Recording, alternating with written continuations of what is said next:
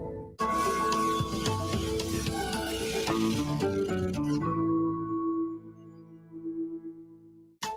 Wednesday, November 4th, and we're still waiting. We start here. We feel good about where we are. An historic election goes into overtime. We want all voting to stop.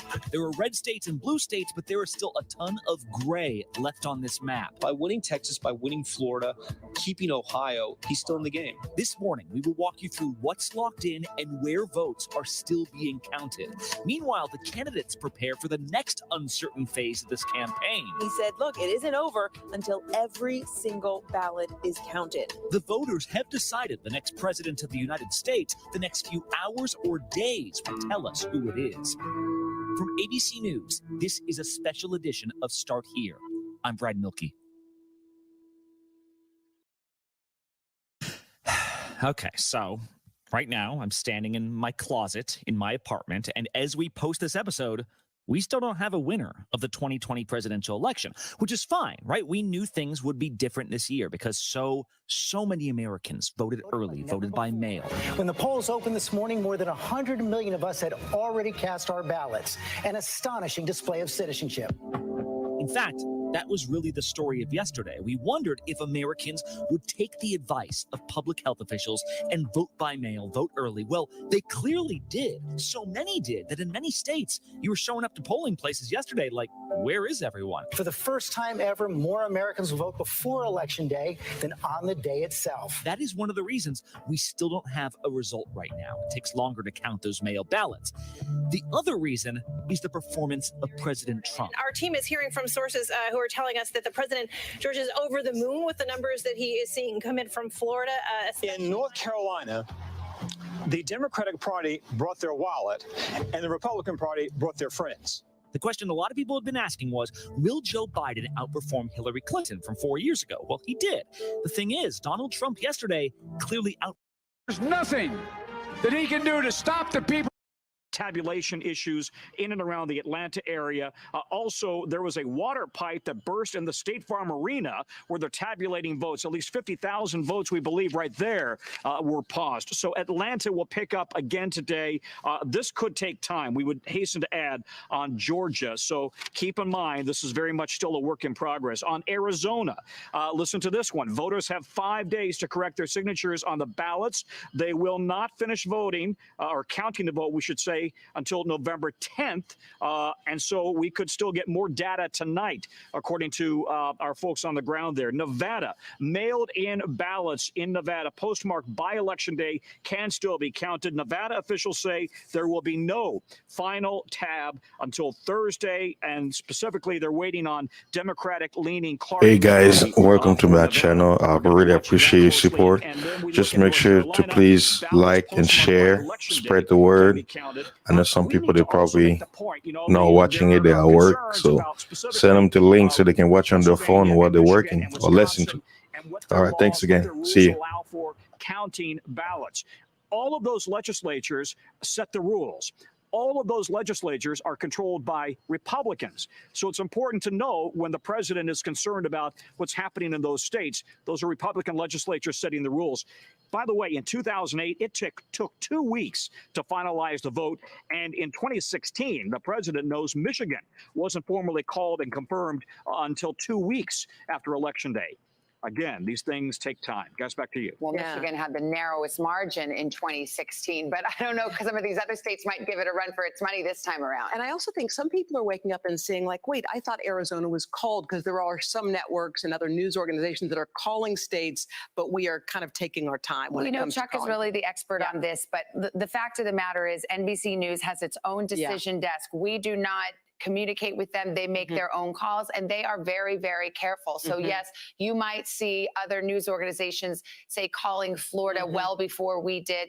We have not called Arizona for Joe Biden. Other networks have. This is just the way we've decided as a network. We will proceed with caution. We are not concerned about being first. We are concerned about being right. And I think that's a lesson that we take very much. Well, it's a lesson we learned the hard way as a network in 2000 when we called Florida, and we weren't the only ones, but we had to call Florida and we had to pull it back. You don't like to pull back a call like that. Sure. You don't want to pull back the presidency. And look, I frankly, you look at Georgia, we didn't call it. I'm not saying others called it, but a lot of other folks tried to directionally call Georgia early that night. And it was just our folks who spent a lot of time in these models were just like not touching that one with a 10-foot pole. And it turned out it was the right call. Look, Trump may still win Georgia, but it was not correct to ever characterize that as that somehow was headed to his direction yet. We're proceeding with an abundance of caution and just going where the facts are and where the votes are, and we'll continue to do so. Now, during the speech overnight, if you were up for it, the president vowed to go to the Supreme Court to dispute the election count if it comes to that. Let's bring in NBC's justice correspondent, Pete Williams. He's a veteran of those wars, as is NBC News analyst Jeremy Bash. Jeremy actually was a part of the recount in 2000 in Florida as a young lawyer for Al Gore, the Democratic candidate. Pete, I'll start with you. We talked about this before. I said, if it gets to the Supreme Court, fact of the matter is there already are cases pending before the Supreme Court. Right. If the electoral vote ends up being close, and if Pennsylvania could make the difference, then a lawsuit already there is the one that would be most likely to get the Supreme Court involved. And here's what it's about. The Republicans object to the decision by Pennsylvania's state Supreme Court.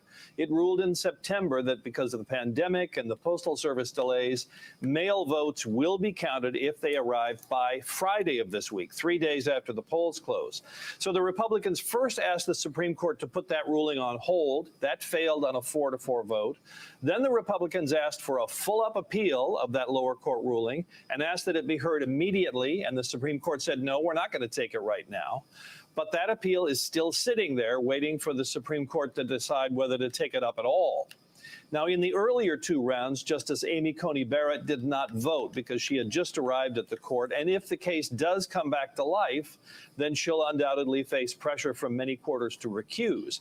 But the justices will no doubt have to ask themselves this question. Having turned down the Republicans twice before it was known whether Pennsylvania could be critical, how would it look for the court to then step in and take a grant and grant the Republicans' request to take that case on a fast track, knowing that a ruling could decide the election for President Trump? The Supreme Court felt stung by the criticism that followed Bush v. Gore 20 years ago, and we could find out how much appetite there is on the court to go through that again. Point of clarity as well, that Pennsylvania rule, those ballots have to be postmarked by Election Day so that Actually, they don't. That's part of the problem here. No, they don't have to be postmarked. They either have to be postmarked or there has to be proof that they were mailed after the election, after Election Day. And that's been one of the Republicans' objections. Now, we've talked to the election officials and the Postal Service in Pennsylvania and asked them, do you postmark all the ballots? Because in some places, ballots have prepaid postage, and in that case, they probably don't go through the canceling Wait a minute, Pete. Are you telling me somebody could put a ballot in the mail today as long as it gets there by Friday? Well, that's what the Republicans object to. Now, of course, you have to first ask yourself this question. Could the Postal Service deliver it by Friday if you put it in the mail today? That's a question. But secondly, the way the state Supreme Court ruled, they said that you must count the ballot if it arrives by Friday, if it's postmarked, and unless there is some indication that it was sent after Election Day, then you wouldn't count it. That's one of the sort of bones of contention here. Okay. But the majority of the ballots are those that, of course, were put in the mail before or on Election Day. Okay. Well, you know, this is what happens when you unleash the lawyers. Here's another one. Jeremy Bash. Jeremy, I already gave your resume there. So obviously, every state is different. Every state's rules is different. This is a different year. It's 20 years later. But walk us through what these recount fights really amount to, what it really comes down to. We all remember the hanging Chad in Florida. What are the likely grounds of dispute here in 2020?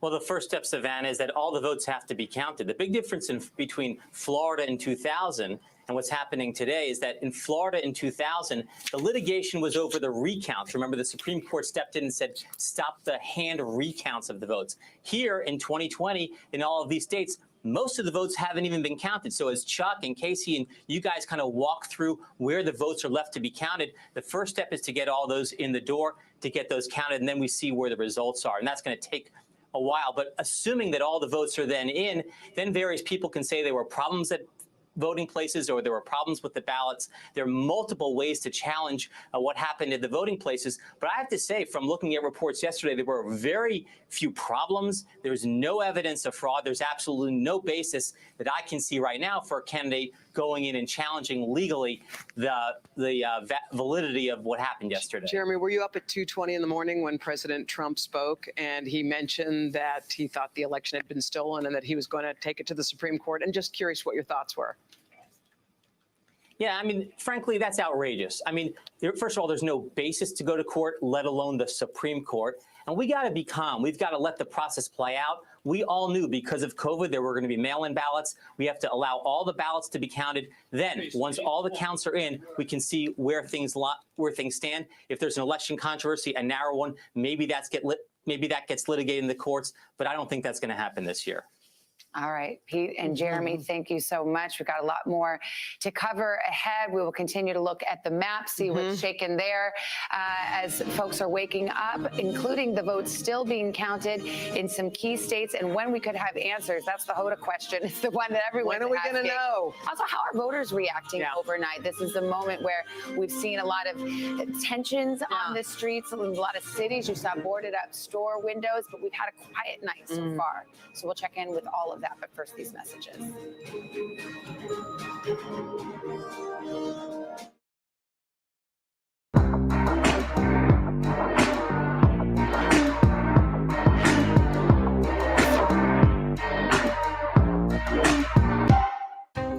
Washington feels more chaotic than ever.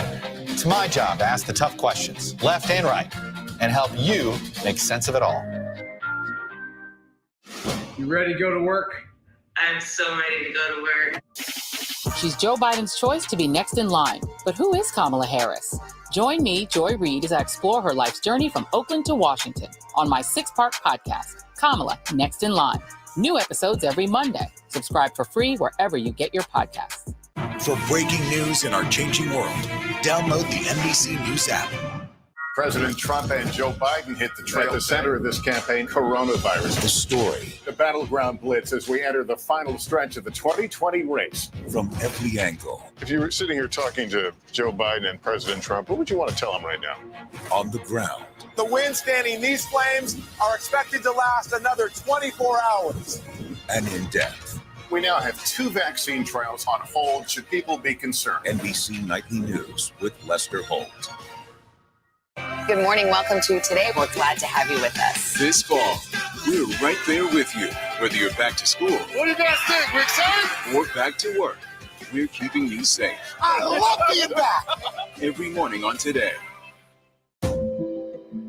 Police murder of unarmed black men has been an American way of death across centuries. After seeing the most comprehensive police reform bill ever introduced in Congress, I've begun to wonder if now is the time. If now is the time the protesters finally win. The Last Word with Lawrence O'Donnell. Weeknights at 10 on MSNBC.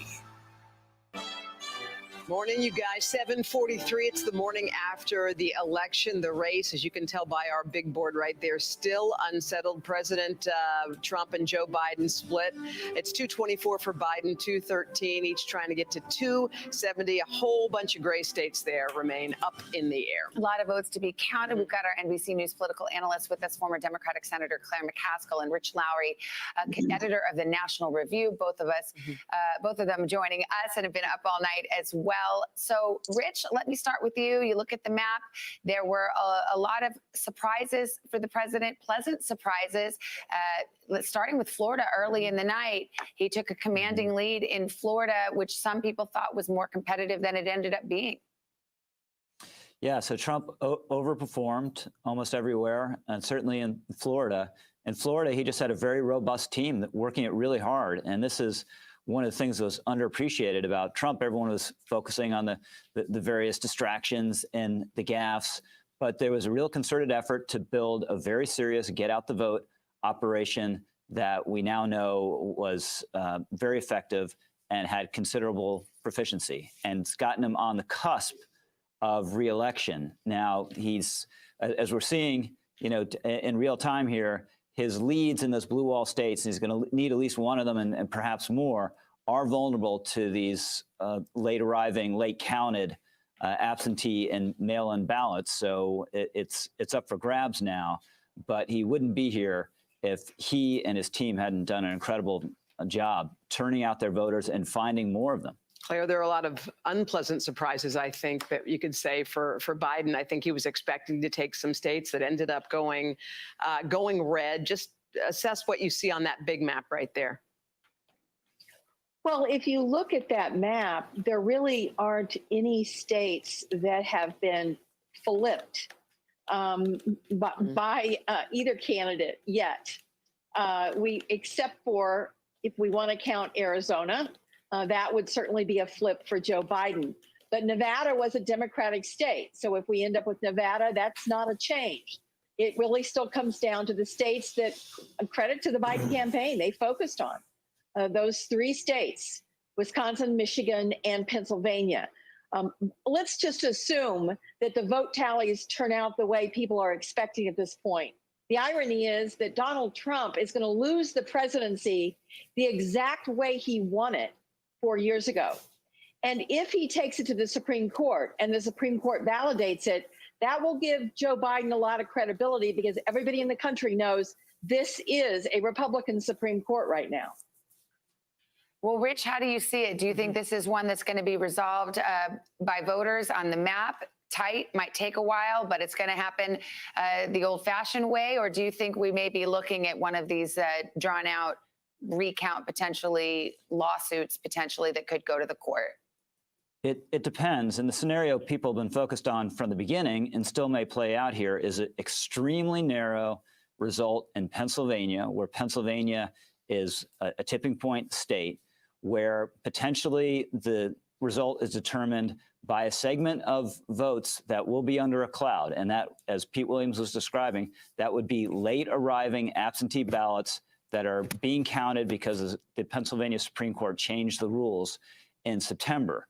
And if that makes it up to the Supreme Court, that Pennsylvania ruling is really vulnerable. There are 3, certainly, probably 4, maybe 5, maybe even 6 if it comes to it, U.S. Supreme Court justices who I think would believe it was improper for the Pennsylvania Supreme Court to do that.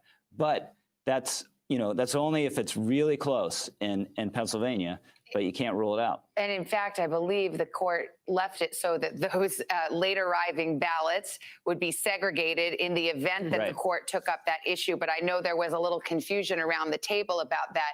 I think the rule, and Rich, I'm sure you're familiar with it, I think you're a lawyer too, that the ballots have to either be postmarked Election Day and can arrive no later than Friday, or there just has to be no evidence that they were sent after Election Day. So the bottom line is you cannot send a ballot after Election Day under any ruling of the court and expect it to be counted, correct?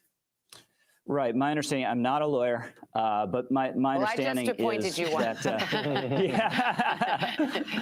I don't know whether that's an honor or an insult, but some of the potentially prepaid envelopes don't have a postmark.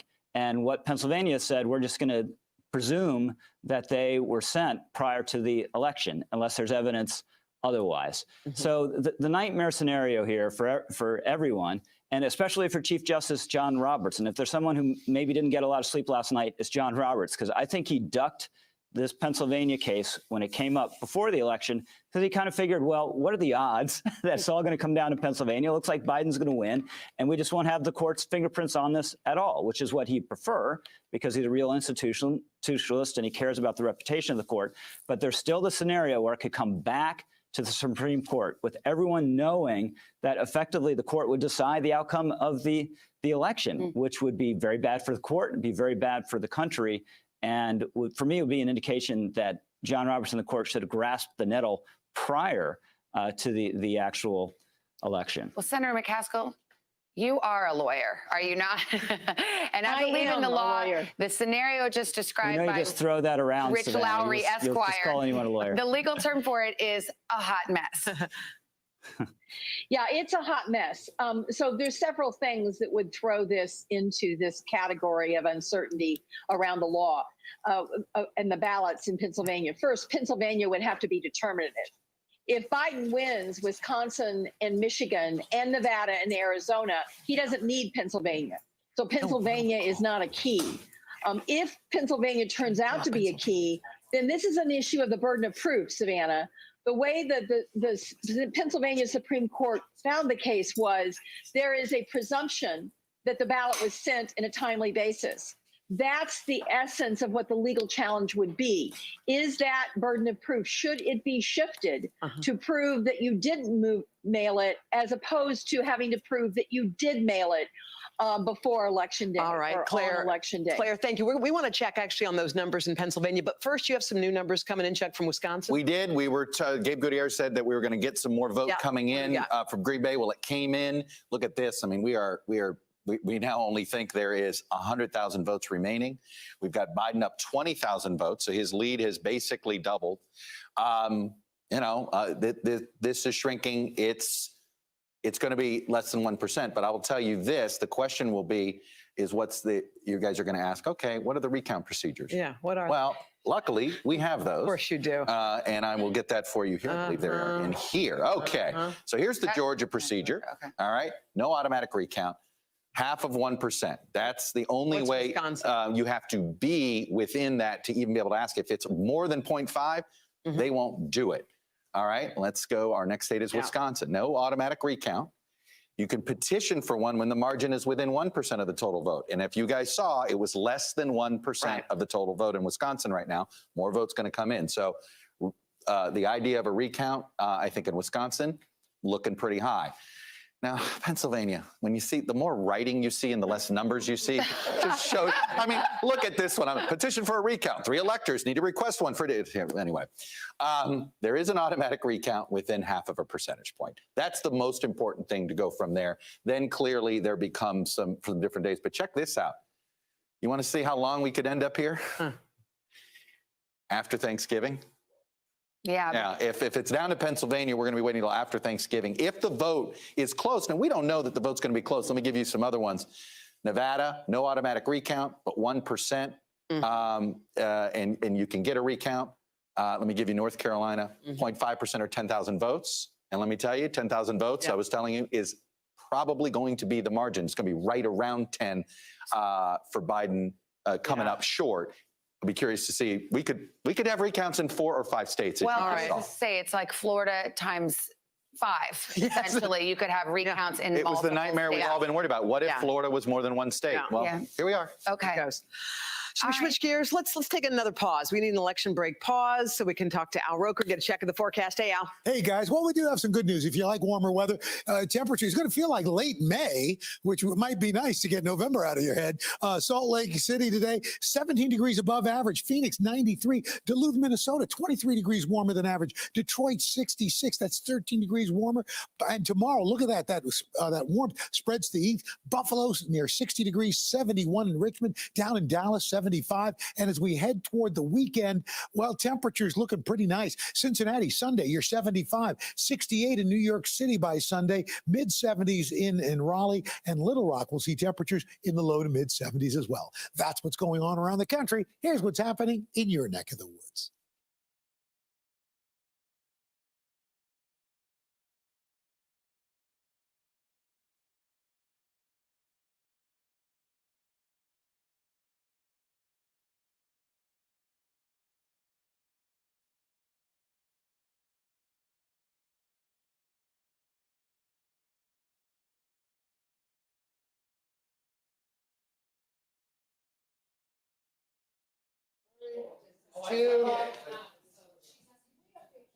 And that's your latest weather. All right, Al, we have a lot of political discussions happening in this moment, don't we?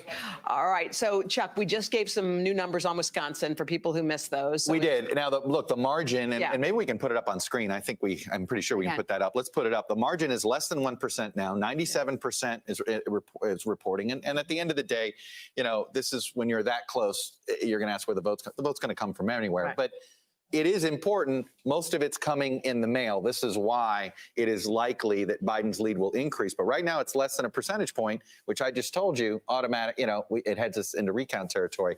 If Biden can get that over 1%, perhaps he can avoid a recount on that front. But I'm sorry, we got about 100,000 estimated vote out there. Trump would have to win a big chunk of that 100,000 to make up that difference. But here's the real bottom line. I don't think we call Wisconsin today. I know the way John Lipinski, when it gets this close, John Lipinski's our director of elections, and he goes through this, he's going to want to see, at this point, you let all get to 100%. Because when you're that close to potential recount situations, no network will seriously call it. Maybe you might say apparent winner when 100% is reporting. But you got to wait till the recount. Yeah, and just very briefly, one thing we learned in the 2000 Florida recount is that the strategy that any campaign uses really matters here. The Bush team, now in many positions of power, Brett Kavanaugh, Supreme Court Justice, among that team, they learned a lot from that. So that's part of why the president's rhetoric is going to be so critical here. All right. Thank you, Case. Our Decision 2020 coverage rolls on. Just ahead to Andrea Mitchell. She'll be here with her take on where things stand. Plus, we're going to take a closer look, win or not, at just how well the president fared in this election. We will see. But first, this is Today on NBC.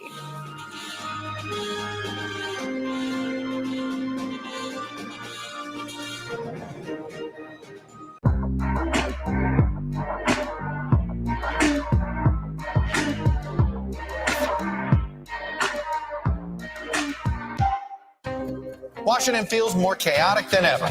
It's my job to ask the tough questions, left and right, and help you make sense of it all. You ready to go to work? I'm so ready to go to work. She's Joe Biden's choice to be next in line. But who is Kamala Harris? Join me, Joy Reid, as I explore her life's journey from Oakland to Washington on my 6-part podcast, Kamala Next in Line. New episodes every Monday. Subscribe for free wherever you get your podcasts. For breaking news in our changing world, download the NBC News app. President Trump and Joe Biden hit the trail. At the center of this campaign, coronavirus. The story. The battleground blitz as we enter the final stretch of the 2020 race. From every angle. If you were sitting here talking to Joe Biden and President Trump, what would you want to tell them right now? On the ground. The wind standing these flames are expected to last another 24 hours. And in depth. We now have 2 vaccine trials on hold. Should people be concerned? NBC Nightly News with Lester Holt.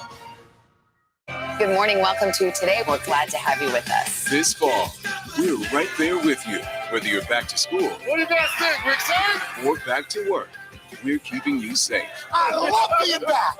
Every morning on Today. Police murder of unarmed black men has been an American way of death across centuries. After seeing the most comprehensive police reform bill ever introduced in Congress, I've begun to wonder if now is the time. If now is the time the protesters finally win. The Last Word with Lawrence O'Donnell. Weeknights at 10 on MSNBC.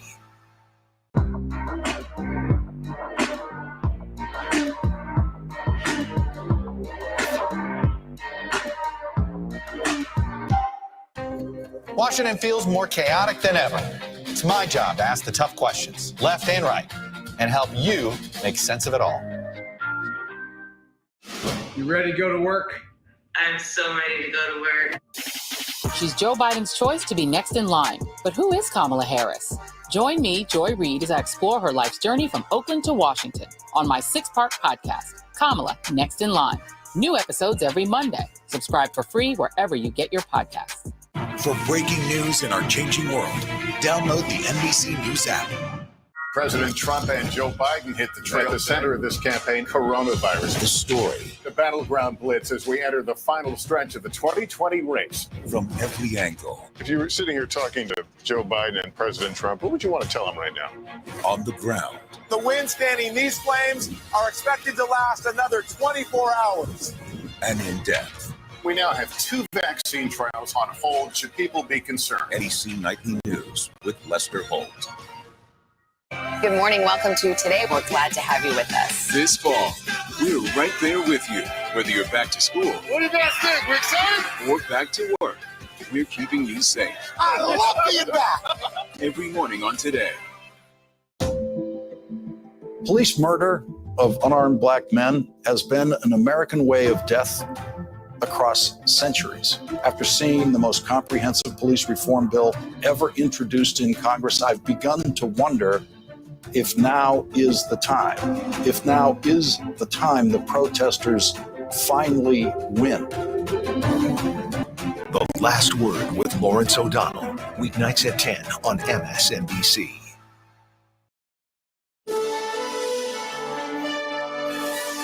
It's 8 o'clock on Today. Coming up, watching and waiting. This morning, millions of votes still being counted. Several crucial states too close to call. Overnight, the president falsely claiming victory. We were getting ready to win this election. Frankly, we did win this election. Joe Biden ready for fight. I'm here to tell you tonight, we believe we're on track to win this election. We'll have the latest on where everything stands as results are still coming in today, Wednesday, November 4th, 2020. And morning, everybody. Welcome back to Today. It is Wednesday morning. About last night, it's still kind of going on. We don't have an answer in the presidential race. As expected, there are still millions of votes being counted. We had 100 million people vote by mail or vote early in this country. And a lot of those votes are still being counted. Yeah, a lot of people are waking up this morning thinking, who won? Do we have a winner? We do not have a winner yet. If you're just waking up, we want to show you some of the results. What's funny is they're actually rolling in as we speak. We're getting bits and pieces that are coming in right now. They are, and this has been a night of surprises. So let's reset where everything's going right now. In the all-important race to 270 electoral votes, that's what it takes. NBC News has Joe Biden with 224. The president stands at 213, but we've got some tight races. We sure do. There are 9 states, the gray ones you're looking at right there. You know them by heart by now. Pennsylvania, Michigan, Wisconsin, North Carolina, Georgia, Nevada, and Arizona, along with Maine and Alaska, all too close or too early to call. And also still at stake in this election, control of Congress. At this hour, Republicans are clinging to their majority in the Senate. They did better than expected, and NBC News projects Democrats will hold the House, but are not going to see the gains some Democrats thought they would see at the beginning of the night. Exactly. We're going to begin with those gray states. Everyone wants to know which way they're leaning. Chuck Todd is with us. Chuck, all right. You just popped up Wisconsin a couple minutes did. ago. We got just had some numbers. It was nice that we got some additional numbers. So I know everybody wants to see what's the status report here. Look, as I was telling you earlier and confirmed it with John Lipinski, we are not going to call Wisconsin the way we would call a state when we know it's over. This is too close. There's too much of a possibility this ends in a recount. You'd still rather be Joe Biden right now because of what vote we think is remaining. But less than 1%, you can get a recount here. At best, when 100% is in, whoever the leader is, we would call that the apparent winner, knowing that it's likely in recount mode there. Okay, so that's just where that's headed. All right, you guys want to hit Pennsylvania, and you are Burger King, and I will respond. As you can see, we have not had any new vote. I know that Casey, we're still waiting. All of the Philadelphia suburban vote is just not come in yet on the mail vote. And I know both Casey and Andrea have been following that very closely. We've shown you this yellow and orange bar graph. And while I think it's very appropriate. It's Today Show colors, by the way, I've noticed here, you know. So obviously that's what we were waiting for here. But as you can see, we just don't have a lot of the early absentee vote in. But that's a big, look, 600, I go back, we've done this math before. It's a big lead for Trump, 600,000, but there's basically 1.8 million. Yeah. So it's not only not insurmountable, it's a realistic lead that What about Michigan? What do we got? And let's go to Michigan here. This continues to trickle in. This keeps tightening. Look at this, 26,000 now here. Again, it's the same situation, but we know that Michigan is a couple of days. We also know that there's a lot of that what's out is going to be more likely to be mail-in vote. It's more likely going to be advantage Democrats and Joe Biden.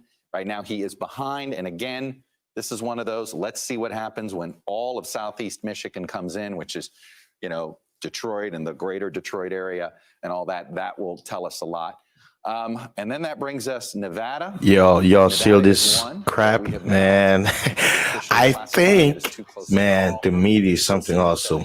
All the numbers, if you go out there and look at it, it's showing Trump leading all the remaining states except Nevada, where it's too close to call. But everywhere else, he's leading it. So they're just holding it, and they're censoring his tweets too. So there you have it. Propaganda, news, media, fake news. There's a whole bunch of vote we expect sometime today, and I'll be honest, I want to see. Let's see when we get a chunk of vote if this Biden's been chipping away at this lead, Right. but it's been trickles. It's been chipping away. There's still enough vote. Is Atlanta Here's what we all could in, say. Chuck? There's 100,000. We think there's 400,000 remaining, and we think a lion's share of that 400,000 is in strong Democratic areas, So not just Atlanta's Democratic not all areas. in? Atlanta, and even some rural African-American counties that we expect to lean heavily to Biden. So believe it or not, even though it's 100,000, you think, boy, that's a lot to make up here. That is actually within the realm. So, and North Carolina is another one that we just have to wait for a whole bunch of voting to come. All right. Good progress report there, Chuck. Thank you so much. Let's turn to our correspondents now. NBC's Peter Alexander at the White House. Peter, good morning. We heard from the president late last night. What are you hearing from folks this morning?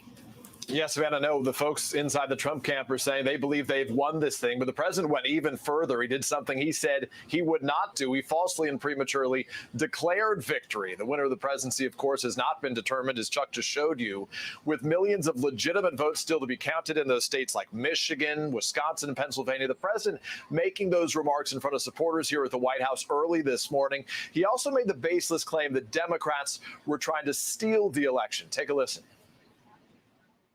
Millions and millions of people voted for us tonight, and a very sad group of people is trying to disenfranchise that group of people, and we won't stand for it. We will not stand. This is a fraud on the American public. This is an embarrassment to our country. We were getting ready to win this election. Frankly, we did win this election. The president's attack there on the democratic process was jarring, even irresponsible. In the words of some of his allies, he said the voting had to stop, even though no more votes were being cast, only tallied. The president also saying that he would take his case to the Supreme Court, but it's still unclear how he would do that or on what legal basis. Still, overall, for the president, for the night, he did defy expectations. Again, overperforming his own numbers from 2016, holding on to those crucial battlegrounds, places like Ohio and Florida, even surging the vote among rural voters from 4 years ago. Savannah and Hoda. All right, Peter Alexander at the White House. Peter, thank you. Let's check in with the Biden campaign. He has been urging his supporters to be patient as the remaining votes are counting and insisting he is on track to win the White House. NBC's Kristen Welker in Wilmington, Delaware this morning, where Biden spoke overnight. Hi, Kristen. Good morning. Hi, Savannah and Hoda. Good morning to both of you. Well, the Biden campaign this morning expressing confidence and also defiance, blasting President Trump for those statements that Peter just played overnight. The campaign manager calling those statements outrageous and unprecedented. Let me read you a little bit more of what the campaign manager had to say. She says, "We repeat what the vice president said. Donald Trump does not decide the outcome of this election. Joe Biden does not decide the outcome of this election. And the democratic process must and will continue until its conclusion." Now, that statement coming after Biden addressed a crowd of supporters here. They were socially distant in their cars, and he said he is confident about his chances. Take a listen. We knew this was going to go long, but who knew we were going to go into maybe tomorrow morning, maybe even longer. But look, we feel good about where we are. We really do. I'm here to tell you tonight, we believe we're on track to win this election.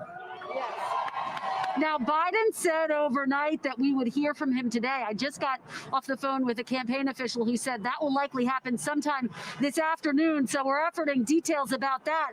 And I can tell you that this official said they are still feeling confident about Michigan, about Wisconsin, about Pennsylvania, and about Nevada. Now, if this all comes down to Pennsylvania, as we have been saying throughout the morning, both sides are gearing up for legal challenges. The Biden campaign says they're ready. Savannah and Hoda. All right, Kristen, thank you. All right, what do you say we bring in NBC senior Washington correspondent Andrea Mitchell, who was just in a cot sleeping right over there, I think, a couple of minutes ago. Good morning, Andrea. How are you? Good to see you. Curling up in a fetal position. I don't know how you're doing it, Savannah Guthrie, Iron Woman. Well, I mean, an incredible outcome or lack of outcome. And Pennsylvania is so critical. We've been talking about it. Chuck's been talking about it in Casey. And what you see when you look at Pennsylvania is, first of all, some of the counties, Allegheny, a big Trump county, is not even going to start counting the mail-ins until 10 o'clock this morning. But you've got Philadelphia. They've only counted 22% in Philadelphia. Montgomery and Delaware, the Chester, the big collar counties around Philadelphia, which are largely Democratic, those suburbs, but also a lot of Trump areas, Luzerne and Northampton. So it's spotty. It's all over the place. There are probably more Biden votes than Trump votes out there, but there's 1.8 million votes that have not been counted. And this is going to take at least, well, probably up to the 3 days that they've been given by the U.S. Supreme Court. Yeah, and we see a similar situation in Michigan and Wisconsin. I mean, it does feel shadows of 2016 if it really does end up turning on these 3 states. These are the 3 states that brought Trump to the White House in 2016. And again, it may well fall to these 3 states to determine the outcome of this election. And I think it raises big questions about what is the future of the Democratic Party. Sure, Joe Biden has a path, more paths than Donald Trump to the White House. But here's a party that was running against a candidate who was deemed unacceptable by traditional Democratic standards by Hillary Clinton. I covered that whole campaign. She was giving speeches, he's just unacceptable, to say nothing of the deplorables comment. But the fact is, he was just not judged by the Democratic establishment to be acceptable. And look at all the norms he's broken in the last 4 years, according to the intelligence community and, military leaders, bipartisan leaders, all of the former Republicans, the Lincoln Project. And so what is it about our politics? There is something that is not, our traditional politics are not reaching the discontent of half the American public. Yeah. And the language isn't there, the communication isn't there, the strategy. And Democratic leaders who thought that they were going to pick up seats in the House and likely regain the Senate have a really tough future. Well, living in 2 different local realities. Yeah. And that's what happened. And neither understands the other ecosystem. And I think that's what we're staring at. And the fact is that it's gotten worse over 4 years because now everyone is in their corners and everyone is in an echo chamber and no one's talking to each other. Well, let's talk about Pennsylvania a little bit more. Joining us now is Josh Shapiro. He's the Attorney General in Pennsylvania. Before we get to your neck of the woods and your line of work, do you have any information or any insight about the process of counting votes in Pennsylvania, when that might start, any issues having to do with the count right now? That's the same question my kids asked me when they jumped on me this morning and want to know what's going on. Here's what I can tell you.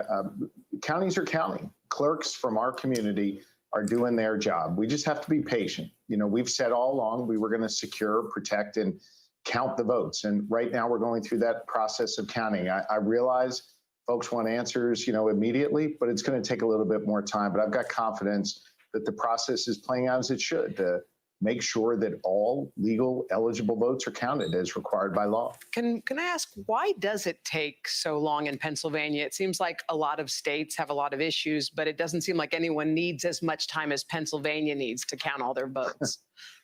Look, that's probably a question that needs to be answered another day as we look back on it. One thing I can tell you is that Pennsylvania is new to the vote by mail game, right? A number of states have been doing it for a long time.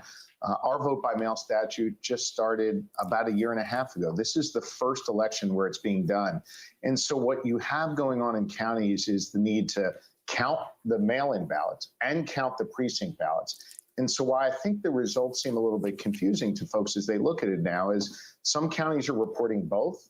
Some counties are reporting some of one and not a lot of the other, and vice versa. So it's just going to take time.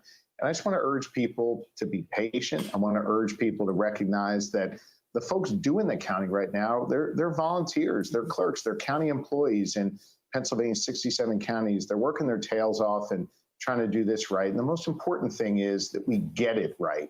It's not about the speed, it's about the accuracy. And so we just have to have some patience. What are you expecting in terms of lawsuits? Pennsylvania has already been the center of a lot of legal action, court cases, including one that did go to the Supreme Court and was tabled essentially for the moment. What are you anticipating in terms of legal action and lawsuits that are pending right now?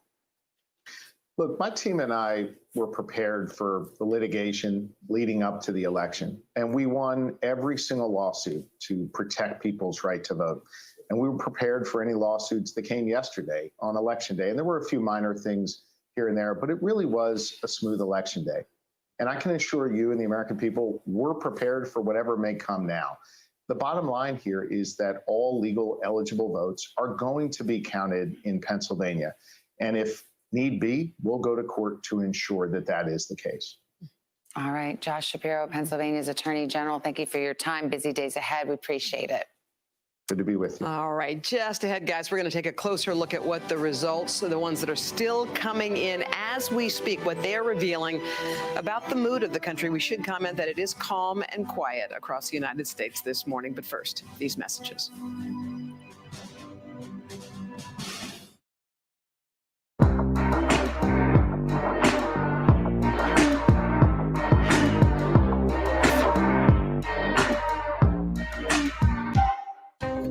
Washington feels more chaotic than ever.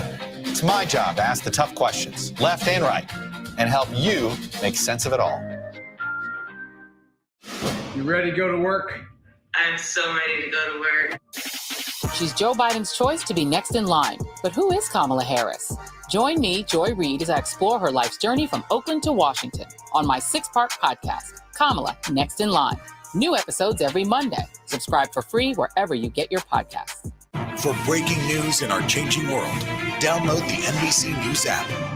President Trump and Joe Biden hit the trail. At the center of this campaign, coronavirus. The story. The battleground blitz as we enter the final stretch of the 2020 race. From every angle. If you were sitting here talking to Joe Biden and President Trump, what would you want to tell them right now? On the ground. The wind standing these flames are expected to last another 24 hours. And in depth. We now have 2 vaccine trials on hold. Should people be concerned? NBC Nightly News with Lester Holt. Good morning. Welcome to Today. We're glad to have you with us. This fall, we're right there with you. Whether you're back to school. What do you guys think? We're excited? Or back to work. We're keeping you safe. I love being back. Every morning on Today. Police murder of unarmed black men has been an American way of death across centuries. After seeing the most comprehensive police reform bill ever introduced in Congress, I've begun to wonder if now is the time. If now is the time the protesters finally win. The Last Word with Lawrence O'Donnell. Weeknights at 10 on MSNBC. Well, that's how the map looks, and as good a poll as you get. There's no better poll than Election Day, as the cliche goes. But let us check in with 2 of our NBC News pollster, Bill McInturff, Jeff Forward. Bill, as I look at this terrain, I am thinking of those remarks you gave to all of us here at NBC News on a conference call the other day. You said, of course, we pollsters have humility. How could we not? You have 100 million early votes. You have laws about voting that have changed in nearly every single state. You have a pandemic. Well, this has been humbling for pollsters. And a lot of folks are waking up and saying, why were these seeming to be so off? Well, I can understand people's frustration. Let me try to explain it. You read national polls and it says Biden's ahead by 7, 8, 9 points. And by the way, he's going to win this national election comfortably. He's going to win it by more than Hillary Clinton did. But we've got California, Oregon, Washington, New York. We have 30% of our country who are these kind of absolutely core blue states. And Donald Trump's going to lose those states by an average of 25 points. That's not how our country operates. We operate by an electoral college. And as I'm saying today, hey, don't blame the pollsters, blame our founding fathers. They didn't want the elections decided by Virginia. They wanted. But Bill, you're here. Thomas Jefferson is not. You know, it's funny. Savannah, you made a point just a while ago, and Jeff, I'll ask you about this. Is Donald Trump kind of the X factor? Is he the reason that people have difficulty polling? No, look, I think what Bill is saying is exactly right. This is a 2020 is 2020. It's a unique year, and we are seeing people voting in different ways and counting in different ways. And so I think we do need to be patient when the voters actually vote and say what they want to say. It's a humbling experience for all of us. And the key right now is there's going to be a lot of time to look at the polls and see what went right and what didn't. But the fact remains that Joe Biden is ahead nationally by 2.6 million votes. That has increased, as Bill has predicted. And I think right now we really need to focus on making sure we're listening to the voters as we did last night, and we'll continue. And look, in 2018 we saw this happen before, where there were candidates who were winning on election day, and as the votes came in, as they were counted, there was a different result. And I think as unsatisfying as that is, we need to be patient and really listen to what the voters are telling us. Well, it's interesting because, Bill and Jeff, I know that pollsters made a lot of changes after 2016. And one thing that Chuck had mentioned to us a couple of times is a lesson learned in 2016 is you don't stop polling the Saturday before Election Day. You keep at it because there are late deciders. This is just the back of the envelope on a Wednesday morning, but what are some things that you feel like might be learned in this scenario? Well, again, one of the things we talked about is on our Sunday poll, Trump had closed another point. His job approval is up to 47. And the other thing to remember is we now know that we have the highest percentage of eligible voters voting since 1900. We've kind of shattered that record from 1960 from Kennedy Nixon. And what the Trump people did really well is they said, you know what we're going to do? We're going to spend a year and we're going to find non-college white voters in core states, and we're going to pick up a little Latino vote, very small African-American vote. But part of what happened last night, and this is your rebuke to the Democratic Party, is that non-college white voting men were in these states voting for the president by 30, 40-point margins. And in our polling, we were getting high numbers like 25 or 30, but not that high. And so those margins by the number of people who came out, this record, unbelievable turnout, and those margins tipped the scale in a way that's, I think, hard to see in a poll. But I do think this is what we outlined as a very realistic possibility, including on Sunday Meet the Press, when we talked about the exact 3 states. As we said, you got to look at states where high non-college white and large election day turnout yet to come. And that's what happened yesterday. Do you guys have any insight on Pennsylvania? What's going to happen? See, Hoda still trusts the pollsters. I trust. Yeah. Look, I think it's what I think. Sorry, Jeff. So in particular, as a place we're just going to have to wait and be patient. And I know the waiting is very hard to do right now, but because each county is kind of doing things their own way and how they always do things, we need to sit back and let the votes be counted. I will add what Bill was saying is also the number of first-time voters we should be paying attention to, because nationally, first-time voters went to Biden by almost 40 points. But in a number of these battleground states, as Bill alluded to, the Trump campaign really did do a job. It's evident here the margins are much closer with first-time voters who are also more difficult to get into survey samples at times. So that's important to look at as well. Well, Bill and Jeff, we appreciate the work you do and appreciate you coming on and answering questions that a lot of folks have. Bill McInturb, Jeff Horwitz, our pollsters for NBC News, the Wall Street Journal poll. Thank you. Thanks, guys. Time for another pause. 8:23. Let's go over to Al Roker. See how So you're saying it's hard to do a forecast? Oh, wow. Oh, yeah. The meteorologists are all laughing at the pollsters today, aren't they? Yeah. Oh, it's good to be me. Anyway, we are looking at a very quiet map today. This is great. We got some wet weather making its way into the Pacific Northwest. Temperature-wise, we see things really warming up down through the Southwest, on into the Gulf Coast. Plenty of sunshine in the Mid-Atlantic states. A little on the cool side as you get up into northern New England, 70s and 80s through the Gulf. For today, we are looking at weather turning much milder in the Mid-Atlantic states. Look for record highs in the plains. Desert heat will continue today. And again, heavy rain making its way into the Pacific Northwest. That's what's going on around the country. Here's what's happening in your neck of the woods.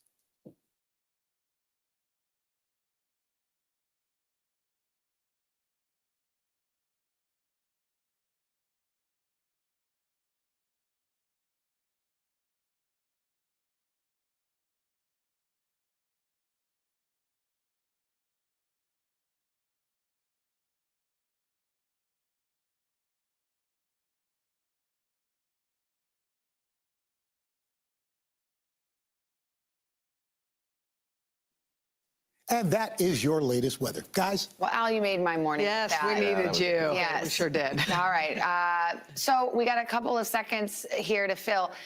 Are you expecting any big votes this morning? I mean, Well, we are states that's expecting still some counting? Southeast Pennsylvania. Okay. I mean, we're in the Philly suburbs. We still have so much vote out there and that will tell us a lot about the direction of Pennsylvania and whether we can get anywhere close. I know you keep asking, are we going to have an answer today?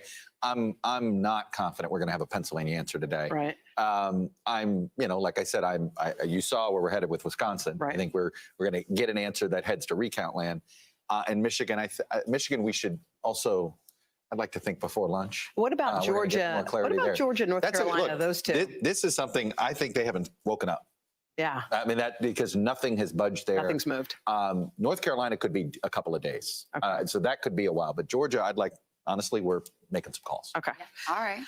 Thank you, Chuck. Thank you, Andrea. Don't go anywhere. We're just getting started. Much more ahead, including some of the other issues that were voted on across the country. A couple of states legalizing marijuana. We'll tell you where that happened. But first, on a Wednesday morning, the morning after Election Day, this is Today on NBC.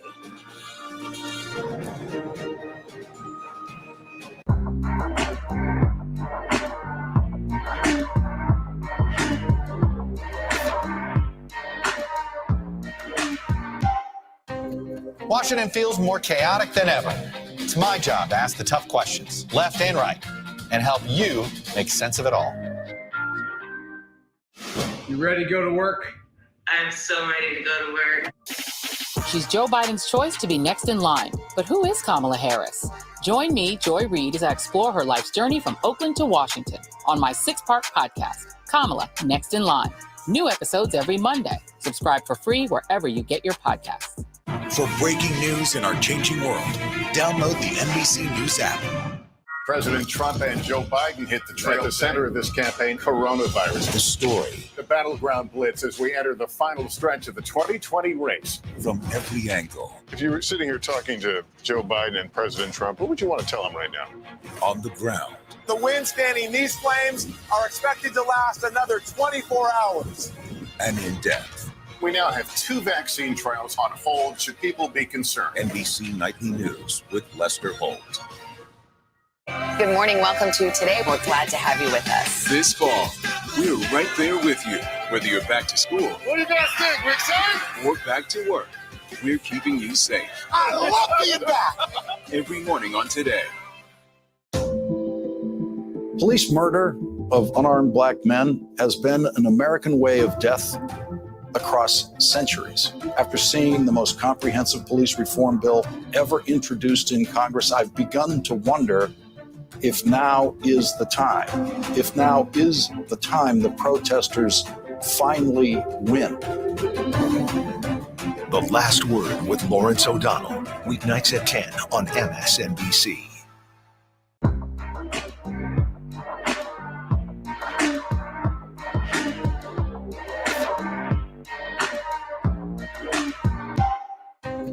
Washington feels more chaotic than ever. It's my job to ask the tough questions, left and right, and help you make sense of it all. You ready to go to work? I'm so ready to go to work. She's Joe Biden's choice to be next in line. But who is Kamala Harris? Join me, Joy Reid, as I explore her life's journey from Oakland to Washington on my 6-part podcast, Kamala Next in Line. New episodes every Monday. Subscribe for free wherever you get your podcasts. For breaking news in our changing world, download the NBC News app. President Trump and Joe Biden hit the trail. At the center of this campaign, coronavirus. The story The battleground blitz as we enter the final stretch of the 2020 race. from every angle. If you were sitting here talking to Joe Biden and President Trump, what would you want to tell them right now? On the ground. The wind standing these flames are expected to last another 24 hours. And in depth. We now have 2 vaccine trials on hold. Should people be concerned? NBC Nightly News with Lester Holt. Good morning. Welcome to Today. We're glad to have you with us. This fall, we're right there with you. Whether you're back to school What do you guys think? We're excited? or back to work, we're keeping you safe. I love being back. Every morning on Today. Police murder of unarmed black men has been an American way of death across centuries. After seeing the most comprehensive police reform bill ever introduced in Congress, I've begun to wonder if now is the time. If now is the time the protesters finally win. The Last Word with Lawrence O'Donnell, weeknights at 10 on MSNBC. Yeah. Good morning, guys. 8:30 on this Wednesday morning, the morning after Election Day. And this is what you're looking at. And this is important. This is actually a county by county breakdown. Chuck's on the phone getting last minute results. With our man. Well, we needed that. That's right. Of where the vote stands this morning. This is when the nation and the world is looking at that map. We're trying to figure out who will call the White House home for the next 4 years. And at this moment in time, we just don't know. We don't. And let's reset things for you. If you're just waking up after a long night, the race to 270 electoral votes, it's on this morning. 224 to 213. That's where it stands at the moment in Joe Biden's favor. But 9 states are too close to call or too early to call, including those epic battlegrounds of Pennsylvania, Michigan, Wisconsin, North Carolina, Georgia, Nevada still out this morning, and we await Arizona. Yeah, we were wondering if we may get results today to find out who will be president. Unlikely, but let's check in with Chuck Todd for the latest. So it's unlikely, Chuck, that we'll find out on this day who wins those gray states. No, it's unlikely that we'll know who the president of the United States is today, but we're going to know some of those states. I mean, at Wisconsin, we're getting closer and closer to having the full count. It does look like Joe Biden's going to be ahead. The question is he going to be ahead with under a percentage point or over a percentage point? Why does that matter? Less than 1%. Easy to get to the recount procedure there in Wisconsin. But I'm going to go with what I said. We're waiting until all the votes in. And this would be one of those that if if you see the check mark, it will probably be an apparent winner because when it's that close and subject to recount and all of that stuff, you have that. Michigan, this is something we expect to be able to do today, maybe before lunch. As more vote comes in, we expect it to be all in the mail. And it continues to directionally is there day of vote in already? All the day of vote, right? And that's now they're waiting on the mail-in ballots, which is why Democrats are so cautiously bullish. I think it's probably optimistic. Okay. We're all coming up with different new caveated language, right? Pennsylvania. I got good news for you. About 9:30, we're going to get a big dump in the Philly area. Oh, that's so we're going to good. find out what that looks like. Big dump in vote. And then we cheered. I'm sorry, vote dump. Bunch of votes I know. coming in. It's you know what I love? This is the one time at NBC that I can get caught talking on the phone, saying something like vote dump. Yes. And you guys think it's funny. No, you didn't say vote. No, you said vote dump. You just said dump. Pennsylvania big dump. Rather than get the phone call from the executives going, let that guy off the Today Show. What are you doing? We embrace it. And then we have Georgia, which frankly is just going to be a coin flip. Okay. Pure and simple. North Carolina, I've told you, at best, I think Biden can get to recount territory. I don't know how he overtakes Trump. And as we have learned, if you learn anything from the history of recounts, the candidate that's leading going into the recount, usually the candidates behind going into the recount usually has a hard time ever overcoming it. So it's always very important when a recount begins, who's ahead. Okay, you think we have a divided country? It is really going down to the wire in state after state. Chuck, stand by there. Yeah, as the ballots are counted and new battle lines are drawn, how are the candidates going to handle the next days ahead? NBC's chief White House correspondent Hallie Jackson joins us with more on that. Hey, Hallie. Hi, Hoda. Good morning. Listen, this is it, right? Sort of the shaping of the way that the day is going to go that we're hearing from both campaigns. And you have the Trump campaign advisors close to the president who are coming out very publicly, to use sort of Chuck's phrasing here, bullish in not a cautious way at all. I mean, there are some people who are campaign advisors for President Trump who are outright declaring that they feel like they could win this election, piggybacking a bit, although not going quite as far as what the president said overnight, which is when he did falsely declare that he believed he did win the election. Of course, we have to note that we do have, as we're talking about, millions of ballots yet to come in. I will tell you that in my conversations with folks over the last, 6 hours as this has unfolded in the wee hours of the morning, Georgia, Chuck was just talking about it, really, really important and really, really interesting. We started getting some indications late yesterday that this was going to be a lot tighter than I think the Trump campaign had thought. They are still feeling like they could possibly pull it out.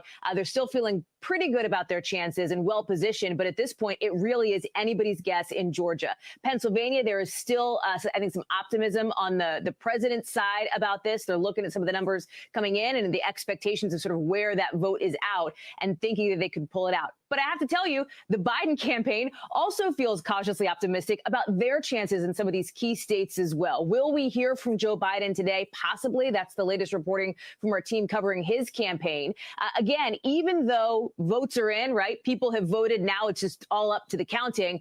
The candidates, I would imagine, may want to come out and be talking to voters, urging, in the instance of, for example, Democrats and Joe Biden, patience on the side of the president and his campaign, trying to put a positive spin on some of the numbers that have come in. And so I think that you will see some of those developments today, particularly if we do start to get more numbers from states like Michigan, which is not a place that the Trump campaign necessarily thought they would do particularly well.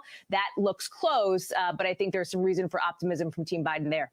Guys? All right, Holly, we'll take a deeper dive into Michigan in just a second. All right, NBC's Tom Costello has been following the vote count for us and has memorized all the rules of all 50 states plus DC. Hi, Tom, what do you know? Yeah, it's head spinning. You know, I would just preface these comments by saying, you know, the United States is often criticized by other democracies around the world for having a very low voter participation. Yet yesterday we saw the highest voter participation in a century, 157 million votes. That'd be about a 65% voter participation. So that really is very encouraging. And as we've said many times, we're going to repeat this until we get results. No state ever formally decides who wins on election night. States all have their own rules, and they take days and sometimes longer to actually go through and count all the votes. That is appropriate, and that is completely legal. Let's start with Pennsylvania, a Republican legislature. You've heard already Chuck talk about it, and Hallie. The governor says they still have about 1 million mailed-in ballots to count. And they are awaiting data soon. They paused counting overnight. Absentee ballots postmarked by Election Day. Listen to this. Absentee ballots postmarked by yesterday can arrive by Friday and be counted. The Secretary of State insisted again that they will all, in fact, be counted. Let's move to Georgia. Some key counties paused voting overnight. There were some delays in Democratic strongholds around Atlanta, blamed on voting tabulation software issues and a water pipe, believe it or not, that burst in the State Farm Arena where they were counting votes. So we are waiting all of that formal data. That may come soon. Arizona, voters have 5 days in Arizona to correct their signatures on their ballots. They will not formally finish their vote count until November 10th. November 10th, could get more data on Arizona tonight. Nevada, mailed in votes postmarked by Election Day can still be counted. Nevada officials say there will be no final count from Nevada, formal final count until Thursday. Democratic-leaning Clark County is crucial. That's Las Vegas, of course, and that is still out. And also, the Michigan Secretary of State, you guys were talking about Michigan. She just said they would likely have a much more complete picture of Michigan within hours. Democratic-leaning counties there are still out. This is very much in Michigan about the mail-in ballots. You know, I think we should also make this point. There was so much concern about the possibility of unrest across the country. It is quiet across America right now. It is quiet here in Washington. It's quiet outside the White House. And across the country, no indication right now of any significant uprisings, if you will, or disturbances. And isn't this interesting? We came into this election very concerned about the possibility of foreign hacking, of more Russian interference, of Iranian interference, and the like. We can tell you that there was very, very little. And NBC News has confirmed that U.S. officials, U.S. cyber entities went on the offensive against Russian and Iranian cyber operations to ensure that they were not active during this election. And in fact, in the hacking world, the cyber world, it was very quiet. Guys, back to you. That's good news. So on the hacking side, we still and may never know what was going on in terms of disinformation and that kind of effort that had been made by Russia in 2016. I still remember when you spoke to the Homeland Security secretaries and they all sort of had that same theme. Everything's going to be fine. The voting's going to be okay. Well, let's just count the votes and then see where we are. And I think it's a good and positive sign that right now things are calm, and let's focus on that. We want to now zoom in on Michigan. We're joined by Democratic Congresswoman Debbie Dingell, who won re-election for a 4th term in the battleground state of Michigan. And Congresswoman, you're also the Michigan whisperer here this morning. We just learned from Tom Costello that the Secretary of State there does expect to, as Chuck would say, dump some votes in the next few hours. How are you feeling about Michigan? You've been one to sound the alarm when you didn't think Democrats were giving it enough love. So I said last week that I thought it was tightening. Some people got mad at me for saying that. I'm not surprised by what we're seeing, but I did not predict the race until Sunday. And Sunday I said that I thought Joe Biden would win. And I say that on Wednesday morning. We have to make sure that all the votes are counted, but the votes that are out are in the larger cities. There are absentee ballot votes that were cast early. Modeling predicts that there'll be 61% of those will be Democratic votes. And I think when we make sure that all the votes are counted, we got to give people time to do it accurately, respect that, stay calm, that Joe Biden will win Michigan. Right now, 27,000 votes separates the two. How do you account for it being such a tight race? It's 12,000 now. Oh, 12,000. The actual count, because we're down to 12,000. Oh, wow. Okay, so even tighter. But how do you account for it being so tight? I think women came out, by the way. A lot of women who didn't vote 4 years ago, who stayed home, came out. Women flipped. I think you want me to be blunt? I think Democrats and Republicans need to do soul searching coming out of this election. We're still divided as a country. I said 4 years ago, I thought Democrats needed to work with unions, working men and women more, that a lot of them felt that we looked down their nose at them. And I think some of the union votes we hoped would come back to Joe Biden stayed with President Trump. I had a lot of discussions, but I still feel in my gut that a lot of women were not happy with how COVID was handled, all of the issues. They'd left the workforce. They're the frontline workers. They've got child care issues. And that's why I think in the end, Joe Biden is going to win Michigan. Congresswoman, as mentioned, you won re-election last night. However, Democrats were hoping to pick up seats in the House. Democrats will retain control of the House, but have not padded their majority, it appears. What do you think? What do you make of that? Well, first of all, I said on Andrea yesterday, I don't trust any of the polls and I don't trust pollsters. I love my pollster, just so, but I always tell him I don't believe anything he tells me. Having said that, I think what it really is going to force us to do, Senate's going to be closer. It's not looking like the Democrats will take it, but it's still not clear. I think Gary Peters will win in Michigan as well as Joe Biden. It's maybe a little closer. We got to work together. If you've been out like I have these last few weeks, probably more than I should, but I'm masked and keep my distance. American people are scared. COVID's their enemy, not red states or blue states. There's a lot of people that are unhappy about all the political partisan bickering. They are worried about their jobs and they're worried about COVID. I think each of us, has to look at how we're going to come together and actually get some things done for the American people. Or quite frankly, in the next election, they're going to vote everybody out. Well, and all the people said amen. Congresswoman Dingell, thank you very much. It's going to be an incredibly tall order to find that unity she is talking about with the results of this election shaping Well, up it's the so way they are. interesting because when you look at divided government like that, and you look at a Senate and a House that's looking like roughly divided, one argument is that the American people are saying, hey, we want you each to have a role here to play and you should come together. But the fact of our politics is that there is really no incentive individually for any lawmaker to do anything but play to their base. So it's just one of those situations, we don't have time enough to talk about it, where you just wonder, how are we going to go forward as a country? How are we going to find a way to say that dirty word, compromise and work together? We don't even have swing counties. How many times did you say, and I was telling people it's margins, and I was shorthanding it, meaning there's no vacillating. The only swing voter left in America are people that swing between voting and not voting. But when they vote, they have an idea culturally, and I really think it is a cultural realignment. It's been sitting here. It's not the economy. It's not COVID. It is how people, it is who represents Who is my me. tribe? Yeah. Whose team am I on? What tribe do I belong to? And people are deeper and deeper into those tribes. It's harder and harder to get out. Think about what you just asked for. You don't get rewarded for being the Senate statesman. I think Joe Manchin is popular. I think Kirsten Sinema is popular. I think Mitt Romney is popular. These are three I just pulled out. Casey knows. Yeah. They actually still attempt to try to work across the aisle.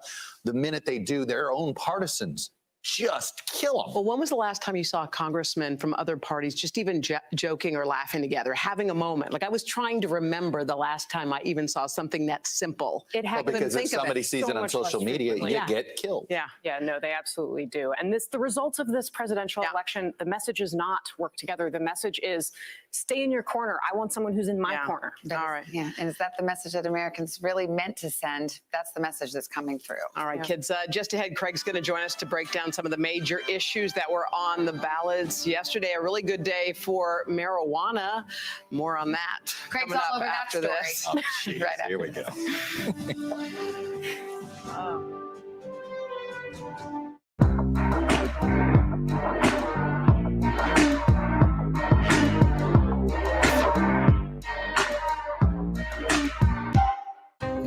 Washington feels more chaotic than ever.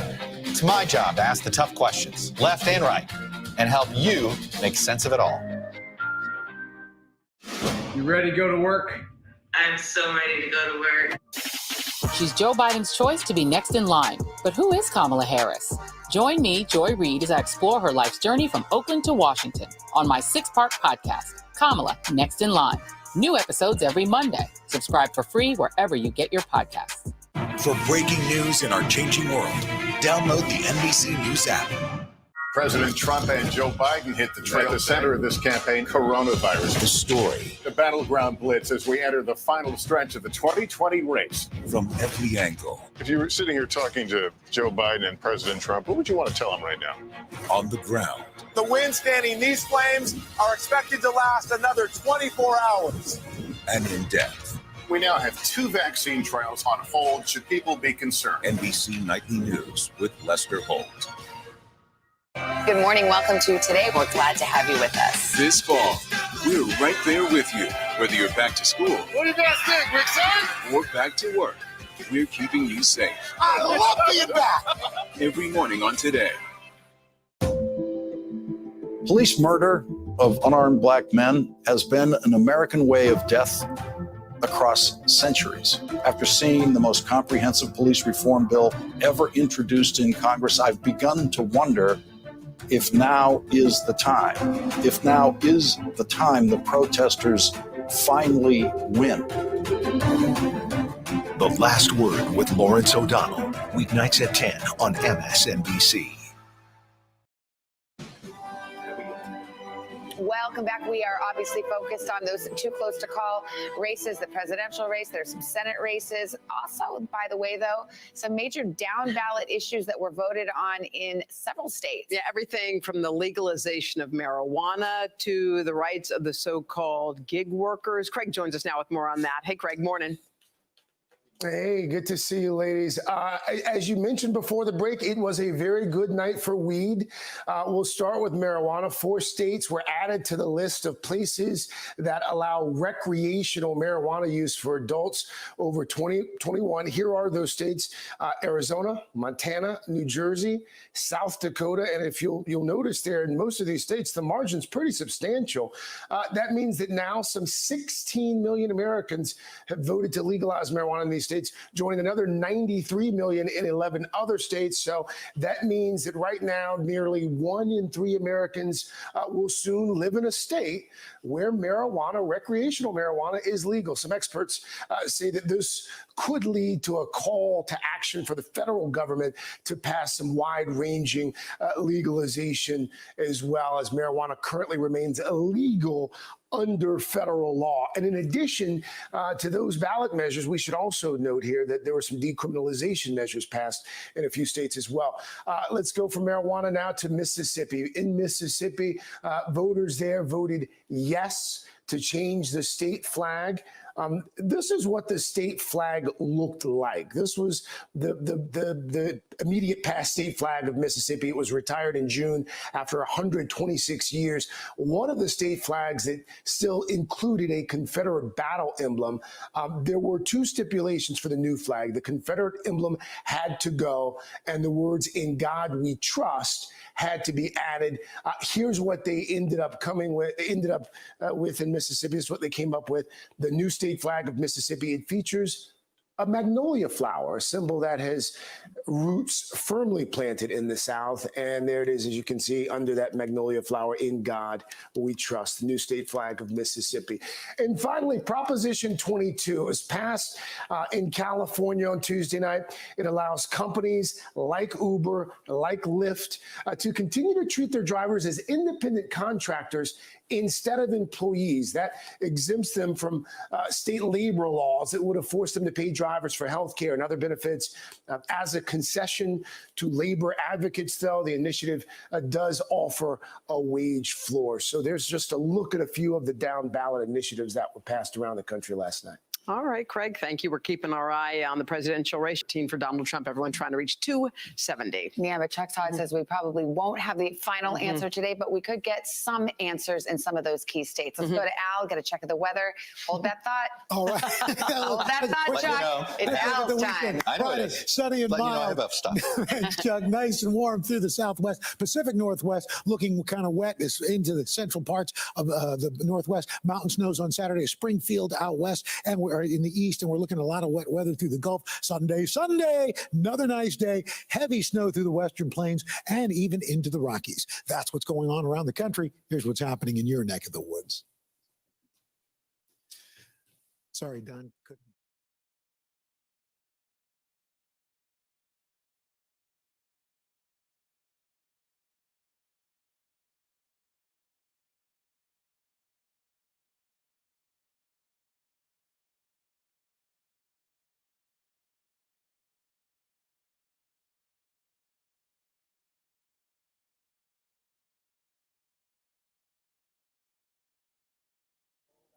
That's your latest weather. This is fun having a lot of people here. I know. Yeah, I missed it. This is something I missed. I haven't physically seen any of my yeah. colleagues. I think, Casey, Hoda, Savannah. I mean, think about it. We're all been living these isolated video lives. So yeah, I was like, that's a physical representation of Al Roker, not just the real hologram deal. in my TV. No, he's real and spectacular. Yeah. Let's kind of just, as we close this hour, take a moment, take a deep breath in and put some things in perspective. And we've got John Meacham. He's an NBC News contributor, a presidential historian, a Rogers Distinguished Professor at Vanderbilt University. That's a new one, John. We gave your whole resume here. So, we were just having this conversation, all of us, about what this divided country and this divided government, no matter what the result is, that Americans clearly have voted for, what that means for getting things done on behalf of the American people. It's getting harder and harder. We've always been divided. We were divided between patriot and Tory and North and South and agrarian and industrial and isolationist and interventionist. The division is part of the oxygen of democracy. If we all agreed on everything, it wouldn't be a democracy. The difference is, and it's a deeply troubling one, is that many people have set aside, it seems, their capacity to change their minds if circumstance suggests they should. And we all do this in our own lives. We all live lives, hopefully, where we learn and grow and change. Politically, interestingly, we seem to have suspended that capacity. And it's our team, right or wrong, come hell or high water. And hell and high water may be coming. My own view is that we should be calm. We should follow the law. The elections don't end on the night that when people want to go off the air and go to bed. This is not unusual in that sense. So let's just follow the evidence of our eyes and use common sense. John, you always make us calm, first of all, and I always kind of feel like you're the flight attendant. If you panic, we panic, and if you're okay, we're okay. So as you look out, I mean, we're looking out at the streets boarded up. We are looking at people on edge. Yeah. We're wondering when the results are coming in. We're preaching calm, but if you could fast forward a couple of days or a week, what do you see? A lot of this depends on how the president's supporters react to the way the president's going to behave. And there are any number of reasons you could have voted for President Trump, and that's your right. You can't be for democracy for people you agree with and against it if you disagree. But there is a rule of law in the country. There is a process that has served us pretty well for 2.5 centuries. And I think that a lot of folks need to use their own conscience here. They need to use their own heart and mind as they watch what's going to be a close election. I've been watching Chuck and his map obsessively. Which is a bad sign for all of us.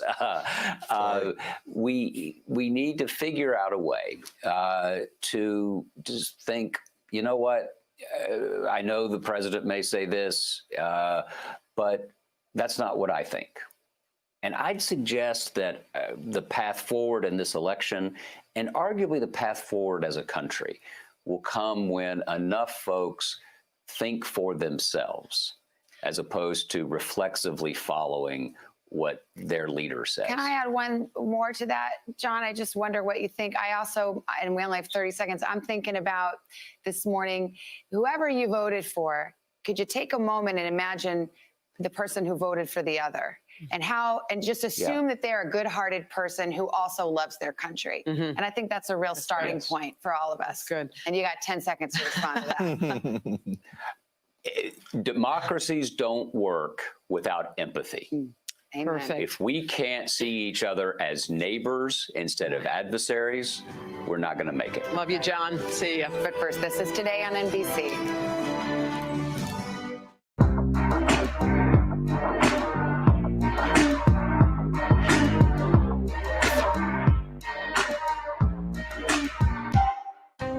Washington feels more chaotic than ever.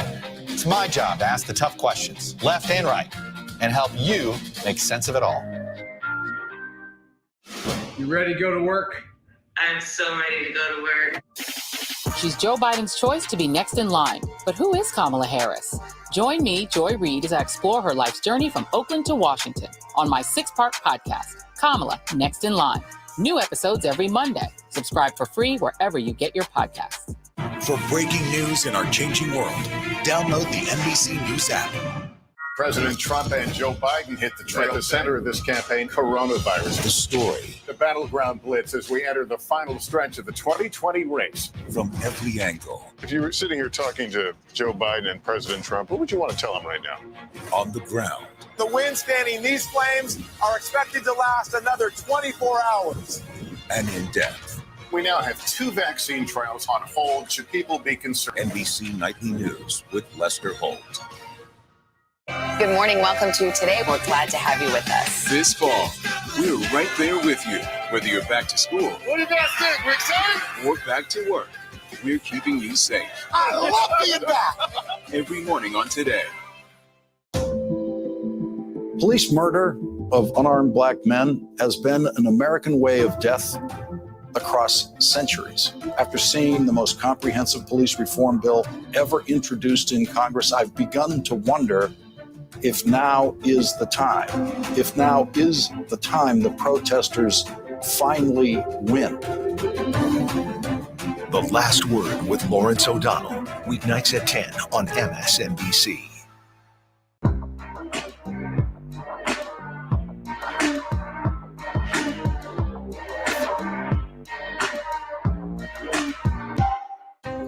Washington feels more chaotic than ever. It's my job to ask the tough questions, left and right, and help you make sense of it all. You ready to go to work? I'm so ready to go to work.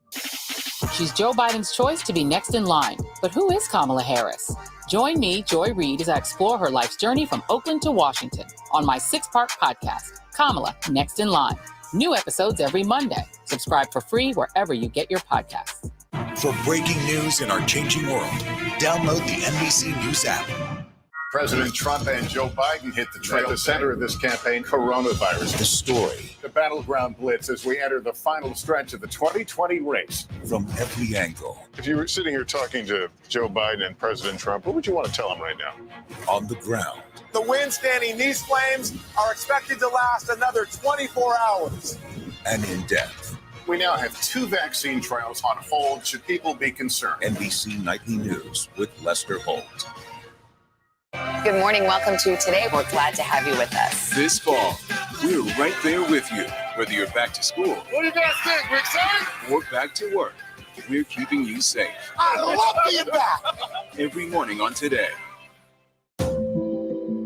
Police murder of unarmed black men has been an American way of death across centuries. After seeing the most comprehensive police reform bill ever introduced in Congress, I've begun to wonder if now is the time.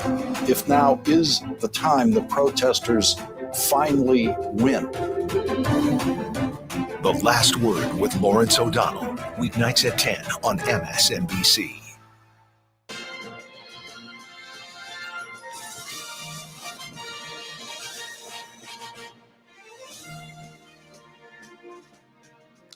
And a good Wednesday morning to you. Welcome to this special edition of the third hour of today, 9 a.m. here on the East Coast, 6 a.m. out west. And to put it simply, we don't know.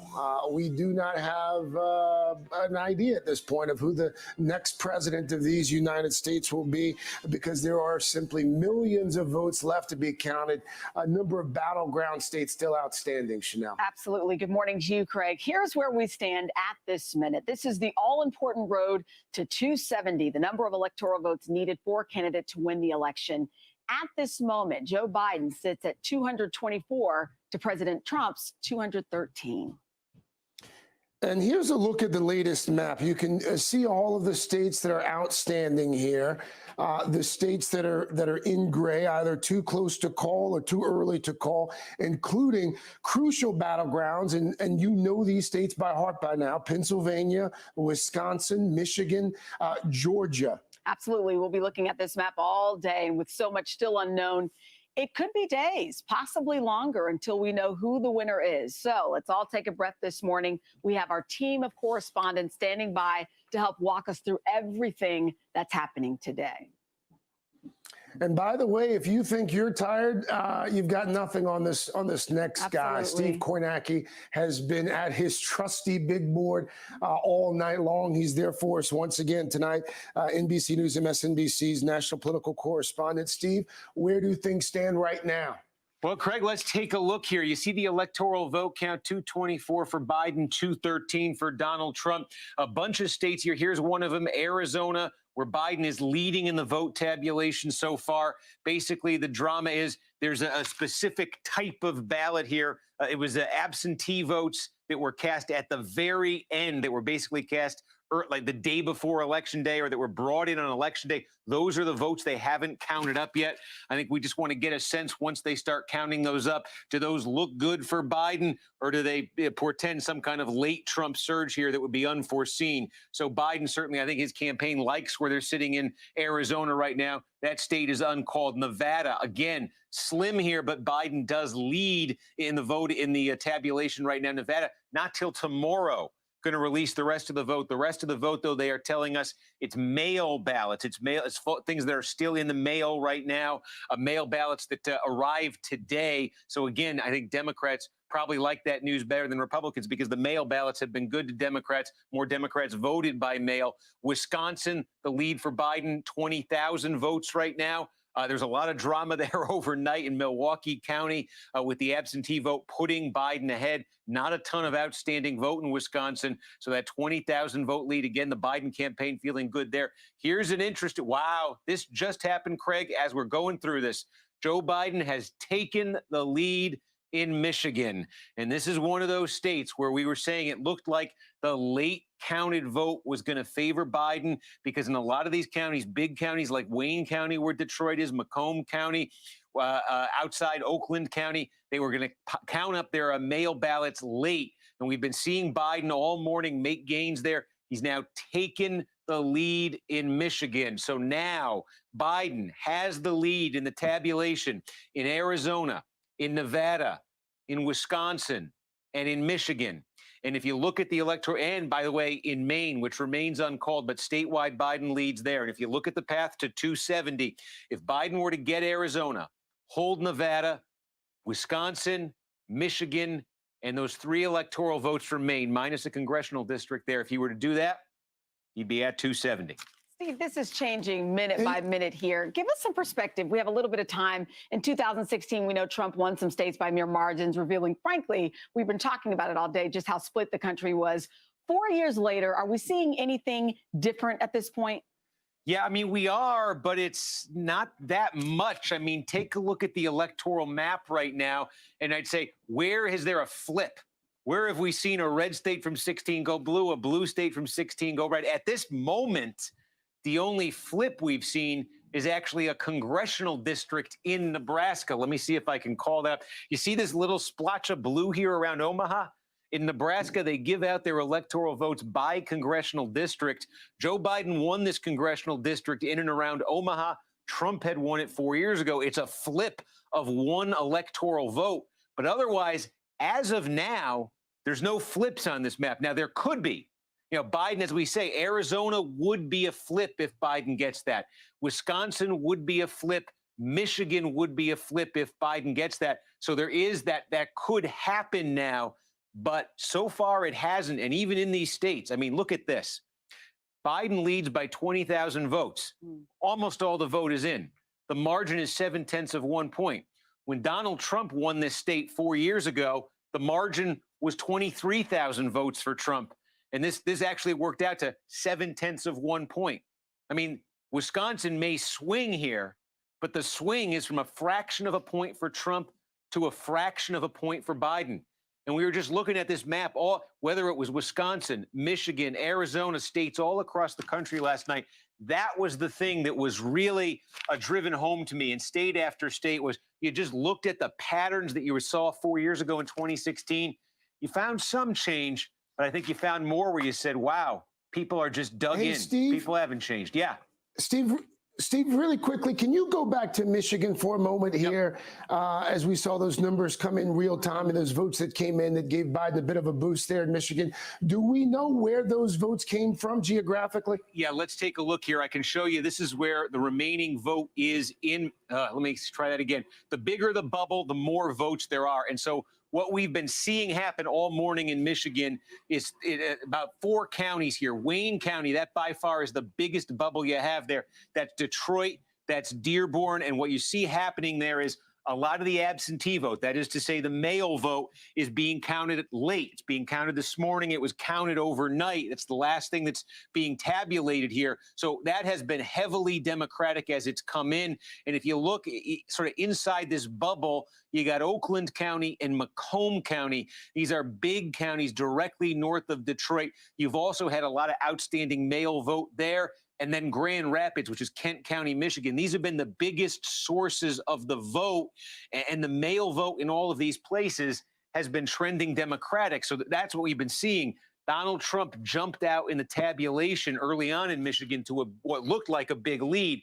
That was the same day vote that gave him the big lead. The mail is what's brought this back. It's a big deal there. Those Steve, numbers while in you were Michigan. walking us through Michigan, the Biden campaign also just put out a statement with regards to Michigan, quote, we will be able to start claiming an insurmountable vote by mail lead soon. That just coming out from the Biden campaign, you know. Phenomenal perspective there, Steve. Of course, we'll be checking back in with Steve coming up in just a little bit.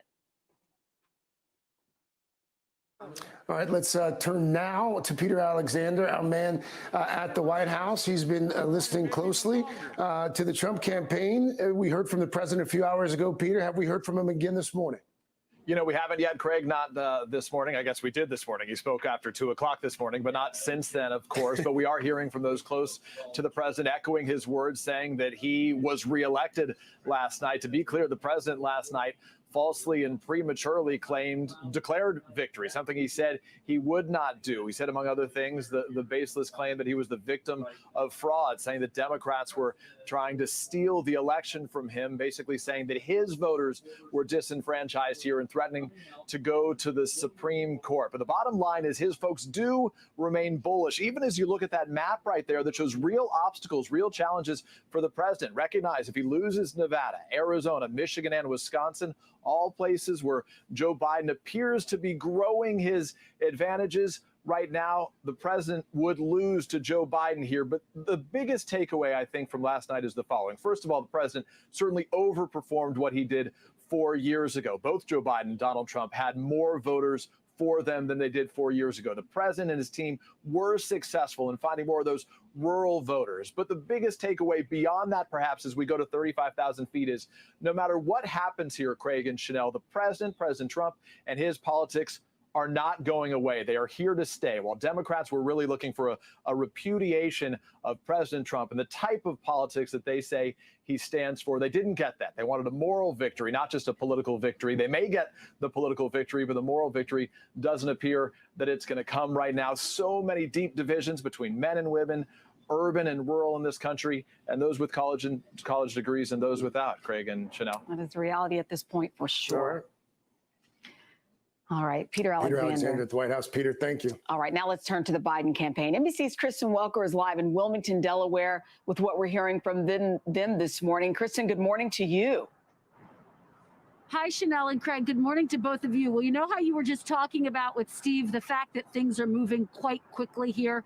Well, I can tell you that that's what's happening inside the Biden's campaign. I've been talking to officials who tell me we're going to hear from the former vice president a little bit later on today. They expect that to happen this afternoon. And I am told you can expect Biden to be more bullish. He is going to lean into these latest results that we are seeing in Michigan and throughout the Midwest. The campaign is feeling very confident at this hour. Why? Because of those Midwestern states, that so-called blue wall that did not hold for Hillary Clinton. They think they're going to hold it. So they like what they see in Michigan, Wisconsin, Pennsylvania, and even Nevada. So those are the states to be watching quite closely at this hour as this continues to be a moving target that is changing moment by moment. Now, in terms of what Peter was talking about, the fact that you had that extraordinary statement from President Trump overnight, essentially coming out and claiming victory before all of the votes have been tallied, the Biden campaign blasting the president for that, the campaign manager saying that it was outrageous and unprecedented. Let me read you a little bit of what she had to say, and then we'll play some of Biden's sound from overnight. The campaign manager writing, "We repeat what the vice president said. Donald Trump does not decide the outcome of this election. Joe Biden does not decide the outcome of this election. And the democratic process must and will continue until its conclusion." That is the core message from Joe Biden himself, that people need to let this process play out and they need to let all of the votes be counted. Again, he did address a crowd of supporters here. They were socially distant, many in their cars. Here's what he had to say. Take a listen. We knew this was going to go long, but who knew we're going to go into maybe tomorrow morning, maybe even longer. But look, we feel good about where we are. We really do. I'm here to tell you tonight, we believe we're on track to win this election. So a really confident, defiant statement there from Vice President Biden as he remains here in Delaware, watching these results come in along with the rest of the world. Guys, back to you. All right, Kristen Welker there in Wilmington covering Joe Biden. Kristen, thank you. Chanel, one of the first battleground states, if not the first battleground state to fall last night, Florida. Absolutely. NBC's Carrie Sanders is live in St. Petersburg with how the night went in Florida. Carrie, what a night. It was an incredible night, and Biden supporters in the state are saying, how did that happen? While Trump supporters are not only gleeful, they're praising how President Trump effectively targeted a voting group within a group. This morning, Trump voters in Florida celebrating, dancing in the streets of Miami's Little Havana. Donald Trump's, the values he stands for me, it's the same values I share. Donald Trump has a special touch. He's got something. He's amazing. Overnight, the president himself reveling in his win. Florida was a tremendous victory. Miami-Dade County key to Trump's Florida victory. It's home to a large number of conservative Latinos, unique in the state and country. You know, Miami is, some would say, is Hong Kong, right? The rest of Florida is sort of, is kind of connected. Miami's its own thing. It's its own entity. Good to go down as one of the most progressive presidents in American history. A flood of political ads tying Biden to socialists struck fear in many Miami-Dade Latinos who'd escaped communist regimes in Cuba and Venezuela. People that like me that was born under a socialist regime, we don't want that happening in the United States. And though the Biden campaign outspent Trump in Spanish language ads, they came too late, according to one Democratic advisor, helping get out the Latino vote. To Cuban Americans, Venezuelan Americans, socialism is like kryptonite. Did the Biden campaign miss that? I don't think they missed it. I think they missed the opportunity of starting earlier to combat that. The upset catching the Biden campaign off guard. Everybody knew that that Florida was going to be the problem child. The Latino vote also strong in other states like Texas, which stayed red, and New Mexico, which went for Biden. It just shows state by state, population by population, the Latino vote couldn't be more different. Back in Florida, some Biden supporters on social media ready to cut the whole state loose. A lesson for politicians that at your own peril, misunderstanding a group can cost you. Guys? Very, very good point, Kerry Sanders, as always. We'll be talking a lot about what happened there in Florida. We'll stay with this. Up next, we'll be right back with more of our election coverage.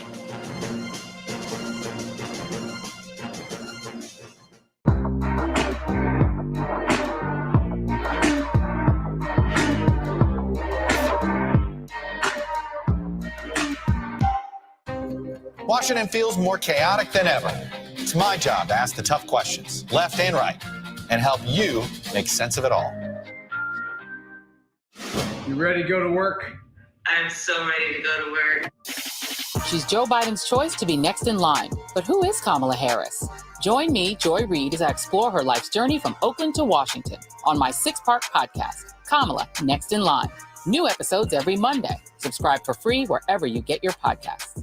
For breaking news in our changing world, download the NBC News app. President Trump and Joe Biden hit the trail. At the center of this campaign, coronavirus. The story. The battleground blitz as we enter the final stretch of the 2020 race. From every angle. If you were sitting here talking to Joe Biden and President Trump, what would you want to tell them right now? On the ground. The wind standing these flames are expected to last another 24 hours. And in depth. We now have 2 vaccine trials on hold. Should people be concerned? NBC Nightly News with Lester Holt.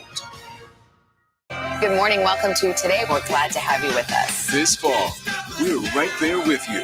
Whether you're back to school What do you guys think? We're excited? or back to work, we're keeping you safe. I love being back. Every morning on Today. Police murder of unarmed black men has been an American way of death across centuries. After seeing the most comprehensive police reform bill ever introduced in Congress, I've begun to wonder if now is the time. If now is the time the protesters finally win. The Last Word with Lawrence O'Donnell. Weeknights at 10 on MSNBC.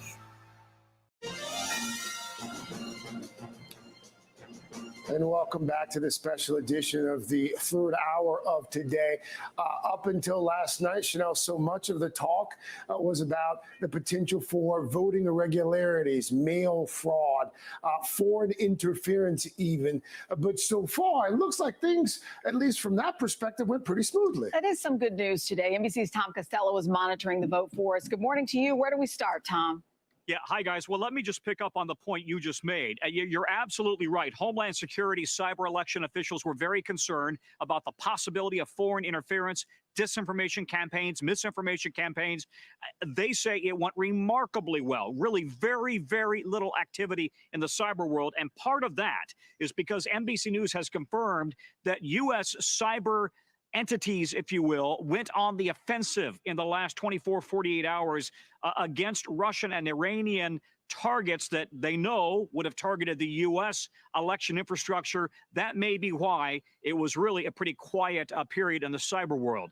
Thankfully so. Let's go through where we stand on the various states and when we can expect any sort of a decision. And we should remind the audience that we've talked about the possibility going into the election of a red mirage that turns blue, a blue mirage that turns red. So we have, in fact, seen some of that already. We begin right now with Pennsylvania. And the governor there is saying that they still have about 1 million or so ballots to count, and they are just specifically waiting data soon.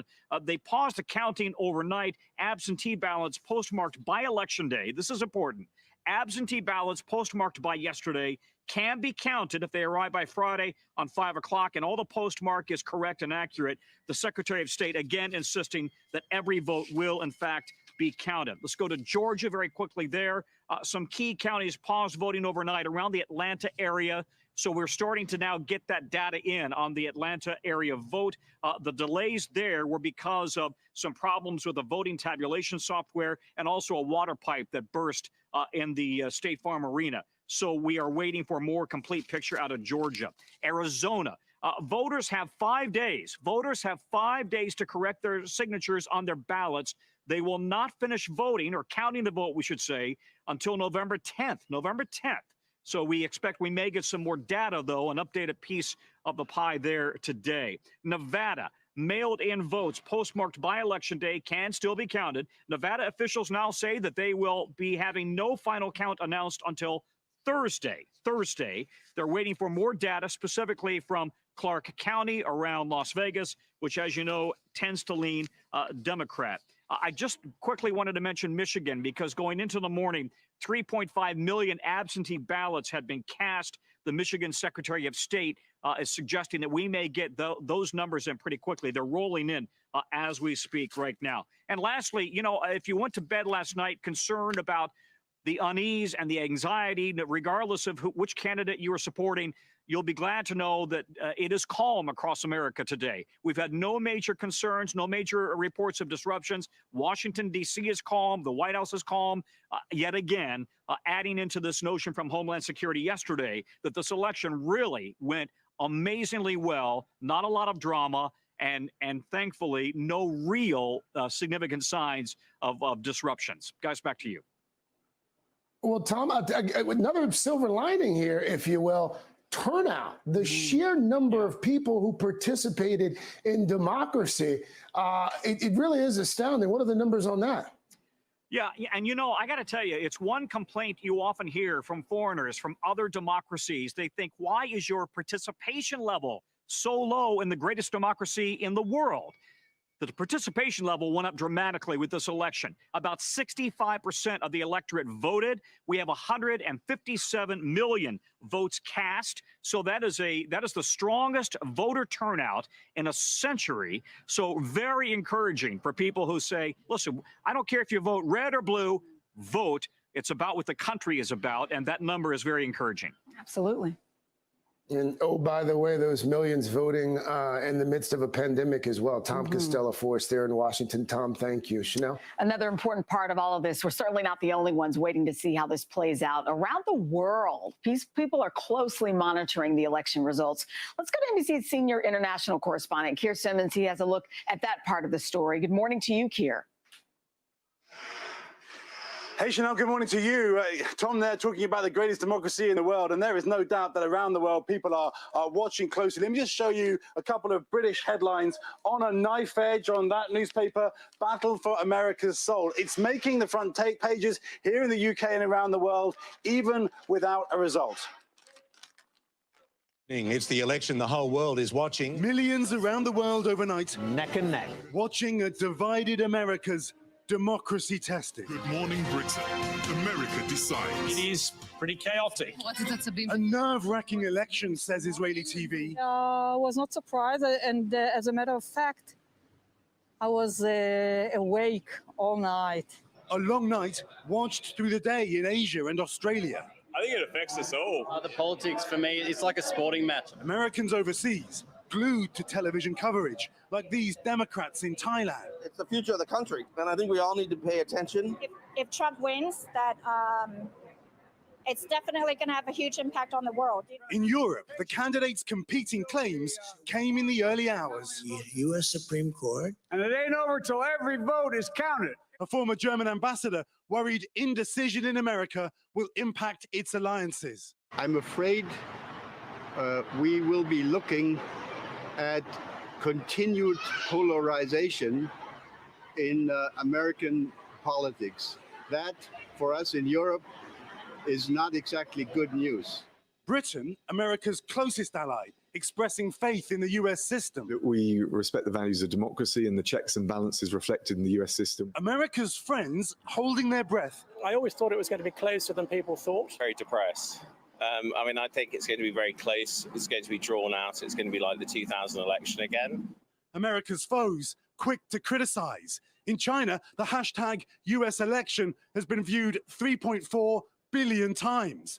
America is without hope, says one senior Chinese state media journalist.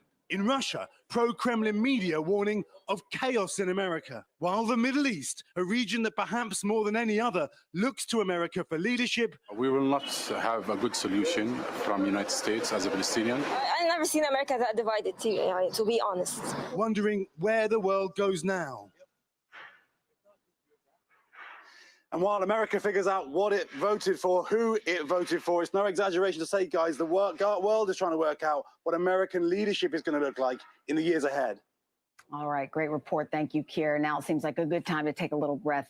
Let's get a quick check of your local weather.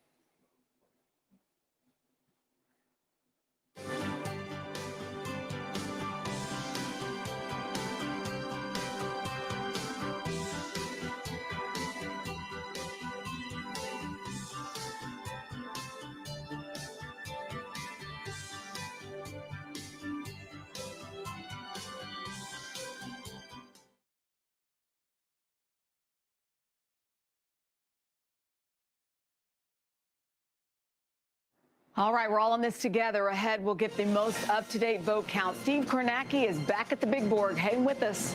We'll be right back.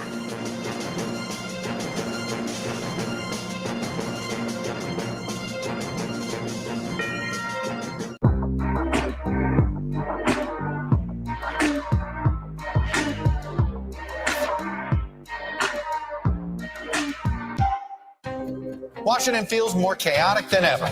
It's my job to ask the tough questions, left and right, and help you make sense of it all. You ready to go to work? I'm so ready to go to work. She's Joe Biden's choice to be next in line. But who is Kamala Harris?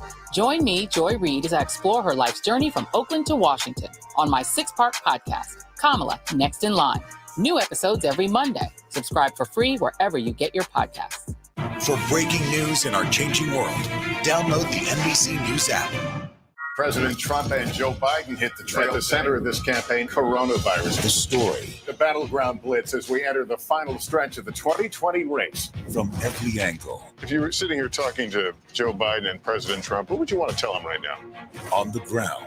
The winds fanning these flames are expected to last another 24 hours. And in depth. We now have 2 vaccine trials on hold. Should people be concerned? NBC Nightly News with Lester Holt.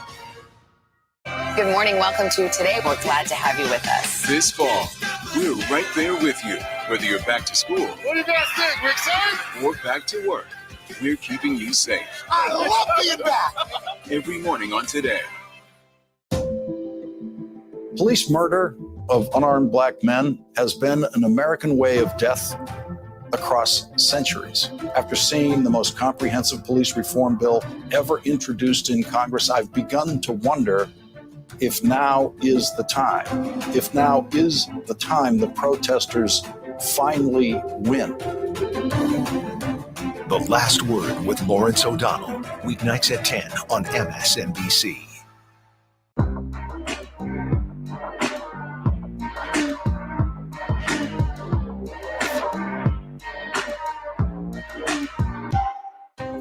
Washington feels more chaotic than ever.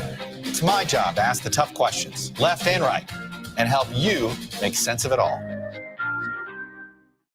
You ready to go to work? I'm so ready to go to work. She's Joe Biden's choice to be next in line. But who is Kamala Harris? Join me, Joy Reid, as I explore her life's journey from Oakland to Washington on my 6-part podcast, Kamala Next in Line. New episodes every Monday. Subscribe for free wherever you get your podcasts. For breaking news in our changing world, download the NBC News app. President Trump and Joe Biden hit the trail. At the center of this campaign, coronavirus. The story The battleground blitz as we enter the final stretch of the 2020 race. from every angle. If you were sitting here talking to Joe Biden and President Trump, what would you want to tell them right now? On the ground. The wind standing these flames are expected to last another 24 hours. And in depth. We now have 2 vaccine trials on hold. Should people be concerned? NBC Nightly News with Lester Holt. Good morning. Welcome to Today. We're glad to have you with us. This fall, we're right there with you. Whether you're back to school What do you guys think? We're excited? or back to work, we're keeping you safe. I love being back. Every morning on Today. Police murder of unarmed black men has been an American way of death across centuries. After seeing the most comprehensive police reform bill ever introduced in Congress, I've begun to wonder if now is the time. If now is the time the protesters finally win. The Last Word with Lawrence O'Donnell. Weeknights at 10 on MSNBC.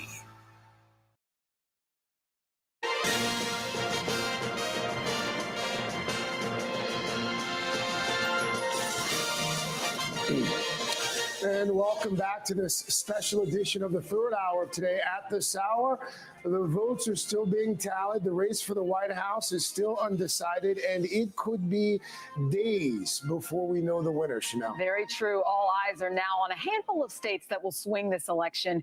Right now, Joe Biden is holding a slight lead in the race to 270, the number of electoral votes needed to win the presidency. Over the past several weeks, both campaigns have focused in on the state of Pennsylvania and its 20 electoral votes. And right now, of course, the Keystone State is certainly too early to call. Here's what the Biden campaign had to say this morning about the vote there specifically. Quote, "We feel confident and we expect Philly vote by mail to drop tonight or tomorrow." And Philadelphia, the city of brotherly love, is where we also find NBC's Stephanie Goss. Stephanie, good morning to you. Why is the Biden campaign so confident about Philadelphia? Well, Philadelphia will be really a stronghold for him. I'm standing in front of the convention center. This has been called the counting factory here. 10 to 14,000 votes an hour are being counted. When you look at the numbers right now, you'll see Trump has a double-digit lead. But you have to put that into context. The outlying and outstanding votes in this state will predominantly go for Biden, but he has to make up a lot of ground. You talk about the counties that have the most votes still to count, includes here Philadelphia. Then it's the Philadelphia suburbs, Montgomery, Chester, which actually is a very conservative suburb and will go for Trump, but we'll have to keep our eye on it to see if Biden can run up some numbers there. And then it's Allegheny County. That's where Pittsburgh is. They went home last night. They're coming back and restarting their count at 10 a.m. It could be days before we know what's happening here in Pennsylvania. And you saw last night Governor Tom Wolf hitting back at the president who had called on the counting after Election Day to stop. He said that was partisan interference in this election process. Guys, back to you. Hey, Steph, the Attorney General there in Pennsylvania. Looks like Steph's putting her earpiece back in, so I think she can hear us now. Can you hear us now, Steph? Steph, can you hear me?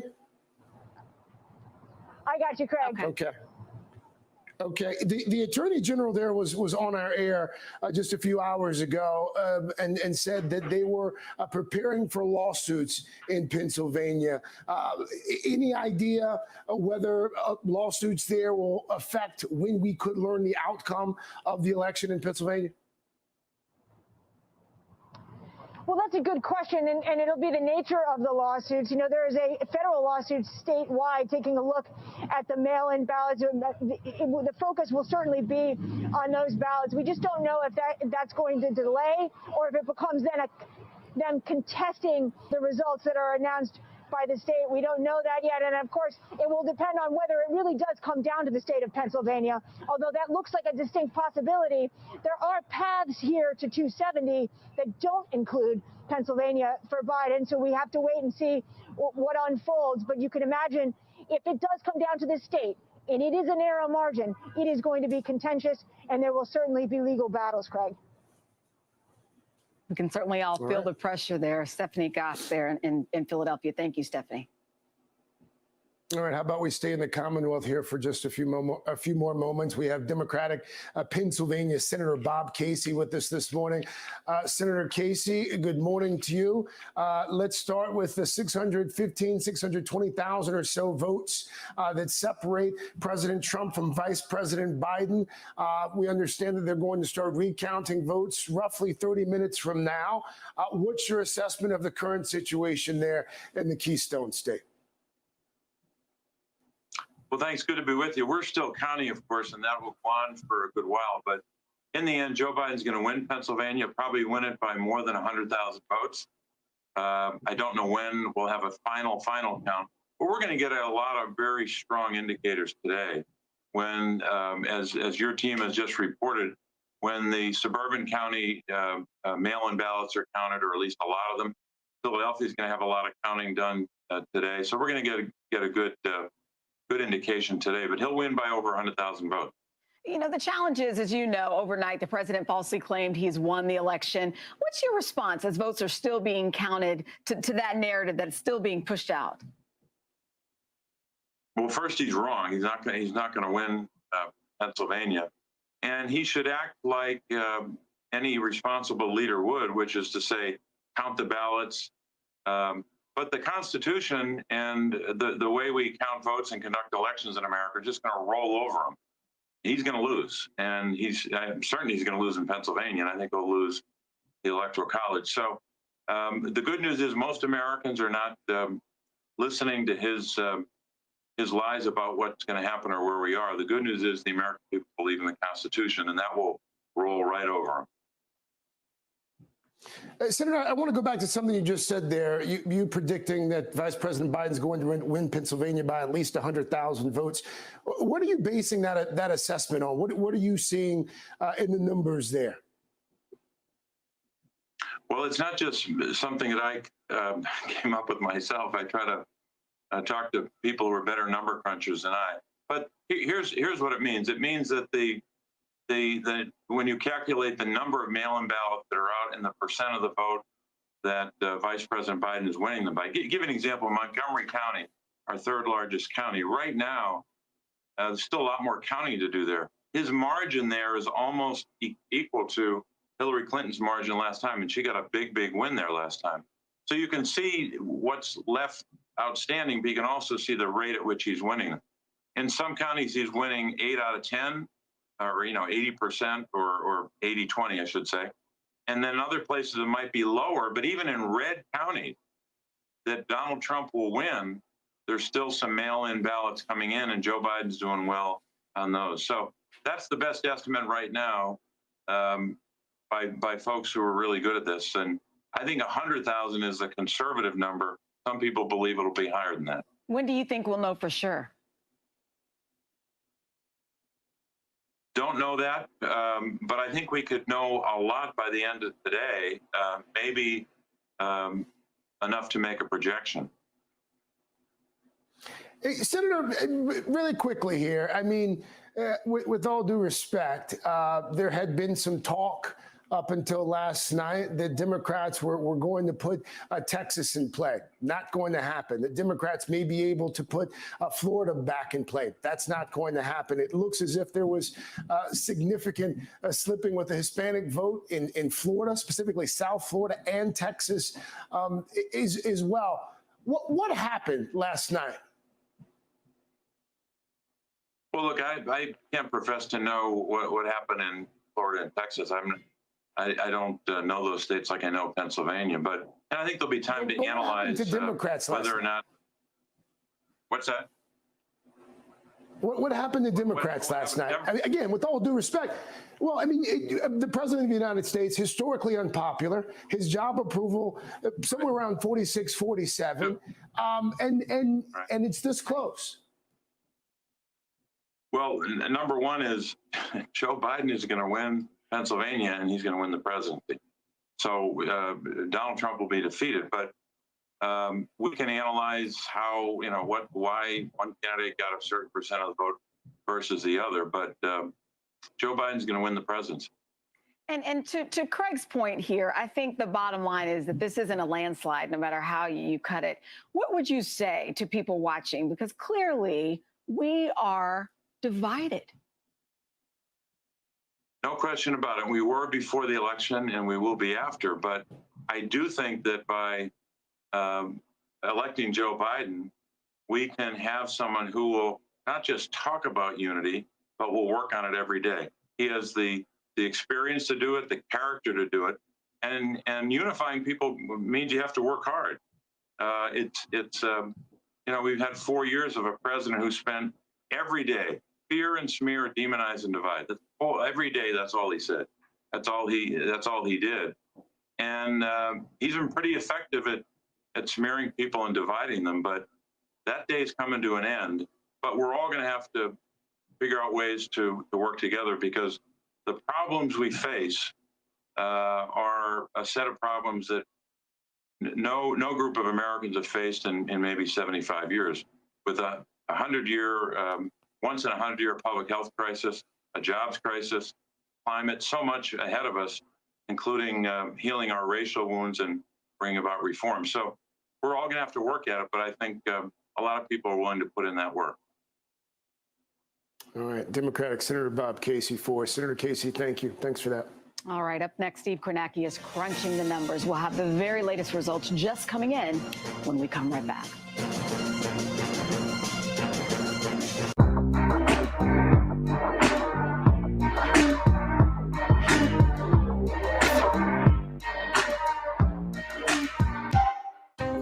Washington feels more chaotic than ever.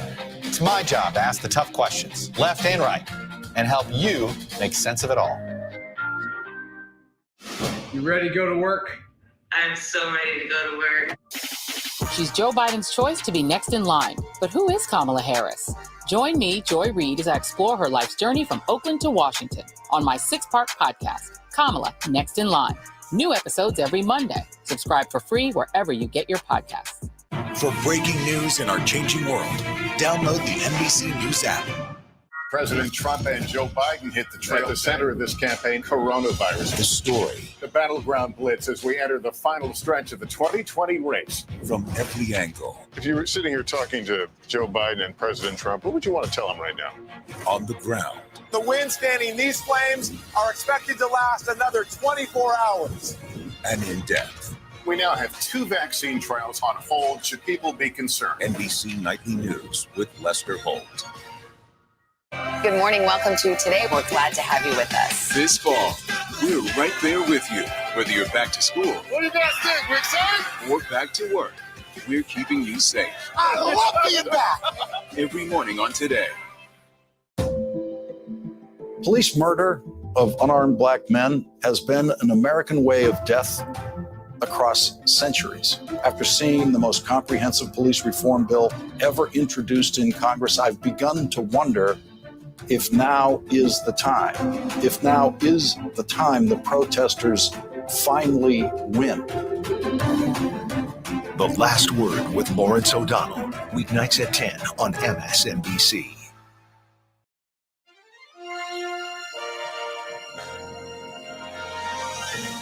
And welcome back to this special edition of the third hour of today. We, like all of you at home, are also waiting for those votes to be counted in the race for president. As of right now, there is no clear winner. It's been a long night for all of us, but let's check back in with Steve Kornacki, national political correspondent for NBC News and MSNBC. Steve, have you learned anything or any movement in the past, let's say, 30 minutes since we spoke to you last? You know, it's getting glacial at this point, I have to say. We're down to a few states. We're down to a few counties in some of these states. I can show you Michigan again here, where about 20 minutes ago when I last talked to you, we saw Joe Biden take the lead in the vote. Now Biden has built that up to about a 12,000 vote advantage in Michigan. And again, if you just look where the remaining vote is coming from in Michigan, you see one big circle right there over Wayne County where Detroit is. These are heavily Democratic votes coming in. Also, that other circle, decent size there, Grand Rapids, and it's the Grand Rapids mail ballots. So again, these are also favorable for Joe Biden. There are some other smaller, much smaller pockets of vote coming in, but two areas that are very favorable to Biden are reporting in now, continue to, and you see Biden building that lead. One other we can look at here is Pennsylvania. Again, this is the most confusing puzzle piece on the board because there is just such a wide disparity between how various counties are counting the vote. There are some counties that just as we speak this morning are opening up their first mail ballots and beginning to process and count them for the first time. There are other counties that went through that last night. So what it means is there's a very different mix of votes that are kind of in play in various counties right now. Heavily, though, what's been counted is slanted to the vote that was cast yesterday on Election Day, the folks who went out and voted in person at the polls yesterday. It's what Trump was encouraging his supporters certainly to do. He's got a big advantage with the voters who went out and did that yesterday, and that is heavily what's accounted for in the vote returns in Pennsylvania. What's not accounted for nearly as much, especially in Philadelphia and Pittsburgh and some big Democratic areas, are the mail ballots, which again, in some places, they are just getting to right now. So we expect, long way of saying, we expect Pennsylvania to tighten significantly. And the Biden campaign is expressing confidence that when all is said and done, they will overtake Trump there and get those 20 electoral votes from Pennsylvania. So Steve, walk us through again what that would mean for the path to 270. Yeah, let's go through it right now. So from where we stand right now, we'll call up our road to 270 map. And if you'd used, what I'm going to do here is start in Arizona. So in Arizona, Biden's leading in the tabulation. I think later this evening, there's going to be an update from Arizona officials on where things stand. If that continues to go in Biden's direction and he gets Arizona, temporarily say, what if, put that in his column.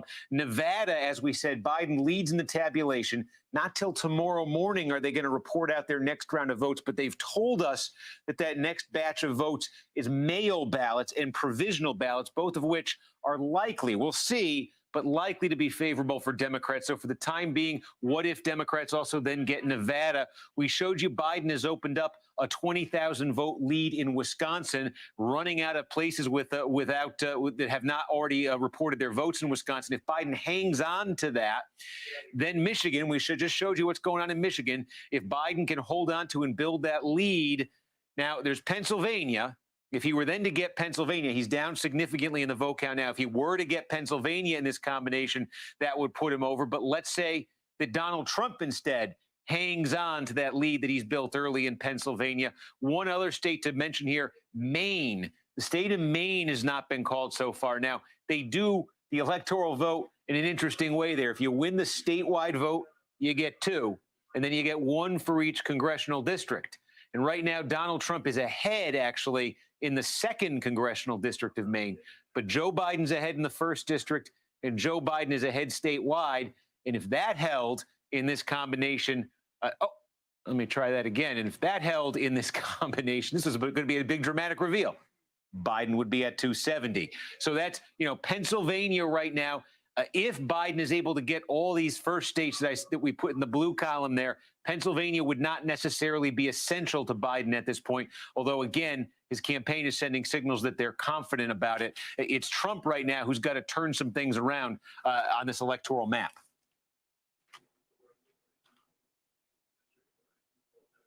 Steve, thank you. Really quickly, Steve, there are so many variables. I think people haven't had a lot of sleep, so we're staring at this map. We're looking at red and blue, and it's a little blurry.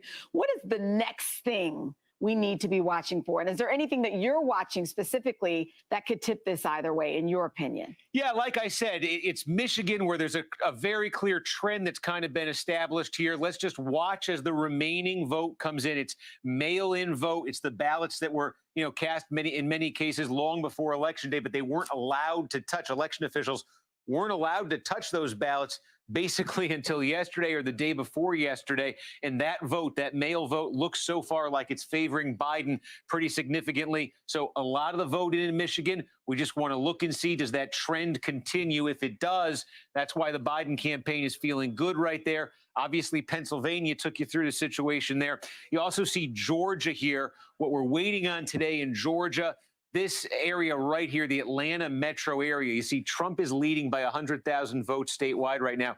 This is heavily where the uncounted votes are. You can see they're blue. You can see these are big Democratic areas. There's a possibility here of Biden squeezing out enough votes to overtake Trump. We'll see. That's the drama in the next couple hours. That's the drama today in Georgia. I also should mention North Carolina.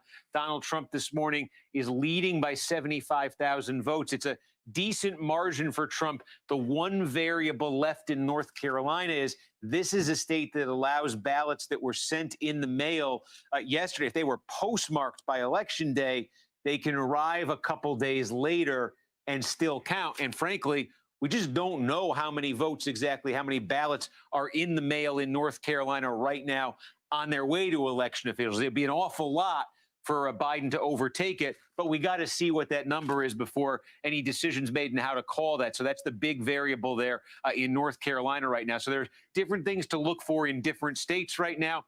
That's kind of the picture, though. Steve Kornacki, take a nap, please. You've been going by our count at least 16 straight hours.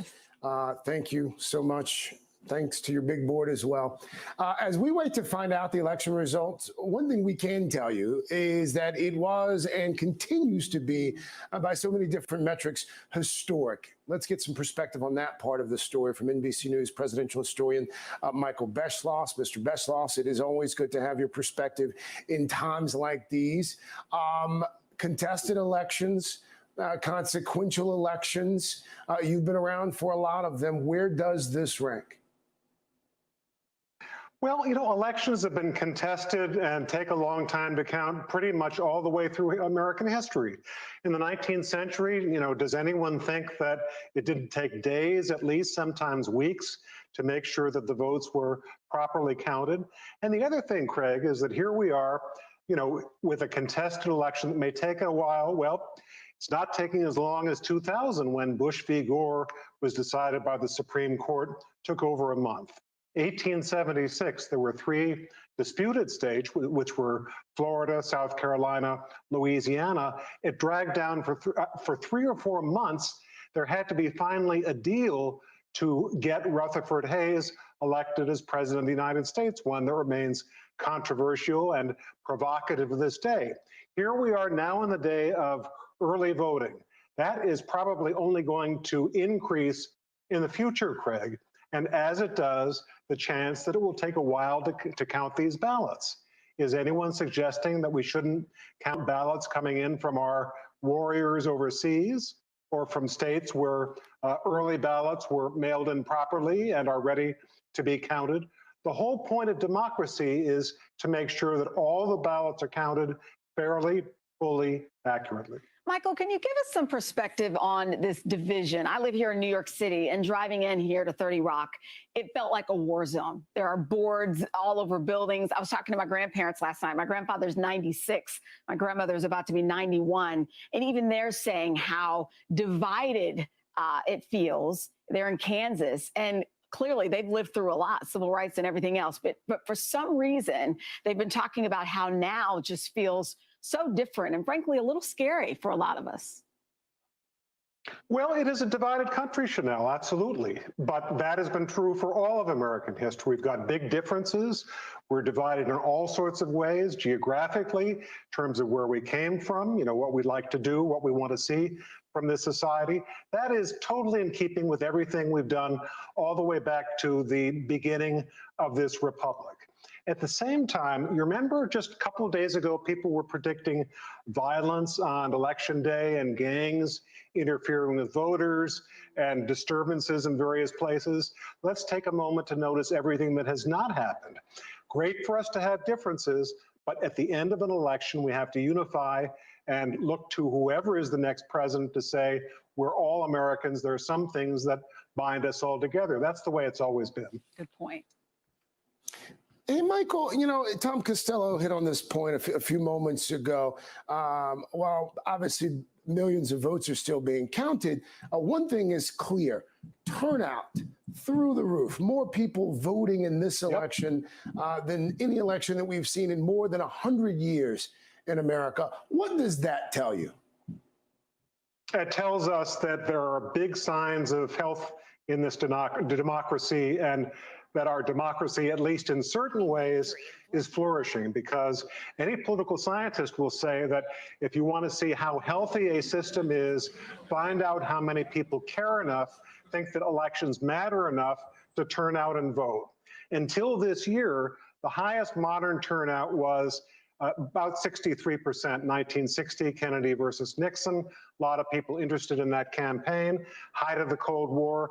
Here we are in 2020, and if the result is that we set a record this year, that's wonderful news. 4 years ago, Hillary Clinton against Donald Trump, you would think that a lot of people would have wanted to vote, but only about 55% did. It looks as if we will by far beat that record with what happened in the voting the last couple of days. We only have about 20 seconds left. Yeah, we just thank you for your time this morning. You really put that in perspective for us. Pleasure. Have a great day. All right. Craig, it's been a long night, hasn't it? Long night, long morning, probably in for another long night, probably in for another long morning. But we will get there, as we always do in this country, right? Let us take a moment, my friend, and just for a quick moment here, and get a check of your local weather.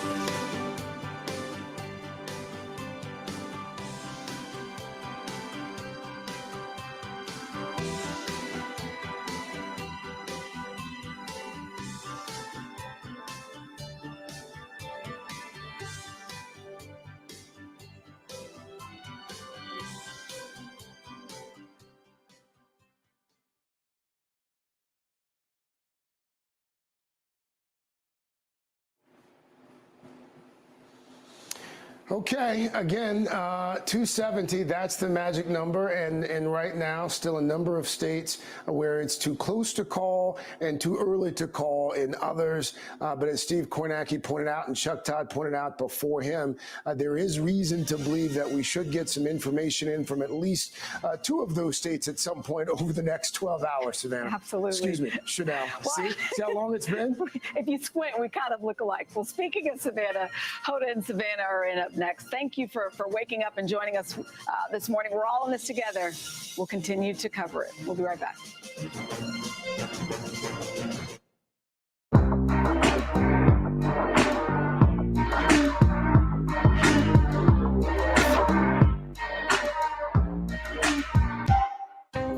Washington feels more chaotic than ever. It's my job to ask the tough questions, left and right, and help you make sense of it all. You ready to go to work? I'm so ready to go to work. She's Joe Biden's choice to be next in line. But who is Kamala Harris? Join me, Joy Reid, as I explore her life's journey from Oakland to Washington on my 6-part podcast, Kamala Next in Line. New episodes every Monday. Subscribe for free wherever you get your podcasts. For breaking news in our changing world, download the NBC News app. President Trump and Joe Biden hit the trail. At the center of this campaign, coronavirus. The story. The battleground blitz as we enter the final stretch of the 2020 race. From every angle. If you were sitting here talking to Joe Biden and President Trump, what would you want to tell them right now? On the ground. The wind standing these flames are expected to last another 24 hours. And in depth. We now have 2 vaccine trials on hold. Should people be concerned? NBC Nightly News with Lester Holt. Good morning. Welcome to Today. We're glad to have you with us. This fall, we're right there with you, whether you're back to school. What do you guys think? We're excited? Or back to work. We're keeping you safe. I love being back. Every morning on Today. Police murder of unarmed black men has been an American way of death across centuries. After seeing the most comprehensive police reform bill ever introduced in Congress, I've begun to wonder if now is the time. If now is the time the protesters finally win. The Last Word with Lawrence O'Donnell. Weeknights at 10 on MSNBC.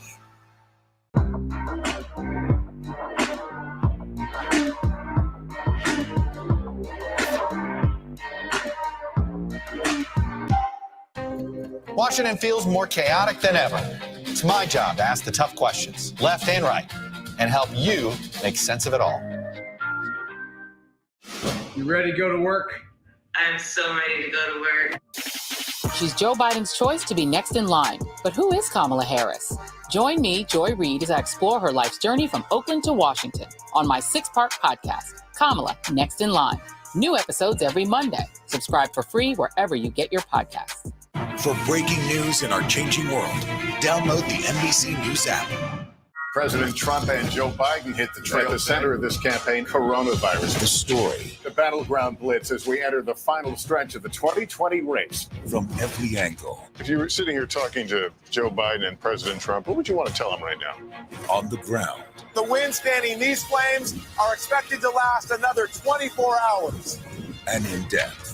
We now have 2 vaccine trials on hold. Should people be concerned? NBC Nightly News with Lester Holt. Good morning. Welcome to Today. We're glad to have you with us. This fall, we're right there with you, whether you're back to school. What do you guys think? We're excited? Or back to work. We're keeping you safe. I love being back. Every morning on Today. Police murder of unarmed black men has been an American way of death across centuries. After seeing the most comprehensive police reform bill ever introduced in Congress, I've begun to wonder if now is the time.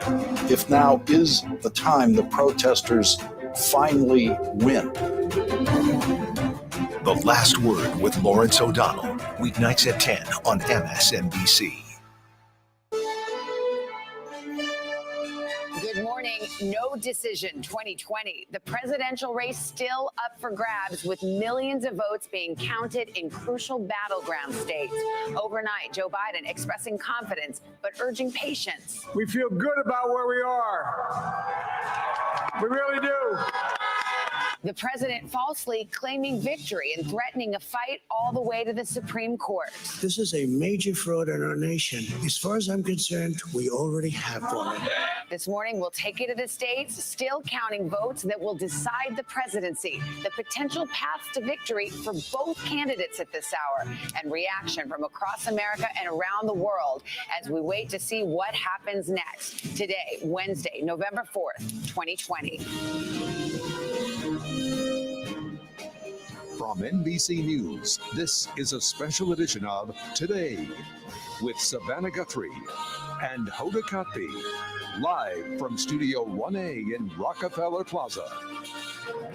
Hi, everybody. Good morning. Welcome to this special edition of Today. Thank you for being with us on a Wednesday morning. Oh, yoo-hoo, yes, we are still here. Yet it is a marathon. You probably went to sleep last night wondering who won the election when you woke up. Well, here we are, 10 a.m. on the East Coast, 7 in the West, and we still do not know who the next president will be. It's a day filled with uncertainty and a lot of unanswered questions. And votes still to be counted. We're going to guide you best we can through everything there is to know, one step at a time, and let's get it started. And here's where it stands at this hour on the electoral map. You will see 224 electoral votes for Joe Biden, 213 for the president. Remember, the goal is 270. That's what it takes to win the presidency. Keep your eye on those states in gray. Those are either too close to call or too early to call, including the battlegrounds of Pennsylvania that may not be called for days. Also, Michigan, Wisconsin, North Carolina, Georgia, Nevada, and Arizona. Well, we do know this. It is coming down to the wire when it comes to the vote count in Pennsylvania. We could get answers on when to expect answers at the bottom of this hour. We'll take it at this point after a long night. The state's governor and Secretary of State have scheduled a news conference for 10:30 Eastern Time, 7:30 Pacific. That's in Pennsylvania. Anxious to see about that. Also this morning, there's also the battle for control of Congress. NBC News projects Democrats have maintained their grip on the House, and over there in the Senate, Republicans are clinging to their majority, but several races are still undecided. Yeah, the congressional races did not shake out as some had expected. Republicans having a better night than even they expected. So let's start breaking it down. We've got NBC's Chuck Todd with us. He's got the numbers and the maps, but let's get started. NBC's Peter Alexander at the White House. Hi, Peter. Good morning. Hey, Savannah, good morning to you. The president's aide speaking to reporters just moments ago saying they still feel confident in their math. They believe the president will win this thing. But the president last night did something that he said he would not do. He falsely and prematurely declared victory. Of course, the winner of the presidency has not been determined. Several states, as you note, still counting votes as we speak. Still, the president did defy expectations last night. President Trump overperforming his performance as a candidate in 2016, holding on to key battlegrounds like Ohio and Florida that the Democrats had hoped to flip blue.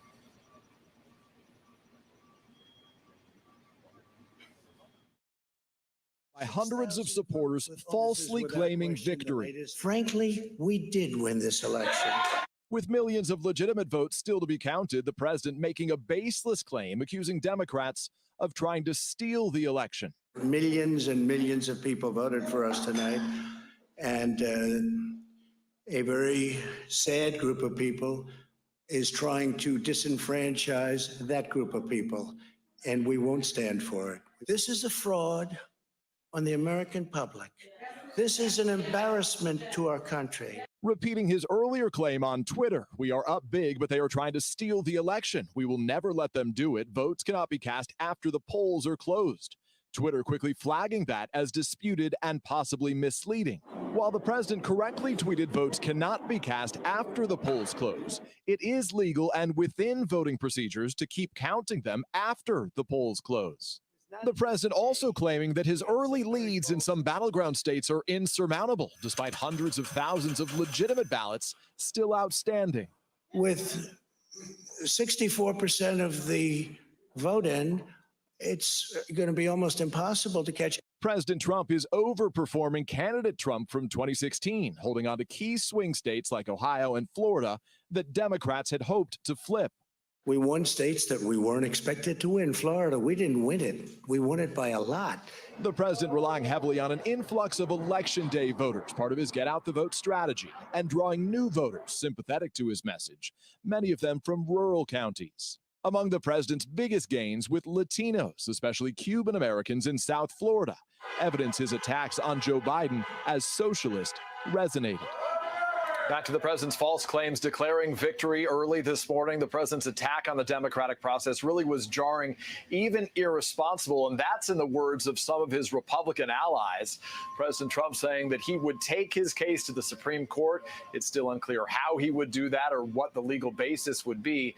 And notably, Vice President Mike Pence struck a very different tone last night, speaking immediately after the president saying that he wanted all the votes to be counted, but not declaring victory, saying simply that he thinks they are on the path to victory.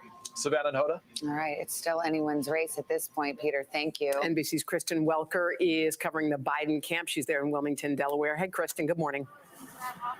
Hey, Hoda and Savannah, good morning to both of you. Well, the Biden campaign is feeling increasingly confident today. They like what they are seeing in Michigan, Wisconsin, Nevada, and Georgia. And at the same time, they are blasting President Trump for those comments overnight for prematurely claiming victory. The Biden campaign manager calling it outrageous and dangerous. With the results in several states too close to call, Joe Biden projecting confidence overnight that once all the votes are counted, he will come out on top. I'm here to tell you tonight, we believe we're on track to win this election. Biden addressing a drive-in crowd in the early morning hours, saying he is now focused on rebuilding the so-called blue wall, which fell in 2016. Wisconsin, Michigan, and the crucial battleground of Pennsylvania, where both campaigns have spent significant time and money, and where ballots are still being counted. It's going to take time to count the votes. We're going to win Pennsylvania. But talking to the folks in Philly, Allegheny County, Scranton, and they're really encouraged by the turnout and what they see. The former vice president failing to flip 2 states on the campaign's wish list, reliably read Texas and Florida. That's despite multiple visits to the Sunshine State by Biden and his former boss, Barack Obama. I need you to cast your ballots. Exit polls show Biden underperformed in a key voting group, Latinos, including the large Cuban American population of Miami-Dade County. But Biden remaining emboldened with a strong showing in Arizona, a state that helped send President Trump to the White House 4 years ago. Still too early to call. Biden also closely watching an unexpected battleground, Georgia, which hasn't voted for a Democrat in a presidential election since 1992. We're still in the game in Georgia, although that's not one we expected. Biden trying to set the narrative by addressing the country before President Trump and telling his supporters the election is not over until the final vote is counted. As I've said all along, it's not my place or Donald Trump's place to declare who's won this election. That's the decision of the American people. But I'm optimistic about this outcome.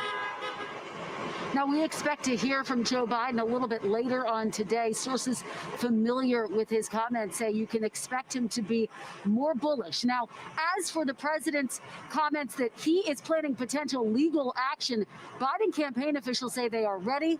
They have a team of lawyers ready to take action if needed.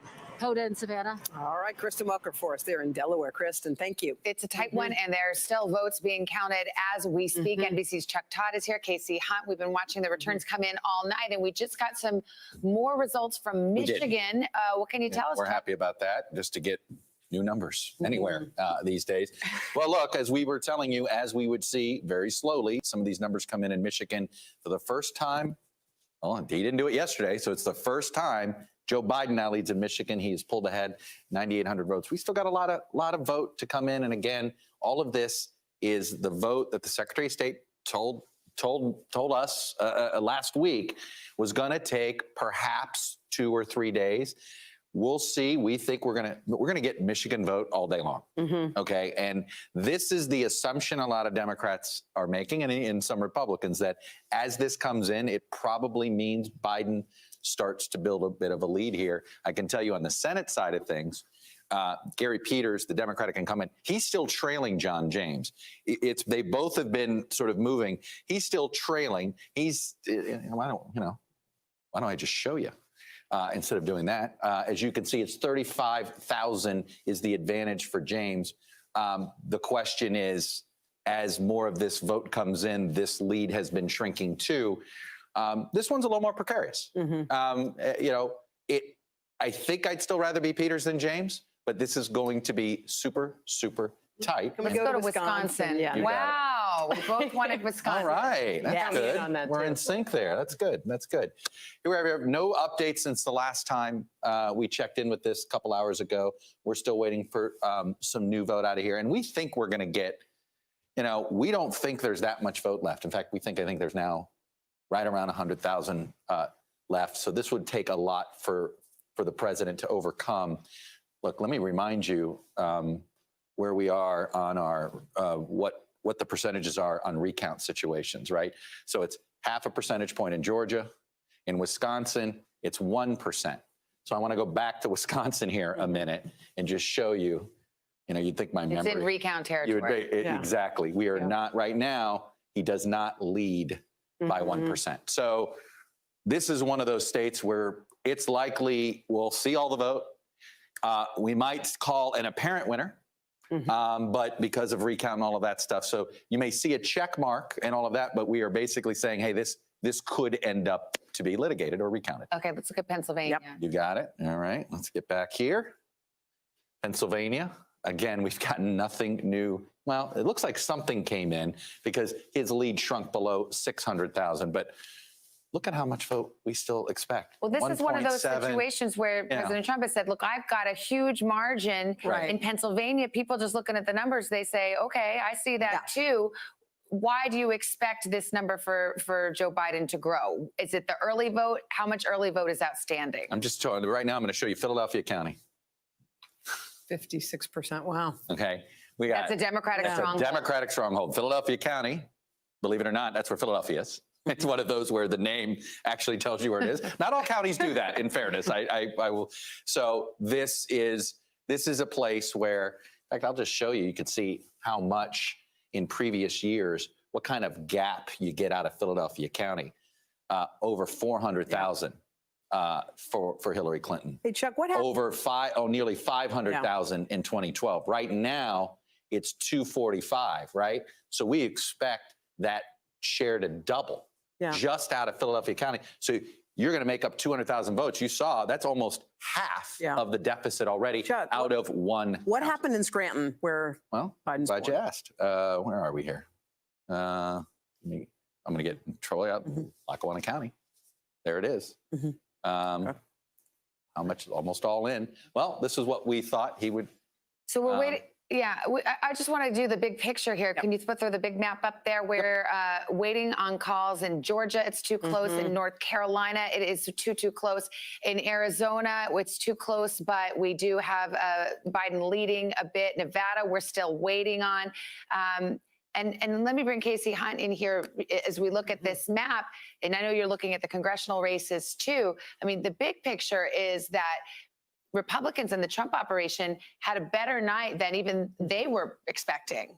That's absolutely right. I mean, they were expecting to likely lose control of the Senate, or at least be hanging on to it by the skin of their teeth. And instead, we're looking at them likely retaining a Senate majority, although we still have a ways to go before that count is final. And what I would say at this hour, Savannah, and obviously we've all been up for many hours covering this, but the difference between 7 a.m. and 10 a.m. here on the East Coast is that the Biden team starts to be feeling more confident about where they stand here as these final votes are starting to come in. Now, we'll see if that holds or if there are new votes that make that a little bit shakier, but I think they feel stronger in their standing right now than they did just a few hours ago when we had less information about the vote. And I know Chuck can show you all the different paths that are still available to the Biden team. Well, and in fact, and we should remind people and just say the key question here is Pennsylvania going to matter?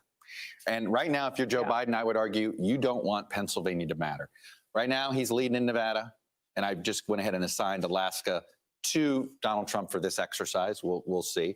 Nevada, Arizona, Biden is leading, right? So if you look here and you just add Wisconsin and Michigan, and the 3 electoral votes in Maine that we do expect Biden to get here. You see where that gets him. He can get exactly to 270. It's a win without Pennsylvania, North Carolina, or Georgia. If you're the Biden campaign, this is a black box right now. I'm sorry when I say that, meaning we don't know what kind of litigation shows up. We don't know what kind of once you start down that litigation road, you just don't know where it's going to go. That map is probably Biden's best case scenario because to avoid Georgia's so tight, North Carolina's so tight, and Pennsylvania is a morass. And we still could have that recount in Wisconsin, even on this map. Yes, still could be.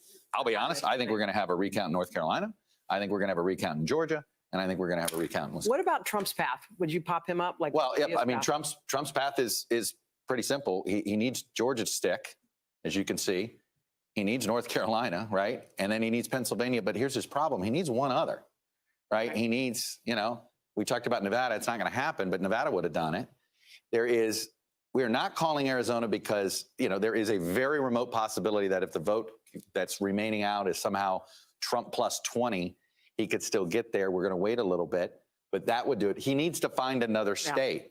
And so, look, if you're the Trump folks, what I have a feeling they're going to do when you look around here, I think you suddenly start to think, Well, let's try a recount there. Yeah. Well, in Right. Pennsylvania, too, I mean, this is part of why, and we already know a little bit about the litigation strategy from the Trump campaign. It's part of why he mentioned the Supreme Court when he spoke overnight last night. It's extremely complicated, but it basically involves how to count the mail-in ballots that perhaps come in to the state after Election Day. So anticipate that's why it's going to be so messy for the Biden campaign if we end up coming out. Lots to talk about. Good thing we have a 2-hour show. Chuck Casey, hang tight. They're going to be with us all morning long. And just ahead, we're going to take an even closer look at those 3 undecided swing states. Live reports on what we are hearing at this hour from election officials in Pennsylvania, Wisconsin, and Arizona. Our correspondents are on deck right up to this.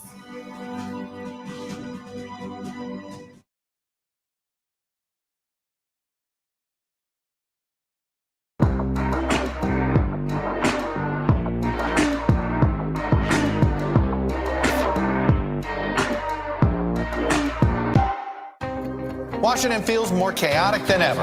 It's my job to ask the tough questions, left and right, and help you make sense of it all. You ready to go to work? I'm so ready to go to work. She's Joe Biden's choice to be next in line. But who is Kamala Harris? Join me, Joy Reid, as I explore her life's journey from Oakland to Washington on my 6-part podcast, Kamala Next in Line. New episodes every Monday. Subscribe for free wherever you get your podcasts. For breaking news in our changing world, download the NBC News app. President Trump and Joe Biden hit the trail. At the center of this campaign, coronavirus. The story. The battleground blitz as we enter the final stretch of the 2020 race. From every angle. If you were sitting here talking to Joe Biden and President Trump, what would you want to tell them right now? On the ground. The winds fanning these flames are expected to last another 24 hours. And in depth. We now have 2 vaccine trials on hold. Should people be concerned? NBC Nightly News with Lester Holt. Good morning. Welcome to Today. We're glad to have you with us. This fall, we're right there with you. Whether you're back to school What do you guys think? We're excited? or back to work, we're keeping you safe. I love being back. Every morning on Today. Police murder of unarmed black men has been an American way of death across centuries. After seeing the most comprehensive police reform bill ever introduced in Congress, I've begun to wonder if now is the time. If now is the time the protesters finally win. The Last Word with Lawrence O'Donnell. Weeknights at 10 on MSNBC. Morning, the morning after the presidential election, a race that at this moment at 10:19 on the East Coast still remains up in the air. We don't know who the winner is yet. It may take days, if not a little bit longer. The reason? Votes are still being counted in those battleground states. We've beat the drum on throughout the campaign. We got 100 million folks who voted early, either in person or by mail. So that's taken time to tabulate. We've got reports from 3 of the battlegrounds. We'll go from east to west. Let's start with NBC's Stephanie Goss. She's in Philadelphia, Pennsylvania, the center of the political universe this morning. Hi, Steph. Yeah, it is. I mean, Chuck was running through that scenario where it may not be, but you know what? It probably will be. And we have a press conference coming up with the governor and the secretary of state, which will in part just be to calm nerves because there is still a lot of vote out there. It's not a surprise that there is. And you may remember that the governor actually ran a commercial in the days leading up to the election saying, this is where this state is going to be. And why is it here? Because of that unprecedented mail-in vote. 2.5 million ballots have been received. 1.1 were counted late last night. That number is going to change pretty quickly, but that's less than half. And all of those votes centered almost entirely in places that could go for Biden significantly, including here in Philadelphia. You also have some suburbs, the counties of Montgomery and Chester, and then you have Allegheny, and that's where Pittsburgh is. They stopped counting last night. They've just resumed recounting. And so the message today from the governor and secretary of state, please be patient. Guys, back to you. All right, Stephanie, thank you. Wisconsin is another swing state that remains really too close to call. Razor thin margin between the candidates. NBC's Cal Perry's with us now. He's in Milwaukee. Hey, Cal. Hey, Hoda, good morning to you. So this is probably very difficult for the Democratic Party to watch, but they told us this was likely what was going to happen, that they could be down at midnight in the state of Wisconsin, but up at 3 in the morning. And that is what happened. We saw these votes come in, those early votes being dramatically walked across a parking lot and counted at 3 a.m. And when those votes came in from Biden, that has what put him over the top. 20,000 votes, the campaign telling us they are confident that they have won this state, though we still have not called it. Another 100,000 votes to come in. The difference here was that urban versus rural divide. Hillary Clinton lost this state by 25,000 votes. Democrats looked at the city of Milwaukee. They thought they could make gains, and they did. They picked up 20,000 votes in this city. They're hoping to replicate that both in Detroit and, of course, in Atlanta. Guys? All right, Cal, thank you so much. So let's head over to Arizona. A fight for the 11 electoral votes there still going on. NBC's Vaughn Hilliard is in Scottsdale for us. That's one of the suburbs in Maricopa County that it may prove to be decisive. Vaughn, what are you hearing? Yeah, Savannah, the lead for Joe Biden has dwindled down to just 3.4 percentage points. And a top official with the Trump camp here tells me that the campaign is holding out hope that they can close that margin, close the gap, and overcome Joe Biden in this state. Of course, it's a tall task, but when you're looking at the ballots that are left to be counted, there are still several 100,000 ballots that have to be processed here in the state of Arizona. And all of these ballots are ones that have come in the last several days. And after Democrats came out with a large lead here among returned ballots early on in October, in these last several days, it was Republicans that these ballots were trending towards. You know, if we should note, Joe Biden does ultimately clinch the state of Arizona and its 11 electoral votes. The base of voters that we will be talking about are those independent voters, particularly in these suburban areas. They long lean towards Republicans, the likes of Senator John McCain. But what we are seeing from our data right now is that those voters in this election went to Joe Biden and could ultimately be the group that clinches it for him in the presidency. You mentioned McCain, Cindy McCain, John McCain's widow, of course, coming out and endorsing Joe Biden late in the campaign. We'll see if that had an impact as well. Vaughn Hilliard, our man in Arizona. Thank you. Indeed, 10:23 on the East Coast. Our Decision 20 coverage will resume in a minute. You guys were the ones up all night. What the heck is wrong with me?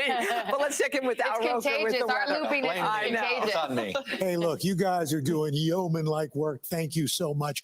Let's take a look. The really only big thing going on the weather map is out west in the Pacific Northwest. Storm after storm going to be coming in here. You can already see on the radar, we're picking this up. This cold front will move inland. Heavy rain for coastal Oregon and Washington State. As this continues to move in tomorrow, the rain will spread into Idaho and Montana. As you get up into the elevations, we're looking for that snow to start dropping as the cold air starts to expand. Rainfall amounts generally anywhere from 1 to 3 inches, but could see upwards of 4 to 5 in some localized spots. Rest of the country, we are looking at a beautiful day in the Southwest. Desert heat, record highs in the plains, turning milder here in the Northeast. We're going to get to your local forecast coming up in the next 30 seconds.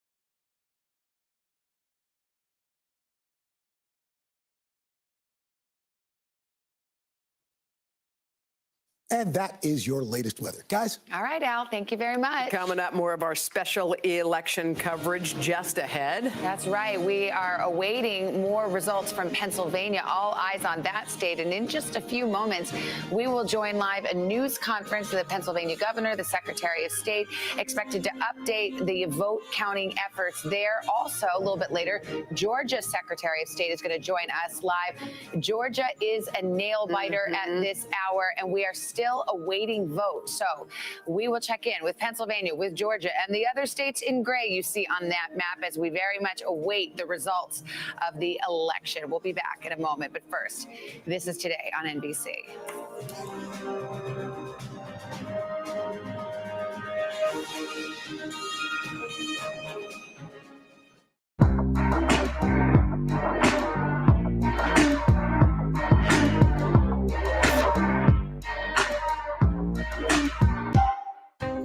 Washington feels more chaotic than ever. It's my job to ask the tough questions, left and right, and help you make sense of it all. You ready to go to work? I'm so ready to go to work. She's Joe Biden's choice to be next in line. But who is Kamala Harris? Join me, Joy Reid, as I explore her life's journey from Oakland to Washington on my 6-part podcast, Kamala Next in Line. New episodes every Monday. Subscribe for free wherever you get your podcasts. For breaking news in our changing world, download the NBC News app. President Trump and Joe Biden hit the trail. At the center of this campaign, coronavirus. The story The battleground blitz as we enter the final stretch of the 2020 race. from every angle. If you were sitting here talking to Joe Biden and President Trump, what would you want to tell them?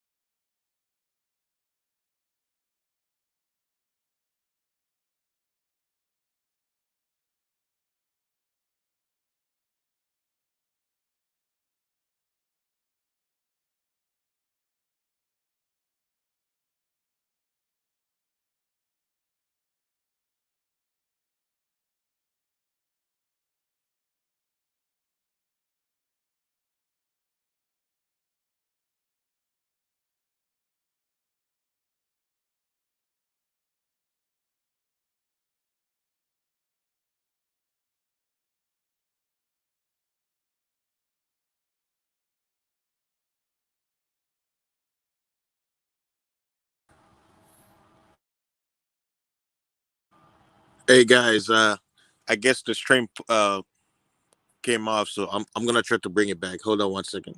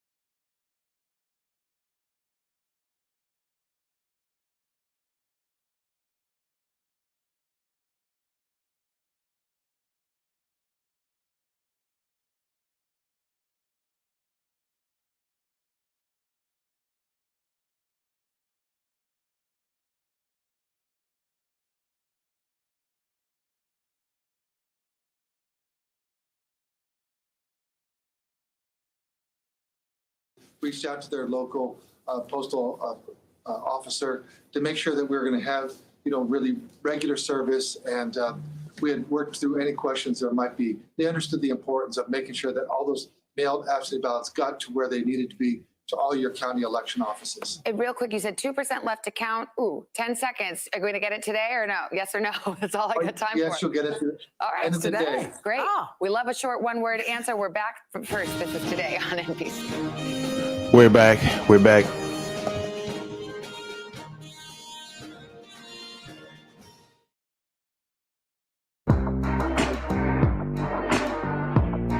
There's nothing that he can do to stop the people of this Election day.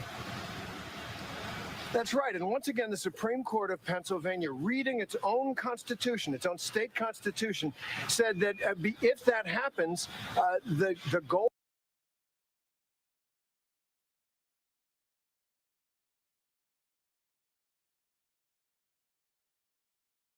There's nothing that he can do to stop the people of this nation from voting in overwhelming numbers.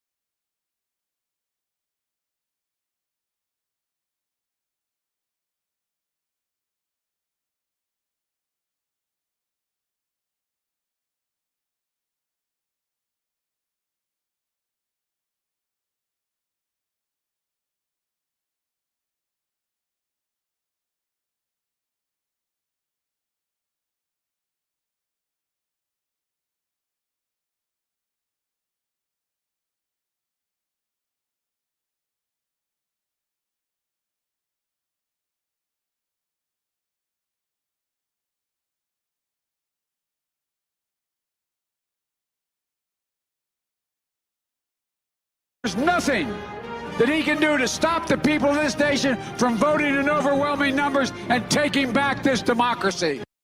The time, if now is the time the protesters finally win. The Last Word with Lawrence O'Donnell, weeknights at 10 on MSNBC.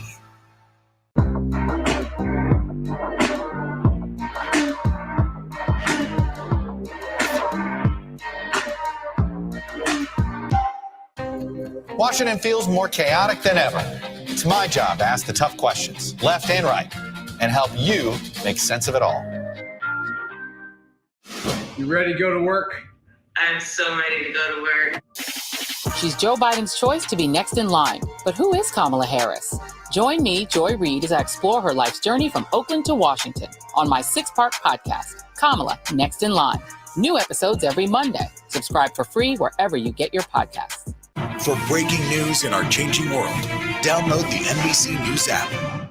President Trump and Joe Biden hit the trail. At the center of this campaign, coronavirus. The story. The battleground blitz as we enter the final stretch of the 2020 race. From every angle. If you were sitting here talking to Joe Biden and President Trump, what would you want to tell them right now? On the ground. The wind standing these flames are expected to last another 24 hours. And in depth. We now have 2 vaccine trials on hold. Should people be concerned? NBC Nightly News with Lester Holt. Good morning. Welcome to Today. We're glad to have you with us. This fall, we're right there with you. Whether you're back to school. What do you guys think? We're excited? Or back to work, we're keeping you safe. I love being back. Every morning on Today. Police murder of unarmed black men has been an American way of death across centuries. After seeing the most comprehensive police reform bill ever introduced in Congress, I've begun to wonder if now is the time. If now is the time the protesters finally win. The Last Word with Lawrence O'Donnell, weeknights at 10 on MSNBC. It's 8 o'clock on Today. Coming up, watching and waiting. This morning, millions of votes still being counted. Several crucial states too close to call. Overnight, the president falsely claiming victory. We were getting ready to win this election. Frankly, we did win this election. Joe Biden ready for a fight. I'm here to tell you tonight, we believe we're on track to win this election. We'll have the latest on where everything stands as results are still coming in today, Wednesday, November 4th, 2020. Hi, everybody. Good morning. Welcome back to you today. It is Wednesday morning, and the beat goes on. 11 a.m. on the East Coast, 8 a.m. in the West, and still a lot left to be decided in the presidential race. I'll say the president itself. Let's reset things, okay? In the all-important race to 270 electoral votes, NBC News has Joe Biden with 224. The president stands at 213. Well, 9 states, we're going to list them for you: Pennsylvania, Michigan, Wisconsin, North Carolina, Georgia, Nevada, Arizona, Maine, and Alaska. At this hour, too close to call or just too early to call? Also still at stake in this election, control of Congress. So far, Republicans clinging to their majority in the Senate with several races still outstanding. And NBC News projects the Democrats will hold the House. There's a lot to analyze and discuss with our team of correspondents. We'll start with Chuck Todd. Yes. Chuck, why don't you ease on down the road to your I will wall? a little bit. I'm going to start with Pennsylvania because we've gotten a trickle. Oh. Okay, a trickle in, and at least will tell us. Oh, I'm in Senate here. Didn't mean to be there. Sorry about that. So we've gotten a trickle, and what it is, just a trickle. We still got a lot to go, but the lead's down to 540. Again, we're waiting for the southeastern Pennsylvania. You talk to various people, Savannah, and you and I have different sources that are basically saying the same thing. You'd rather probably be Trump than Biden, but it's going to be awfully tight in Pennsylvania. So if you're Joe Biden right now, you really don't want Pennsylvania to be the be-all, end-all. And if you're Donald Trump, you're wondering, what can I pair up with Pennsylvania here? Because he may need one more. But that I would argue, that's of the 3 blue wall states, this one is probably the one right now where you'd rather be Trump than Biden. In the other 2, at this point, you'd rather be Biden than Trump. We haven't seen a lot new. This is 9,000. Debbie Dingell says the votes are coming in a little bit faster than that. They've built a little bit of the lead. It's basically a smattering in Detroit, a smattering in Flint, and a significant chunk in Grand Rapids. On paper, that should be Biden leading. It is going to be just slightly tighter in that Senate race. And I'll just show you that Senate race here. Hey, Chuck, for with the people Republicans still ahead. Real quick, for people who are just tuning in and they're wondering, these late votes, these are all the absentee votes. These are what votes are these? Like, what are we waiting for overall? As I to do a little refresher here, we've been tracking the type of way people voted, right? You had people that went to the polls yesterday. That's the yellow. All right. Then you had the people that did mail-in ballots or voted early. Right now, that's the orange. We expect this to be a lot more here. And of this number that's left, most of it is mail vote. And that, of course, has been Democratic leaning this year. So that is why there is this pessimism on the Republican side, because they think they know what's left, and it looks pretty good for Biden. Again, I go back to the same thing I was saying with Pennsylvania. In this case, you'd rather be Biden than Trump with what's remaining. And then we've got Wisconsin, and this is a 20,000 vote lead that he's had. Anything 1% or under, you're going to see recount. At some point, we should get the rest of the vote in here. And again, I would just watch this. That's what's going to be to watch here. Is the spread greater than 1%? Is it mail-in or day of vote that we're waiting for? We think it's here? all absentee and mail-in, but unfortunately, we have not seen. They've been putting all of it together. Oh, they didn't break so it we have down. not been able to break that down as well as we've been able to do with other states. And very quickly, a little bit of Arizona presidential popped in. He's got a 93,000 vote lead. That is fairly significant with what's left. But this is one of those cases with what's left, Trump would have to win it by about 20 points. It's not impossible, but it's a huge, huge climb. The leftover vote, he would have to have a margin of plus 20%. Yeah, exactly. In order to make up the gap. So not impossible. Look, we're seeing, we could see that very thing happen. And despite what the Secretary of State said in Georgia by saying, oh, we don't expect it to move the numbers at all, that's just not true, because all of the remaining ballot leans heavily Democratic. The question is just, is there enough of it to overcome 100,000? And our models indicate There just might be. Well, if you had going down to the wire, potentially lasting a few days, demanding recounts and lawsuits, then you won the lottery for 2020's presidential election. We'll keep you nearby, Chuck. Let's go to the White House. NBC's Peter Alexander. Hi, Peter. Good morning.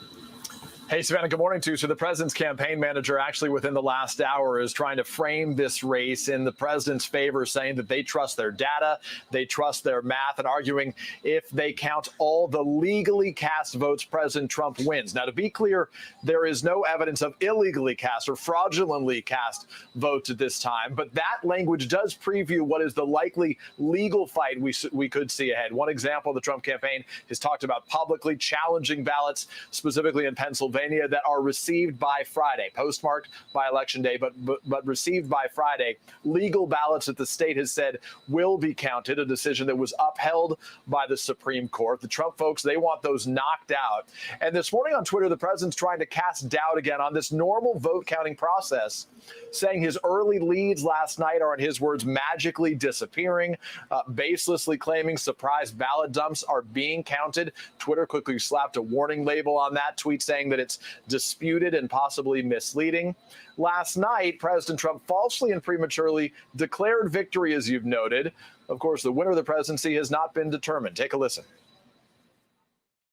Millions and millions of people voted for us tonight, and a very sad group of people is trying to disenfranchise that group of people, and we won't stand for it. This is a fraud on the American public. This is an embarrassment to our country. We were getting ready to win this election. Frankly, we did win this election.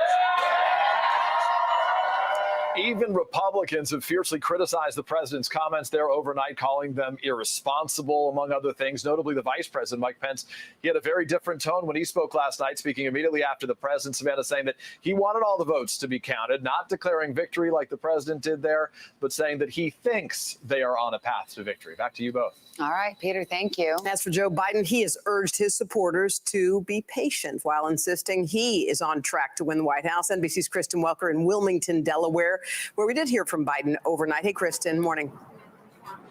Hey, Hoda and Savannah, good morning again to both of you. Well, I can tell you that inside the Biden campaign, they are feeling as we speak. I can tell you the latest that I know, which is not definitive. We're in a pretty good position in North Carolina, but not able yet to declare victory. In Maine, they have an unusual situation in which if either candidate fails to get to 50, they go back and apply something called rank order voting. In other words, you put down your second choice, and then they start adding second choices. As of the moment, Senator Collins is over 50. If that were to sustain until they finished, she would win without going to rank order voting. So it's not a runoff, but your second choice if neither candidate reaches 50. In Georgia, the only state in the union that requires you to get 50%.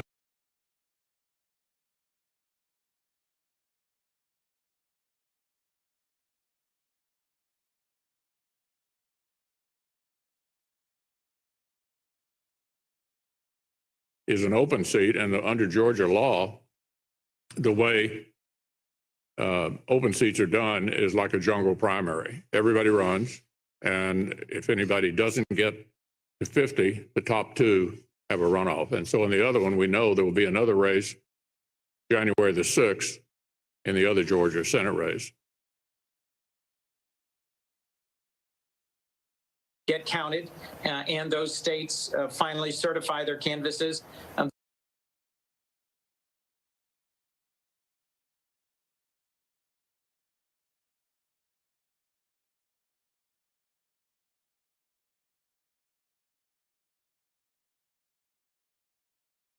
I think we've talked about this before, but how you vote is determined at the state level and not in Washington.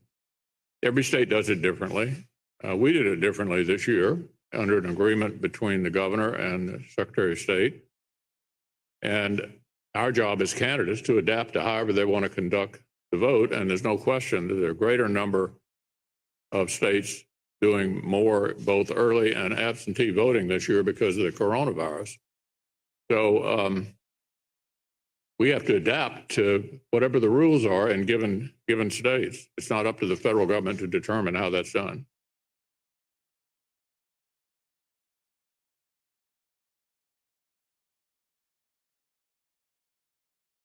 Well, as you know, I don't just sort of engage in random observations about those comments. I can give you my point of view, and I might, if you're talking about the presidential election, I think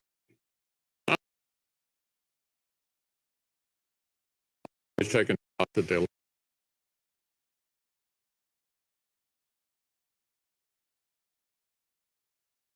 a close election in the popular vote count. When would the litigation ever stop? What the Electoral College guarantees is that you have finality in 50 separate places. 50 separate places you get to a final outcome. We saw under the Electoral College in 2000, close election in one state created a 5-week challenge to get the outcome in the Bush versus Gore decision. So we ought to be grateful for the Electoral College in a close presidential election like this. There will be finality reached in 50 separate places. It may take a while for the voting to finish, and both sides will probably be lawyered up if it's a close election. That's happened before, and it will happen this time.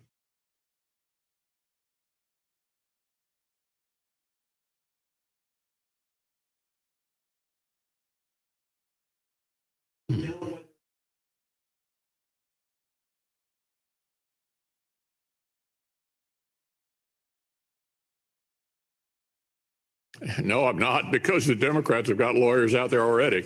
I mean, looking at the Senate, both sides are lawyered up in Georgia, North Carolina, Maine, both sides. Going to court is the way we resolve uncertainty in our country. So no, I'm not troubled at all by the president suggesting that, because the other side's already doing it too. And you can anticipate in close elections, both sides will be lawyered up and will end up in court. It's happened over and over and over again. Nothing unusual.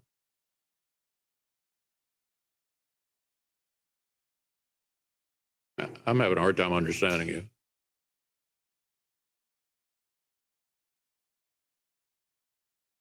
Well, it's not unusual for people to claim they won the election. I can think of that happening on numerous occasions, but claiming you win the election is different from finishing the counting. And what we're going to see here in the next few days, both in the Senate races and in the presidential race, is each state will ultimately get to a final outcome. And you should not be shocked that both sides are going to have lawyers there, both in these close Senate races and in the presidential contest.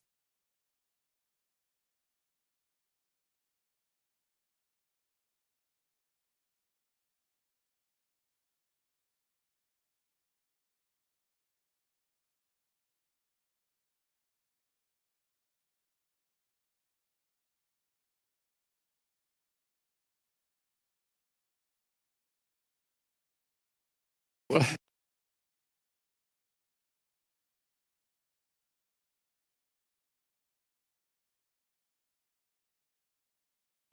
disputes. That's the way we do it in this country. Having close disputed elections is not unusual.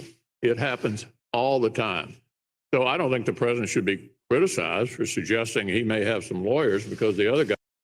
But the poll workers were working together, and then there were bipartisan poll observers who were there as challengers to make sure that everything was going smoothly. And they were making sure, too, that there was no voter intimidation or voter suppression. So by all accounts, by all of the people we spoke to up and down the chain, yesterday was a very smooth sailing operation. And Jude, you've done a lot of reporting from Michigan throughout the summer. It has been a tense time in the state.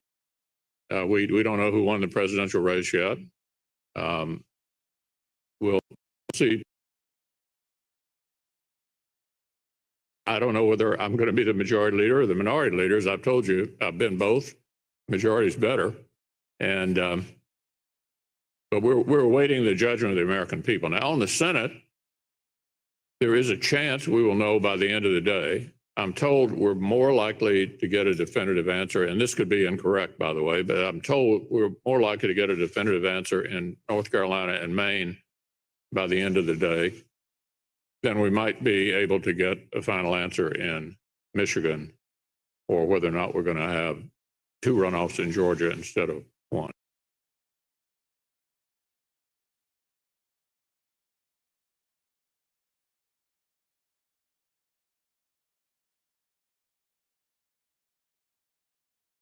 You know, voter behavior is obviously impacted by the campaigns that you put on. And we tried to make as an aggressive argument as we could that my opponent was pretty much in line with every issue. And you heard me say over and over again that that's certainly not where I am, and that I allow Kentucky to punch above its weight. So I think it was a pretty clear choice for the people of Kentucky. And I'm glad they decided that our arguments were better than hers.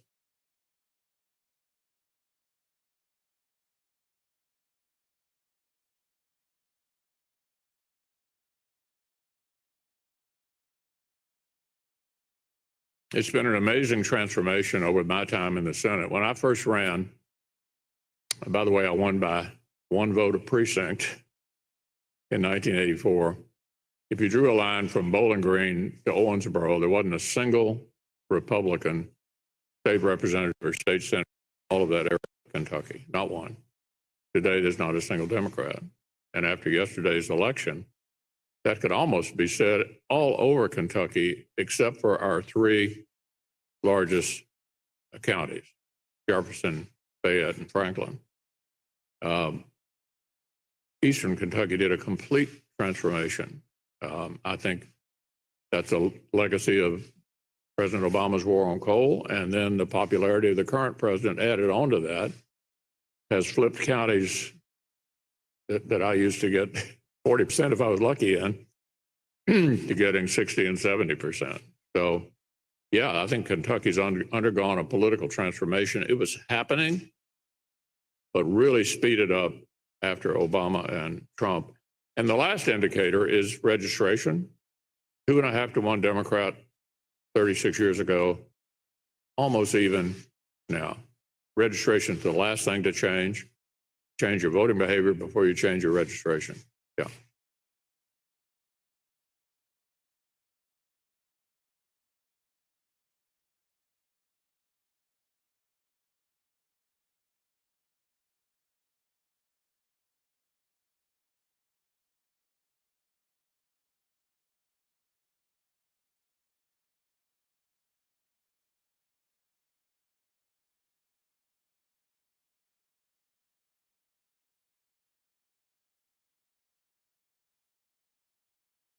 I agree. I'm disturbed by 2 things that I think we need to do better nationally. For Act Blue, I think it is an incredibly effective model to reach out and to a lot of small donors and pull them together and target them in a particular direction. We were way behind on that model. We set up Win Red last year. Some of us did pretty well. I, for example, had over 1 million donors, average donation $35. But we are behind overall in this business of online fundraising, which harnesses small donors, which I think is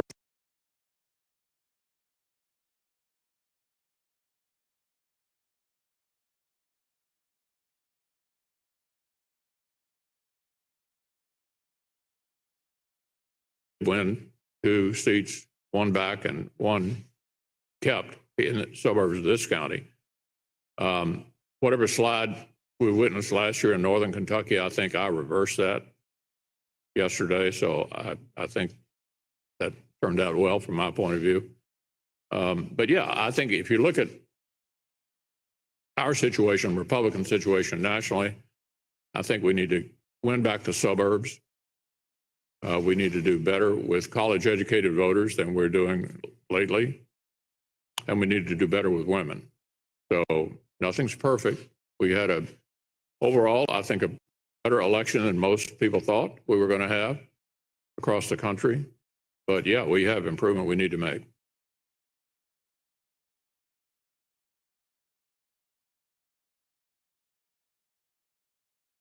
Well, you could argue that.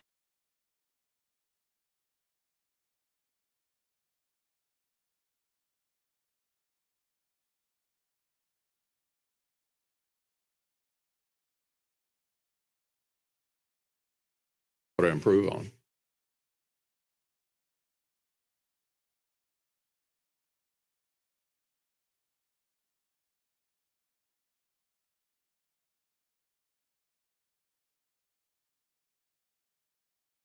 Yeah, as I've said repeatedly in the last few months, we need another rescue package. The Senate goes back in session next Monday. Hopefully the partisan passions that prevented us from doing another rescue package will subside with the election. And I think we need to do it, and I think we need to do it before the end of the year. As you noticed, we had some big differences about what to do. The Speaker laid out a $2.5 trillion package with all kinds of things that I felt were simply unrelated to the subject. I laid on the Senate floor, not once, but twice, $500 billion. We can all remember when that was a lot of money, targeting the school situation, the need to replenish the PPP small loan program, which has been an enormous success. 50,000 Kentucky businesses drew down $5.2 billion. Huge success. They need to be replenished. And we need another round for hospitals because clearly, clearly the coronavirus is not gone. In fact, we've got it worse now than we had it in the spring, I believe. And I think that's true in a lot of other states. So I think that's job one when we get back, hopefully with a more cooperative situation than we had. And we also need to fund the government. And the Speaker and I agree that we ought to do an omnibus appropriation bill and do it in December, no matter who wins the election. It's a basic function of government that we haven't handled very well in recent years. And we need to do that. So we have two big things to do here before the end of the year. And it won't surprise you to know there's some more judges to do. Won't surprise any of you. And we're going to continue to confirm lifetime appointments to the courts as well.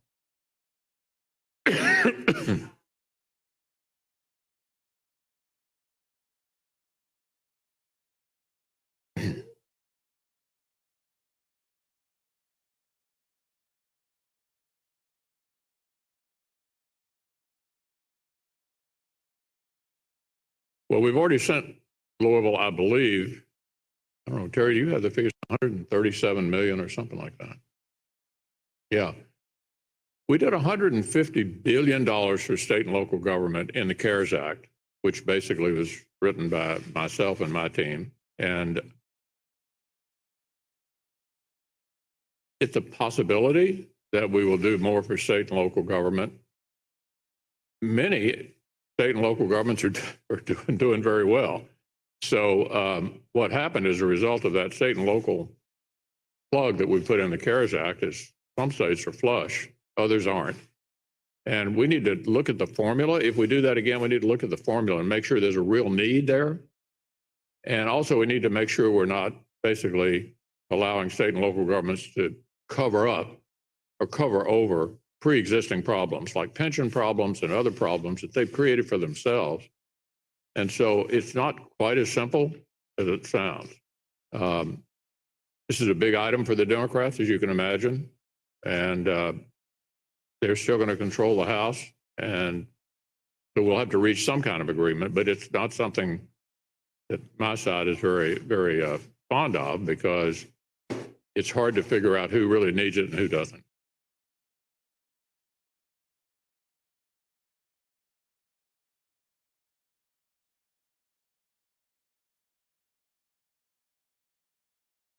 Well, as long as until we get the vaccine, we're still here. I mean, you all have seen me emphasize wearing a mask and practice social distancing since May, everywhere I go. And this vaccine is not going to go away till we kill it. So that's job one. We've already allocated an enormous amount of money toward testing, treatment, and vaccines. We may need to do more in the next rescue package because ultimately you got to kill the vaccine before we get back to normal. There's no other way to get back to normal. You can keep pumping money into the economy forever and it won't solve the problem until we kill the virus. Having said that, there are other sectors that need help, and I outlined what I think is appropriate, but I don't get to make the final decision. We have to deal with the Democrats. And what I'm saying is, I think now that the election's over, the need is there, and we need to sit down and work this out. And state and local could end up being a part of it. I'd like to see it done a little more skillfully.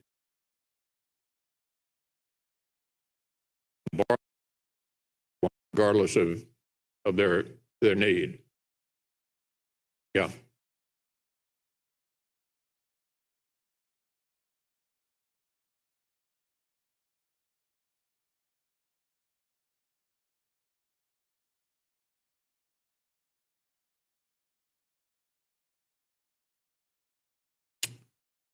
Well, Morgan, it depends on state law as to how they do this.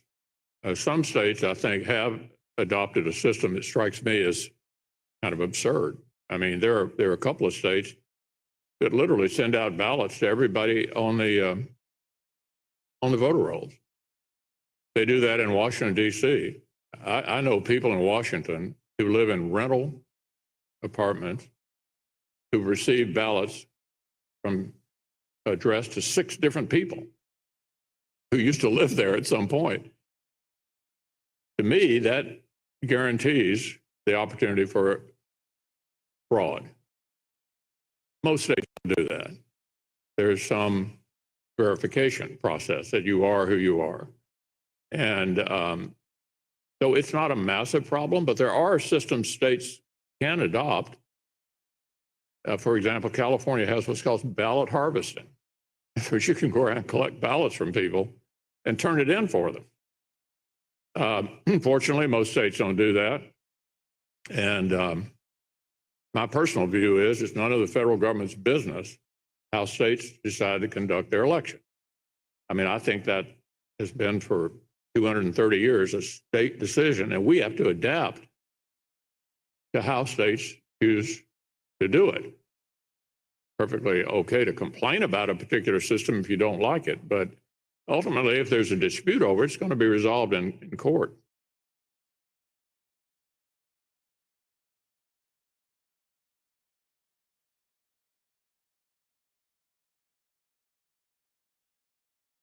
Well, the results are accepted when you get finality in 50 separate states.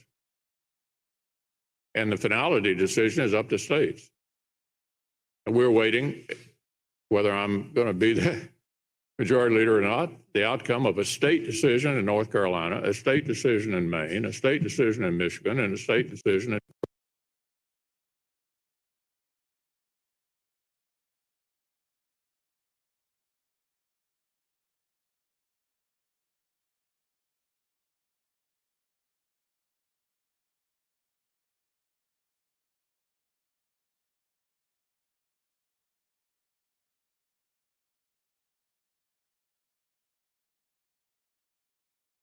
Do I feel what?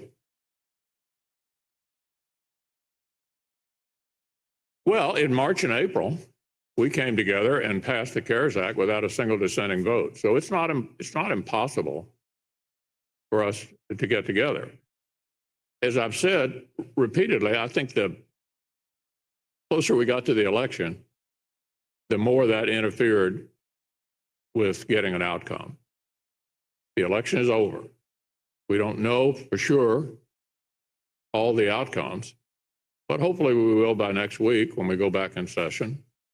And we need to sit down and talk to each other like we did back in March and April and address the problem. And I'm confident we will, no matter who ends up running the government, no matter who's in the White House, no matter who's, I think we know the Democrats are going to run the House, and no matter who runs the Senate, it's time to overcome all that and get results.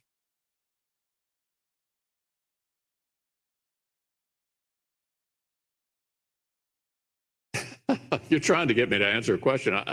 Well, obviously, I'd a lot rather be the majority leader than the minority leader. If it appears that, as of today, at this moment, that we are in a pretty good position in North Carolina and Maine. We may, as I said earlier, know later in the day how that turns out. If my math is correct, if we win in North Carolina and Maine, I'm still the offensive coordinator. So we may know by the end of the day. And then there are others that are still to play out. One or two specials in Georgia and the Michigan Senate race. We have a fabulous candidate up there who's got a real shot.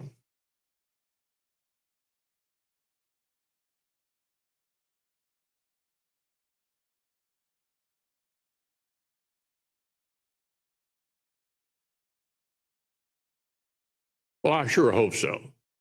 You know, Ruth Bader Ginsburg said last year, not Mitch McConnell, Ruth Bader Ginsburg said last year, 9 is the right number. Talk about destabilizing the courts. Imagine if you started, every time the power shifted, you started adding new judges, they'd have no credibility at all. It's a terrible idea. And I was disappointed in my old friend Joe Biden for not just ruling it out, which surprised me, frankly.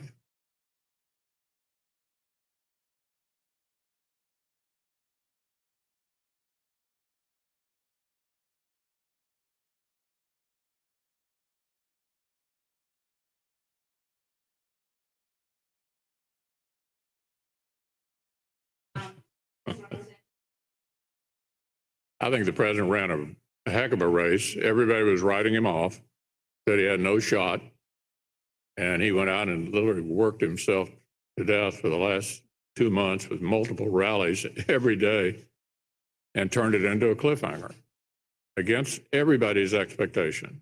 So it was an extraordinary campaign. I think it also helped us in our Senate races. The places, with the exception of Maine, the places where we have the best chance of winning are places where it looks like he won. So I'm going to take one more, and I think we've probably covered it. Yeah.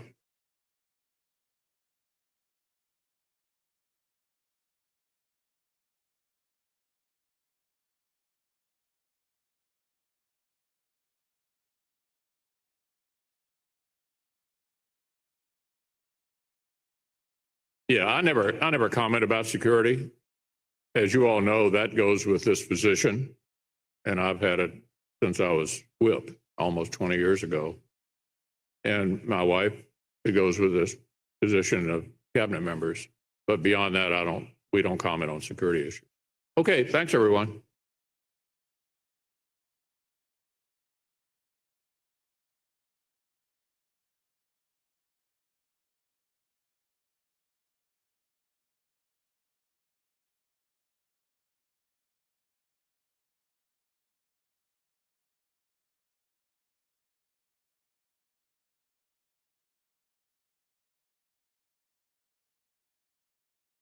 Congressional, I bet you that freaked a whole bunch of people out. Like, oh my God, Trump's winning. Arizona. As you can see here, Biden's got nearly 100,000 vote lead here. We expect at dinner time tonight, probably dinner time out west, but when we're on in prime time again, doing election night part 2 in America, we think we will get an Arizona call on that front. And Georgia is just waiting for all that Atlanta vote. Sounds like we will get it throughout the day. Mm-hmm. So this is something else we will find out. How close does it get? I told you our models say 0.1%. But it all depends. It's a lot of Democratic vote is out. Joe Biden's got to win it by a big number. Think 70-30-ish type of thing. Not out of the realm of possibility, mm-hmm. Because of where this vote is. And then North Carolina, we just have ballots that are going to come. We were just talking about ballots that are going to keep coming in for more than a week. So you'll see here 10,000, a margin of 10,000 could trigger a recount. And look, we'll just have this could be something that we just wait for the vote to trickle in. And if the margins keep shrinking, then we'll keep waiting. And if they don't, then this is you'd rather be Trump than Biden in North Carolina. So, hey, Chuck. So there we are. I think what that would mean is, let me take us through the what if map, right? And if we get the calls that we think we're going to get, okay, just to sort of get, right now we're going to give Alaska to the president. We're going to assume those lean this way. Wisconsin, recount land, Michigan. So you see there that would head. Well, I want everyone to know the sound of my voice that every legal vote in Georgia will count. And right now we have about 200,000 ballots that are left to be counted. With the absentee ballot process, county worked on scanning those, as many as they could. And then there are also about 40 to 50,000 early votes that need to be counted. Every legal vote will be counted. So is the president right there?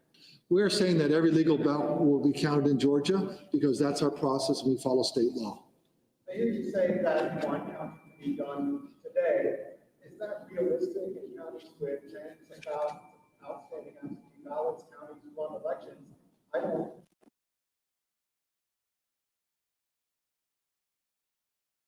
Them to complete it today, but is that actually possible? We're pushing really hard for that. If we can get that down, if we don't get it there, but we get the number so small that then there's no question of who actually the winner is, I think that'll be helpful. Really remove a lot of those questions that people might have. Yes, ma'am.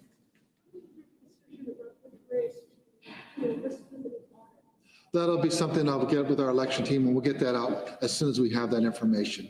There's a word that USPS was supposed to do a sweep of their facility to make sure all the absentee ballots had been delivered, and in some places that didn't take place. Do you know if that happened in Georgia? Is that any concern? Well, it would always be a concern. We want to make sure everything gets to us. Don't have anything specific on that, but that's why we also instituted the absentee ballot drop boxes. Our concern actually was that voters were way too long and then it'd be too late to mail. And that's why we had the absentee ballot drop boxes, which was very well received by voters in Georgia. So you don't have word that took place? We'll circle back and get that information out to you. Can I get with this, ma'am? Well, it's several counties, but we know that DeKalb, Fulton, Forsyth, even has 7,000 voters. So it's really, it's something when you have such a large number of absentee voters and then you have some early votes, it's really multiple counties, and we're just knocking those down one at a time. Sir, can you speak to the process of absentee ballots? I know that this the timing technically today. For those who may be wondering why just the delay and difficulty of absentee ballots. Yeah. So the state election board gave the counties the authority that they could begin the process of scanning the absentee ballots, which is very helpful. So I know that down in Muskogee County, Richmond County, they were really current with everything they had received, but then all of a sudden, we also had additional ballots come in on Monday and then Tuesday, so they're being dropped in. So so they'll be getting that as soon as they. It is a 2-page ballot. It just takes longer to get those ready for the scanning process. Is there another question back there?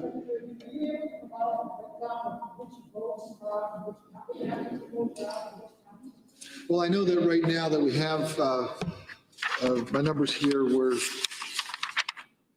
52 to 54,000 in DeKalb. Right now we have 74,000 approximately Fulton County absentees. And 43,000 early votes in Fulton County. And I have about 7,000 right now in Forsyth. We can get you the entire list because it's just we make sure we include all the counties. Secretary, can you walk through what the rest of the election process looks like from the military ballots coming in to the audit certification process? What's the next part before we can say Georgia certified? Well, the next process obviously will be to make sure we get all the counted, then also the UOCAVA, the overseas military ballots, to get those in and have them incorporated. The risk limiting audit process later this week, which is really important. So many people are not aware of that. This is the first time we're doing a statewide audit And so what that will really give you, first of all, we have, I think, a higher confidence of voters. I know there's a lot of information out there, a lot of misinformation out there, and some of just lack of knowledge. And we understand that. And that's why the risk limited audit, what that will do will verify results. So if there's a race that was, say, reported a 51-49, when we do the audit, then we can verify what the result is, and we have over a 90% confidence level. That gives people additional assurance. I think also having that paper ballot, voters were very comfortable. That just gave them that comfort feeling that looked at it before they cast their ballot, and that's a good thing also. We then will have the certification. So nothing gets certified until after we do the risk limiting audit. And then with the president race, probably going to be so close, and even some down ballot races maybe within the margins. Can you talk about what the procedures are? Well, if there's a race that was in 0.5%, it is your right as the candidate that is close but not over the top that you could ask for a recount. So we actually could have a request for, say, a state representative, county commission race, or any race that's within 0.5%, and we'll just wait till we get every ballot counted, and that's why it's very important we follow through the process. It'll be actually pulling out, running those through, and then it'll be actually seeing where that brings us, and then you're looking at the words that are on the ballot at some point. Mr. Senator, can you explain what you know about what's happening in Gwinnett County? Apparently they're having some issues with scanning or getting the rescan thousands of ballots. Follow through that viable paper ballot that you can rescan that, but also that's why if some of the ballots do kick out, and the reason they kick out is if they don't fill out the ballot correctly or they put an X or they circle a name. That's why we have the adjudication panels, the Republican, Democrat, and then the election official, to have 3 sets of eyes on there to verify that. So we want at least a 2-1 adjudication vote on each ballot, so we can make sure that we capture the correct voter intent. If there are legal challenges made to votes cast before 7 o'clock yesterday, absentee ballots, will your office in the state defend those ballots against legal challenges? Yeah, we want to make sure that we follow state law. We are always going to look at what is the state law, and that's why Ryan Germany, our legal counsel, can answer any legal questions you have. But we want to make sure the law is very clear and we follow the state law, and we don't believe that judges should legislate. I could just get a quick assessment from you of the timing of this is taking. Is this taking longer than And that's why we're really pleased with the state election board allowing us to scan that. If you look at some of these states, this morning is when they actually opened up their absentee ballot, boxes, and that's when they started actually the process of separating out the absentee ballots. That's a very extensive process, verifying the signature and going through there, separating it out. We have saved days and days. You're going to be waiting a long time in some of these states, much to many people's consternation, because we understand it's a close election. Yeah, we're doing fine, and we're really pleased with. We'll be off everyone's radar, and they'll be worried about the states up north. Your website doesn't keep up with the absentee ballot process. Right. Yeah. As it's getting reported, then it'll be just added to that total. So how do private citizens know? And it's just because it's a process, and we just keep on adding that, and then eventually, when we have them all done, you'll know that we'll notify or put a note there that these are the final totals for that particular county. Sir, Archie with Nexstar. A question about the ballot. I know we talked about that. These are coming in. Last time, have you heard anything about rejected ballots and what happened to those ballots? Well, yes. Last time we actually had about 1%, but of that, probably 0.75, 75% of those rejected ballots were actually received late. So very few of those actually were rejected by the adjudication panel. When they actually looked down at that, all 3 of the folks, or 2 out of the 3 folks, were saying, yeah, they really wanted Mary for this race here. They really wanted Bob for that race there. And that's a good thing. So very little of the actual ones that get through the adjudication panel are being rejected. So thank you very much. As we get more information, we'll get that to you. If you have any legal questions, Ryan Germany's here. Results out to you as soon as we can. Thank you very much.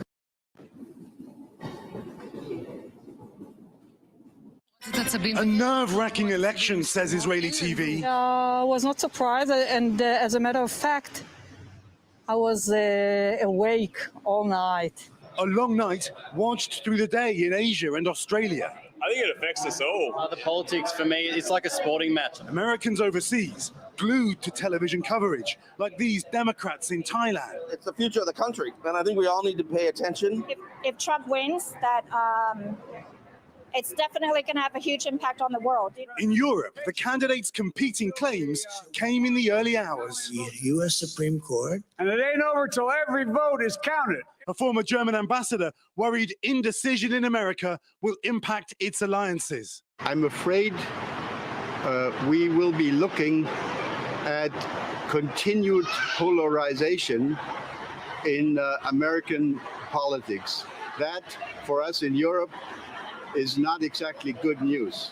Britain, America's closest ally, expressing faith in the US system. We respect the values of democracy and the checks and balances reflected in the US system. America's friends holding their breath. I always thought it was going to be closer than people thought. Very depressed. I think it's going to be very close. It's going to be drawn out. It's going to be like the 2000 election again. America's foes quick to criticize. In China, the hashtag US election has been viewed 3.4 billion times. America is without hope, says one senior Chinese state media journalist. In Russia, pro-Kremlin media warning of chaos in America. While the Middle East, a region that perhaps more than any other looks to America for leadership. We will not have a good solution from the United States as a Palestinian. I've never seen America that divided, to be honest. Wondering where the world goes now. And Hoda and Savannah, I think America's allies at least understand that America needs to be given time to figure out who it voted for. But just think about the list of international issues that lie ahead. Should American troops be withdrawn from Afghanistan, America's longest war, the Iran situation, the environment and climate change, and then that behemoth issue at China. There are a lot of decisions to be made once this decision of who is president gets made, guys. Yeah, all right. We may wait a few more days for this decision, though. Keir, thank you. All right, at times Any absentee ballot does arrive from that voter, and of course, every ballot is barcoded, then that ballot arriving, that absentee ballot arriving, would be invalidated and spoiled and not counted. So that's the sort of bifurcated process. You see one scenario, you'd have provisional ballots, one you'd have an actual ballot. In all scenarios, only one vote is counted per voter. And I imagine a lot of the details, and to the extent that and either of those scenarios played out in our precincts yesterday, will be sorted out in the days to come. Hi, Secretary Benson. I wanted to ask, you mentioned there's about 100,000, maybe a little more than 100,000 outstanding votes. Are all of those absentee ballots, or are there a few in-person ballots that are still outstanding? And if there are a few, about how many of those would you say are remaining? These are, if not all, the vast majority are absentee ballots. The ballots voted in person yesterday were reported soon after the polls closed, and those were really the first returns that you started to see, alongside some absentee ballots in smaller communities that had not as many absentee ballots to go through. So you saw a mixture of both, but you saw in many communities, like a Detroit or like some of our larger jurisdictions, just the in-person vote coming through, if that. And so now we're at a point where a lot of that in-person vote has been reported, and the remaining ballots are primarily those, if not all, those voted absentee. Again, remember, and particularly for folks nationally, here in Michigan, we have a very decentralized process, particularly when it comes to counting. We have 1,520 local election jurisdictions within 83 counties. And that counting process happens on the local level. So we're also very mindful of that process. It's another reason why it has always taken several hours, if not days, for results to come through our state, because that process is continually effectuated at the local level and then reported up to us at the state. So we're always also mindful of communication that is en route, as I'm speaking to you now, that may have happened at the local level but didn't get to us yet. And that's why, again, patience and vigilance is really key. And just knowing we're really committed to getting this right and to counting every vote. Megan? Secretary Benson, thank you. We are hearing reports that attorneys are coming to the TCF Center to challenge the vote or the count. What can you say about any sort of legal challenges that may or may not be going on with the count right now? Yeah, as I mentioned before, we understand the heightened focus that our state is under and that our processes are under. And so we fully expect that there will be a number of people, watching the process, or perhaps even, as we've already heard, putting out allegations about the process or anything in between. The bottom line for us is that we're just focused on getting this right. And we're focused on getting this right in a way that can withstand any court challenges. I'll also mention, and we've seen this not just in Michigan, but in other states, a lot of times court challenges or allegations are thrown around to further political agendas as opposed to actually legal claims. So we're mindful of that as well. And that's why for us, we're just laser focused on counting every vote. We welcome people to observe the process as they have throughout this entire day and yesterday and since the polls opened and the counting began. And we'll continue to do that as we, again, stay focused on providing everyone with the confidence that we're going to count every vote, every valid vote in Michigan, and we will, work to protect the legality of that process in every way that we're called upon to do so. Riley Pegan, Bridge, and then we'll just take one more question. Hi, Riley. Hey, Secretary, thanks for doing this. Your office had mentioned yesterday that there were some live calls sent to voters in Flint and Grand Rapids related to misinformation about the possibility of being arrested at the polls. Do you have any updates on where those came from, what the scope of those calls were, and if it might have affected the vote there? We know a couple of things. One, when calls came to our voters, they were almost immediately reported out to our Attorney General and to our office. Our Attorney General then swiftly went to work both debunking the claims and launching an investigation. And we're, of course, supporting that investigation, and we worked and really doubled down our efforts to inform every voter about their rights in any community that was affected. We know that robocalls and text messages and a number of other efforts that were targeting our voters yesterday in an effort to depress turnout and deter people from voting. What I saw yesterday, however, is that they didn't work. Numerous people voted, record-breaking turnout in communities all across the state, and particularly in the communities that you mentioned, we saw a large number of people vote, both during the day and absentee. So that's a good thing. It's an encouraging thing, and it shows to me, the goal of misinformation is to cause citizens to lose confidence in the results of their election and believe that their votes don't count and their voices don't matter. But we really have been working in Michigan to make sure if and when misinformation hit our state and hit our citizens, as it did yesterday in certain areas, that they knew not to believe it and they knew what to do with it, which was reported to us. And that's exactly what happened. So it was really gratifying. It was actually a great thing to see. And again, we all worked together as a team to make sure that we educated our voters. We continued to encourage people to know with confidence that if they showed up to vote, their vote would count, that they would be safe and secure. And indeed, that's exactly what did happen for everyone who voted in person yesterday.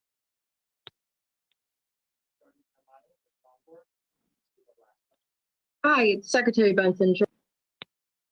Hi. I was wondering if the department had a breakdown of rejected ballots and reason for rejection yet, and if not, when one would be made available. Well, as you know, that's something that we've consistently looked upon and tracked in many elections so far this year. And as you also may know, in past elections, it takes a few days to get those counts. And in fact, in the past, we've tried to let you know as soon as we could when there have been ballots that otherwise have been rejected. We know oftentimes it happens when a ballot arrives late, postmarked prior to Election Day, but arrives after. Sometimes the ballot arrives in an envelope with a signature that doesn't match or that is missing. Notably, our clerks were required for this election, if that happened under state law, to follow up with the voter, to give them an opportunity to confirm their identity and cure their signature. So we're still sorting through a lot of those details and a lot of that data. We certainly will have it in the days ahead. And once we have it, we will let you know about it. As you know, those numbers are important to me as well, as someone who's committed to ensuring that every valid vote is counted. And we want to continue to educate voters and the public if there is ever a time in which a vote is not able to be counted, why that is. And that's why I really just want to close by reemphasizing our process here and what everyone can expect in the days to come. Right now in Michigan, tens of thousands of ballots, absentee ballots, remain to be counted, and particularly in the larger communities I mentioned, parts of Detroit, all of Flint, all of Grand Rapids, and all of Kalamazoo City, and as well as some smaller jurisdictions throughout the state. So we anticipate by the end of today, we'll have a much clearer picture of the counts in those and other communities. And we'll again continue to update you throughout the day. And feel free to reach out to us if you have additional questions. After that happens, when we announce the full statewide tabulation of every vote in the state, that is the unofficial tabulation.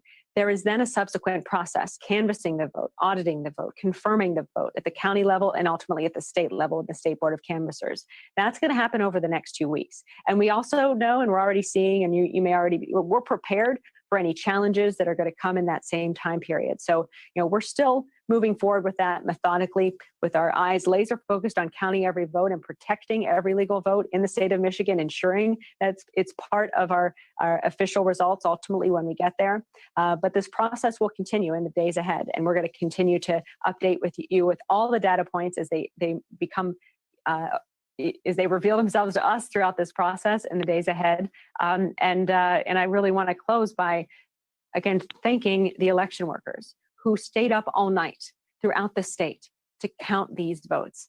Those who showed up in Detroit at 9 p.m. last night and stayed until 5 a.m., counting through the night methodically and securely, taking on the challenges that came their way to make sure every vote was counted, proudly doing so. I've talked to so many of them, and all they just wanted to know, like we all do, is that every vote was going to count, and they wanted to be a part of that process. And so right now throughout the state of Michigan, a lot of that's still happening. And I want to, more than anything, just respect their work and stand back and let them do their jobs so that we can all be confident when we get the results from those absentee counting boards that they're accurate and they're a reflection of a lot of hard work. But just also know that we are working as efficiently as possible within the confines of our current law to get that data out to you, again, with great gratitude and thanks to the election workers who have been working tirelessly, meticulously to count every vote. So thanks, and I'm sure I'll talk to many of you in the hours ahead.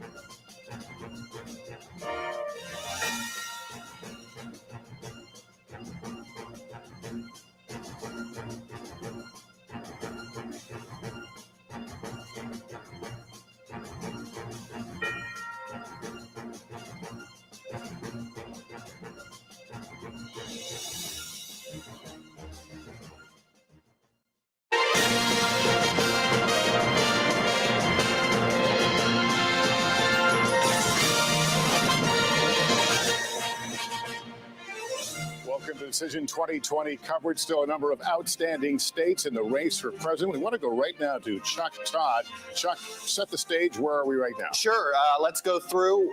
Look, the next few hours, we expect a little bit of action, and where I want to look, the big one is, I believe we just called a state that we've been waiting on calling, and that is the state of Maine. And that would be 3 of the 4, I believe, because right now we know that the president is winning that 2nd congressional district here. So that's 3 additional electoral votes with Maine. We had not called Maine. We were waiting for a little bit more to come in, but that puts us 3 more there, and they're all crucial here right now for Joe Biden. But here's where we expect some action, I think, in the next couple of hours. I'll start in Michigan. Vote is trickling in. It looks like vote that favors Biden. You'd rather be Biden than Trump now. This is something that we think in the next few hours, we're going to start to see enough vote that we may be able to characterize that race. Wisconsin, right now, our boiler room guys are essentially looking at the data, seeing if there are any mistakes, seeing if there's anything in here. We think this could be all the vote that's there. We had an estimate that there was possibly another 100,000 votes out there, but we have heard from the Wisconsin election folks. They think everybody's turned in all their votes. So we're going to make sure there's no double counting, anything like that. But this falls within 1%, a recount that allows you to get a recount in Wisconsin automatic, but 20,000 votes is the difference. We were discussing there is no recount we can think of where somebody made up more than a couple of hundred and occasional 1,000. Nevada is not a state we expect to be able to call today. We know Nevada is going to be tallying a bunch of mail-in vote from Clark County. We think it is. We assume, not just assume but our data indicates that this mail-in vote's likely going to lean Biden. We'll see, but this is something we'll likely deal with tomorrow when they report their new number. Arizona is something that tonight, East Coast evening and maybe West Coast dinner time, we should get a little bit more vote in that should allow us to feel comfortable. Biden is almost outside this margin of callable, but there is a path for President Trump perhaps to catch him, but it would take something. And then look, I'm going to be honest with you. We don't know what's going to happen in Georgia. We're waiting for more of the vote count. The Georgia Secretary of State told us about an hour ago that he expects all of that vote count to come in today. So let's see what it is. There's 100,000 vote difference. We think there are about 400,000 votes out. We think most of these votes are in very blue counties, very blue areas, not just in and around Atlanta, but a few other pockets, a couple of heavy African-American rural counties as well. There is a mathematical possibility, and our models indicate it's very possible this ends up at 0.1%. And then North Carolina, we're not calling this probably for a week. Absentee ballots that arrive with a postmark, that are postmarked on election day can arrive up to a week later and then some. So there's going to be vote that trickles in.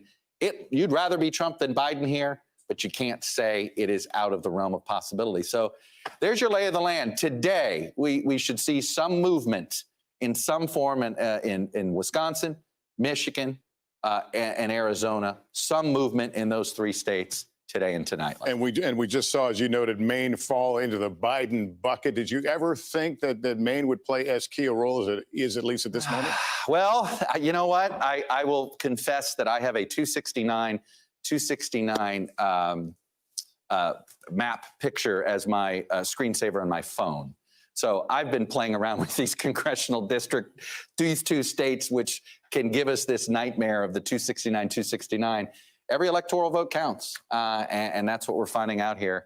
And, Maine, again, what's interesting is the president's doing well in the one part of Maine that looks like a lot of other areas around the country where the president does well with these votes as well. All right, Chuck, we'll keep chatting. In the meantime, let's bring in White House correspondent Peter Alexander. Peter, the president overnight prematurely, falsely declaring the victory and tweeting today about mail-in ballots. What's the read right now coming from the White House?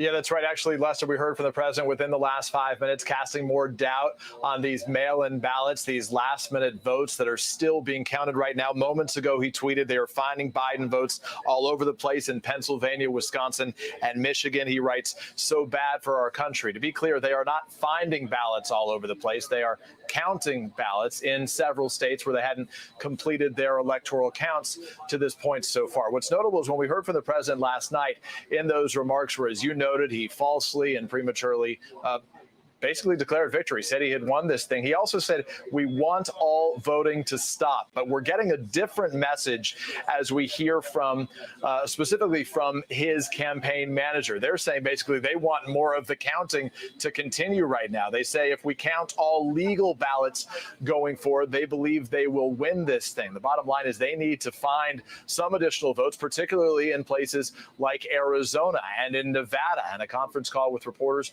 earlier today of Pennsylvania, they said they would win. In Nevada, they said late-breaking votes would benefit them as well. But consider what I'm telling you from the campaign with the math that you just heard Chuck demonstrate to you as well. As for the president, a little bit earlier today, Twitter flagged him for a tweet that I want to post up for you on screen. They put one of those warning labels on it, basically saying that it was disputed or that it could be misleading, saying, as the president did, that one by one, they started to magically disappear, saying his leads around the country were going away as surprise ballot dumps were counted. Again, there is no evidence of these surprise ballot dumps that the president is referring to at this point. Lester, we should add that earlier today, we are now hearing from the Trump campaign in the form of a fundraising email, a request that they're blasting out to their supporters right now, saying President Trump needs you to step up and defend the results. To step up and defend the results. He appears to be asking for money and support, but the idea of defend, which he mentions in all caps, does sort of give you this image of a physical defense. Remember, it's the president himself who said that the sort of situation that we're in right now could induce violence in the streets. Some of his critics saying that type of language by the president himself is problematic, Lester. And Peter, the president tends to say things out loud. So the idea that he's now discrediting the results, we heard that months ago.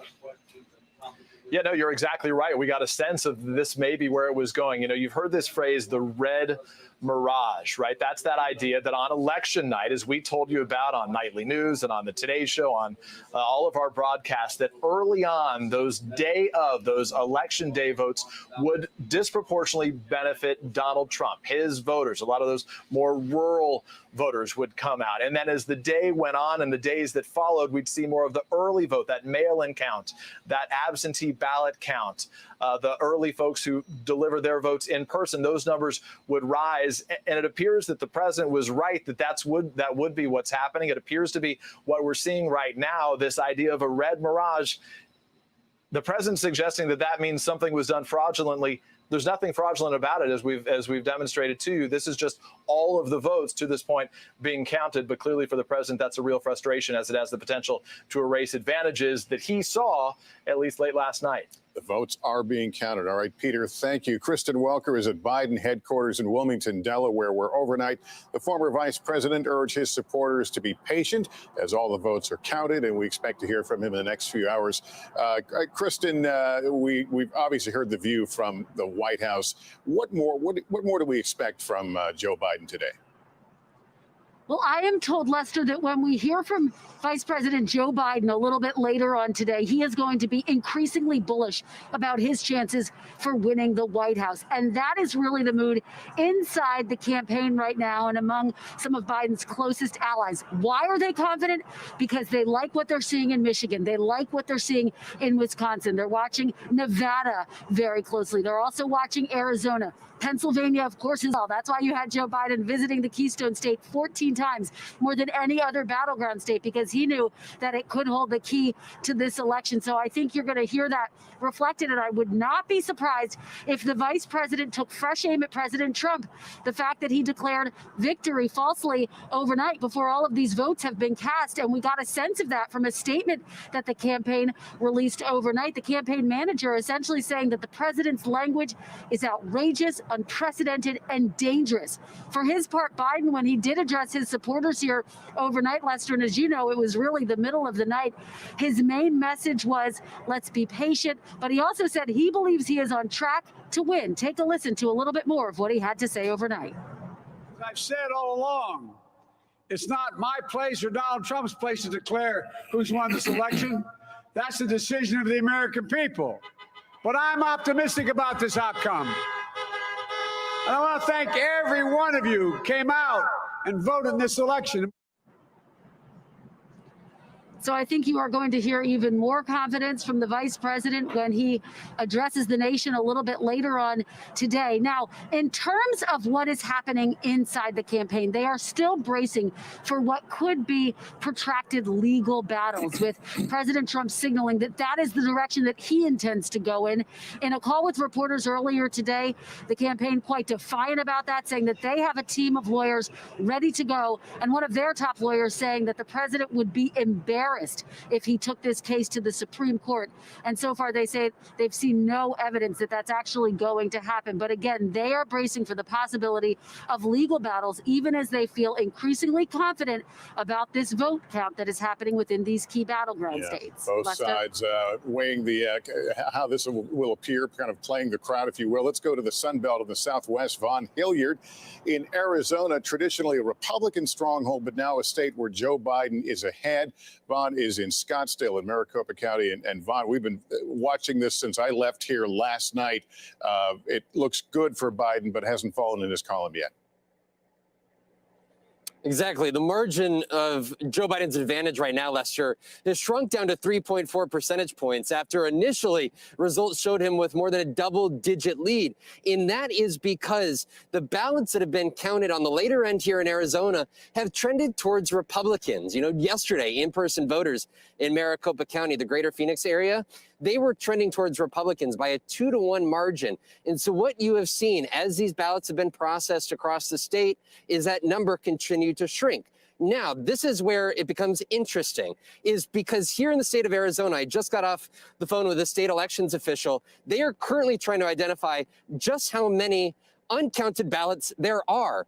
There's a couple 100,000, but how many 100,000? We don't know, because these are ballots that were either hand-delivered or received by county officials on election day. At this moment, they are trying to tabulate exactly just how many of those are outstanding. I was talking to a top official with the Trump camp here in the state, and they said, of course, acknowledging that the margin is very thin, but that they see an outlet where in the situation they saw a surge, particularly in the rural part of the state. Voters that didn't even vote in 2016 that came out at the last moment to cast a vote for Donald Trump, that it could turn here in their favor.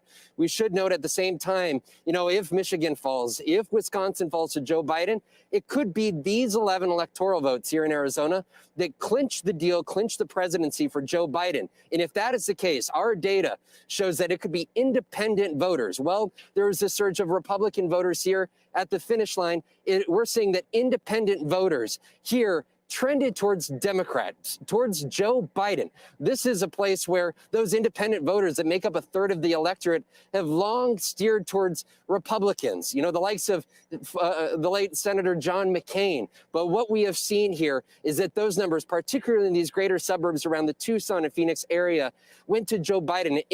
If this is in fact a close race, it could be of independents here in the state of Arizona that sealed the deal for Joe Biden. All right, Vaughn, thank you very much. Washington Post columnist and NBC News, MSNBC political analyst Eugene Robinson is with us, as well as NBC News political analyst and former senator of Missouri, Claire McCaskill.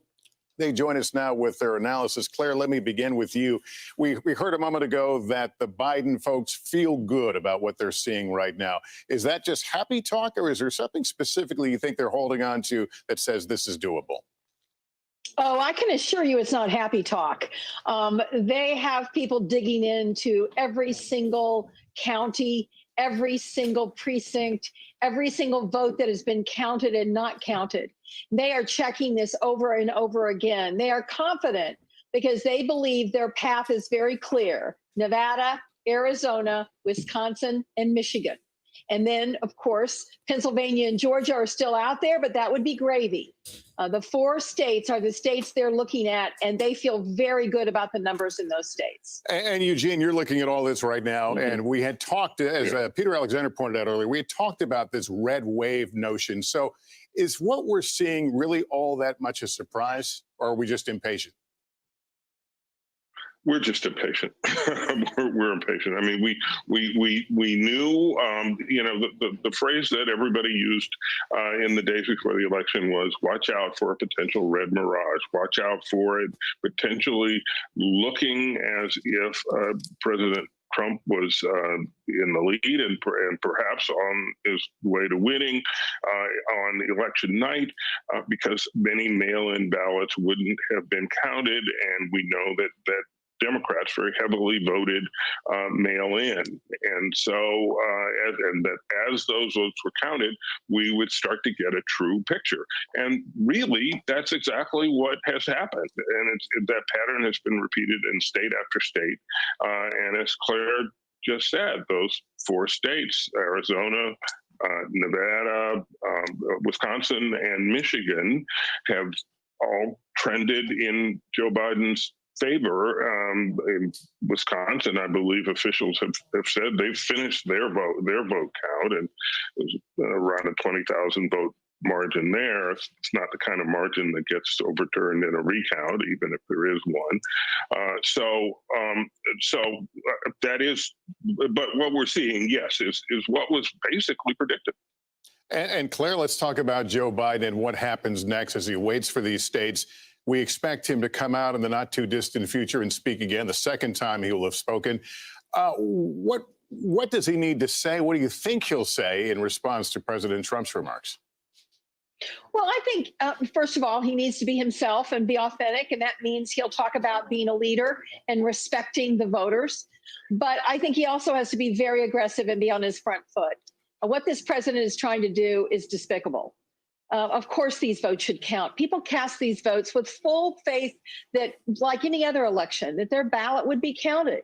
And the rules that were set for these ballots, especially in Pennsylvania, Wisconsin, and Michigan, were set by Republican legislatures. These weren't rules that some Democrats swooped in and said, this is what we're going to do. These are what the Republicans decided the rules were. So the idea that he would try to, act as if following the rules set by Republicans is somehow cheating him is really, really bad. Eugene, have you allowed yourself to visit that place, trying to think of what the next 4 years will be, no matter who wins, given the experience of this election? Or you're not going? Well, yes. I can try, Lester. Look, this is a divided country. This is a divided nation, and we will have. Most likely, we don't know if, but at the very least, the House stays in Democratic hands, and we're going to have a divided government in some way, shape, or form, and it's going to be a bumpy ride at a time when there are things that we need to do urgently, and we need to work together to do urgently. First and foremost, controlling a deadly pandemic that has killed nearly 250,000 Americans and then is entering potentially its deadliest phase. We need to find a way to work together. And after this election, we're going to be kind of battered and bruised, and we're going to have to pick up the pieces and find a way to move forward. All right, bumpy ride. I'm going to add that to my list of understatements for the day.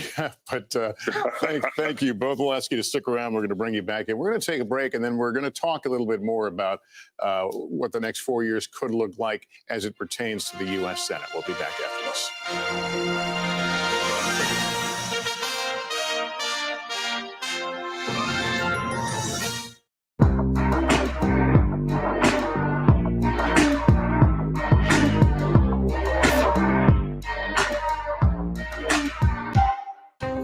Washington feels more chaotic than ever. It's my job to ask the tough questions, left and right, and help you make sense of it all. You ready to go to work? I'm so ready to go to work. She's Joe Biden's choice to be next in line. But who is Kamala Harris? Join me, Joy Reid, as I explore her life's journey from Oakland to Washington on my 6-part podcast, Kamala Next in Line. New episodes every Monday. Subscribe for free wherever you get your podcasts. For breaking news in our changing world, download the NBC News app. President Trump and Joe Biden hit the trail. At the center of this campaign, coronavirus. The story. The battleground blitz as we enter the final stretch of the 2020 race. From every angle. If you were sitting here talking to Joe Biden and President Trump, what would you want to tell them right now? On the ground. The wind standing these flames are expected to last another 24 hours. And in depth. We now have 2 vaccine trials on hold. Should people be concerned? NBC Nightly News with Lester Holt. Good morning. Welcome to Today. We're glad to have you with us. This fall, we're right there with you. Whether you're back to school. What do you guys think? We're excited? Or back to work. We're keeping you safe. I love being back. Every morning on Today. Police murder of unarmed black men has been an American way of death across centuries. After seeing the most comprehensive police reform bill ever introduced in Congress, I've begun to wonder if now is the time.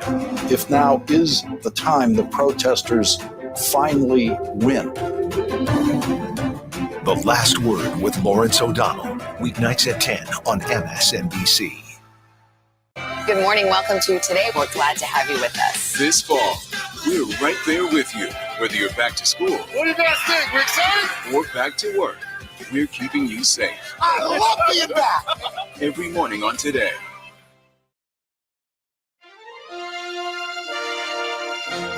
Welcome back to NBC News coverage of Decision 2020. We've got an update on the race for president. Let's take a look. This is a call that occurred in the last half hour, and it is the state of Maine. NBC News projects that Joe Biden wins the state of Maine. 4 split electoral votes there. There you see it on the screen. Now to our senior national correspondent, Kate Snow. Kate, what's the latest on the Senate races and the potential balance of power going forward? So no big change in the last few hours about the balance of power. We still don't know, Lester, at this point, whether Democrats might be able to take the majority in the Senate. They had hoped. But as Casey Hunt, my colleague, has reported all morning, it's looking less likely. Let's take a look at some of the key races that have not yet been projected. I think we can start with North Carolina, if we've got that. Oh, maybe we don't have those, Lester, but I can tell you about North Carolina. There it is. Okay, so that's Tom Tillis's seat to lose. He's the incumbent Republican there. Cal Cunningham running against him. It is too close to call. That's a state where there was a lot of money put in. The Senator Tillis is very close to the president. Cunningham, in the last several weeks, was embroiled in a bit of a scandal involving sending romantic messages to someone who was not his wife. That one's really close. Then in Georgia, there are 2 races there. This one is Perdue, David Perdue, the incumbent, versus Jon Ossoff. This would go to a runoff if one of them did not get over 51%, but we're still not ready to call that. It is too close to call. Then we look at the other Georgia special election. This was what they call a jungle primary, lots and lots of candidates. These are the 2 that advanced to a runoff. The current senator,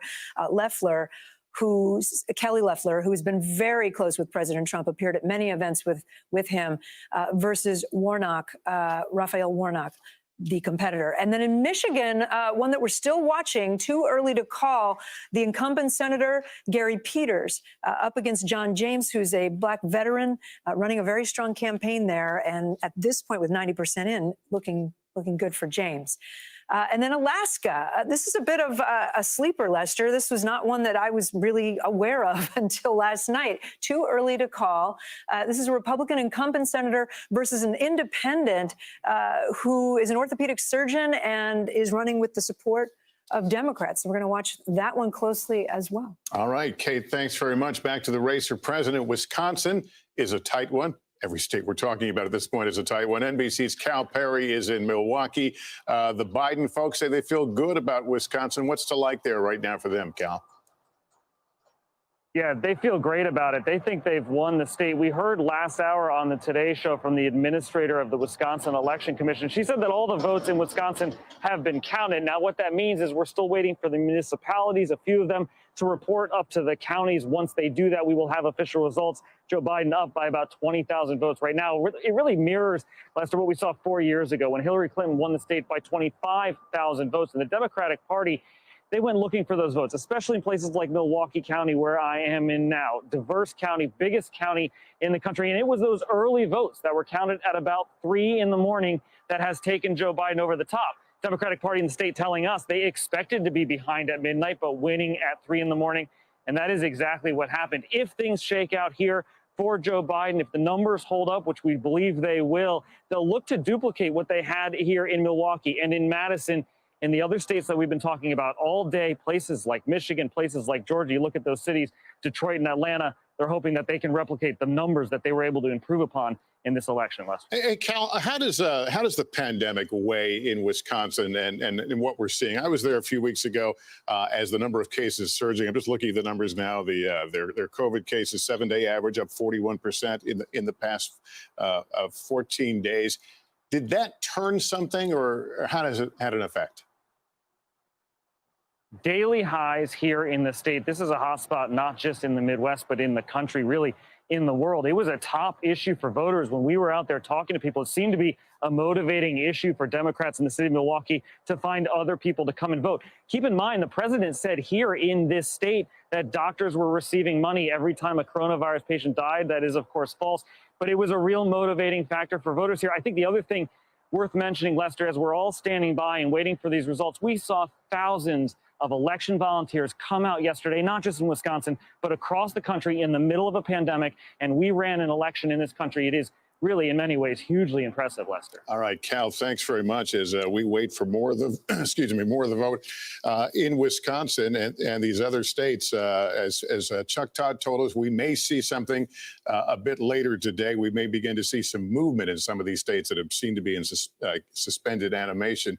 Kate, I got it here at 4 o'clock this morning. Yeah, I can't even remember. Turned on the computer a few hours later thinking to see a whole new day, and it was like something's wrong with my Wi-Fi. Yeah, no, we're not really getting quick updates here, and we may not. I mean, this could go, I hate to say it, this will go hours, if not days. You and I were both talking about being veterans of covering the 2000 election. Tallahassee, Florida. Thinking that you'd never see anything like that, and you certainly would never see anything like that again. I remember eating Thanksgiving dinner out of a styrofoam container on the steps of the Capitol in Tallahassee. And yeah, thinking it was a once in a career story. Well, maybe not so much. And as of right now, there's no reason to believe this goes as far. But again, we don't know what the legal challenges are going to be to all this. So I'll still a lot of parts in play here. We are going to continue to take you through them and bring you the calls and characterizations as we get them.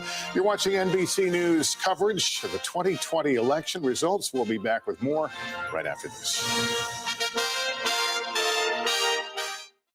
Good morning. Welcome to Today. We're glad to have you with us. This fall, we're right there with you, whether you're back to school. What do you guys think? We're excited? Or back to work. We're keeping you safe. I love being back. Every morning on Today.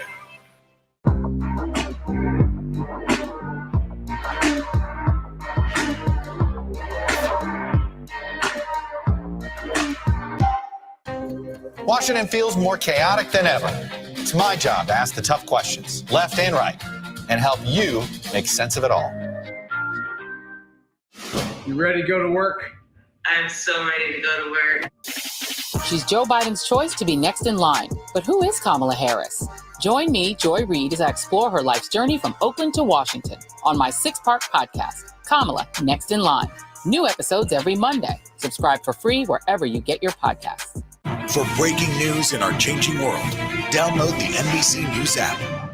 President Trump and Joe Biden hit the trail. At the center of this campaign, coronavirus. The story. The battleground blitz as we enter the final stretch of the 2020 race. From every angle. If you were sitting here talking to Joe Biden and President Trump, what would you want to tell them right now? On the ground. The winds fanning these flames are expected to last another 24 hours. And in depth. We now have 2 vaccine trials on hold. Should people be concerned? NBC Nightly News with Lester Holt. Good morning. Welcome to Today. We're glad to have you with us. This fall, we're right there with you, whether you're back to school. What do you guys think? We're excited? Or back to work. We're keeping you safe. I love being back. Every morning on Today. Police murder of unarmed black men has been an American way of death across centuries. After seeing the most comprehensive police reform bill ever introduced in Congress, I've begun to wonder if now is the time, if now is the time the protesters finally win. The Last Word with Lawrence O'Donnell, weeknights at 10 on MSNBC. Good morning. Welcome to Today. We're glad to have you with us. This fall, we're right there with you, whether you're back to school. What do you guys think? We're excited? Or back to work. We're keeping you safe. I love being back. Every morning on Today.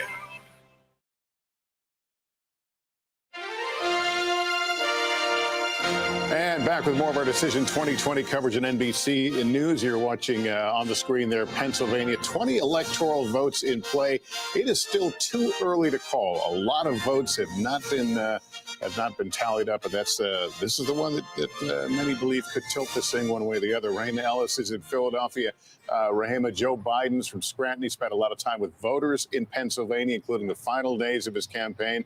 But President Trump, as you saw on the screen, is up there right now. How should we be reading all of this at this hour? That people are going to have to wait a while longer, Lester. Within the hour or so, the governor of Pennsylvania and the Secretary of State, who is overseeing elections, said that Pennsylvania has received more than 2.5 million mail-in ballots, and the results of that has not yet been determined. What they are going to do first is report out the in-person voting that was cast yesterday, and then they're going to tally up all of the results from the mail-in ballots, and they're going to release that. We have some pictures of some counting here in Philadelphia. It's going on right behind me. And here at the convention center, up on the second floor, they're calling it, some people are calling it the counting factory, because they're trying to count now anywhere from 10 to 12,000 ballots per hour. And they say they will continue at that pace here in Philadelphia until all of these ballots have been counted. One thing we should remember about all of this, and that is that, as I mentioned to you, they've got these mail-in ballots that are coming in, and they have a 3-day extension to receive them. Up until Friday at 5 o'clock, they can receive ballots that have been legally stamped with a mail stamp on it by 8 o'clock yesterday. They can come in up until 5 o'clock on Friday, and they will be counted. Election officials told us one other thing that we have to remember, and that is they're also going to be counting military and overseas ballots. And the deadline for them to receive that is next Tuesday, which is November 10th. They also have said that once they have all of those ballots counted, they're going to release that in bulk. At least that's according to law. Our municipal and county clerks have worked tirelessly throughout the night to make sure that every valid ballot has been counted and reported accurately. Today, the Wisconsin Elections Commission staff will be standing ready to assist clerks as they start the process of triple checking the results. The statutorily required canvass process begins today before we can certify those results. This includes the random selection of 5% of voting equipment that's used in this election, which must be audited to make sure that the paper tally is the same as the voting equipment. So all those things have to happen before we have certified results. Yesterday's voting process and election night counting went very well in Wisconsin and across the country.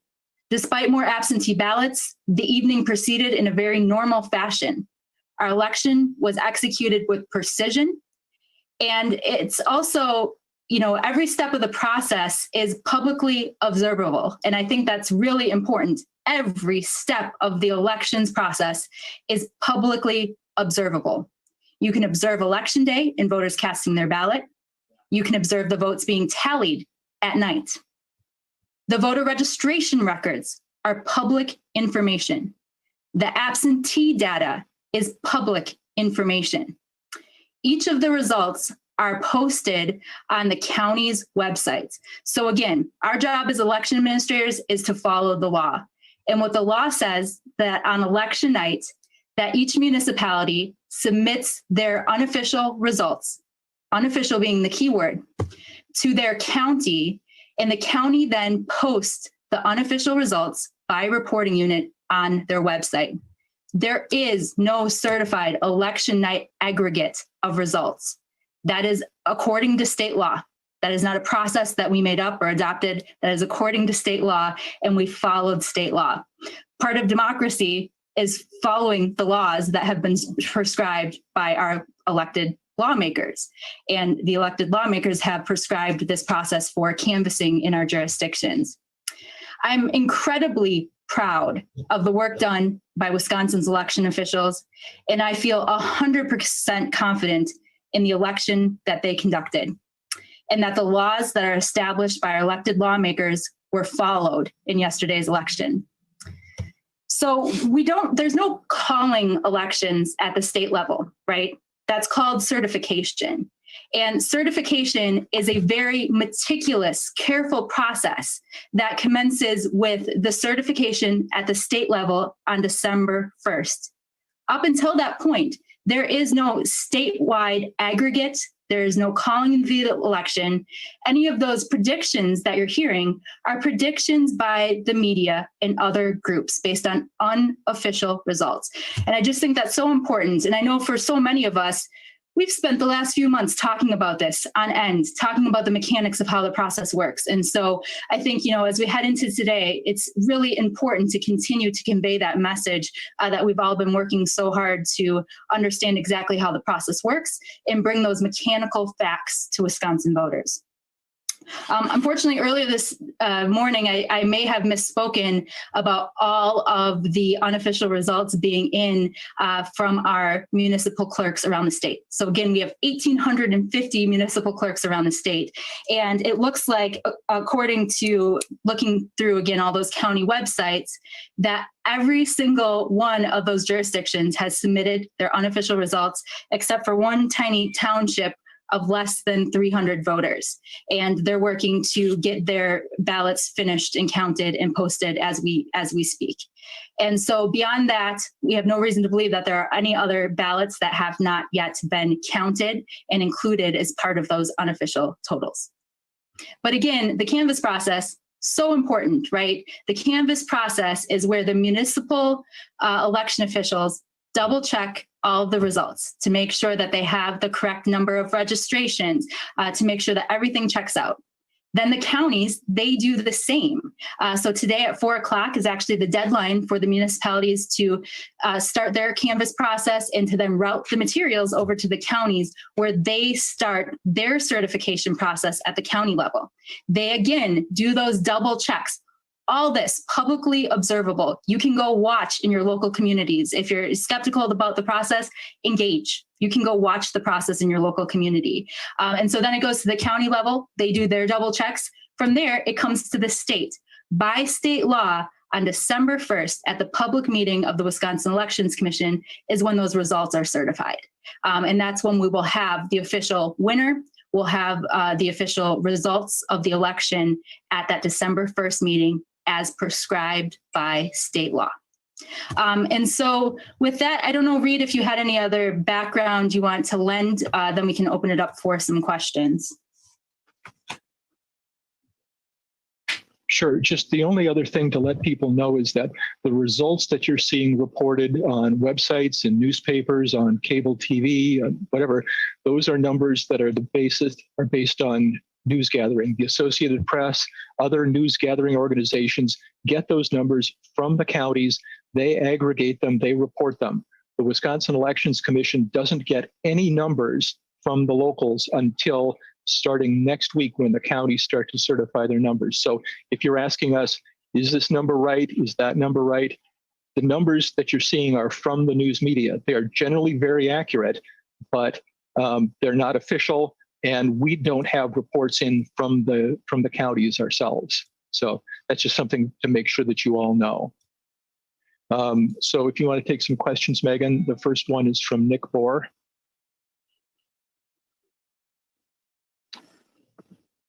Good morning. Thank you. The president was referring to elections this morning early as a fraud and saying that they're, quote, finding votes everywhere. Anything you'd like to say about that and how the process went late into the night, early into the morning in Wisconsin? Thank you for the question. I won't respond to that, but as I always do, I'm happy to talk about the facts of how elections work. And elections are such a deliberate, meticulous process where each of our local election officials in our local communities are conducting this process in a public setting. Every piece of data is publicly available. And so there's no opportunity to add additional votes to the tally, right? Because you have to make sure that everybody's registered to vote, that they have a lawful absentee request on file, or that they sign the poll book where they show their photo ID. There is no opportunity to count a ballot that did not go through that incredibly meticulous process to make sure it was issued correctly, to make sure that it's counted correctly. And then again, it also has to go through those 3 steps of canvass at the municipal, the county, and the state level before we have certified results. And anybody's welcome to watch that process. Some of the places even live streamed their tally last night. And so I think that it's insulting to our local election officials to say that yesterday's election was anything but an incredible success that was a result of years of preparation and meticulously, carefully following the law. Next is Cinnamon Janzer. Can you hear me? Yes.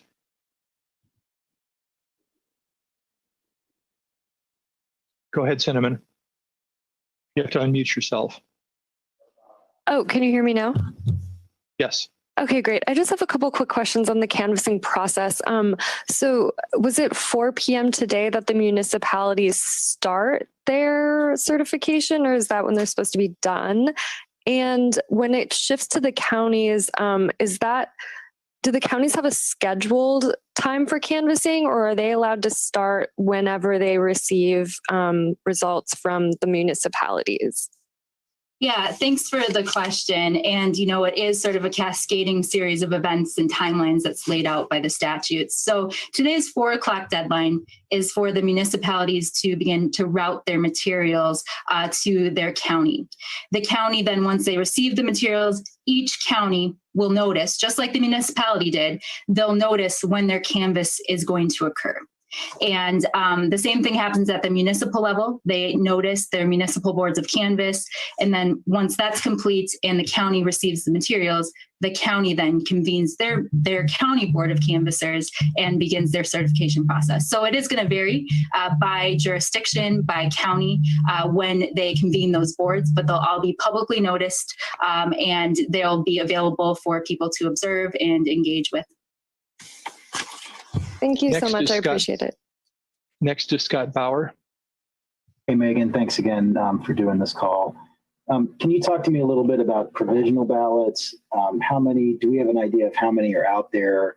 And if not, can you give some historical perspective on how many we should assume might be out there? Yeah, thanks so much for that question. And that's another, and thanks for bringing up provisional ballots too. So provisional ballots is if somebody didn't have a photo ID yesterday, they're able to cast a provisional ballot under law. And they have until Friday at 4 o'clock to bring in their valid photo ID and still have that ballot counted. Historically, we have very few provisionals that are cast in the state of Wisconsin. And I know today our local election officials are getting that information into the system, posting their number of outstanding provisionals. But if we look back historically, I believe it's been fewer than 1,000 in a general election of provisionals that were issued. We don't have those official numbers yet because they're still being entered as the clerks are finishing their canvass process. But we will have those shortly. But we're not seeing anything to indicate that we would have more provisionals than usual. I don't know, Reed, if you remember what the 2016 presidential provisionals looked like. I wish I did, and I can't remember it right off. I'll find it and send it out along with the video link for today's session. Good idea. Yeah, we'll send that data along. Next is Emily Davies. Thank you so much for taking this call. I'm sure you had a late night too. And I just wanted to ask if any candidates their results are 100% in. If they are looking to do a recount, I think the one in our area was the Van Orden kind race so far would be probably within that margin. Has anyone indicated that? And can you just speak about recounts a little bit? Yeah, so there is a whole statutory recount process. The recount statutes say that any an aggrieved party, so it has to be one of the top 2 vote getters, if they're within 1% of the margin of victory, that they can request a recount. If it's between 0.26% and 1%, then the aggrieved candidate pays for that recount. If it's 0.25% or less, then that cost is absorbed by the state. There's no automatic recounts in the state of Wisconsin. And the filing deadline for recounts, and I just had this in front of me. Reed, I hate to call on you again, but do you remember what that date is? Which date? The date for which? Recount, when you can file for a recount. So when we get the last county's official results in, then there's a 3-day window that opens, and the aggrieved party or the aggrieved candidate has 3 days in which to make a request. That's right. So it's not really quite a solidified deadline. I think another thing we can send out with this video is the memo we did with the timelines of when all the certification happens, because some of those deadlines, aren't set on a specific date. They're triggered by other events that happen in the certification process. So it's, it's not a set date, but it is 3 days after we receive that final canvas from those counties. Just a quick clarification on that one too. So like with that kind Van Orden race that obviously wasn't a statewide race, would it be all the counties that were in that district once those are all in, or would it have to be the whole state's numbers? Just the counties in that congressional district. Once the last one comes in, then somebody can request a recount. Sounds good. Thank you. Next is Savannah Tomei. Hi, Megan. Hi, Reed. Thanks as always. I just wanted to ask kind of more quantitatively, you guys have been prepping for what feels like such a long time. We're in this heightened polarized political climate. And then of course, we're in the middle of a pandemic. How does it feel to kind of be on the day after so far? And it seemed like everything went smoothly. Even though things went late into the night, we were expecting it. Really no big surprises in terms of how things were counted and how the process went. Yeah, thank you, because it really was no surprise. Nothing about yesterday was surprising to me at all. And election officials gave their heart and soul to yesterday. Every one of our local election officials, our staff around the country in Wisconsin. And so I think we're just really proud of the work that we did yesterday, because I just feel so confident that every single valid ballot was counted in the state of Wisconsin. And I think that we should feel really proud about the election that was conducted yesterday, because there were some really trying circumstances this year. There's no doubt about it. And I think that we ran an excellent election. And I think that, again, our local election officials followed every rule with precision. And it's really something that we should all have a great deal of pride in. Thank you. Next is Jason Calvi. Jason, you got to unmute yourself. Yeah, there we are. Thank you so much. Really quick, one of the things we are hearing is, people were saying they saw those numbers stuck overnight last night. Those numbers weren't moving. It's leading to speculation, or did lead to speculation, that Wisconsin stopped counting, which we know wasn't the case. We saw the counting happening with our own eyes all night long. So can you respond to that? And then secondly, why not release absentee ballot counts numbers in real time so it doesn't look like a vote dump in the middle of the night? Can you respond to both of those criticisms you're hearing today? Sure. So, and it looks like we've got a lot of new folks on this call. So we've been having weekly media briefings for months now to talk about the mechanics of elections. And I think it's been a really useful conversation to talk about things like absentee and central count. So not to get too far into the weeds, but there are first of all, the law is structured to say that when a reporting unit is finished, only then can that reporting unit be posted. Now, for most jurisdictions across our state, and again, we have 1,850 municipalities, they count their absentees at their polling place. So my ballot, my absentee ballot is sent down to my polling place. I'm assigned a voter number at my polling place, and my ballot is processed at the polls on election day with the in-person voters as well. But in some jurisdictions like Milwaukee and Green Bay and Kenosha and 39 of our 1,850 jurisdictions, they count their absentees centrally. So their absentees aren't sent to the polls, they're counted centrally.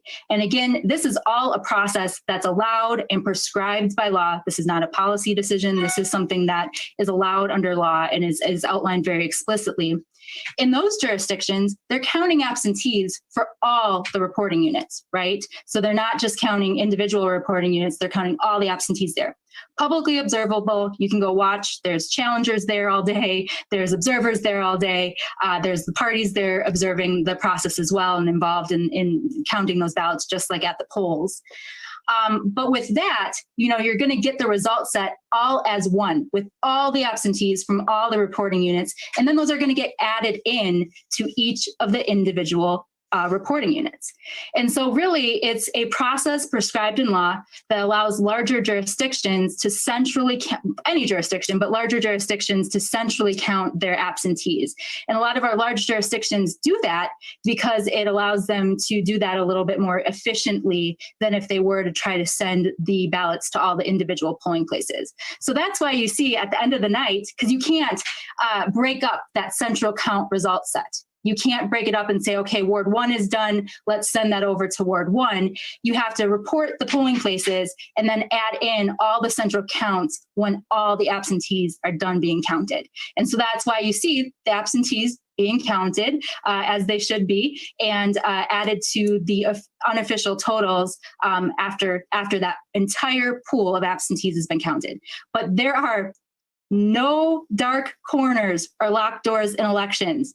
Anybody was free to watch those processes as they unfolded yesterday. They could watch those ballots being tallied. They could watch the unofficial results as they were transmitted to the county and added in to the county's unofficial result sets. All the materials for an election are publicly available to observe as well. Some of those jurisdictions even did things like live streams, so you could watch ballots being counted all day if you wanted to and all night. And so that's not the short answer, but that is the answer of why you see these large sets of absentees added to the polling place totals at the end of the night or early in the morning. Okay. We've only got until about noon. So next is Emily Fannin. Keep your questions short so we can get in as many as possible. Hi, yes, thanks Megan for doing this again. Real quick, can you describe to us what a recount will look like? Do they recount ballots at a central location or each polling location again? Thank you for that question. So, we've had practice in this. So in 2016, we were the only state to complete a presidential recount as well. And that recount process is actually conducted at the county level. So we have 1,850 municipalities, but we have 72 counties, and the recount happens at the county level. So the county is the one that, today is the deadline for those municipalities to start routing the materials to the counties. The counties will have those materials, and then in the event of a recount, they're the ones that organize it. A lot of times they'll bring in help from their local election officials to help conduct that recount, but it does happen at our 72 counties. All right, next is Ryan Curry. Hi, good morning. My question is about voter turnouts. Have you been able to assess their turnout this year and yesterday compared to what it was in 2016? And how did that affect, I guess, the counting process for today and the process going forward? Yeah, thank you for that question too, because also an important clarification. So another provision in state law is that participation, so actually going through and recording participation for an election, the local election officials have 30 days to complete that process. And so we don't have the official numbers in terms of turnout or voter registrations on election day until after that 30 days is completed and after the results have been certified. So, you can get an idea by going to each of those 72 counties and looking at the numbers that are posted there from each of the 1,850 jurisdictions to find out what the pool is of voters who participated as part of those unofficial results. But again, they're unofficial. And so I know some of our individual jurisdictions did report in terms of their turnout that they were seeing in their jurisdictions. And it certainly looks like, if we're looking at those unofficial results, that we had higher turnout in this election than we did in the 2016 presidential. The only thing that I would add is that if you want to do a quick and dirty figure out of what turnout was, look up the Associated Press's numbers for each of the candidates, add them together, and divide that number by the state's voting age population, which you can find on our statistics webpage. So, I mean, that's how I did it when I was a reporter. That's how I've done calculations. We haven't had a chance to do it, but obviously turnout is much higher this year than it has been in the past. Ellie Kaufman is next. Hi, Megan. Two fast questions. That town that you mentioned that has less than 300 voters left to count, is that the town of Willow? It is. Yeah, the town of Willow in Richland County. Thank you. And then my second question is, so just to clarify, if you're requesting a recount, you request, I just pulled it up from a 2018 thing you guys had put online. It says you can request no later than 5 p.m. on the first business day following the day on which the WEC receives the last County Board of Canvassers statement. So would that mean December 2nd? No, that's too early. I mean, it's too late. Okay. It's after we get the last, we get the last county's reports in, and they have to have us, their deadline to get them to us is November 17th. We usually get them sooner than that. Okay. So sometime in not this week, essentially, sometime around the 17th. I think that's probably fair. Yeah. Okay. Thank you. All right. Next, let's see where we go here. Phil Rogers. Yes. Hi, Megan. Thank you. I'm in Chicago. Can you hear me? I can. Would you clarify, only because I'm in a different state and I want to make sure I understand your system. All of your mail-in ballots had to be in by yesterday, and I assume they are. So can you just clarify, have they all been processed now? Is some continuing counting still going on? Can you just kind of take me through, and maybe if you know any numbers? Yeah, so all of the ballots had to be received by 8 p.m. yesterday to the place where they are to be counted in order to be counted, or a voter had to be in line by 8 o'clock and cast their ballot at the polls on election day. But yeah, there's no late return allowed in the state of Wisconsin. So if ballots were received after 8 p.m. last night, they cannot be counted. The only ballots that still need to be counted is potentially in that small township of less than 300, and also provisional ballots. So if there's any provisional ballots out there, those voters do have until Friday to bring their photo ID to their clerk's office and to have their ballot counted. But other than that, we believe that all of the absentees and all the ballots from yesterday's election have been counted. Okay, thank you. Next is Naomi Knowles. Yes, thank you for taking my question. Have you guys been receiving calls from the public asking to check their ballot status or with questions about the process that needed clarification? We have been receiving calls from voters, certainly asking us, trying to verify if their ballot was received or counted. It does get a little tricky. We made some changes to the myvote.wi.gov website so that voters can continue to see their tracker for their absentee ballot. But participation, where we can actually say your ballot was counted, again, our local election officials by law have 30 days to record that participation. So they have 30 days to go through the poll book and record, each person that participated. They have 30 days to go through each of those absentee ballots and make sure that they're entered in as being received and counted. If somebody's absentee ballot was rejected, so let's say at the polls, they decided that the certificate wasn't sufficient and they had to reject that ballot, they would also record that in the statewide system. So voters won't be able to see their participation until 30 days after the election. Some may be sooner. Some of our jurisdictions, that have more resources may be able to start doing that data entry right away. But for others, they may take closer to that full 30 days allowed under statute. So we have certainly been trying to message that to voters. We know how important it is that voters want to know if their ballot was counted. But each of our clerks are working diligently, I assure you, to record that information, and it will be available on myvote.wi.gov, where you'll be able to not only track your absentee, but you'll be able to see your voter participation as part of your record. All right, we got time for one more question from Adriana Diaz. Hi, thank you so much for doing this. I don't think anyone, have you responded directly to the the campaign's announcement that they do plan to request to recount, citing voting irregularities in some counties? What's your response? And do you track irregularities? And if so, how many did you observe? Yeah, so I had not heard that, but certainly I know that our local election officials, elections are a meticulous process. So everything is recorded by your local election official. If there's anything abnormal that happens, they record it in their inspector statements. And so there's a paper trail for everything, and all those materials are maintained.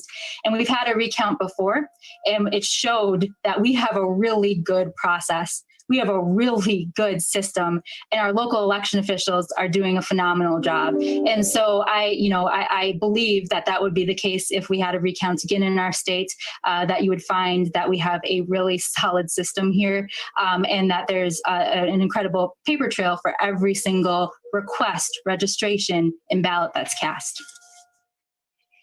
All right, so I think that's going to be it for now. I'm going to send out a link to this as well as send out some other information, especially if you guys are going to be covering the recount, if we have one. The recount manual is your friend. Study it, know it. It'll really help you. And I'll do the best to answer questions. You guys have been blowing up my inbox. I've got about 100 emails from media already right now. So I will try to get back to you today. And thank you for coming. And anything else you want to add, Megan? No, just thank you. And thank you for being here. As always, I really appreciate your willingness to engage with the facts about how elections work. That's what I'm here for, is to talk about the mechanics.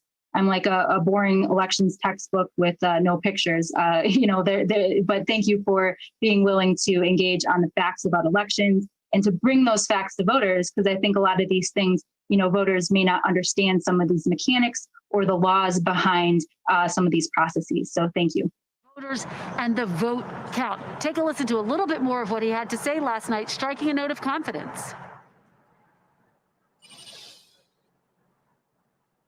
Vote. That's going to take a while. We're going to have to be patient until the hard work of tallying the votes is finished. And it ain't over till every vote is counted. Every ballot is counted. So how is the vice president and the Biden campaign feeling today? Well, based on a number of conversations that I have had and the team here has had, Lester, our sense is that they are feeling increasingly confident. And I expect that you will hear that reflected in the vice president's remarks as well. What gives them confidence at this hour? They like what they are seeing in Michigan in Wisconsin, in Nevada, in Arizona, in Pennsylvania. They're obviously watching quite closely as well. Now, of course, they don't get to do the ultimate count. So just because they feel confident is not determinative of what is going to happen inside these states. But it does reflect a growing sense of optimism within the Democratic Party and within the Biden campaign specifically. Now, the campaign's also responding to the president's threats of lawsuits. We spoke with some of the vice president's lawyers earlier today, the top lawyer who said, look, they are prepared for, ready for, bracing for whatever type of legal battle comes their way. And according to one of the vice president's top lawyers, if the president wants to take this fight to the Supreme Court, he will ultimately be quite embarrassed. So we are in Wilmington waiting for Vice President Biden to make remarks where he will undoubtedly and very likely express an increasing confidence about where this race is headed. And by the way, what's that parking lot looking like? Are supporters still there? Or are they largely emptied out? They have largely emptied out, Lester. When you and I were talking at about 2 a.m. in the morning, this entire parking lot was filled with cars. And it's really become one of the signature optics of the Biden campaign, these drive-in rallies, these drive-in events. He's done that so that he can adhere to the CDC guidelines to be socially distant.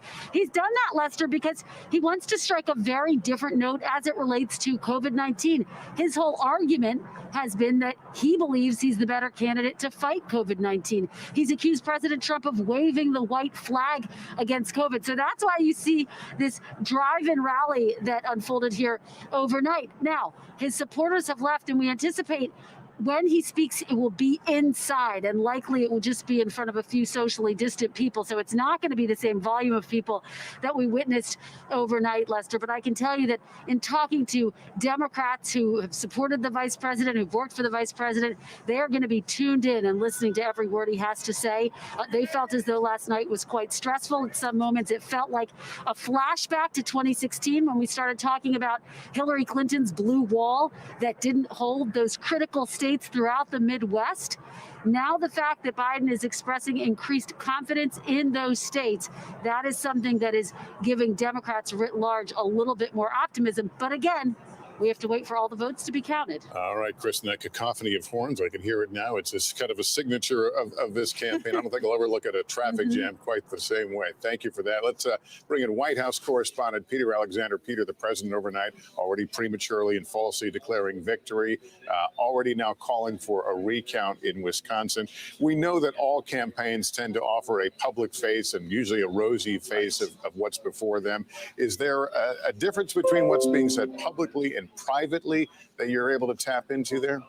Yeah, Lester, I want to hone in specifically on that recount that they say they will be immediately requesting in Wisconsin right now. If we put up those numbers for you, you can see that Joe Biden is still maintaining a narrow 20,000 vote lead there, less than 1%, which means that the Trump campaign can request a recount if it desires. But I want to direct you to some context here, and that's from the former Wisconsin governor, Scott Walker, who a matter of hours earlier sort of questioned the wisdom of a recount there, saying that in the 2001 race for the Wisconsin Supreme Court, there were 131 votes. 300 votes that swung the opposite way. And then when there was a recount between President Trump and Hillary Clinton 4 years ago in 2016, that's when there were only 131 votes that swung in the president's favor. So in the words of Scott Walker, again, the former governor of Wisconsin, it is a, quote,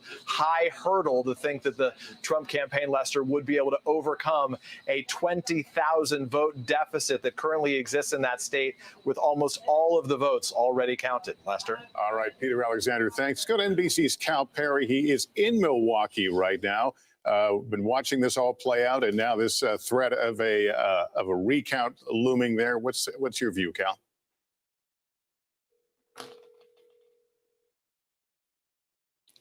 Okay, apparently we lost Cal, but let me go to Kate right now. I mean, so many things in play here that we're not only waiting for numbers, we're waiting for reactions and then defensive reactions in this thing. We know that a lot of these states may be called perhaps by the end of today, by tomorrow, but we may not know for some time how this is going to That's settle right. out. End of today might even be optimistic. I think, given what some of the secretaries of state are saying at this hour, it may take longer, especially in Pennsylvania. But you're right. This could play out. You and I were talking about this during the commercial break. If you look at the rules that I was showing earlier for when a recount is triggered or when one can be requested, the deadline in Pennsylvania, if an automatic recount is triggered or if someone requests, the deadline is November 29th, Lester. What's today? The 5th? I believe the 4th. What day is it? I don't know what day it is. I think It's the today is the 4th. 4th, yeah. It's the 4th. But I mean, that's a long way off. That's probably 4 weeks from now. Other states, in Nevada, it would be, what you were talking about with John, 10 days they would have to do the recount. So we're looking at timelines now, horizons that go out weeks potentially, And then if these recounts go forward. And then when do we start hearing the term constitutional crisis? That's the next. I mean, you know, obviously there are legal options for recounts. They're built into some of these statutes in some of these cases. But you do start trying not only the patience of the American public, you start sowing potentially more doubt. Well, and you wonder, the messaging coming out of both of these candidates, I think, really matters right now, too, right? To keep the calm and keep the peace. If you have one candidate or the other saying, no, I've definitely won, and inciting people to hit the streets, that potentially is dangerous. That's why places around here, around Rockefeller Center, are boarded up right now. Yeah, no, that's an ugly sight and certainly sad on so many levels. All right, thank you. And joining us now, MSNBC and NBC News political contributor and politics editor at the Daily Beast, Sam Stein, is here. Sam, give me your take on this particular point in time right now. We have been essentially in this holding pattern since the middle of the night. We did get the call in Maine, but there's this kind of, I don't know. I felt it walking down the streets here to work, this kind of suspended animation. Life is kind of going on, but nobody quite knows where this is going. Couldn't describe it better myself. It's highly stressful and uncertain. If you look at the numbers, like you were talking about, it does seem like we have days, if not weeks, until we get a firm resolution. In terms of the politics, I think right now you would rather be on the Biden side of the ledger than the Trump side. There are small victories being tallied potentially in Wisconsin and Michigan. The numbers look promising in the right direction in Pennsylvania, but it's way too close to call at this point. And you have somewhat firm leads in Nevada and Arizona, all of which get you above the needed 270. But this is no longer just a political battle. It's going to be a litigation battle. It's going to be, a battle for PR between the campaigns. We've already had dueling conference calls today. So as stressful as it's been, it's going to continue at this heightened stress level for days to come. Yeah, and talk about messaging, because once these races are called, once we're able to project a winner, how important is it going to be that the winner own it, so to speak? I mean, to assert that the votes are counted, let's move forward. Sure. This is something that people who lived through the 2000 Florida recount know vividly. George W. Bush, then Texas governor, candidate for president, really lucked out in a way that the networks called it for him in Florida. He was able to say, look, I am deemed the winner. Al Gore is just a sore loser here trying to make up votes. We need to put this process to a stop. There is not just a rhetorical advantage, there's a political one from being perceived publicly as the winner. And so in that sense, what you see in Arizona, for instance, is beneficial to the Biden campaign. That being said, if you're going to preach patience on one side, you have to preach patience on all sides. And every legally cast vote has to be tabulated here. We have a lot of outstanding vote in a lot of states. This is no longer a time in America where you can think of it as election day. These are election weeks now. And so, while there are advantages to being early out of the gate, it doesn't mean it's permanent. All right, Sam Stein, thank you for being with us. Appreciate it. I want to go back to Cal Perry now in Wisconsin. There's not a lot more vote left there, Cal. No, according to the Election Commission here in the state, only 300 votes in one small town. They say other than that, they've counted all the votes. Now, we've been talking about this recount, the Trump administration saying they will ask for a recount. They need to wait 3 days before they officially do that. And then that recount needs to be completed within 13 days. That takes us to November 20th. So we're looking at roundabout Thanksgiving. The Democrats here in this state are very optimistic. They think they have won this state. They are, in fact, pushing the networks to call it. That from our own Mike Memoli. They ran up the score here in Milwaukee County, Lester, which they had to do. They had to run up the score here and in places like Madison. This was lessons learned from 4 years ago. Hillary Clinton losing this state by just 25,000 votes. They went looking for those votes, and they knew they could find them in this county, and they did. They found an extra 20,000 votes. So they are optimistic even in the face of a possible recount, Lester. Cal Perry. Cal, thanks very much. We're going to take a break. We'll continue with more of our coverage of Decision 2020 here on NBC after this.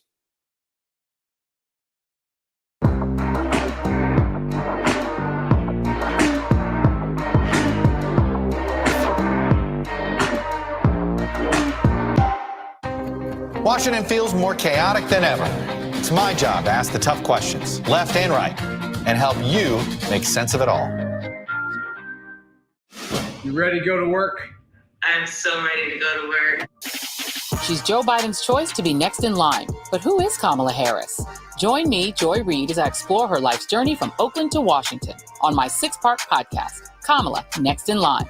New episodes every Monday. Subscribe for free wherever you get your podcasts. For breaking news in our changing world, download the NBC News app.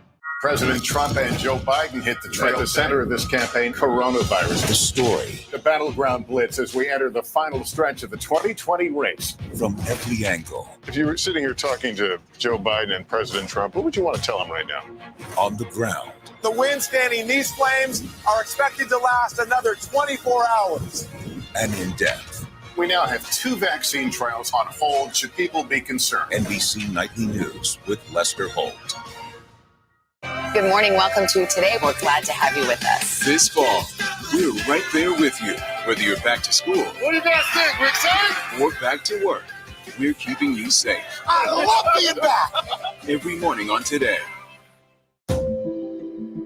Police murder of unarmed black men has been an American way of death across centuries. After seeing the most comprehensive police reform bill ever introduced in Congress, I've begun to wonder if now is the time.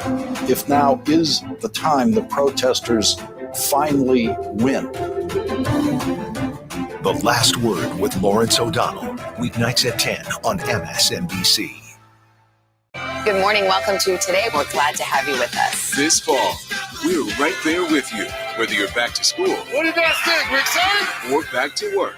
We're keeping you safe. I love being back. Every morning on Today.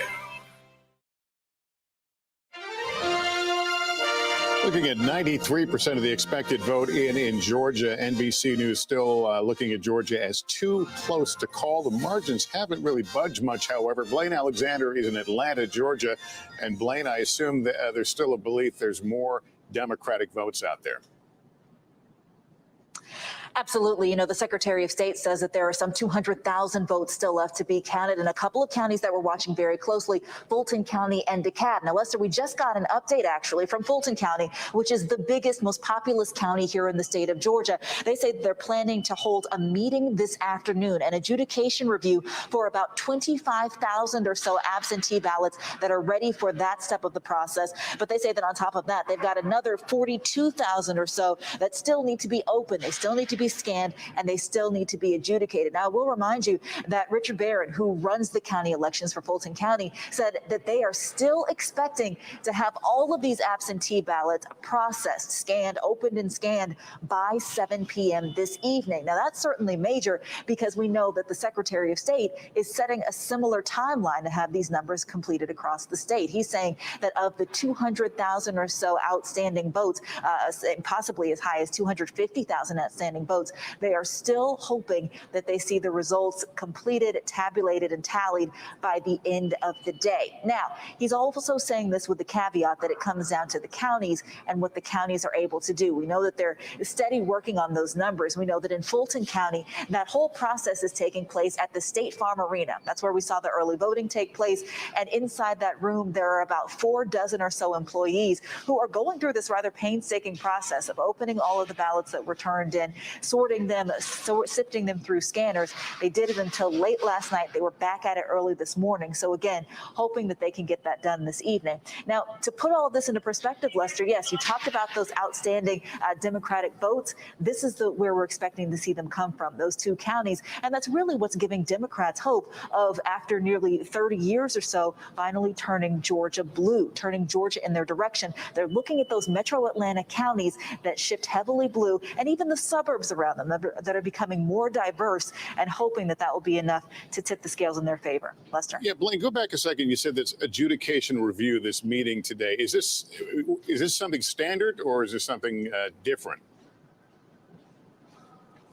You know, it's something that the county says that they have to do for all of these absentee ballots. So we do know that, one, they're doing them for a stack of files or a stack of ballots rather, that are already ready for that process, and then they have to do it for another few before they can go through the point and get them all completely tallied. So we're getting some more information about what exactly this meeting looks like, what this process looks like, but we do know that it's something that has to be done for all of these absentee ballots before they're able to give a final tally on these, Lester. All right, well, it's good to know there's some movement there. We may see something this evening. Blaine, thanks very much. We'll keep checking with you to see where things stand there in Georgia. Kate, let's turn it over to you. All right, it has been a roller coaster in the stock market over the past 24 hours, Lester. Let's bring in Stephanie Ruhle, because at the moment, Stephanie, it looks like stocks are surging. Explain. Surging. Kate, the Dow is up almost 700 points. This is the strongest three-day rally we've seen since May. And I want you to think about this. The market has been moving up over the last few days over this idea of a blue wave, because that meant we would most likely see a more robust stimulus package and a united government. But look a little closer, and the market seemed to like a divided government even more. Why? Because they would get policy stability, most likely a national COVID plan with Joe Biden as president, but they'd also get some checks and balance with Republicans still leading the Senate. And for Wall Street, that basically means less of a risk of huge tax hikes, less of a risk of huge regulation. But where this is so ironic, remember, the president has used the stock market as one of his favorite scorecards over the last 4 years, and it's worked for him. Even in the last 24 hours, we see how well the president did with senior citizens, many who are reliant on their retirement savings, assuring them that he's the right person to have in office. And now here we are. Look at the markets. Professional investors are feeling like moving towards Joe Biden is a good way to keep the markets in the green. Right. So just to put a point on it, Steph, they're assuming they're making the assumption that we're not there yet, but they're thinking that this is going to be a Biden win with a Republican retaining control of the Senate. And that's what's driving this surge. Markets liked a blue wave. They love the idea of a divided government. And it is important to note, while the markets are moving higher, we're actually seeing volume, meaning the amount of stocks trading out there, relatively low, because they know, given this political environment and the three of us talking about this over the last 18 hours, things can certainly turn on a dime, but they definitely like the trend. Well, we'll keep watching because it could turn again. Stephanie Ruhle. Thank you, Lester. All right. Thanks, Kate. Joining us now, Shauna Thomas, an NBC News and MSNBC political contributor. Shauna, just give me your view where we are right now and where this road leads. So number one, overall, we do have to give credit to the people of America. They have improved their voter turnout. We still don't even know all the votes this time, but it looks like right now 136 million people have voted and 128 million people voted in 2016. And we know there's more to come. So people got the message from whether it's President Trump's side or former Vice President Biden's side that their vote matters. So that's number one. And that is a positive, even as we look at this division and the possibility of trying to figure out who won Pennsylvania, Wisconsin, and Michigan taking even longer. So that's number one. But I think number two, the question is, the Biden campaign sort of thought that if they won this by a landslide, they'd have some kind of mandate to govern. That mandate isn't there. So how do you govern a country that is as divided as what these vote totals seem to point to? If you are Joe Biden, are you trying to figure out, how do I bring people together? Does the Democratic Party even want to do that with the progressive wing of the party? What does it mean to have more divided government as we move forward in this country? And I think that is a big question. That is something that Joe Biden has to figure out. It's also something that President Trump might have to figure out. Now, we know with President Trump, he has seemed to care a little bit more about the people who vote for him than other people. But he also, in theory, has a mandate to try to bring people together. What does that look like? Does anything get done? Even just the one thing Congress couldn't do before the election, which was pass more stimulus for people who are suffering from COVID, who have lost their jobs. They couldn't do that. How do we do that moving forward? That is the question that I am grappling with right now, is that if you have a country that believes two very different things, how do they communicate at all? And one of these men is going to have to try to figure that out, or at least these parties are going to have to try to figure that out. Excuse me. And Shauna, we know that this president has had an uneasy relationship with many Republicans because of his unorthodox ways. But even if he ends up having a bad night or a bad week, as the case may go, Republicans may be able to look and say, look, we held on to the Senate. That is certainly not a sure thing right now, but they might be able to say that. They will certainly know that they've got a lot of conservative judges, including a new member of the Supreme Court. So in many ways, do Republicans lose no matter how this plays out? Well, I mean, I guess they actually win in some ways, especially in terms of the Senate, depending on how that turns out. But And the president of the United States did improve his numbers with Latinos in some states. So that means that their message, some part of the conservative message, resonated with some people, especially in Florida. So I think the question for the Republican Party is, you know, that the president did run on divisiveness. He did run on fear. And what is the message that they take from that as they try to grow their party even more? Because in the end, Joe Biden is going to end up with the popular vote win, right? It's going to be much like Hillary Clinton ended up with the popular vote win. Maybe he'll also win the Electoral College. Don't know yet. We'll see what happens. But with the popular vote, the Republicans have to take a look and say, how do we get to that place where more of the country wants to vote for us, even if you take out the Electoral College part of this? Right. And I'm curious to see how the Republican Party responds to that. Shauna, thank you for sharing your thoughts. Appreciate that. Vaughn Hilliard is in Scottsdale, Arizona, where Joe Biden has really maintained a slight lead throughout the night and certainly into the middle of the day here. What's the view from there? What's the thinking from there, Vaughn? Yeah, Lester, NBC News has not called the state of Arizona. Last night, the initial lead for Joe Biden was double digits. But then what we have seen over the hours since then is that Donald Trump has narrowed that margin significantly. It is now 3.4 percentage points. Why is that? Well, in large part, it's because the Republican voters in the state of Arizona decided to show up late. Now, only just yesterday in Maricopa County, by a 2-to-1 margin, Republicans voted over Democrats in person. And that is why you were seeing late last night in the middle of the morning, some of these results come in significantly positive for this president. So what are the big questions at hand here in Arizona? What are we waiting for to be able to call this? Well, there are at least 440,000 outstanding ballots, Lester, here in the state of Arizona. I've been talking with elections officials this morning and folks connected to the Trump campaign here as we've been trying to scratch through these numbers here. And what we are looking at is a 93,000 vote lead for Joe Biden here in the state of Arizona. When you look at that 440,000 lot left, that means Donald Trump would need to win about 60% of the vote over Joe Biden among those votes that have not been tabulated at this point. Can he do that? Well, if you look at the results of yesterday, of voters that voted in person, they trended to Donald Trump by more than 60 percentage points. But Democrats that I talked to in the state say, hold on a second. We had a lot of voters that came and dropped off their early ballots at the polling location yesterday because they didn't trust that the Postal Service would be able to get it in. So they say that we expect that margin to not be as high. Essentially what we can say, Lester, right now is that we should expect here through the rest of the afternoon a close race here in the desert, one that the Trump campaign believes that they could potentially get close or overtake Donald Trump or overtake Joe Biden here in the state of Arizona. One of the interesting dynamics we are charting here as we move into the early afternoon of the East Coast. Vaughn, thank you for that. We're going to take a break here. We'll continue with Decision 2020 election coverage right after this.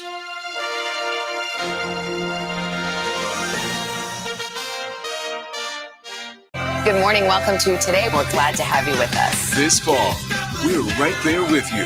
Whether you're back to school, What do you guys think? We excited? or back to work, we're keeping you safe. I love being back. Every morning on Today.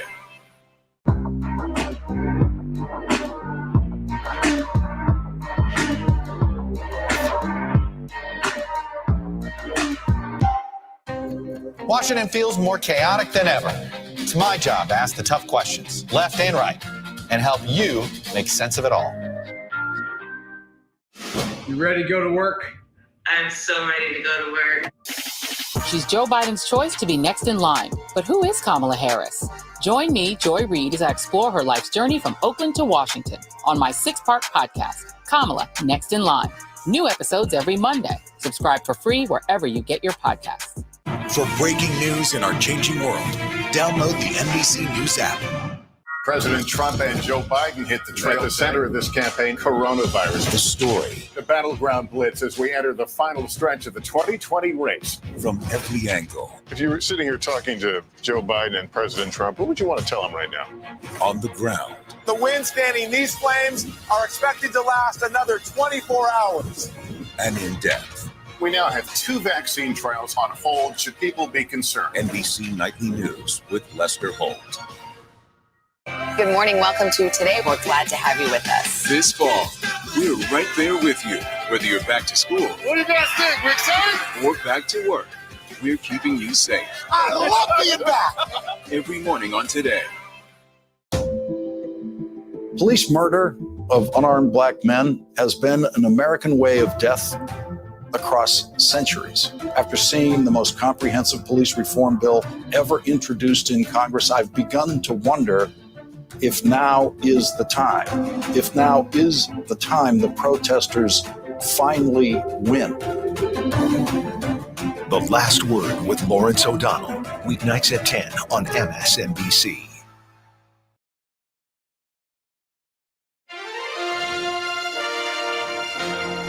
Welcome back to our NBC News Decision 2020 election coverage. I want to update you on some of the latest results in the counts in states across the country still underway. In case you missed it, North Carolina right now is too close to call. 95% of the expected vote is in North Carolina. There's Maine.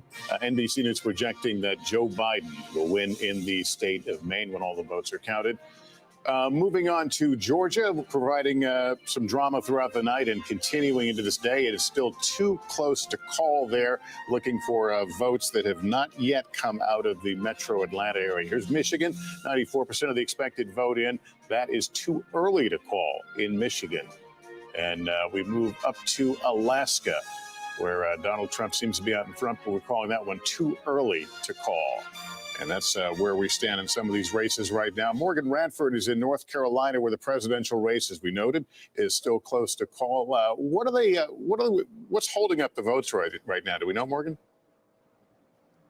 That's right, Lester. Well, what's holding up those votes are the provisional ballots they are still waiting on, and also those mail-in ballots that were postmarked by 5 p.m. on Election Day, but still haven't arrived. Now, the Supreme Court decided last week that North Carolina would have until November 12th to count all of those ballots. So we're standing here in Mecklenburg County, and this is the largest county in North Carolina. Just behind me here, that's the County Board of Elections. These are the people who will be counting those ballots around the clock. They decide when they're going to have those meetings between now and on Thursday, November 12th. And that's how we determine what those final numbers are. Because the reality of it is, Lester, this is now down to the margins.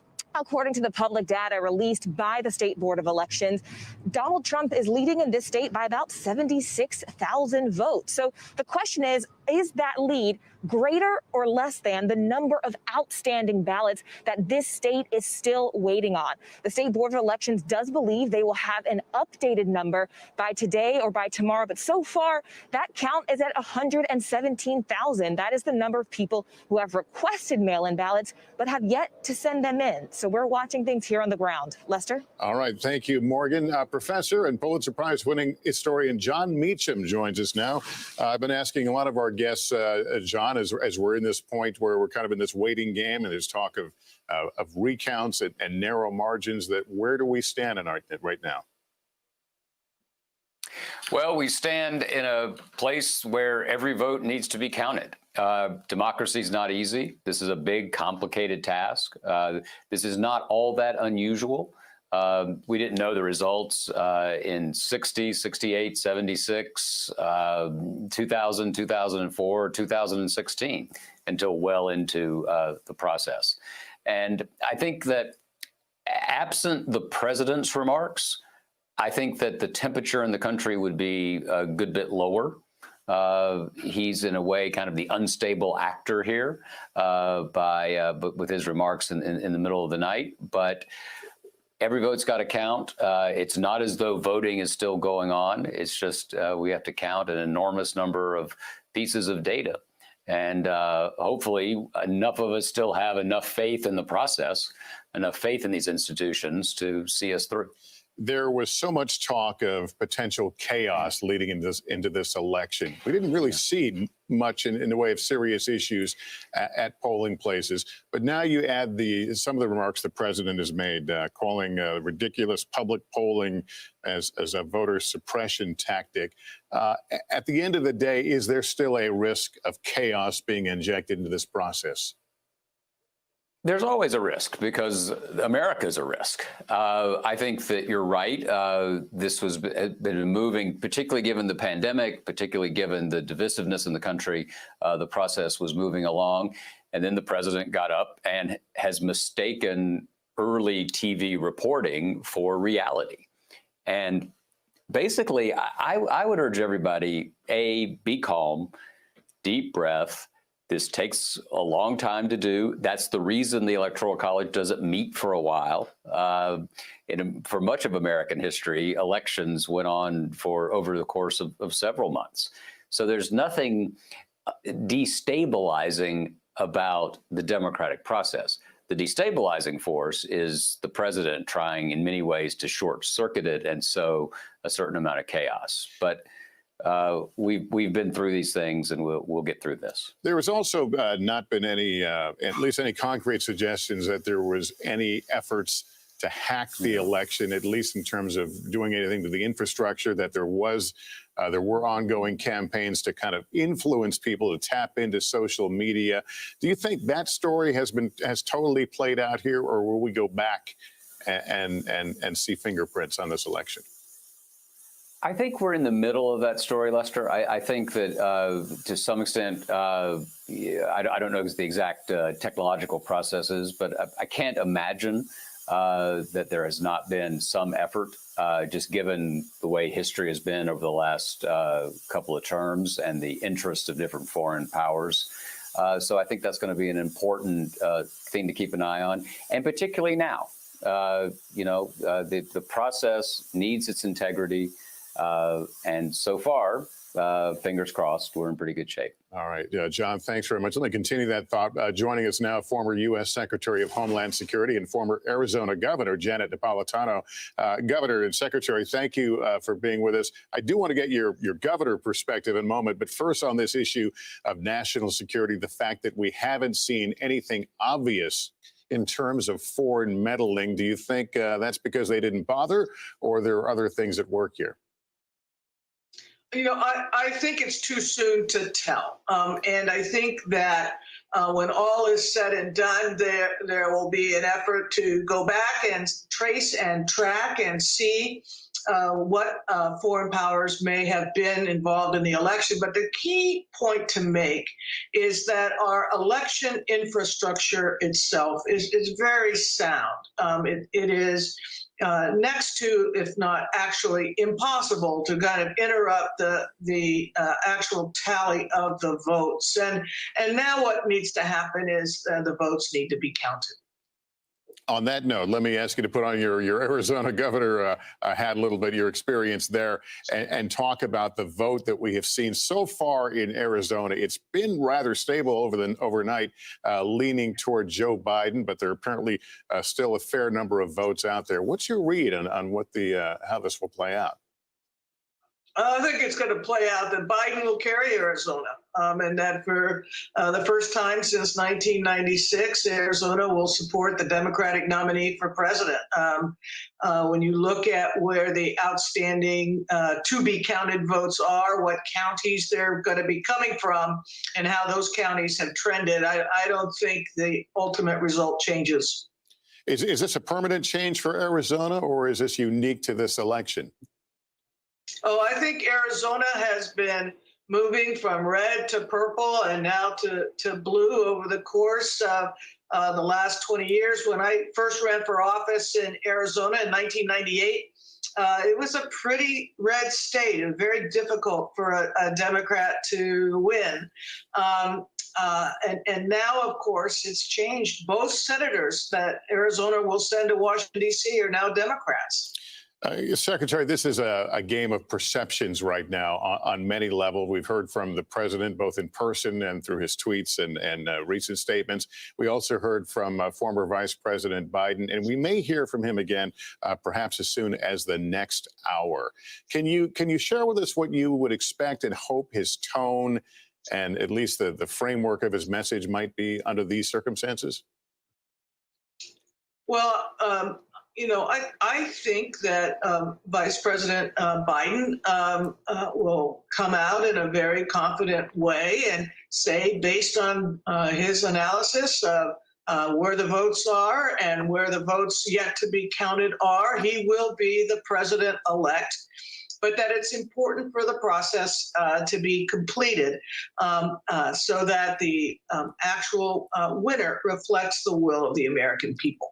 All right. Well, Secretary Napolitano, thank you for your time. It's always good to speak with you. We'll take a quick break and be back in just a moment. You're watching Decision 2020 coverage on NBC.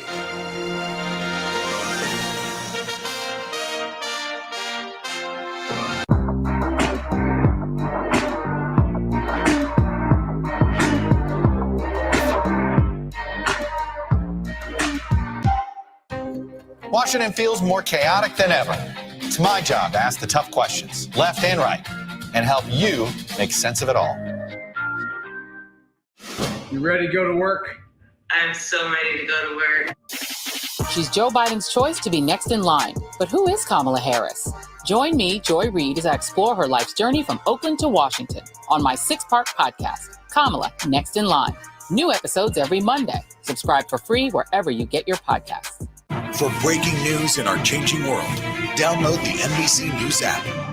President Trump and Joe Biden hit the trail. At the center of this campaign, coronavirus. The story. The battleground blitz as we enter the final stretch of the 2020 race. From every angle. If you were sitting here talking to Joe Biden and President Trump, what would you want to tell them right now? On the ground. The winds fanning these flames are expected to last another 24 hours. And in depth. We now have 2 vaccine trials on hold. Should people be concerned? NBC Nightly News with Lester Holt. Good morning. Welcome to Today. We're glad to have you with us. This fall, we're right there with you. Whether you're back to school. What do you guys think? We're excited? Or back to work. We're keeping you safe. I love being back. Every morning on Today. Police murder of unarmed black men has been an American way of death across centuries. After seeing the most comprehensive police reform bill ever introduced in Congress, I've begun to wonder if now is the time. If now is the time the protesters finally win. The Last Word with Lawrence O'Donnell, weeknights at 10 on MSNBC. Good morning. Welcome to Today. We're glad to have you with us. This fall, we're right there with you. Whether you're back to school. What do you guys think? We're excited? Or back to work. We're keeping you safe. I love being back. Every morning on Today. Good morning. Welcome to Today. We're glad to have you with us. This fall, we're right there with you. Whether you're back to school. What do you guys think? We're excited? Or back to work. We're keeping you safe. I love being back. Every morning on Today.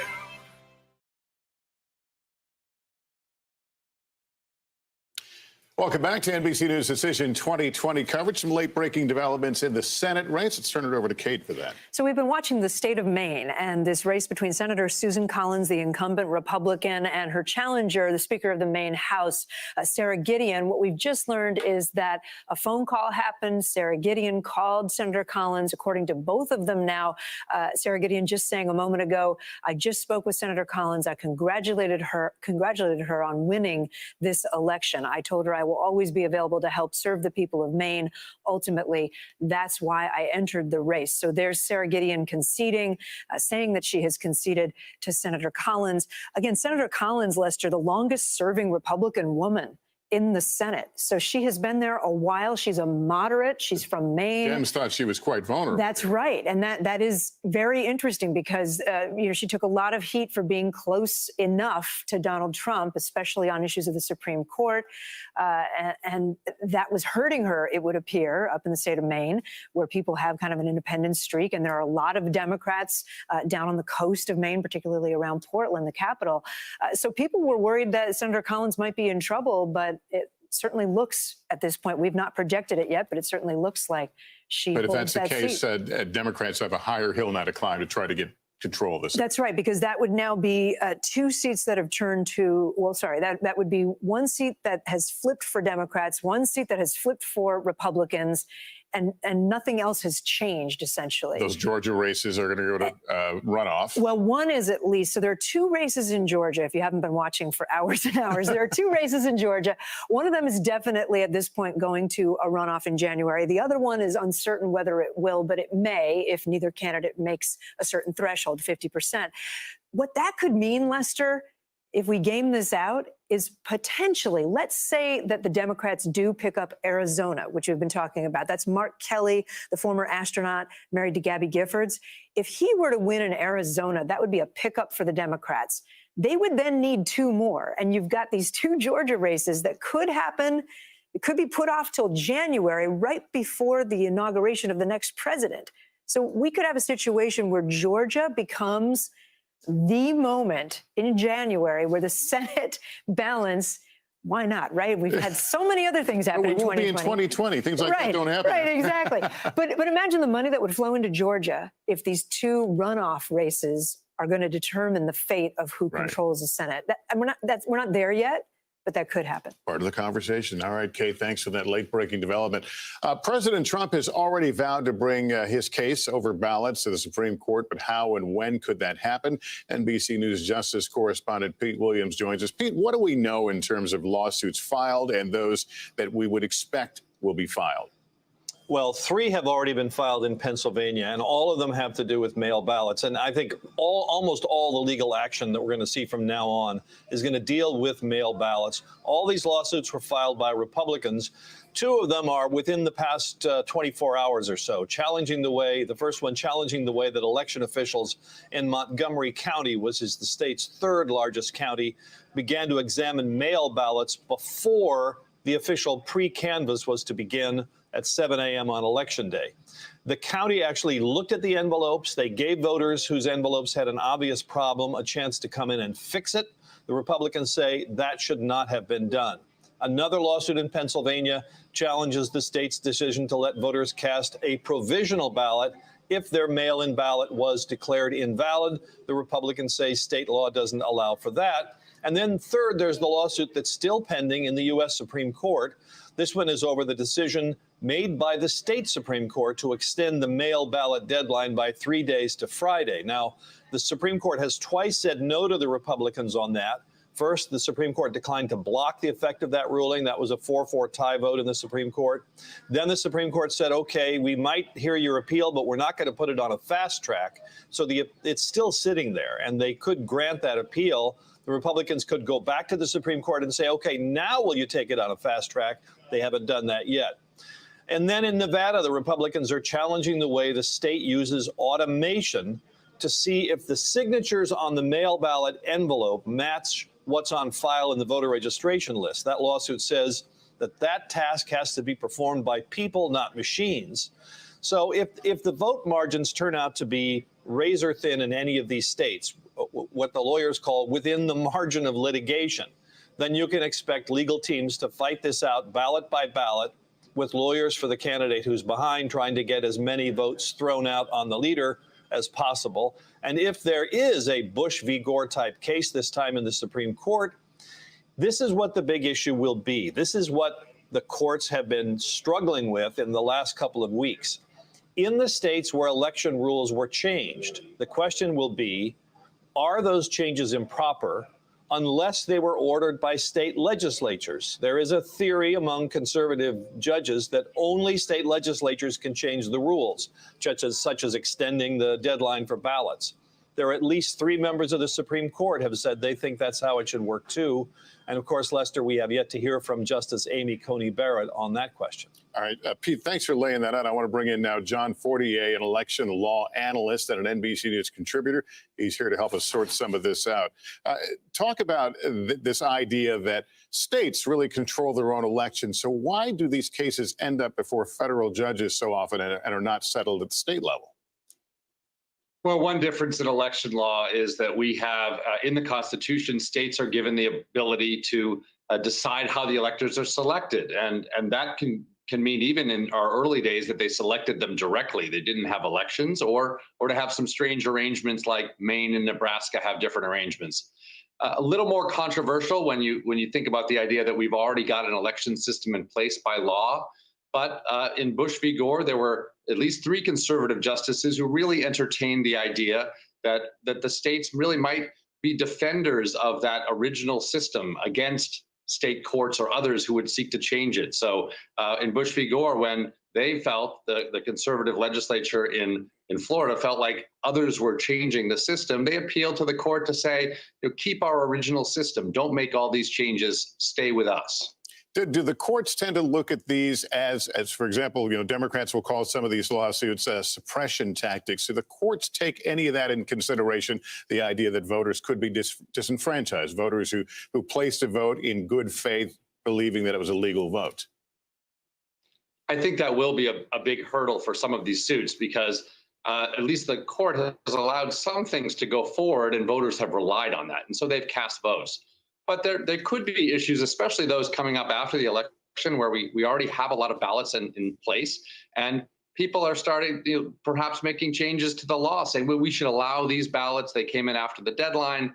Other things that really change things after the fact, and I think that's where perhaps there might be some traction. But it's likely to be in small categories of ballots, not disenfranchising people who've really relied on what the court has allowed before. And if the election is settled, there is a projected winner at the end of all this, or even a certified winner, do the courts then recognize that maybe this is something we don't want to enter? Well, the court is often going to let other actors go first. So the counting may go forward and secretaries of state and others may make certifications. But there are a lot of actions in the period after Election Day. And I think the Supreme Court has said, at least with respect to its own federal courts, it's going to be very cautious in making some changes that would deviate from what the state would say. Even John Roberts, I think, who was mixed on some of these cases, really does believe that federal courts should be deferential to the state's scheme and not get in too quickly to change things, even for the sake of good. All right. John Fortier, thank you for walking us through those waters. We do appreciate it. NBC's Chris Jansing is in Harrisburg, Pennsylvania. Chris, a place where you have spent a lot of time covering the elections. Give me your perspective as we wait for the numbers there and the other battlegrounds. We've been saying for a long time it could come down to Pennsylvania, and the cliffhanger that is Pennsylvania continues. Slowly today, we've been seeing some more results come in from those mail-in ballots at counties all across Pennsylvania, but 2 counties in particular that we're watching very closely. One is the area around Pittsburgh, where Allegheny County, they've been counting fast and furious 24/7. And of course, Philadelphia, where there are at least 200,000 more ballots. But remember, in spite of the fact that we have a count now of how many outstanding ballots there are, those ballots can continue to come in until Friday. So we won't really have a final count until then.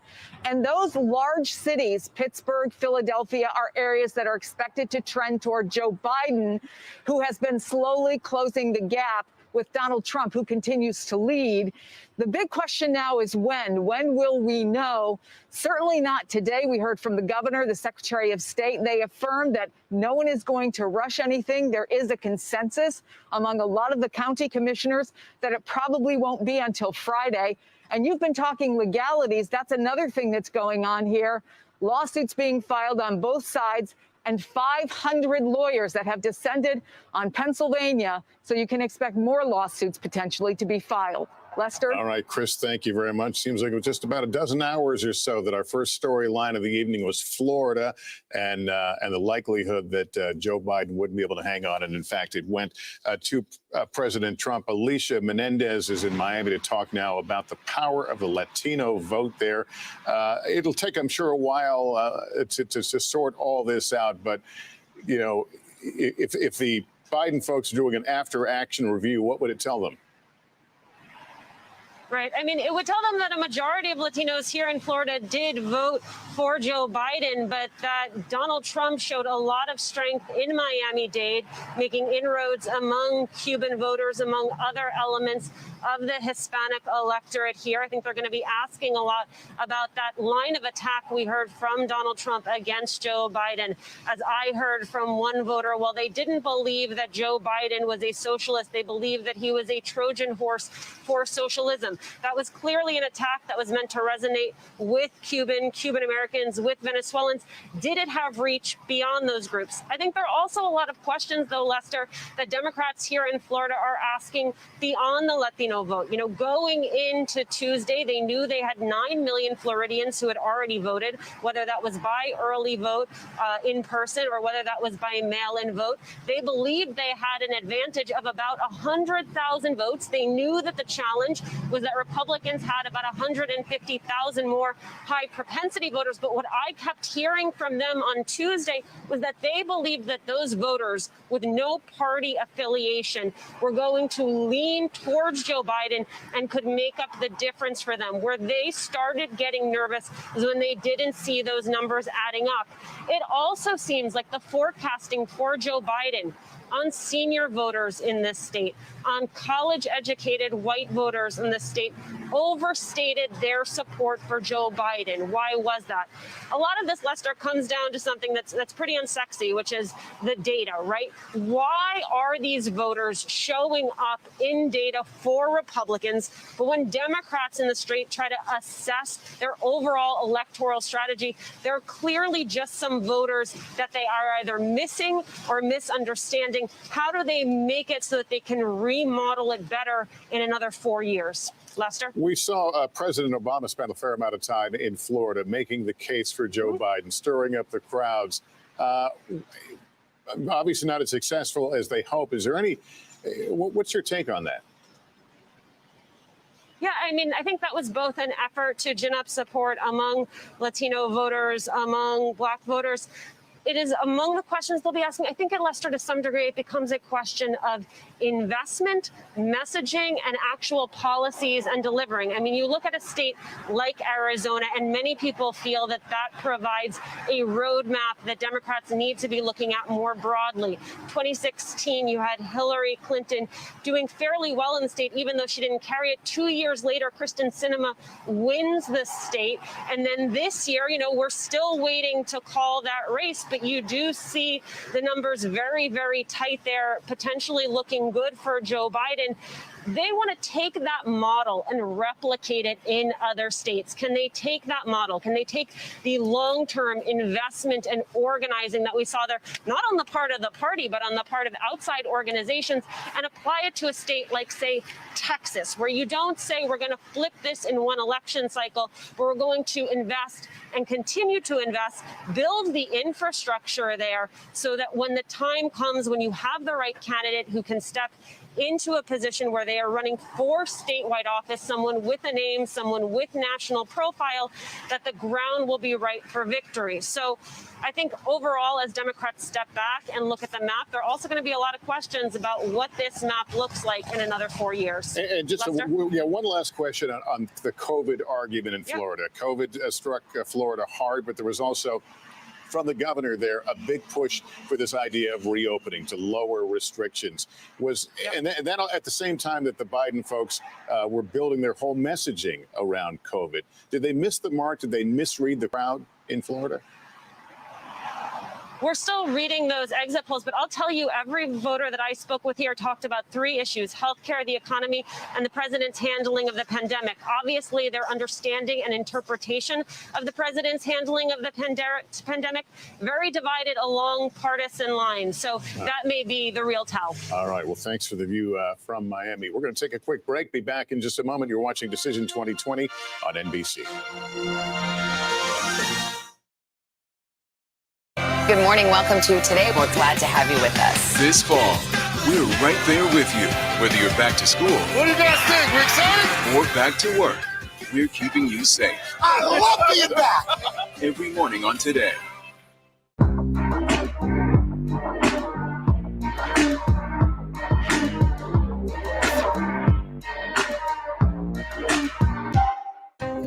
Washington feels more chaotic than ever. It's my job to ask the tough questions, left and right, and help you make sense of it all.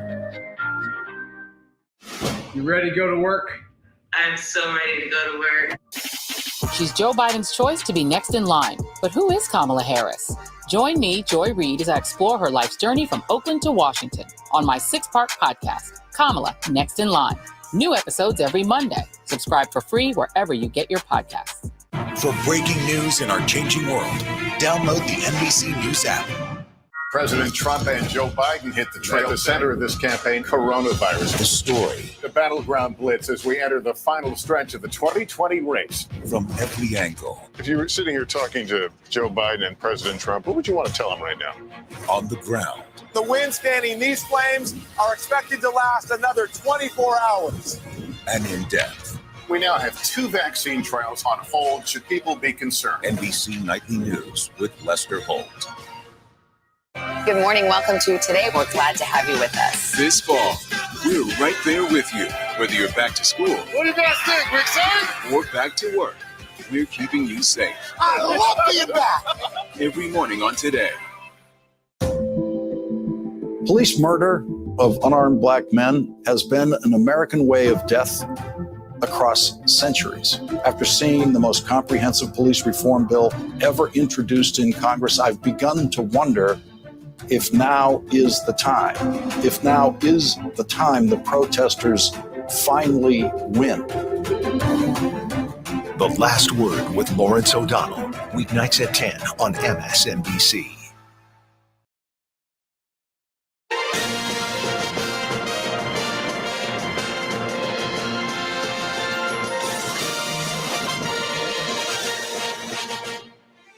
Welcome back. Lester Holt in New York. We're coming on the air with more of our continuing NBC News special coverage of Decision 2020. Results still coming in. Things are changing minute by minute in this presidential election. Let's take a look at where we are right now. There's the road to 270. 270, the magic number, the prize. Biden with 227, 213 for the president on that road to 270 right now. And those roads going through increasingly narrow part of the country right now in some very close votes. There's the popular vote breakdown, 2.8, almost 2.9 million right now. Pennsylvania still too early to call. That's the critical state in all this. Too early to call. We can put some more up here on the screen as we look at the battlegrounds. There's Wisconsin. Wisconsin is too close to call, and there's still a fair amount of vote out there. Michigan. With 94% of the expected vote in, that is too early to call. But there's some news on Michigan we're going to share in a moment. Arizona, too early to call. This has been leaning Biden's way throughout the night into today, but too early to call. Nevada with 6 electoral votes, too close to call, 86% of the expected vote in there. This is what Georgia looks like, 16 electoral votes. The Biden folks think they still have a good chance here, but you see it's too close to call, too early to call. North Carolina is too close to call. And we want to talk now about Michigan because the Trump campaign now is filing suit to stop the counting of votes in Michigan. Let me bring in White House correspondent Peter Alexander. Peter, take us beyond that headline. What's going on? Yeah, Lester, so we just learned this within the last 3 to 5 minutes. The Trump campaign putting out a statement saying that it has now filed suit in Michigan court demanding access to those those counting stations, those counting sites where they're opening up the ballots and they are counting them. They say that they have not been given access to that, say that it's been denied to this point, and that's a real concern. The campaign insists because they say that it remains an extremely tight race there. As you just showed, the number now 45, nearly 45,000 vote advantage for Joe Biden in that state that, as we've talked over the course of this time, has been crucial for Biden and for Trump. The president winning Wisconsin, Michigan, and Pennsylvania 4 years ago. Now Wisconsin increasingly looking like it's favorable for Biden. Michigan also looking favorable for Biden as well. So that's the latest on that from moments ago. It follows a statement from the campaign only a short time earlier saying that it would be demanding an immediate recount of the vote in Wisconsin,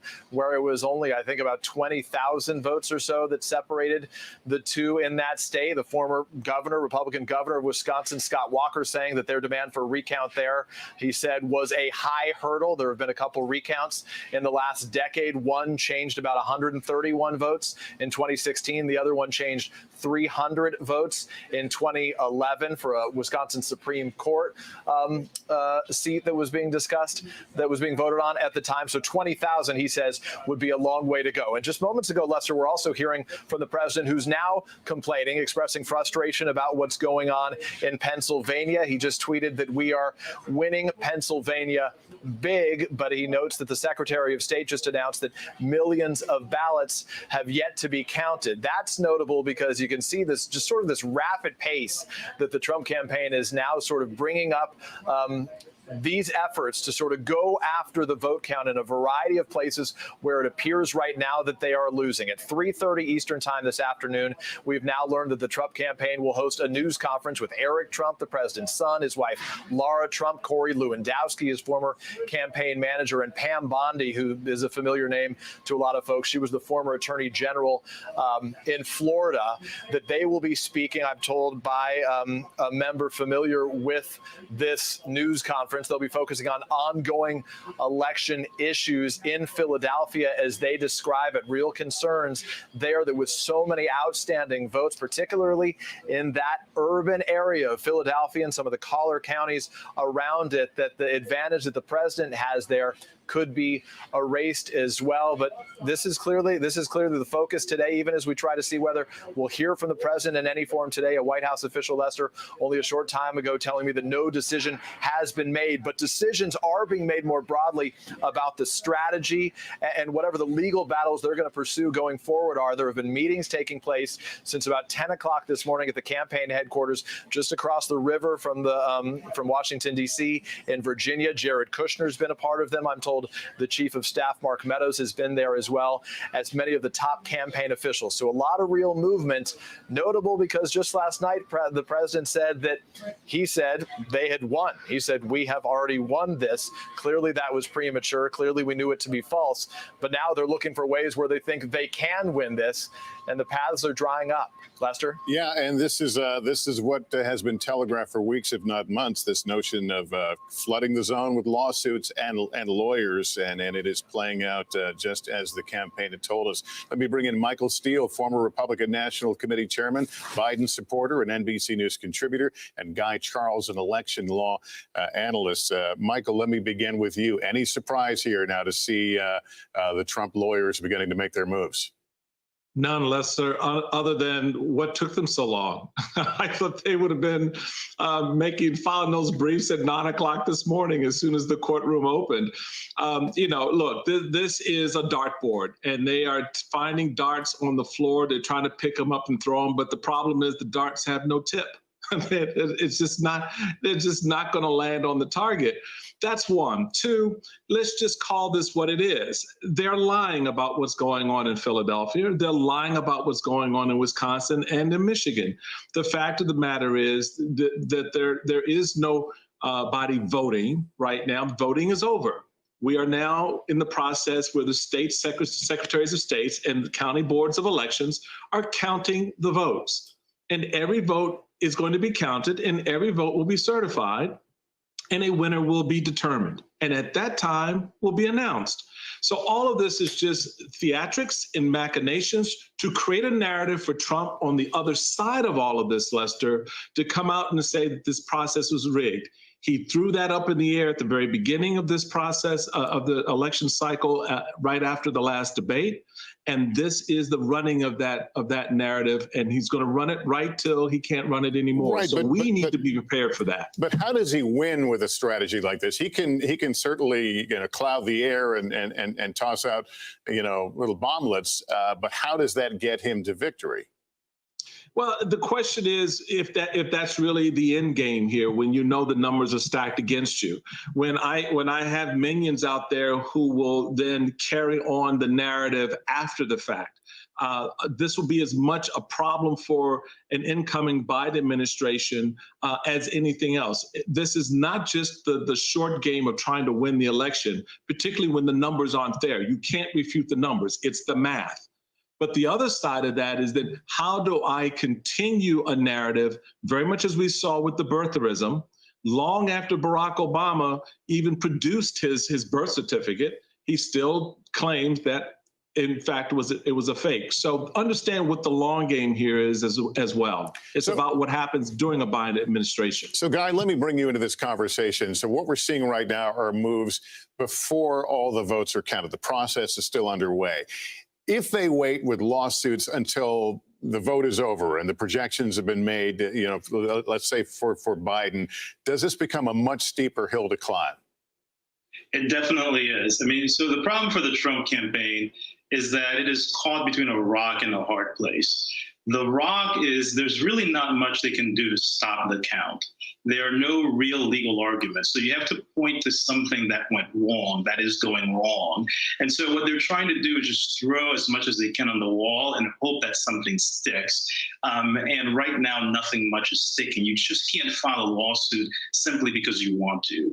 The hard place is that once you wait until the count has been certified, then both the narrative is against you and you have to overcome the official certification. So you've got to find a judge that will say something went wrong in the law, right? There's some violation to overcome that certification. So it doesn't have, the campaign does not have any strong possibilities here in light of the election returns and the election outcome. There's not that much that lawsuits can do unless you can find a legal violation. Do you sense that these lawsuits we're seeing right now in Wisconsin and Michigan, that they were prepackaged, that they were loaded and ready to go at this moment?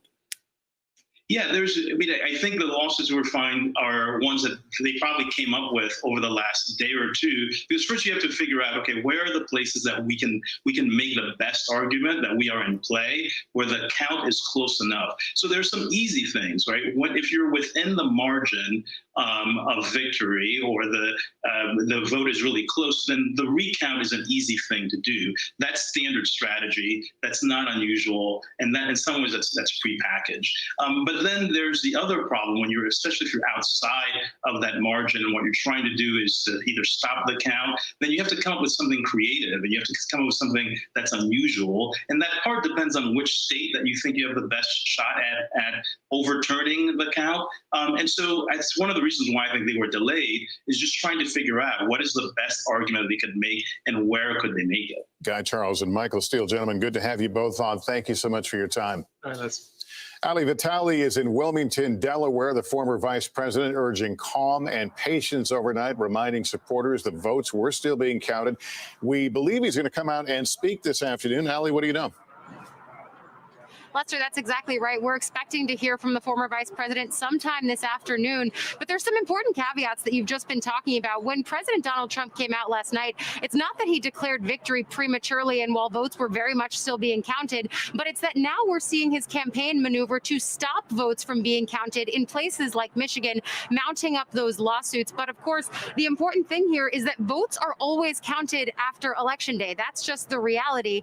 And the thing is that this year, a pandemic collided with the presidential campaign. And so all of these different localities are now in a place where they're having to figure out how to count all of these kinds of early vote ballots in a way that they've not had to do before in terms of the sheer numbers of them. So the Biden campaign, though, looking at those numbers, feeling good about where they are. I have to tell you, throughout the day, we've seen them grow only more bullish and more clear about the fact that they feel that they have multiple paths to victory here. And Wisconsin is one of those places that they continue to say that they think will eventually tip for Biden. down. That being said, they are also preparing for these legal challenges to continue mounting up. We know that both of these campaigns have had hundreds of legal teams at the ready, but now the Biden campaign mounting something called the Biden Fight Fund, something that's meant to fund these legal fights and these election protection battles for Biden as well as Democrats up and down the ballot.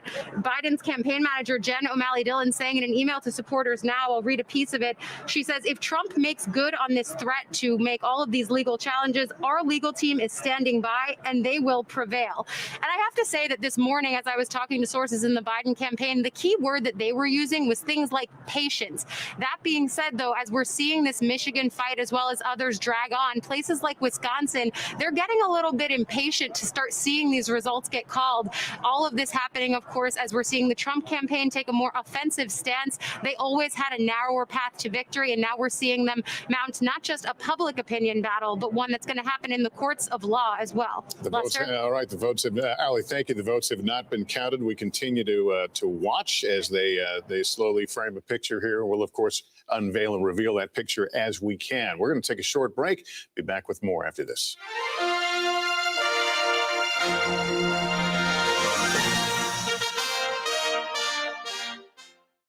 Good morning. Welcome to Today. We're glad to have you with us. This fall, we're right there with you. Whether you're back to school, What do you guys think? We're excited? or back to work, we're keeping you safe. I love being back. Every morning on Today.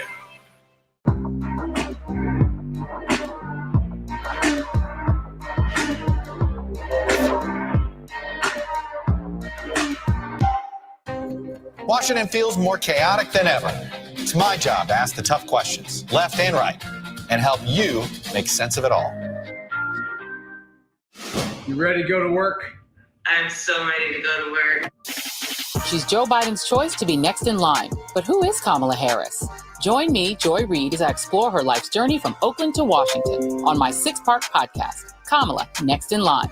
New episodes every Monday. Subscribe for free wherever you get your podcasts. For breaking news in our changing world, download the NBC News app. President Trump and Joe Biden hit the trail. At the center of this campaign, coronavirus. The story. The battleground blitz as we enter the final stretch of the 2020 race. From every angle. If you were sitting here talking to Joe Biden and President Trump, what would you want to tell them right now? On the ground. The wind standing these flames are expected to last another 24 hours. And in depth. We now have 2 vaccine trials on hold. Should people be concerned? NBC Nightly News with Lester Holt. Good morning. Welcome to Today. We're glad to have you with us. This fall, we're right there with you. Whether you're back to school, What do you guys think? We're excited? or back to work, we're keeping you safe. I love being back. Every morning on Today. Police murder of unarmed black men has been an American way of death across centuries. After seeing the most comprehensive police reform bill ever introduced in Congress, I've begun to wonder if now is the time. If now is the time the protesters finally win. The Last Word with Lawrence O'Donnell. Weeknights at 10 on MSNBC. Welcome back to NBC News coverage of Decision 2020. We're watching Wisconsin closely. The commander-in-chief already calling for a recount there. Here's where things stand right now as we put up some of the numbers on the screen. Or my face, either way. But right now, let's go to NBC News senior national correspondent Kate Snow here. Kate, we're looking at some potential recounts, at least a call for a recount. But first, you want to give us a quick update on Maine. Oh, yes. Well, let's correct the record for all the Mainers out there. I know that Portland is not the capital of the great state of Maine. I was born in Maine, Lester. Okay, all right, it's Augusta. And I took a picture of my son, my 17-year-old, in front of the Augusta Capitol just this summer. So for all those who are, well. yes, I mistakenly called Portland the capital. Let's talk about recounts. Obviously, the Trump folks have laid that out of Wisconsin That's right. lawsuit. This may not be the first we hear of recounts. Right. So Wisconsin, and we can put this up on screen. We went through this before. It's a lot. It's tedious, but bear with us here. In Wisconsin, there is no automatic recount. The Trump campaign at this point has petitioned for a recount, which can happen when the margin's within 1% of the total vote. They've already done that. So we expect that'll happen. Now, look, the recount deadline is 13 days. So we've got some time here that this may play out. And then let's talk about Michigan, where the Trump campaign just filed a complaint wanting to be able to have access to where they're counting the votes and saying that they need to stop unless they can have access. That's not quite the same as a recount, obviously. It's a different thing. But in Michigan, there can be a recount when the margin is within 2,000 votes. And again, this can play out over 39 days potentially. And then as we go down the line, Nevada, I think, is our next slide. No automatic recount in Nevada, although again, and earlier you were talking to John, and he was saying almost anyone can ask for a recount in Nevada. As long as it's a tight race, you're probably going to be granted that. In Pennsylvania, there is an automatic recount that kicks in when the margin is within 0.5% of the total votes. So that's something to keep an eye on in Pennsylvania as they continue with more than 2.5 million mail-in ballots that have not yet been counted. In North Carolina, it's not automatic, but again, you can petition for a recount if you want to. We could possibly think that maybe the Trump campaign would be looking at these states like North Carolina. And then finally, in Georgia, I think that's our last slide, not automatic can happen when the race is divided by no more than 0.5%, again, of the total votes. So many states, many different rules, Lester. And this is sort of one track going on as you also have the litigation track separately happening. I'm glad we talked about this because some of this may come into play and we'll go, oh, I heard that first. Right. Okay, Kate, thank you very much. Well, we've talked about Wisconsin. We want to go to Cal Perry there. It's been a nail biter, very, very close. And of course, now this call for a recount of votes. Cal, give us the lay of the land in Milwaukee. Look, it seems like things are really, really close. Election officials say there's just 300 votes that they haven't counted in one rural town in Wisconsin. Joe Biden's current lead is some 20,000 votes. The campaign is overly confident about it, saying that they believe they've won the state. They were actually pushing and nudging the news network some 4 hours ago to call it, but there are still votes outstanding. Now, Milwaukee County, as you mentioned, was the linchpin here for the Biden campaign. They needed to make up ground on where Hillary Clinton was. She lost this state, of course, 4 years ago by just 25,000 votes. They made up that ground and then some. Here and in Madison, they hope that they'll see similar type trends in places like Michigan, places like Georgia. But overhanging all of this now, Lester, of course, is this recount. As Kate sort of laid out, that recount could take us past November. Keep in mind all these election workers who've been volunteering through this pandemic. Wisconsin is a hot spot. I know nobody wants to hear it, but it sounds like we got another couple weeks in front of us in the state of Wisconsin, Lester. All right, Cal. Well, we've all brought our patients along. Thanks very much. White House correspondent for the PBS NewsHour, Yamiche Alcindor, joins us now, along with Barbara McQuade, law professor and former U.S. attorney for Michigan. And Barbara, we knew that a number of lawsuits would be coming. The Trump campaign's been talking about that for weeks, if not months. I remember when my kids were little, something would happen. They go, well, can you sue? And I'm like, well, you can sue for anything. So all lawsuits are not created equal, but what is the net effect if the Trump folks begin to just flood the zone? Well, the reporting so far is that they have filed a lawsuit today, but it is simply to access the room where those ballots are being counted. There are rules in Michigan about how that works. Credentialed challengers can come in to the place where the ballots are being counted to observe and make sure there are no irregularities. But that would require that they're being denied access at the moment. And I've not heard reporting that they were denied access. In fact, to the contrary, I'd seen reporting that they had been granted access. So as you said, you can sue for anything, but you can only prevail if you have a meritorious claim. But I do think that this idea of flooding the zone is, as we heard Michael Steele say, an effort to kind of throw darts at the wall in hopes that one of them might stick. I think one place to look for something that could stick is in Pennsylvania, where we had a state court judge say that ballots cast on by Election Day, but arriving by November 6th could be counted. Those ballots were segregated. A split Supreme Court were 4-4, and so they allowed that state decision to stand with a new composition of a Supreme Court with Amy Coney Barrett there. If that should be renewed, that challenge, and if Pennsylvania ends up razor thin for Joe Biden, we could see Amy Coney Barrett playing a very significant role in a lawsuit there. And by segregating those ballots, does that put the finger on the scale already on that challenge?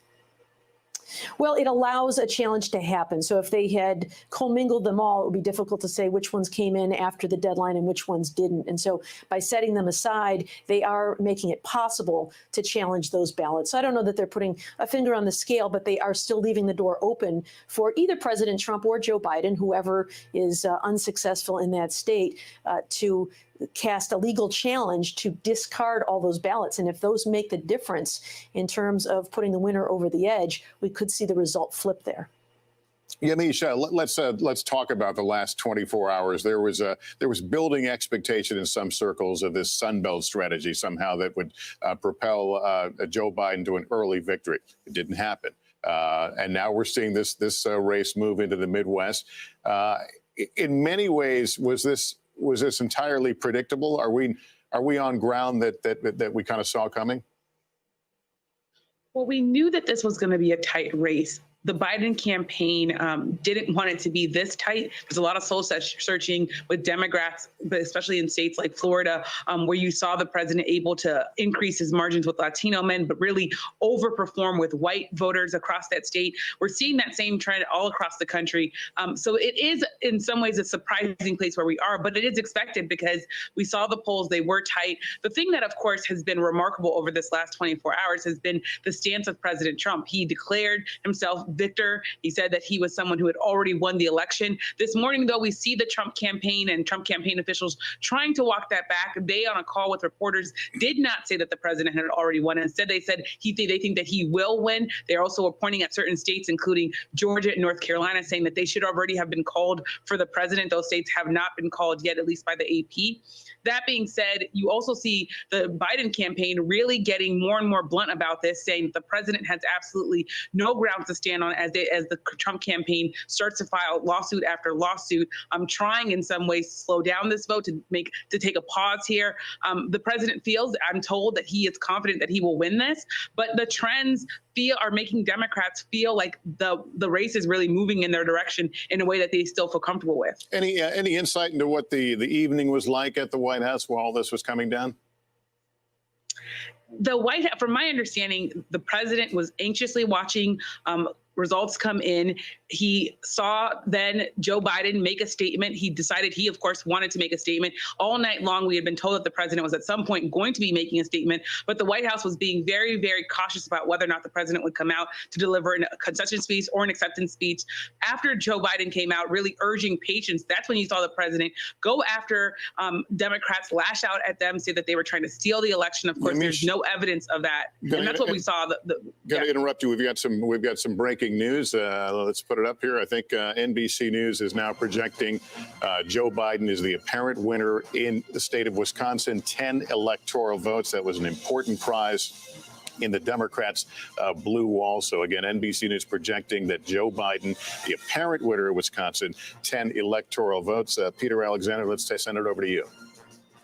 Yeah, so Lester, obviously that's a big win for Joe Biden. This is part of that blue wall, as you noted, that President Trump won 4 years ago by just a limited number of votes. This time around, obviously, it's now favoring Joe Biden, the first of that wall to crumble for Donald Trump, back in the Democrats' corner right now. You were having this conversation with Yamiche a short time ago. The president effectively declared victory last night, falsely and prematurely, but now they're backpedaling and trying to find what that path looks like. Even as over the course of this day, we know that the campaign strategists and advisors, and even the president's chief of staff and his son-in-law, Jared Kushner, have been meeting together at the campaign headquarters to come up with their strategy, the legal battles that they want to pursue in the days ahead going forward. This does come a matter of hours after the Trump campaign insisted that it would be calling for an immediate recount in that state, given that the total tally is under 1%. So it's expected they will do that in the days ahead. But as we've noted before, but it bears repeating, the deficit there for Donald Trump in Wisconsin is more than 20,000 votes. There have been multiple recounts in that state, one in 2011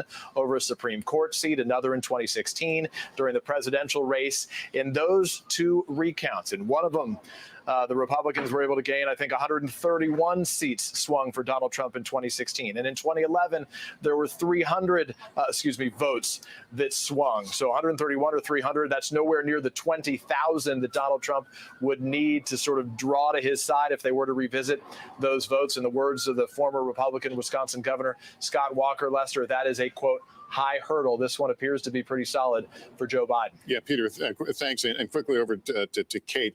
Wisconsin, it would still take time, no matter the validity of it or not. The process of a recount. Of a recount, right. It would still take time. And again, this is our NBC News projection, but this is not the final count that the state will do. I was just sitting here trying to play Chuck Todd for a second and looking at the map because I remember Chuck saying, you know, if President Trump loses any of those three, it's a really tough path for him to get to the magic number of 270. He could do it if he had Georgia and North Carolina and Pennsylvania and Michigan. But those are a lot of ifs right now. A lot of things have to line up. Well, I think we kind of knew going in this was going to be a tough slog, and it's certainly playing out to be for both candidates. We're going to take a break here and continue with Decision 2020 election coverage on NBC right after this.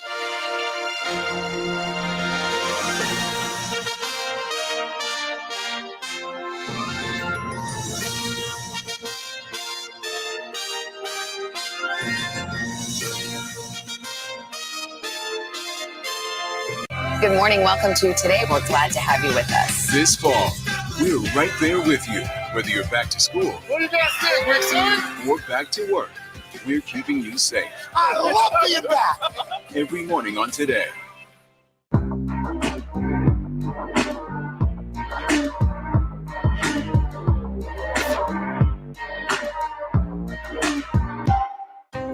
Washington feels more chaotic than ever. It's my job to ask the tough questions, left and right, and help you make sense of it all. You ready to go to work? I'm so ready to go to work. She's Joe Biden's choice to be next in line. But who is Kamala Harris? Join me, Joy Reid, as I explore her life's journey from Oakland to Washington on my 6-part podcast, Kamala Next in Line. New episodes every Monday. Subscribe for free wherever you get your podcasts. For breaking news in our changing world, download the NBC News app. President Trump and Joe Biden hit the trail. At the center of this campaign, coronavirus. The story. The battleground blitz as we enter the final stretch of the 2020 race. From every angle. If you were sitting here talking to Joe Biden and President Trump, what would you want to tell them right now? On the ground. The wind standing these flames are expected to last another 24 hours. And in depth. We now have 2 vaccine trials on hold. Should people be concerned? NBC Nightly News with Lester Holt. Good morning. Welcome to Today. We're glad to have you with us. This fall, we're right there with you. Whether you're back to school, What do you guys think, Rick, son? or back to work, we're keeping you safe. I love being back. Every morning on Today. Police murder of unarmed black men has been an American way of death across centuries. After seeing the most comprehensive police reform bill ever introduced in Congress, I've begun to wonder if now is the time. If now is the time the protesters finally win. The Last Word with Lawrence O'Donnell. Weeknights at 10 on MSNBC.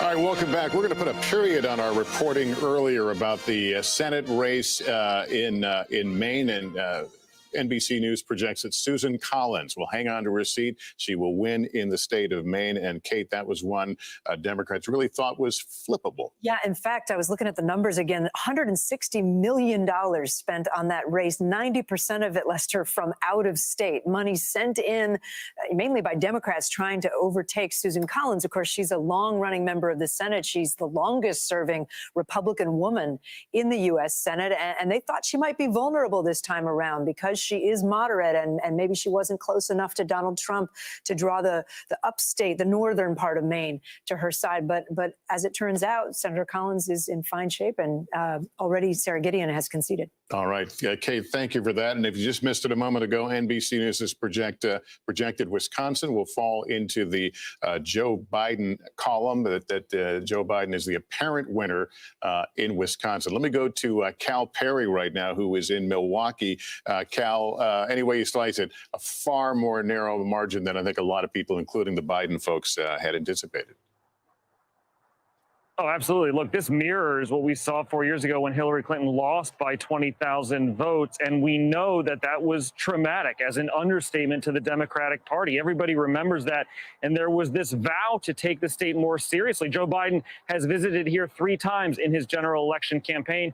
We shouldn't forget the DNC, the Democratic National Convention, was supposed to be here in Milwaukee. So the party put a premium on this state. They were able to drive up the numbers again in Milwaukee and in Madison. We've seen it across this country, the division between urban and rural divide playing out. Big numbers here, big numbers in Madison, and then Trump taking those more rural communities. But a 20,000 vote margin, Joe Biden is the apparent winner in Wisconsin. We will now focus on that recount that we know the Trump administration is already going to trigger. We'll see that paperwork go through in about a week, Lester. All right, Cal, thanks. And I just want to drill down a little bit on that terminology, apparent winner. It means the person who won the race, but the outcome is close enough that the results may depend on a potential recount or confirmation of the reported vote results. And that's why we're calling Joe Biden the apparent winner in Wisconsin.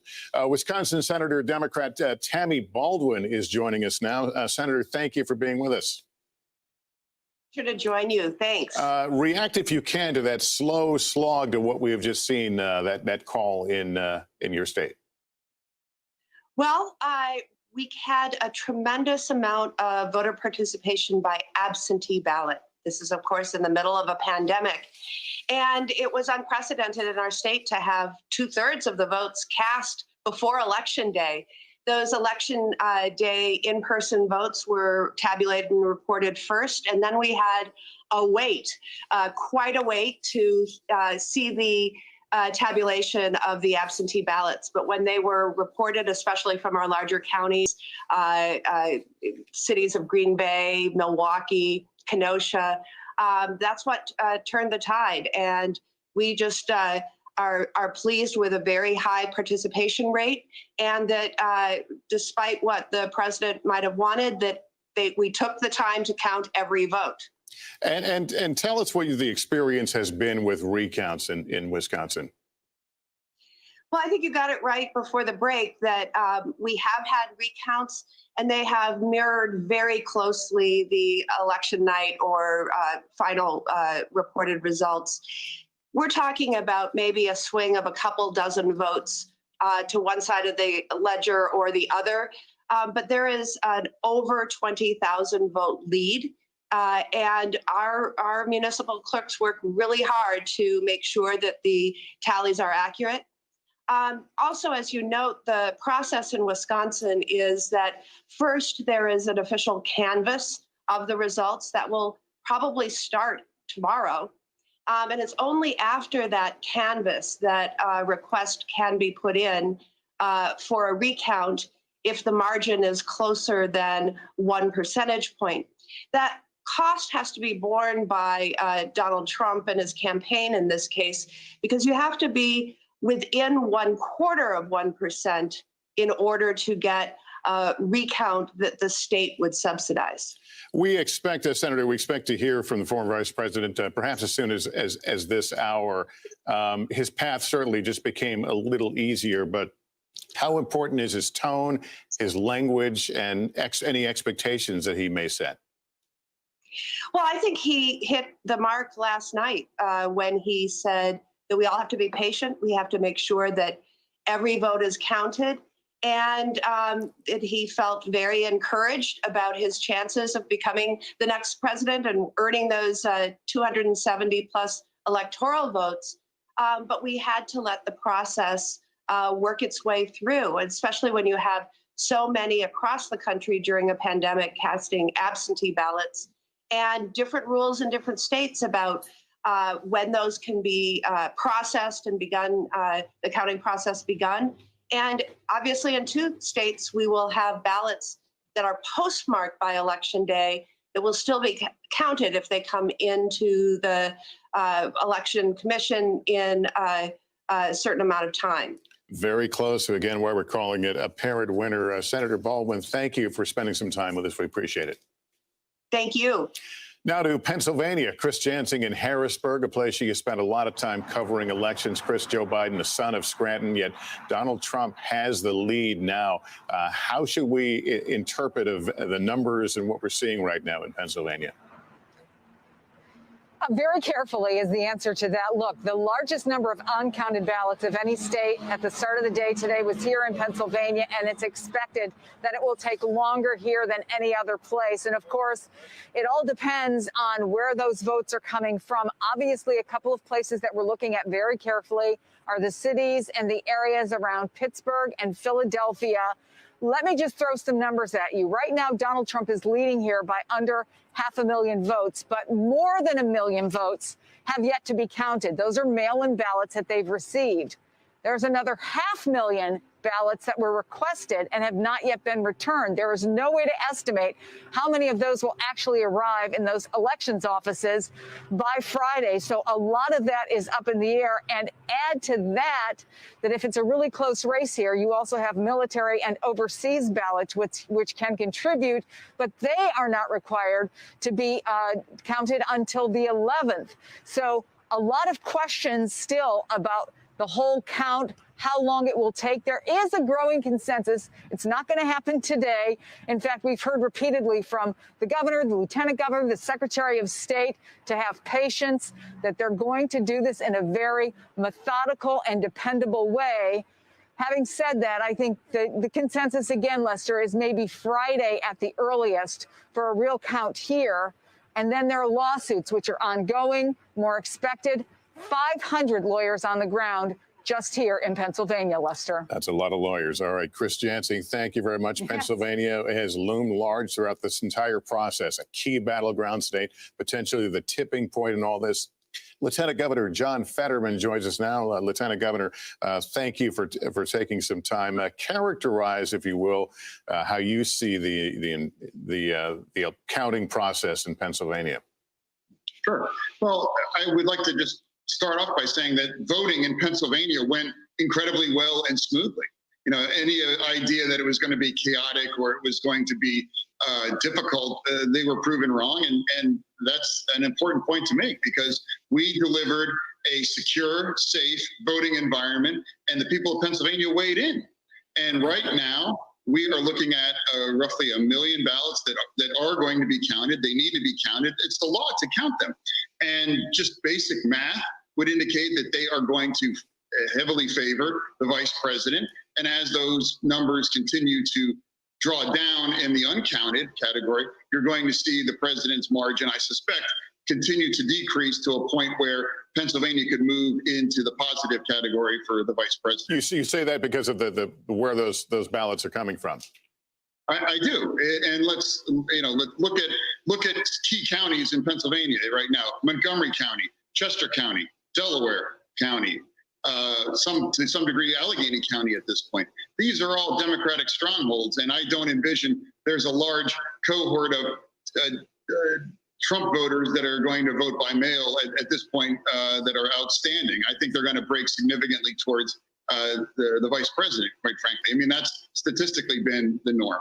But would you expect more lawsuits coming your way? Do you expect the next several days are going to be challenging? Well, whatever. I mean, sure, go ahead. 500 lawyers doesn't turn a lie. It doesn't make it any more true. The bottom line is that these votes are going to be counted. These votes have been in clear well in advance of any extended deadline already. And the bottom line is that voting in Pennsylvania was secure, and the result that we're going to get is going to be a true reflection of the will of Pennsylvania voters. Are you I'm sorry. Are you one of those who bought into the idea that Pennsylvania would be the tipping point, that this race would eventually land on your doorstep? I was, I think, the only Democrat in my state saying, look, we can't underestimate the president's strength here. I don't care what the polls are. I even tweeted out, like, The Economist said 93% chance of winning Pennsylvania. I'm like, no way. It's going to be close. And look at Michigan now. Look at Wisconsin. Look at where we're at in Pennsylvania. So I've always taken the president's threat seriously in Pennsylvania, and I was proven correct. But now, where we're at now, with 1 million ballots outstanding, and given where they're coming from, and given the nature of those ballots, math is clearly working in our favor. So send 1,000 lawyers to Pennsylvania. They're going to count the same.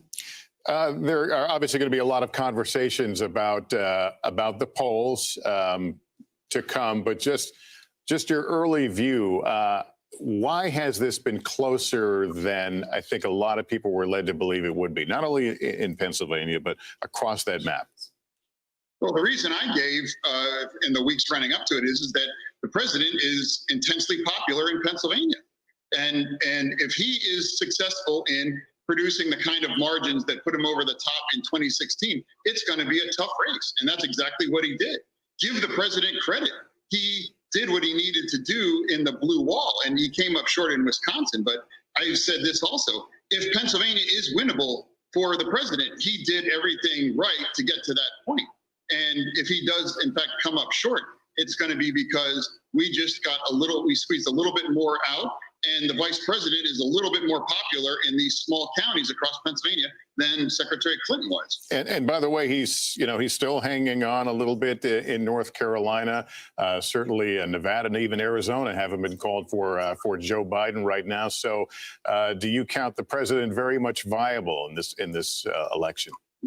Of course, but it's also not looking good for the president in Michigan or in Nevada, and that's ball game. 270 is ball game. I mean, my hope is that Pennsylvania is just gravy on top of the icing, electorally speaking.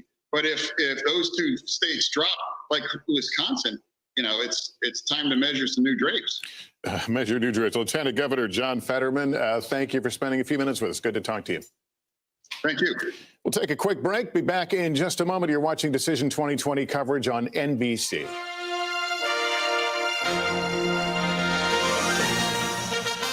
Good morning. Welcome to Today. We're glad to have you with us. This fall, we're right there with you. Whether you're back to school, What do you guys think? We're excited? or back to work, we're keeping you safe. I love being back. Every morning on Today.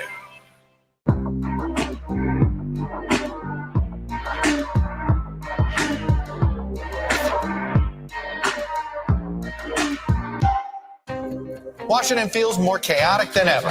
It's my job to ask the tough questions, left and right, and help you make sense of it all. You ready to go to work? I'm so ready to go to work. She's Joe Biden's choice to be next in line. But who is Kamala Harris? Join me, Joy Reid, as I explore her life's journey from Oakland to Washington on my 6-part podcast, Kamala Next in Line. New episodes every Monday. Subscribe for free wherever you get your podcasts. For breaking news in our changing world, download the NBC News app. President Trump and Joe Biden hit the trail. At the center of this campaign, coronavirus. The story. The battleground blitz as we enter the final stretch of the 2020 race. From every angle. If you were sitting here talking to Joe Biden and President Trump, what would you want to tell them right now? On the ground. The wind standing these flames are expected to last another 24 hours. And in depth. We now have 2 vaccine trials on hold. Should people be concerned? NBC Nightly News with Lester Holt.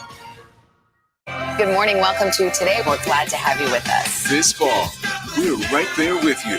Whether you're back to school, What do you guys think? We're excited? or back to work, we're keeping you safe. I love being back. Every morning on Today. Police murder of unarmed black men has been an American way of death across centuries. After seeing the most comprehensive police reform bill ever introduced in Congress, I've begun to wonder if now is the time. If now is the time the protesters finally win. The Last Word with Lawrence O'Donnell. Weeknights at 10 on MSNBC.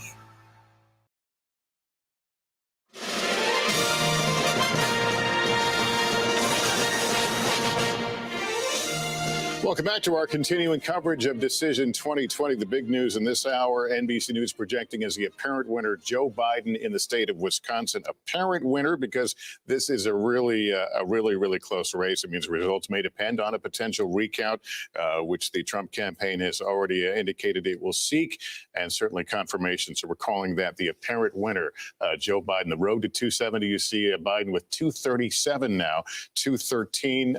Biden with an easier, a better path, perhaps, to 270, but a lot to play out here. Let's go to Cal Perry right now, who is in Milwaukee. He's been watching all the dynamics of this race in Wisconsin. What's the scene from there, Cal? I think I just heard a click, and it was probably Cal's mic. Are we back? Yeah, We're got back. you. Yeah, Cal, go ahead. Hey, Lester, you got me? We got you. Go ahead. We had him, but we don't have him. At any rate, let's go quickly to Vaughn Hilliard in Arizona. That's a race that has not been called. It has looked more favorable toward Biden throughout last night and into today, but still it has not been called. Vaughn, what do we know about any additional votes coming in? Yeah, Lester, in the case of Wisconsin now being called and Michigan falls to Joe Biden, Arizona's 11 electoral votes could clinch it. Pennsylvania wouldn't even be needed. And last night when we first started talking, Joe Biden had more than a double-digit lead. But over the course of these last 12 hours, you have seen that lead continue to dwindle. It's now just at about 3.4 percentage points. And the big issue at hand is that there are still about 600,000 ballots that have been uncounted in the state of Arizona. And the struggle is that it's tough to predict which way these ballots are going to trend. You know, we've seen Democrats, the high propensity voted in those first couple weeks of early voting. But then as you got closer to Election Day, it was Republicans that were turning out in higher numbers, not only at the polling locations, but also turning in last minute their mail-in ballots. And so when you're looking at the situation here in Arizona, Joe Biden holds about a 93,000 vote lead over Donald Trump. If you take into account that 600,000 ballots on the line, Donald Trump would need to pull off, with rough math, about 58% of the vote. We are not expected, Lester, unfortunately, but for the good that Maricopa County elections officials say that they've got the process under control and that they are ensuring when they do announce the results that they are firm. Tonight at 9 p.m. Eastern is when we should expect the next batch of ballots to drop. And so there's going to be a long afternoon of waiting here. The Trump campaign, dating back to last night when some other outlets began calling this race in favor of Joe Biden, protested, essentially making the case that they were able to turn out supporters across the state, not only here in Maricopa County, but over in the rural parts of the state as well, at high rates here. And what you are seeing is in these final days, based off of the data that we have, that they were able to close this gap. Now, the question is, that's a tall task among these last 600,000 ballots to do that, especially when you take into account that independents are making up about a third of the electorate, too. And from the data that we have about independent voters in Arizona, they are trending towards Joe Biden. And so there's a lot of question marks about exactly which way these last couple 100,000 ballots trend here. The Trump campaign is clearly hoping that they come back considerably favorable for the president. All right, Vaughn, very helpful. You know, we sit here and look at these raw numbers, but it's interesting to hear, you know, where these other votes are coming from and the thinking and all this. So we appreciate that. Let's kind of take a check here. We're about 10 minutes to 3 in the East right now, and we've had that movement. We've had this call for Biden, apparent winner in Wisconsin. Kate, where does that leave us now on this road to 270? How do they get there? I'm going to do my best Chuck Todd impersonation because we let him go rest for a little while. I don't have the big board. I can't. That's okay. He doesn't let anybody play with it but him. That's right. But I think maybe we'll have a graphic or something we could throw up on the screen. Joe Biden's easiest, most likely path now, given that we have projected the apparent winner of Wisconsin to Joe Biden, is Arizona, Nevada, and Michigan. So now that he has Wisconsin, if you turn Arizona blue, which we have not projected yet, if you turn Nevada blue, and if you turn Michigan blue, that's it, Lester. That's all he needs. He doesn't even need Pennsylvania. Even if Donald Trump were to win Pennsylvania, Joe Biden could become president at 270 votes with what I just laid out. What is the path for the president at this point? If you assume that the president takes Georgia, traditionally Republican state, North Carolina, traditionally Republican, and gets Pennsylvania, a big assumption, he then has 264.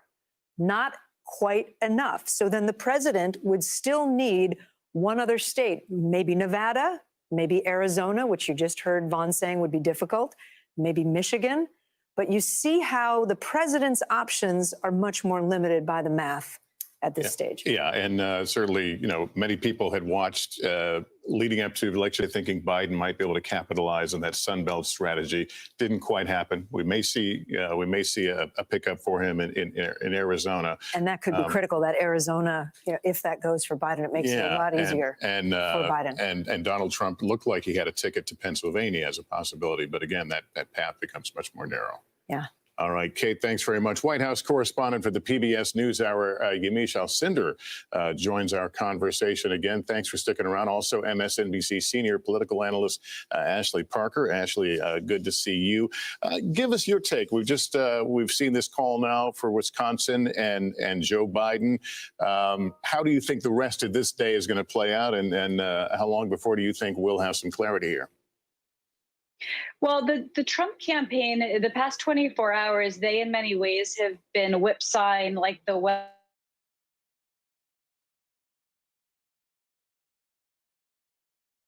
country has. There was early optimism. It felt like it was tipping for Biden a little bit. So I was getting calls from sources on the Trump side saying, we're going to win all these states. We have a very clear path and the rest is just gravy, to this morning where those exact same people are saying they're quite worried. They're nervous.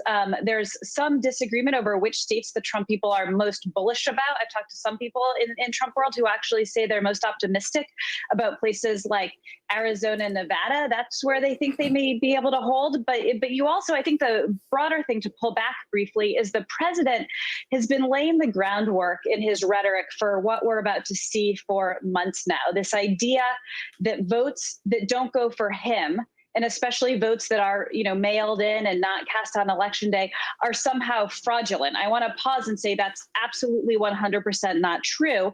But if you look at the campaign strategy, the legal battles they're talking about and the cases they've already filed and what the president said last night, their argument is basically that in the states where he is ahead, they should stop counting votes and declare it a win.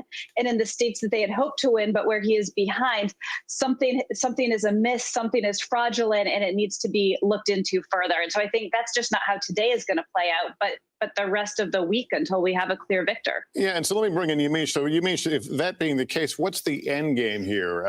Filing lawsuits and making statements about disenfranchisement don't necessarily change the results. So is there a broader long game here that's being played, or is it just the impulsivity of the president that we're seeing? I think it's both. As Ashley noted really smartly, the president has been laying this groundwork for this idea that he is a victim of some sort of deep state push to try to take the election away from him. He's been saying over and over again at rally after rally that Democrats were going to try to steal the election. Now, of course, we're a day after the election, while, of course, votes are still being counted. So I think the end game here for the president is twofold. One is he really does want to try to, in court as much as possible, try to win legal fights, legal battles that will somehow deliver the election to him. He's been very clear about that. The president also said yesterday that he's willing to go to the Supreme Court. This is why Democrats were very, very nervous when President Trump was able to confirm Justice Amy Coney Barrett, because he believes that he can take a case to the Supreme Court and somehow get a victory in this election through the Supreme Court. Of course, the Biden campaign is pushing back very hard on that. Their top legal expert on their campaign is saying he thinks it's impossible for the president to have some sort of case that would go to the Supreme Court that would then turn into him being elected president. That being said, there's also this feeling among Trump supporters, and I would say among some Democrats, that even if the president loses, he's already laying the groundwork for what could be the president continuing to say that he was a victim of some sort of nefarious thing that allowed him not to be able to get a second term. Now, of course, that's long down the line. And I want to pause with Ashley and say that is not true. We don't see any evidence of voter fraud. We don't see any evidence of anyone trying to steal any sort of election. But that being said, the Trump campaign has a little bit different tone. They're being more cautious, but the president himself is being very clear. He thinks this is being stolen from him. Yeah, and Ashley, a couple things can happen here. That the president finds his path to victory and wins this thing. And then with all those complaints in the background, the other option, of course, is that Joe Biden wins, but is damaged during this lame duck period in which the president still has the bully pulpit.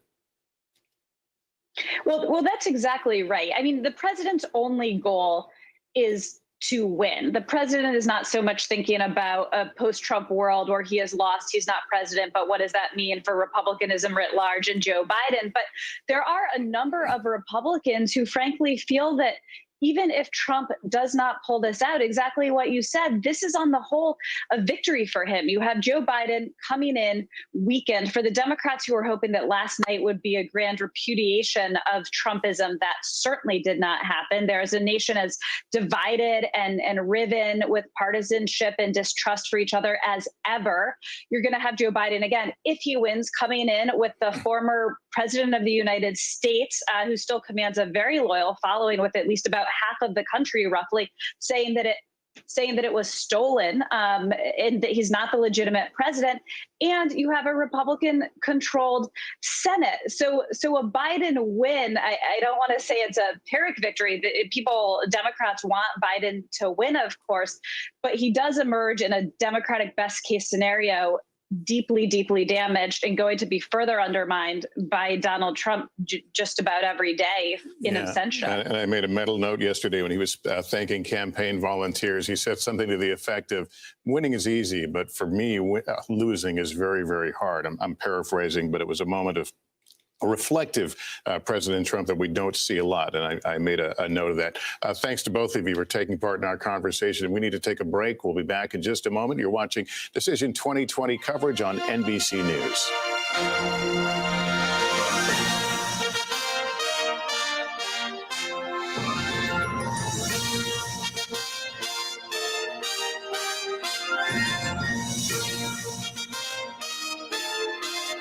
Good morning. Welcome to Today. We're glad to have you with us. This fall, we're right there with you. Whether you're back to school, What do you guys think, Rick, son? or back to work, we're keeping you safe. I love being back. Every morning on Today.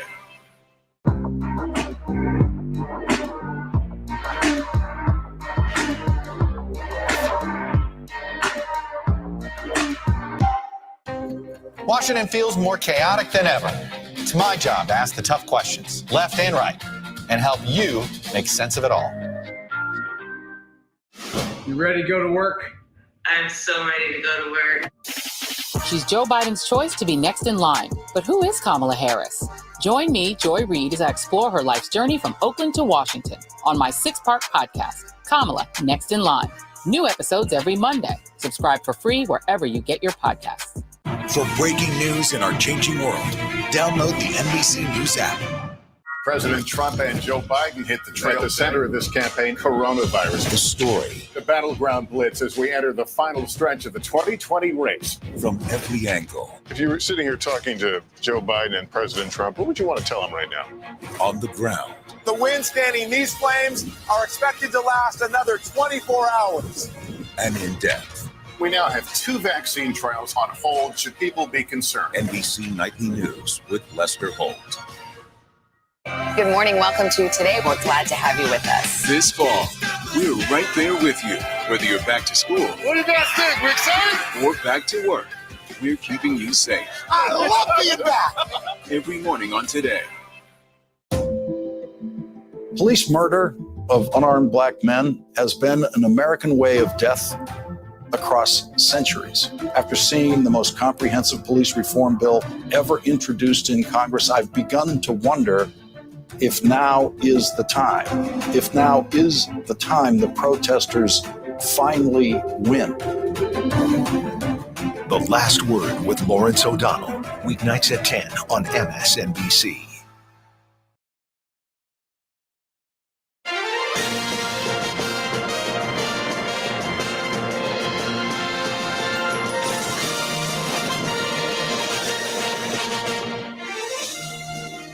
Welcome back. I'm Kate Snow, taking over for Lester for a moment so he can prepare for NBC Nightly News. It is 3 o'clock Eastern Time, noon out west. We are on the air with our continuing NBC News special coverage of Decision 2020. Results still coming in, things very much changing minute by minute, counting as we speak the votes in this presidential election. Let's take a look at where we stand right now. This is the biggest call we've made just in the last hour.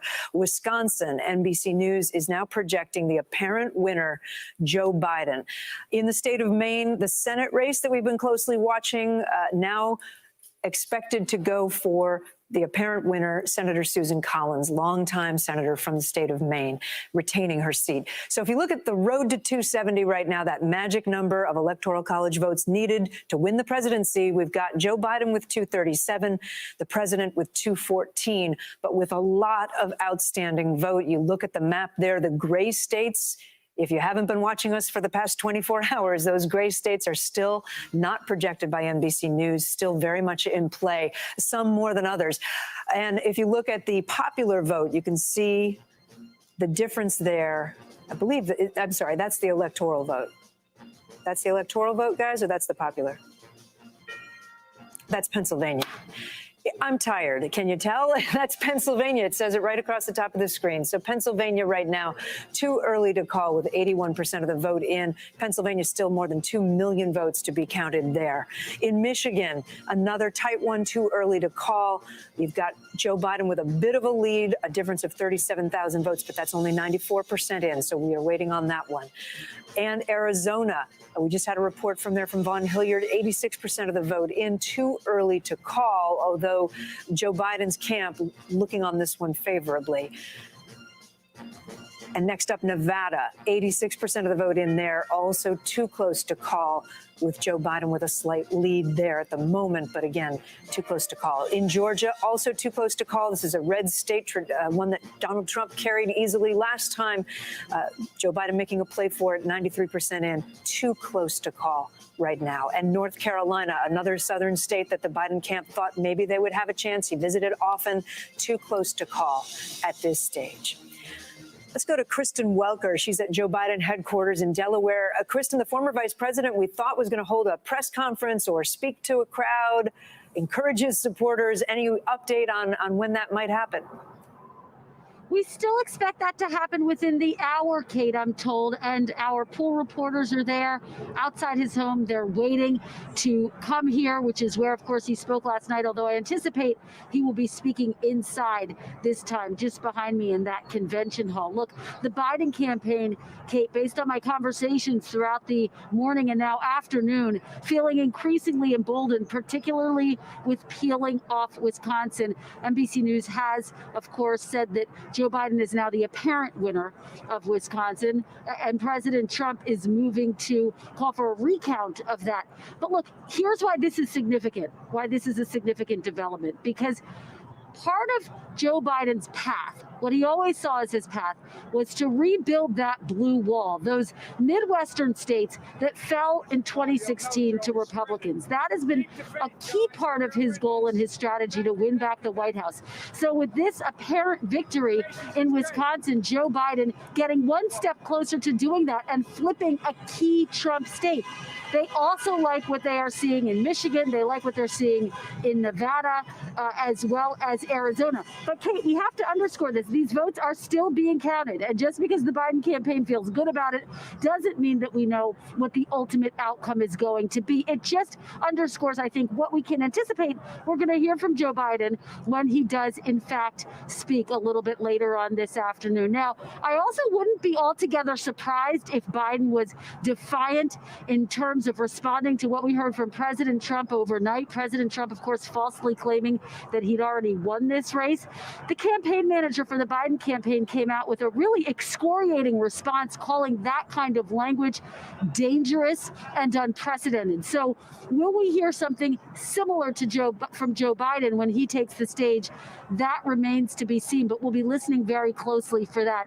And then one more thing I would note, Kate, the legal challenges have already begun from the Trump campaign. I just spoke with an official, and we've been talking to folks throughout the day. The Biden campaign says they have a team of lawyers at the ready to be dispatched for these legal challenges. Now, if Pennsylvania, for example, becomes pivotal, this race could be protracted. But if Biden gets to 270 without Pennsylvania, you might not have that protracted battle. But we know that they are focused on Pennsylvania. Why? Because, of course, Pennsylvania started counting its mail-in votes yesterday. So they anticipate it's going to take them until Friday to get to the end of that count, Kate. Right. And just one follow-up question, Kristen, is the Biden campaign, when you say they've got their lawyers at the ready also, we haven't heard of any offensive move, if you will, by the Biden campaign. Do you sense that the Biden campaign is also looking at potentially filing any kind of action, or are they waiting in defensive posture for whatever the Trump campaign does? That's a smart point, Kate. I don't think at this point we have seen them move to file any lawsuit challenging any of the vote count at this point. I think at this point in time, they are ready to defend against any legal challenges coming their way. Doesn't mean it won't happen, though, because everyone's looking at this counting process quite closely. One top lawyer for the Biden campaign, though, saying earlier today, in response to the president's threat to take this fight all the way to the Supreme Court, he basically said, let him. He will ultimately prove to be quite embarrassed by the results. Now, there's a lot of bravado going around on both sides, but that's part of the messaging coming out of the Biden campaign today. All right, Kristen Welker, thanks so much, and stay on it with us and let us know if there are any signs of the vice president being ready to speak. Let's bring in our White House correspondent, Peter Alexander. So, Peter, Kristen was just talking about that blue wall, and that's where you're already seeing challenges by the Trump campaign in both Wisconsin asking for a recount and Michigan asking to stop the count now because they don't have access, they say. Yeah, Kate, no, you're exactly right. This started early this morning. We heard from Bill Stepien, the president's campaign manager, saying if they count all the legal ballots that Donald Trump would win. That term legal ballots suggesting there's some evidence of fraud or cheating, which at this point there is no evidence that we're aware of either of those things right now, indicating the sort of legal strategy they'd be pursuing over the course of this day. And as you noted, that's what we are now seeing within the last hour or so. The campaign announcing that it would be suing to halt the count taking place in the state of Michigan right now. Their claim was that they were not granted access to those counting locations to see the ballot process and counting process taking place. Earlier, it was in Wisconsin, where there are about 20,000 votes that separate Joe Biden from Donald Trump. Biden with the advantage there. The Trump campaign announcing that they would be calling for a recount immediately, something that they can do when the vote is within 1 percentage point. Right now, it is under 1%. That separates the two, even as we have announced that Joe Biden is the apparent winner in that state. And then within the next 30 minutes, now less than that, about 20 minutes from now in Pennsylvania, specifically in Philadelphia, we are going to hear the next sort of effort by the Trump campaign. Corey Lewandowski, the former campaign manager, Laura Trump, Eric Trump, the president's son and his wife, Rudy Giuliani, the president's personal attorney, will all be there for a news conference to take place in the next half hour. I'm told by folks in the campaign that they are focusing on what they describe as ongoing election issues in Philadelphia. Rudy Giuliani, a short time ago on Twitter, complaining about what he described as massive cheating in that state. Again, there's no evidence of any cheating taking place. In fact, in Pennsylvania, they are still counting the ballots that are outstanding. As Kristen just indicated, the Supreme Court upheld the decision taking place in that state, which is that for any ballots that were postmarked by yesterday, Election Day, if they arrive by this Friday, so within 72 hours of Election Day, they would be legal and they could be counted. Those in the Trump campaign say they are demanding that the folks in Philadelphia play by the rules. For the moment, those are the rules, and no one has said otherwise. Again, the Supreme Court standing by them. So that's where things stand right now from the campaign's purposes. The president, as you noted last night, effectively declaring victory, falsely, obviously, and prematurely. But now they're sort of conceding that that's not the case, that they can't claim victory, changing their language, at least the campaign is, saying that they're looking for ways, still trying to find that pathway, whatever it may be, to get to 270 electoral votes, Kate. All right, Peter Alexander at the White House for us. Peter, thank you. And as we talk about Pennsylvania, the Secretary of State there, the Attorney General, the Governor of Pennsylvania, all urging calm earlier today and patience, asking everyone to be patient. Let's bring in Washington Post national political reporter, moderator of Washington Week on PBS, and NBC News political contributor Robert Costa is with us, along with Victoria DeFrancesco Soto, Assistant Dean at the LBJ School of Public Affairs at the University of Texas, Austin, and also an NBC News contributor. Robert, let me start with you. I know you have great sources. You spoke with a Biden team lawyer earlier. What are you hearing first from the Biden camp? I've just been texting with some of them and got off the phone and with a few of them, and also interviewed Bob Bauer, the Biden campaign's top lawyer. Look, in brief, the Biden campaign is sitting pretty in their view. They feel like their whole strategy was mail-in votes. Let the votes be counted. They may be slow to come in, but let them be counted in Wisconsin, in Pennsylvania, in Michigan, in Georgia, and just have patience. And I asked Bauer, are you going to be litigious? Are you going to start going after and filing lawsuits against the Trump campaign? Right. And he said he has some concerns about voter suppression, but they're not going to be filing any lawsuits at this time. They're just going to let the vote be counted. That's what I had just asked Kristen Welker, whether they would proactively be taking action. Robert, before I switch over, let me just ask you about the Trump White House right now and the president himself. Do you have any reporting on what his attitude is today? We know that they're going to be holding family members of his and advisors will be holding a press conference. I've asked for his confidants to give me their candid view. And they say his whole attitude last night at 3 a.m. in the morning is being echoed now this morning and this afternoon on Wednesday.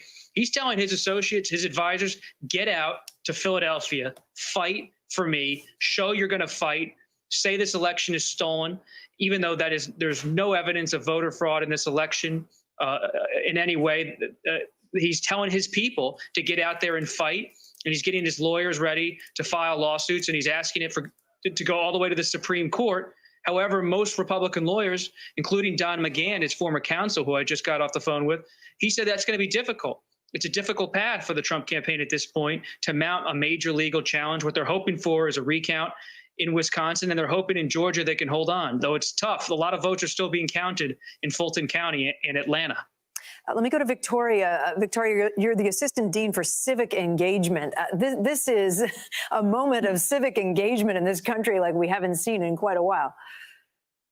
Specifically 120 years, Kate. So the turnout levels that we have seen in this 2020 election surpass those. It's not record-breaking, but it is the highest since 120 years. And I think that the silver lining to all of this, we're waiting for the results to be finalized, is the fact that we did see an increase in youth turnout. We did see an increase in Latino turnout, perhaps not necessarily in the way certain candidates wanted it to go, but we did see a lot of turnout, a lot of enthusiasm on both sides. So I think that this is an especially important win for the country in this moment where we're very much on edge. And really quickly, Kate, I wanted to note in terms of the patience wearing thin for folks, this is what is so difficult about our democracy. Democracy is about uncertainty at times, and it's about accepting the fact that we don't know, and then we're going to have to accept results that we don't necessarily like. So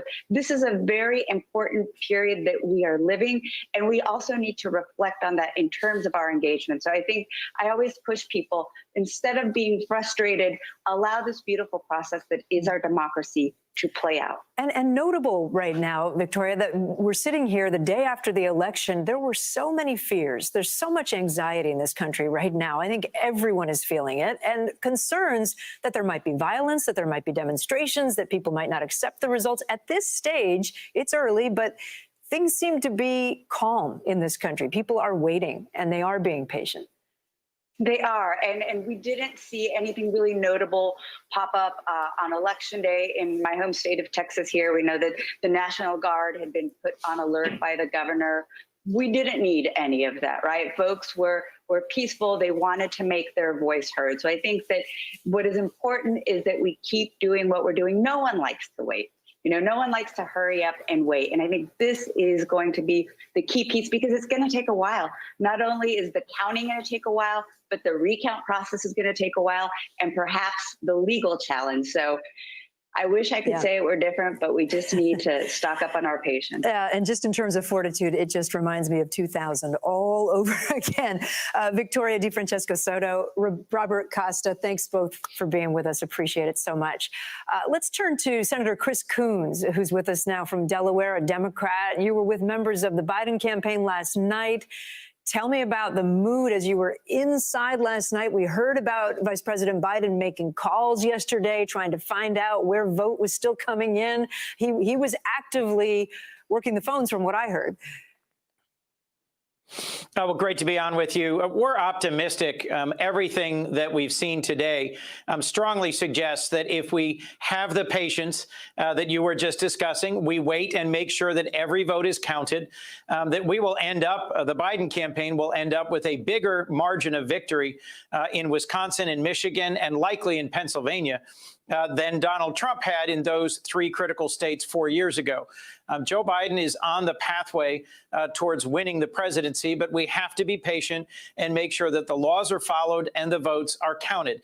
As you well know, in our country, elections are not decided by candidates and their pronouncements. They're decided by voters casting ballots, and those ballots being counted in an orderly way by states and counties, by boards of commission, boards of election, and then the secretaries of state certifying those elections. It's always taken several days for those certifications to happen. That's part of how our system works. But let me play devil's advocate for a moment, because if the president and his campaign continue to cast doubt on these results, continue to say there were, they've been making claims that there were disenfranchised voters, that there were things happening in certain states that we haven't been able to verify at this point, but they're casting doubt. Will that tarnish, as we move forward here, will that make it harder for the vice president if he is declared a winner? Well, if Donald Trump had a reputation as a truthful man who routinely said clear and science-based and truthful things about other matters, it might be a greater problem. But we know that President Trump almost daily says things that are wildly untrue about things as important as the pandemic and public health, about world relations, about the size of his own crowds, about all sorts of things. He is just a serially untruthful man who has great difficulty saying things that are honest. Senator, can I ask you to pause and stay with us for a moment? I want to get back to Peter Alexander at the White House with a little bit of developing news about the president and Pennsylvania, I understand, Peter? Yeah, Kate, that's exactly right. As we noted, there will be a news conference taking place in Pennsylvania about 10 to 15 minutes from now, but we just received a statement from the Trump campaign about the newest actions, the legal actions they're taking, in their words, to, quote, fight for the integrity of the most important election in our lifetime right now. So at issue here is the fact that, as we noted, in that state, they could receive ballots that are postmarked by yesterday, Election Day, through this Friday, and that those ballots would be counted. That was upheld by the Supreme Court. Well, now, according to this new statement from the Trump campaign, the action they are taking, they are suing to stop the counting of those ballots right now. They want to try to pursue this case further with an effort to try to get, I suspect, the Supreme Court to weigh in at another time on it, now that there is another Trump nominee, now Justice Amy Coney Barrett, who is on the court. And separately, that they are demanding access to these voting locations in Pennsylvania, where some of the the counting process is taking place as well. Something similar to what they have done earlier today in Michigan. So not clear that they have yet filed suit, but that they will be filing suit in Pennsylvania as well. Again, Rudy Giuliani, the president's personal attorney, will be among those who is delivering this statement of some kind to take place only a short time from now. As we've been reporting, they are looking for any possible avenue to try to claw back some of these states. This is a state where they have an advantage right now, but there is, I think, 1.3 something million votes still out there. And if you look at the math, particularly in the bottom right of that screen, those collar counties around Philadelphia, the expectation is that a lot of those votes, many of them mail-in ballots, yet to be counted. They didn't begin the process of looking at them until yesterday that those ballots and the ones that they may receive in the next several days could make this a much closer race for Joe Biden. And Peter, I want to put a point on that and to clarify, these are ballots that were legally cast, that were sent in and postmarked by Election Day, right? That were going to be allowed to be counted, but had been cast by Election Day. And now the Trump campaign is saying, don't even count them. Yeah, Kate, no, you're exactly right about those ballots. These are ballots that were postmarked by Election Day, but to be clear, they may not even be in the receipt of the election officials yet. They may not have them yet. They still have 48 hours. They have until Friday for those to be received. So there could still be more ballots coming in that swells that number. Obviously, that's of concern. The Trump campaign officials say they want the Philadelphia officials to play by the rules. They say it's only the Congress or the legislature in that state that can change these rules, that can extend the deadline. They say, in effect, that is not allowed, that they are breaking the rules in Philadelphia. And that's the effort that they're pursuing there. All right, Peter Alexander at the White House, thank you. Let me go back to Senator Chris Coons, who's still with us from Delaware, a Democrat. Senator, you just heard that breaking news. They're now going to fight in Pennsylvania. They're going to try to stop the counting of these ballots that have been sent in, postmarked by yesterday, by Election Day, also demanding access to locations where the votes are being counted and opened. Your reaction?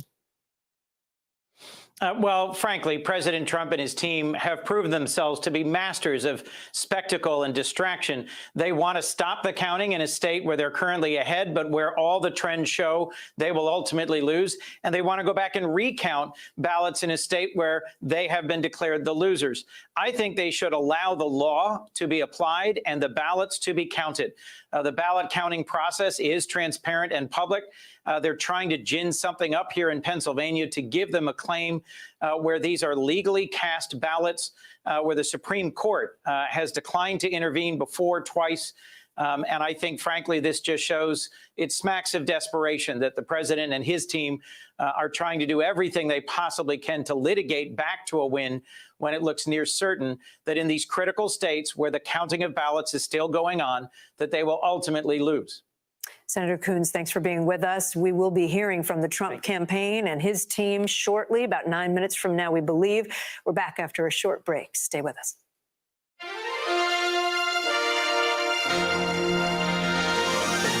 Good morning. Welcome to Today. We're glad to have you with us. This fall, we're right there with you, whether you're back to school. What do you guys think? We excited? Or back to work.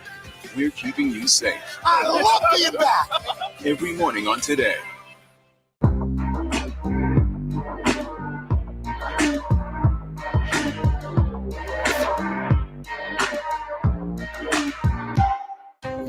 Washington feels more chaotic than ever. It's my job to ask the tough questions, left and right, and help you make sense of it all. You ready to go to work? I'm so ready to go to work. She's Joe Biden's choice to be next in line. But who is Kamala Harris? Join me, Joy Reid, as I explore her life's journey from Oakland to Washington on my 6-part podcast, Kamala Next in Line. New episodes every Monday. Subscribe for free wherever you get your podcasts. For breaking news in our changing world, download the NBC News app. President Trump and Joe Biden hit the trail. At the center of this campaign, coronavirus. The story. The battleground blitz as we enter the final stretch of the 2020 race. From every angle. If you were sitting here talking to Joe Biden and President Trump, what would you want to tell them right now? On the ground. The winds fanning these flames are expected to last another 24 hours. And in depth. We now have 2 vaccine trials on hold. Should people be concerned? NBC Nightly News with Lester Holt. Good morning. Welcome to Today. We're glad to have you with us. This fall, we're right there with you, whether you're back to school. What do you guys think? We excited? Or back to work. We're keeping you safe. I love being back. Every morning on Today. Police murder of unarmed black men has been an American way of death across centuries. After seeing the most comprehensive police reform bill ever introduced in Congress, I've begun to wonder if now is the time. If now is the time the protesters finally win. The Last Word with Lawrence O'Donnell. Weeknights at 10 on MSNBC.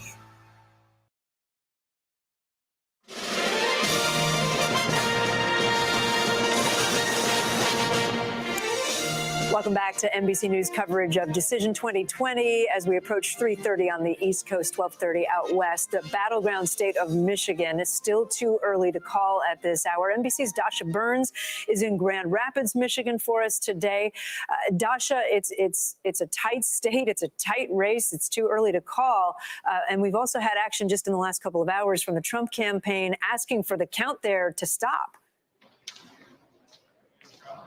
Yeah, Kate, and the Michigan Attorney General's office just put out a statement responding to that. They said they have not been officially notified of the lawsuit. When they are served, they will review it. But she emphasized that Michigan's elections are done transparently. I also just spoke to the city clerk here in Grand Rapids. I asked him if this lawsuit is changing anything about what he is doing right now. He told me no. He said a state trooper would have to pull him out of here to stop the counting of these ballots. Now, the Trump campaign said that they did not get meaningful access to locations to observe the process. And here's what I can tell you, Kate. We have been here all day. We have been observing what's been going on here. And let me show you a little bit of what's been happening. These election workers here behind me, they began counting these ballots at 7 a.m. yesterday morning. We've talked a lot about patience today. This is a slow process. Let me show you why. We've got these tabulators here overnight. There were issues with the tabulator. They weren't working properly. That led to some delay here. And then you've got this group of folks gathered over a computer here.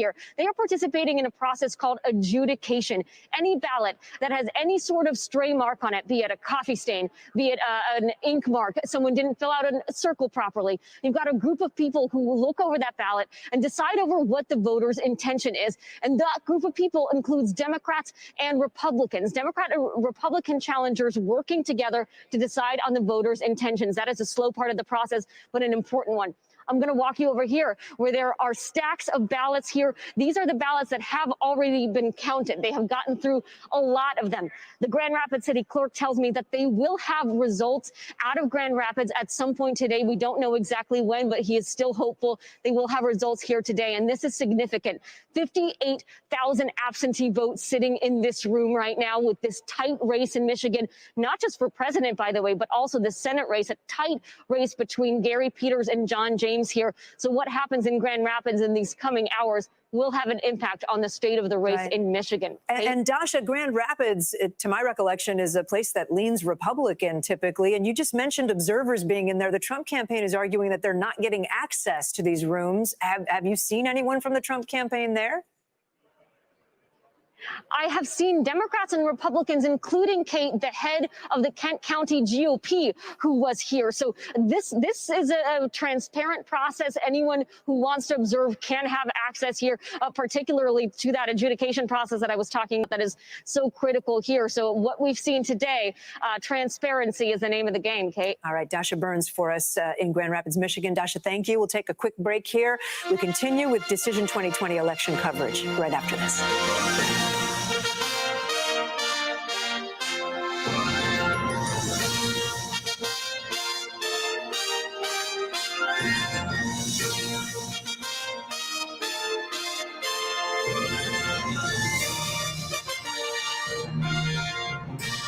Good morning. Welcome to Today. We're glad to have you with us. This fall, we're right there with you.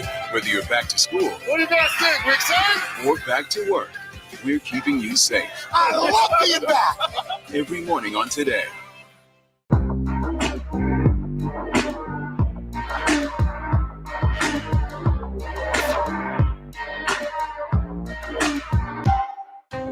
Washington feels more chaotic than ever. It's my job to ask the tough questions, left and right, and help you make sense of it all. You ready to go to work? I'm so ready to go to work. She's Joe Biden's choice to be next in line. But who is Kamala Harris? Join me, Joy Reid, as I explore her life's journey from Oakland to Washington on my 6-part podcast, Kamala Next in Line. New episodes every Monday. Subscribe for free wherever you get your podcasts. For breaking news in our changing world, download the NBC News app. President Trump and Joe Biden hit the trail. At the center of this campaign, coronavirus. The story. The battleground blitz as we enter the final stretch of the 2020 race. From every angle. If you were sitting here talking to Joe Biden and President Trump, what would you want to tell them right now? On the ground. The winds fanning these flames are expected to last another 24 hours. And in depth. We now have 2 vaccine trials on hold. Should people be concerned? NBC Nightly News with Lester Holt.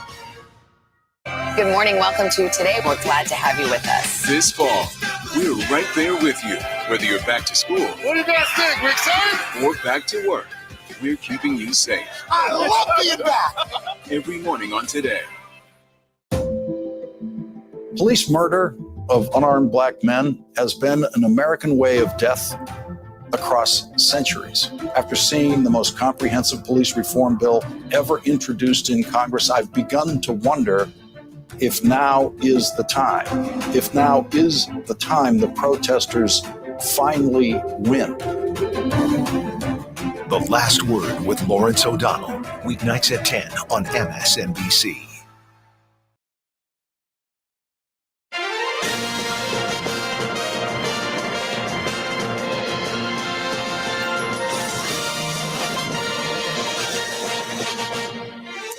Our continuing coverage rolls on NBC Decision 2020. It is 3:30 on the East Coast, 12:30 Pacific time. We want to update you with some of our latest results, and there have been some changes in the last hour. If you've tuned out for a while and you've come back, Wisconsin has been projected now, the apparent winner. NBC News projecting Joe Biden with Wisconsin, a very critical projection for the vice president. That, of course, part of that northern wall that the vice president is trying to win.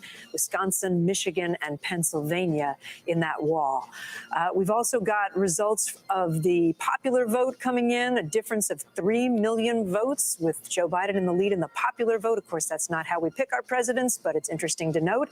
Let's look at Maine, the split there, the projected winner, Joe Biden in the presidential race, and the way they will split their electoral votes, because Maine does things a little bit differently. 3 of those electoral votes will go to Joe Biden, 1 to President Trump. Let's talk about the Maine Senate race, which just got resolved this afternoon. The apparent winner now, Susan Collins, the Republican, the incumbent, longest-serving Republican woman in the U.S. Senate, retains her seat there after a challenge from Sarah Gideon, the Speaker of the House of Maine. And Matthew Dunlap of Maine, the Secretary of State in the great state of Maine, is joining us now. Mr. Dunlap, thanks for being with us.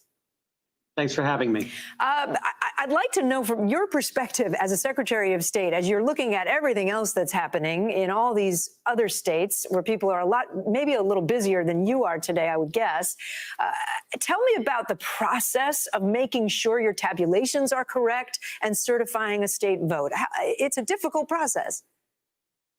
It is difficult, but it's not rocket science. It's actually a very transparent process that's been developed in every state over much time with thoughtful legislation that is the bedrock of our election laws. The process that we use to tabulate races is time tested and very transparent. And it's just a matter of simply counting every single ballot and being able to have that process in place to discern voter intent. And this is something that election officials have a lot of expertise at. And again, it is a public process, so people can observe it. And if there's an opportunity for someone to challenge and ask for a recount, we have rules for that so that the public can understand that they should be able to have the confidence that their ballots are accurately counted and that they can do so, that they can participate in their democracy without fear of this pandemic and have that confidence that their voice is heard. For those of us who lived through 2000, who remember 2000, we remember the Chads in Florida. That was the way that the paper ballots worked there. People had to push a stylus through the paper, and there were so-called hanging and dimpled Chads.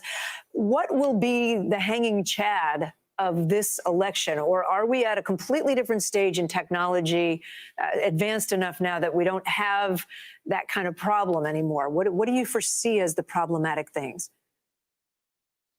Well, I think the problematic thing is the constant sowing of doubt on the process by the people that are using it. One of the signature changes in election law in America was a passage of the Help America Vote Act of 2002 in response to what happened in Florida in 2000. It called for things like uniform voter files and uniform voting technologies.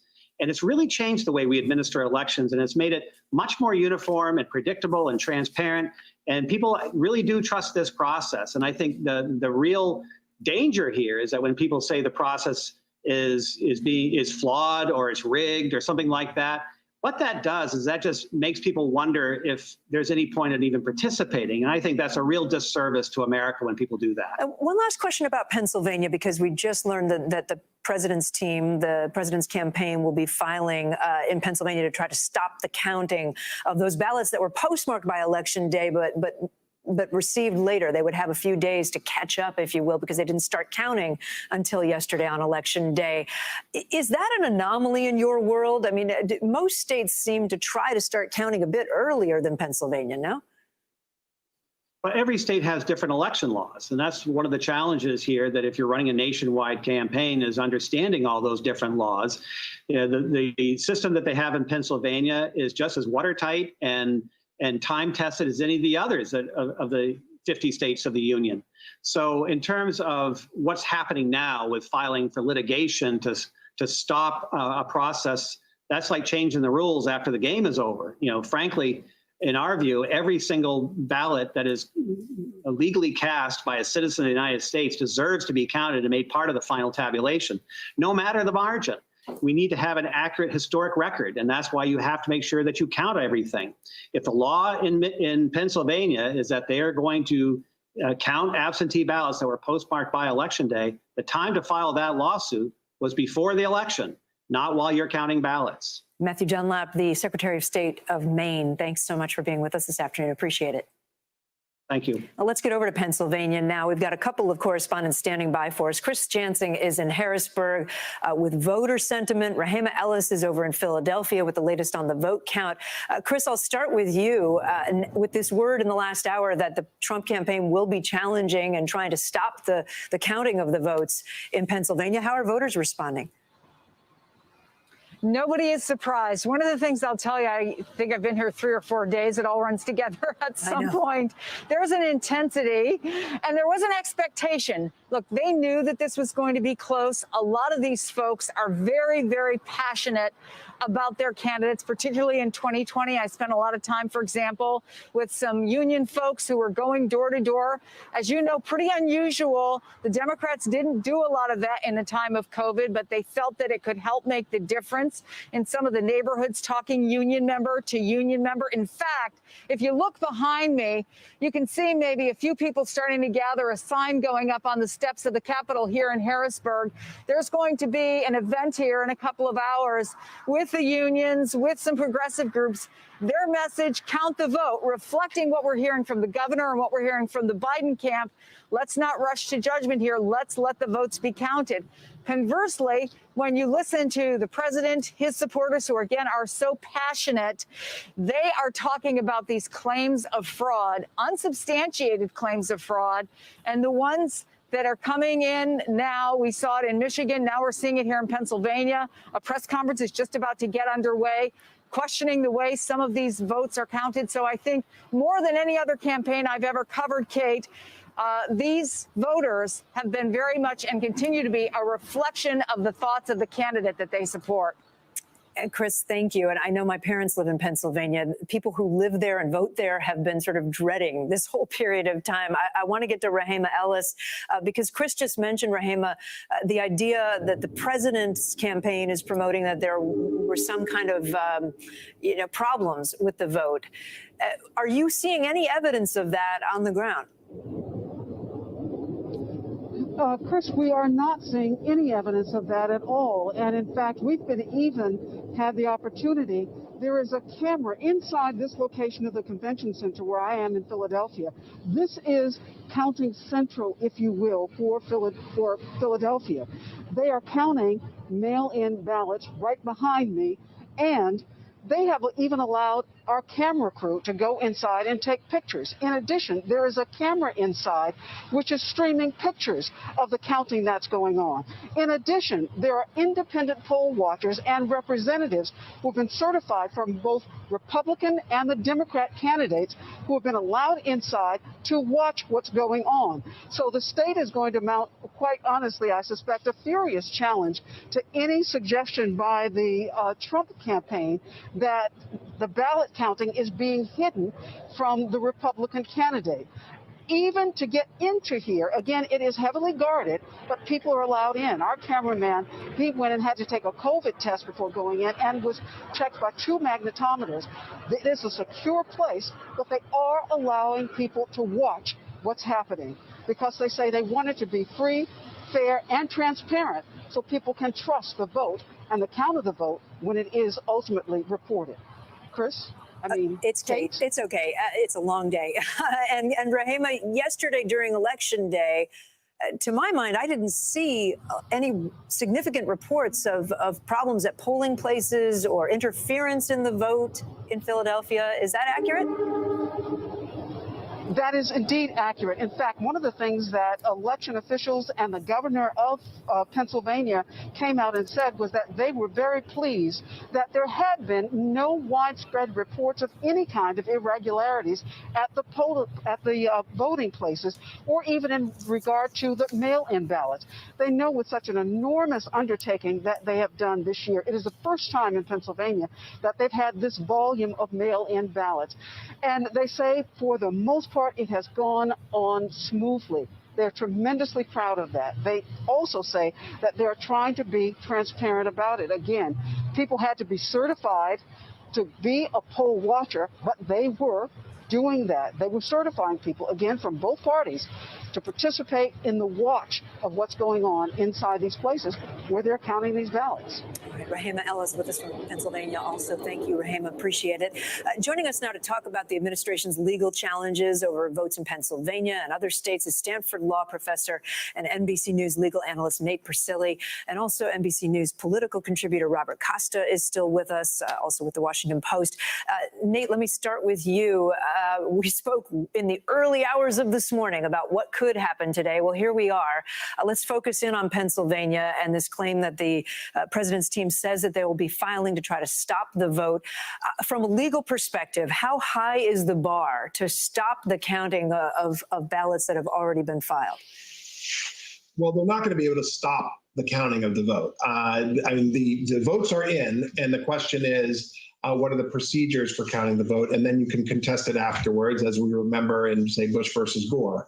And so right now they're trying to alter the procedures for the counting of the votes. They're trying to make sure that they can observe the votes. But we are in kind of the dust-up phase of the pre-litigation phase. Right now, the counting needs to go on, and right now they're raising a series of issues that will then have some kind of importance in the event they end up in court. And so I think that right now they're just casting a lot of doubt on the process with the hope that maybe later on they can challenge the count as a result. And I should note that they're members of the Trump campaign and his team, some advisors are holding a press conference right now, and we are monitoring that, and we'll bring you any news from that. Robert Costa, what's the strategy here on behalf of the Trump team? The Trump team is trying to raise concerns about mail-in ballots, but they're not seeing any kind of evidence about fraud. They're not seeing things that they can actually cling on to and make an argument. What they're concerned about is how mail-in ballots are coming in late, in the sense that they're being counted late, but that doesn't mean they're illegitimate ballots. And so the Biden campaign's position is just to sit back and almost shrug at what the Trump campaign is doing and just let the votes be counted, because you don't see any flashpoints right now in terms of allegations of voter fraud that are breaking through, that seem to be more than anecdotal or questionable in terms of credibility. And that's why the Biden campaign feels good. Its strategy was always to count on the mail-in vote at the end of the day. I should note that Vice President Biden is on the move, going toward the Chase Center in Delaware, where we think he will speak, and we'll get to that as soon as it happens, obviously. Nate Persily, one last question about this. So in Pennsylvania, the Supreme Court had already taken action to allow this counting to happen for 3 days post-election of ballots that were received or postmarked by Election Day. What could happen, legally speaking, now? Do you suspect this goes right up to the Supreme Court? Well, nothing's going to go right up to the Supreme Court. There's going to be a process either in state or federal court that'll eventually land a case at the Supreme Court. As you say, there was a lot of litigation before this election, and in some ways that's a blessing. So we had some clarity in the rules. The downside is that the Pennsylvania Supreme Court's decision, which was appealed to the U.S. Supreme Court, led to a 4-4 split at the U.S. Supreme Court before Amy Coney Barrett rejoined the court. She then was not there for another reconsideration of that, or she just recused herself or was not participating. So there's an open question that if another case came from Pennsylvania, whether you would now have full 9 justices considering it. But what the U.S. Supreme Court let stand was a decision from the Pennsylvania Supreme Court that allowed for 3 extra days for ballots to be received. They still had to be postmarked and sent out on Election Day, but they could be received by 3 days afterwards. All right, Nate Persily, thank you for being with us and helping us sort through it all. Robert Costa, same to you. Appreciate it. We'll take a quick break just to note that Vice President Biden looks to be about 10 minutes away, we're estimating, from making some remarks. So you'll want to stick with us if you're interested in that. We'll take a quick break. You're watching Decision 2020 on NBC.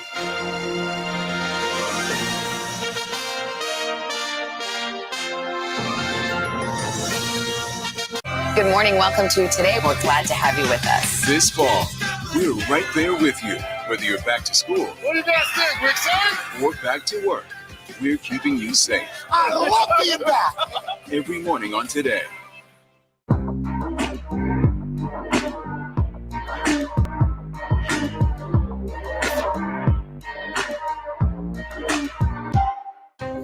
Washington feels more chaotic than ever. It's my job to ask the tough questions, left and right, and help you make sense of it all.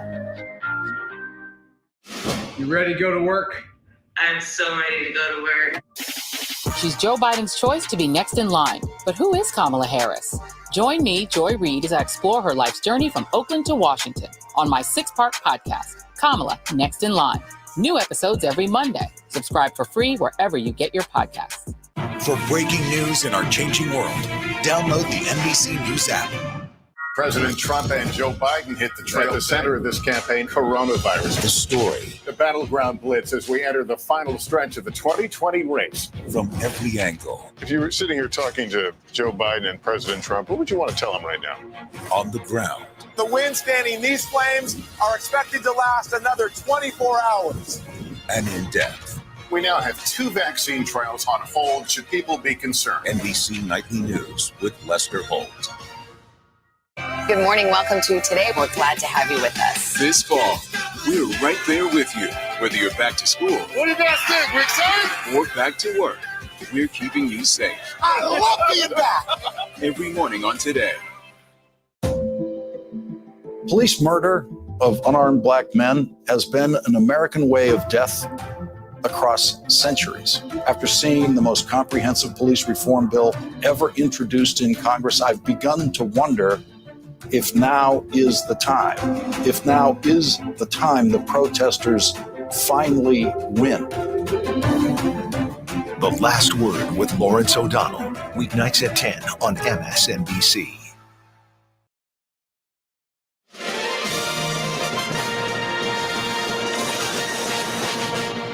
Welcome back to our NBC Decision 2020 election coverage. Democrat Joe Biden just picked up an apparent win in Wisconsin, according to NBC News and our projections, and he is expected to hold a news conference possibly within moments, within the next 10 minutes or so, after urging his supporters overnight to be patient as ballot counting continues. We have not heard from the vice president since that late night drive-in event where he spoke to supporters who were in their cars honking along. Kristen Welker is at Biden headquarters in Wilmington, Delaware. Chief White House correspondent Hallie Jackson is at the White House for us. Kristen, I'll start with you. I don't even know how long it's been. Has it been not quite 12 hours? I've lost sense of time. 14 hours since we heard from the vice president, I believe. That sounds about right. It's been a long time. And look, Kate, I think you heard a confident Vice President Biden overnight. It was about 2 a.m. You're right about that. And he talked about the fact that he believed there was a path for him to win the White House. I think what you're going to hear when he speaks today is an increasing bullishness from the vice president about his chances, in part because, of course, Wisconsin, NBC News has now called that for Biden as the apparent winner of that state. And so I think you'll hear him lean into that. The fact that his campaign strategy has always relied on building back the blue wall. That's, of course, those critical battleground states throughout the Midwest, Michigan, Wisconsin, Minnesota, Pennsylvania. So he is going to, I think, strike a note of confidence about this new call. And he is going to try to make the case that he's starting to win back those states that Democrats lost in 2016. He sees that really as critical to his reelection. The other states that they are watching quite closely at this hour, Nevada, Arizona, and of course, as I mentioned, Pennsylvania, where you have those legal challenges unfolding as we speak.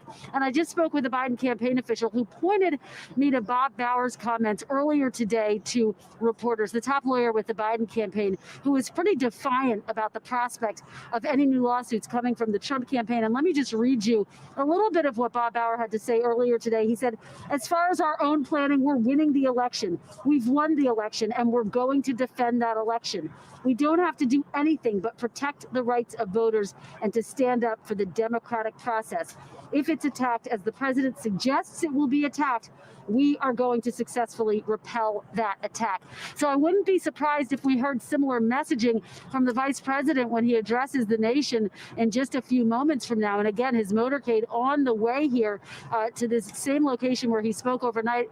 Although, Kate, I anticipate he's going to be inside. Of course, last night he was here. He had one of those now signature drive-in rallies in the age of COVID where people are socially distant and in their cars. But I think that today this is going to be a smaller event, and you are going to hear him speak about this evolving situation, the vote count, as the election hangs in the balance, Kate. You just quoted Bauer saying we've won the election. If the vice president went that far in these coming remarks, that would be similar to what President Trump said overnight. Both sides essentially claiming victory. Yeah, and you saw the vice president come out, Kate, last night before President Trump, which I think was so significant. Now, he was very careful with his words, of course. He said he believed there was a path to winning the election. I don't anticipate he will go that far, but we'll have to wait and see what specifically he has to say. But it's clear that Biden wanted to really drive the narrative home, and that he wanted to be the one really controlling the narrative. And that was a key part of why he got out first, got out ahead of President Trump. And remember, there had been all of those concerns about President Trump essentially doing what he did last night, which was to come out and declare victory before all of the votes had been counted. So we will be listening very closely to every word that the vice president has to say. I anticipate, though, Kate, what you're going to hear is you're going to hear him walking that line carefully and really urging his supporters and people all across the country to have patience as we watch these election developments unfold. Kristen, thank you. To Hallie Jackson over at the White House. Hallie, the president did not walk the line carefully. The president came out and said, I've done it. I've won this state, this state, this state, without the numbers being there. What does he do now? If Joe Biden comes out and speaks, what do you anticipate out of the president? So it's interesting, Kate. We have not heard from the president on camera yet today. We have heard from him plenty on Twitter, with 4 of his tweets, Kate, in just the last not even 24 hours, slapped with warning labels by Facebook and by Twitter, because it is essentially spreading misinformation. You talked about the president coming out and declaring victory in some of those key battleground states prematurely with no evidence to support that. It wasn't true then. It's still not true as of, 3 o'clock, 3:30 this afternoon either. The president also declared that we won the race, he said incorrectly, and incorrectly asserted that there was major fraud happening in the election. None of that is true, Kate. The election so far, the ballot counting has proceeded, according to all of our reporting, exactly as it was expected to proceed. There is a huge amount of mail-in ballots, as we've talked about, largely driven by the pandemic and people wanting to get those ballots in early, not necessarily in some instances show up at the polling sites. We've been talking for weeks about the idea that it would take a long time to count these ballots. Well, guess what? It's taking a long time to count these ballots. I can tell you, Kate, as we await a news conference, sort of a dueling news conference now, not with the president and former Vice President Joe Biden, but with the president's son, Eric Trump, Laura Trump, one of the campaign's top surrogates, Corey Lewandowski, former campaign manager from 2016, and others in Philadelphia. Philadelphia. That is because the Trump campaign is now filing more lawsuits, right? They already had this lawsuit in Michigan we learned about today. They're filing another couple of lawsuits in Pennsylvania to try to stop ballot counting there. As that is all happening, as they're pushing these legal challenges, you also have the campaign talking about what they see as potentially their pathway to victory. There's a lot of discussion about Arizona and the vote maybe being much closer than it seems right now, a race, by the way, that NBC News has not called yet. And you can see it is still in that column, too early to call. I will say other outlets have called it, and that is something that has infuriated the Trump campaign. They think they have a potential shot in Arizona, despite what we're seeing in some of the numbers currently. They also think they could be doing well in Georgia and in North Carolina as well. They think they could pull out wins there. Wisconsin and Michigan, a bit of a different story as the campaign is threatening a recount in Wisconsin. By the way, they can't officially file for that until next week. So at this point, that is a threat. That is not something that has been formally conducted right now. All of this taken together, though, Kate, a sign that the Trump campaign is taking some of these tactics to try to pull out a victory if possible. The president feeling confident about Pennsylvania. There is a sense, and there was a lot of discussion on a call with reporters that I was just on with top campaign officials from the Trump campaign, that they believe they have a healthy lead based on numbers that they're seeing in Pennsylvania. Again, a state that NBC News has not called. Point being, the path to victory for President Trump is extremely, extremely narrow at this point. It is narrower than Joe Biden's. That's not to say it is impossible, particularly when we have all these battleground states that are too close or too early to call, Kate. Right. I will say this, from having covered the president for a number of years, since the campaign, 4.5, 5 years ago started, I would be surprised if we didn't hear from him again in some fashion after Joe Biden speaks. This is a president who, as we saw even overnight on election night, likes to have the last word. He is engaged in television. We know that his top advisors are huddling at campaign headquarters just across the Potomac here in Virginia to talk through what their next steps and strategy will be. No decision yet on whether the president will address the nation and will address Americans, but we'll be keeping an eye out for that. Yeah, Hallie, as you were talking, I was thinking back an hour ago. I was sitting here with Lester, and I was trying to put on my best Chuck Todd, which I'm not very good at. But really, I mean, if the president were to win Georgia, which we've not projected yet, North Carolina, correct, which we haven't, Pennsylvania, which you say they feel good about, that adds up to 264. It's still not enough. Not the 270 that he needs. So he would have to have Nevada or Arizona or Michigan, because we've taken Wisconsin off the plate. And that's why, Kate, as you point out, it's so important. And I think that's why we're hearing so much about the state of Arizona. There is a lot of discussion about that being potentially a place that the Trump campaign sees vote coming in, not to get in the weeds here and like nerd out with you in the afternoon, but where they see the potential. We usually save that for the overnight hours. I was going to say, that's after midnight, girl. I know. But they do see the potential for the rate of vote coming in and where it has been being able to be matched in what we're seeing. Now, in Arizona, we're not going to know anything sort of the next, what they call ballot dump. We're not going to get the next sort of big batch of vote count in until way later tonight. You can see the numbers right now. Too early to call for NBC News, but that's one that the Trump campaign is especially focused on.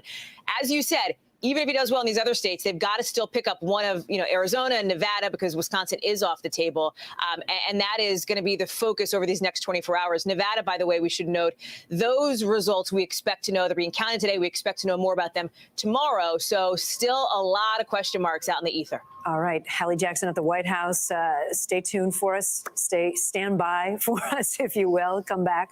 Let me go to Morgan Radford, who's in North Carolina, where the presidential race, as we just said, too close to call in that state. And Morgan, we were just talking about it. That's a state that was traditionally red, that the president's hoping to hold on to. What are you hearing there?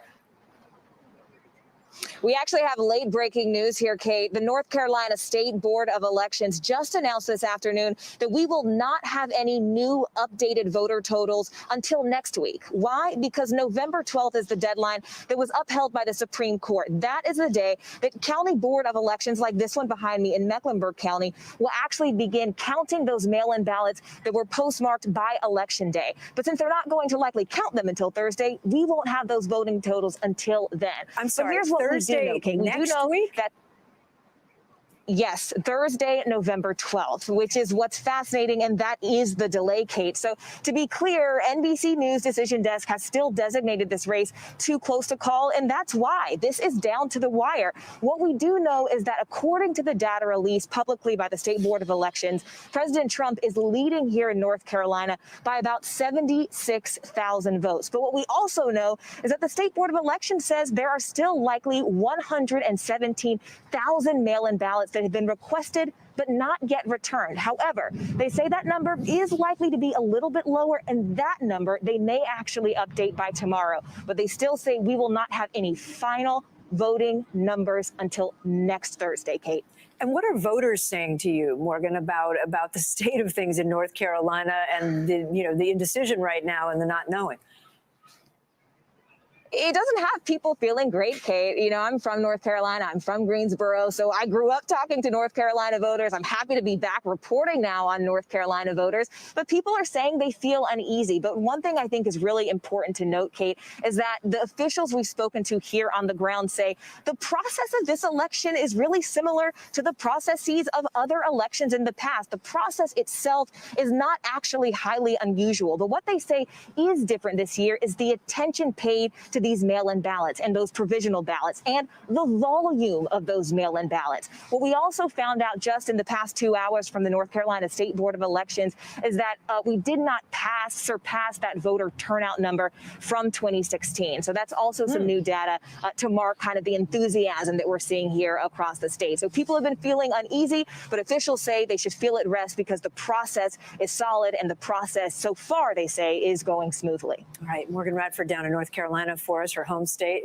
Morgan, thanks so much. It is nearing 4 seconds away from the top of the hour, 4 p.m. in the east, 1 p.m. out west. We are standing by for a briefing any moment now, we expect, in Delaware by Democratic presidential candidate, Vice President Joe Biden. At that podium there, we don't have a sense yet for timing. We know he's there, present, but we don't know when this will start. We'll bring that to you.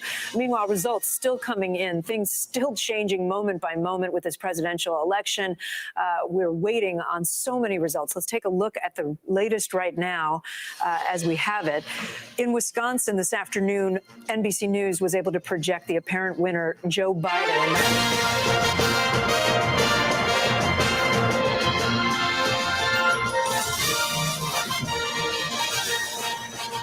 Officials are counting ballots as quickly and carefully as possible. We're getting closer to knowing who won the White House.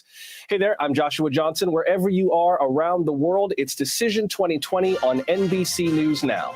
This year's count is unprecedented, reason being the sheer number of absentee ballots. President Trump has said outright that this election is marred by fraud and repeated his threat of a Supreme Court challenge, which appears to be moving forward, at least in part. We know of no evidence of widespread fraud. Both campaigns say they're confident their candidate will prevail. That remains to be seen, especially with such close races in more than a few states. We'll bring you the latest vote totals, project whatever races we can, and give you the latest from Mr. Trump and Mr. Biden. Also, we have NBC News exit polls to explore, and you'll get a look at the legal challenges that could make this election longer and even more complex. Whatever happens, we'll do our best to give you the facts as clearly, as quickly, as calmly as we can. Do take our continuing coverage with you on the NBC News app, our YouTube channel, or online at NBCNewsNow.com. Let's begin with a look at where the races stand right now. Here's the map. By the races that we have been able to project, Joe Biden is currently somewhat ahead of President Trump, 237 electors to 214 electors. Most of the states have given us reliable enough results to call. Some of the key states we've not yet been able to call. Let's go through some of the big ones, and then we'll talk about some of the states that remain outstanding. Wisconsin, NBC News can project that its 10 electoral votes will go to Joe Biden, but note we're marking that one as the apparent winner. Here's what that means. We're still confident in the projection, but see how close they are? Difference of 20,500 votes.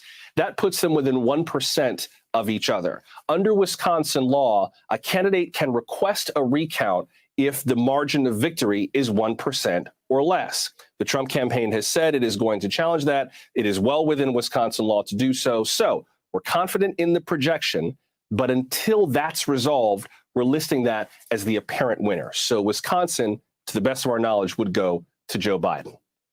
Let's talk about Maine. We were able to project that race for Joe Biden as well by a healthy margin, more than 53% to President Trump's 43%. Those 4 electoral votes in a split race, because Maine splits its electors between congressional districts and the general population, that would go to Joe Biden. Plenty of states that yet remain contested. Let's walk through some of those, starting with Michigan. That one we are characterizing as too early to call. There are enough votes in Michigan that we still need a little more data to figure out exactly who's going to prevail there. But also, the Trump campaign has said that it's going to challenge this count based on its claims that it was denied access to some of the counts.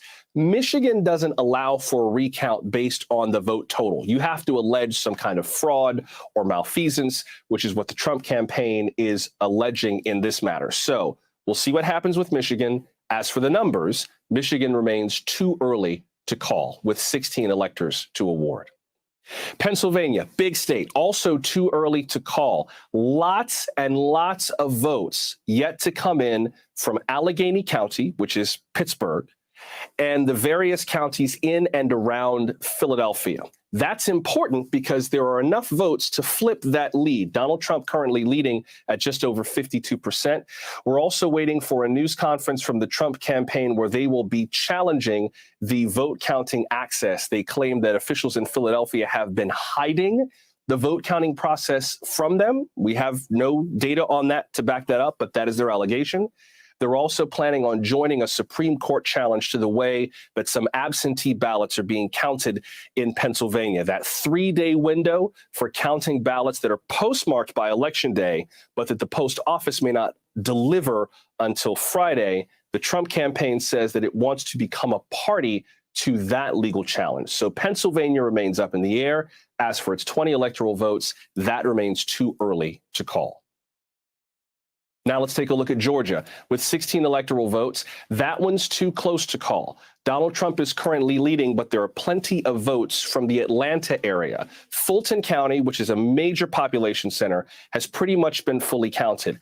DeKalb County, and Atlanta is kind of split half and half between Fulton and DeKalb. DeKalb County still has plenty of votes to come in. Very strong Democratic strongholds that might deliver Joe Biden enough votes to overtake Donald Trump. This is one of those states that the Democrats had been hoping they'd be able to flip this year. Perhaps they can. And that is why we are characterizing this with 93% of the vote in as too close to call.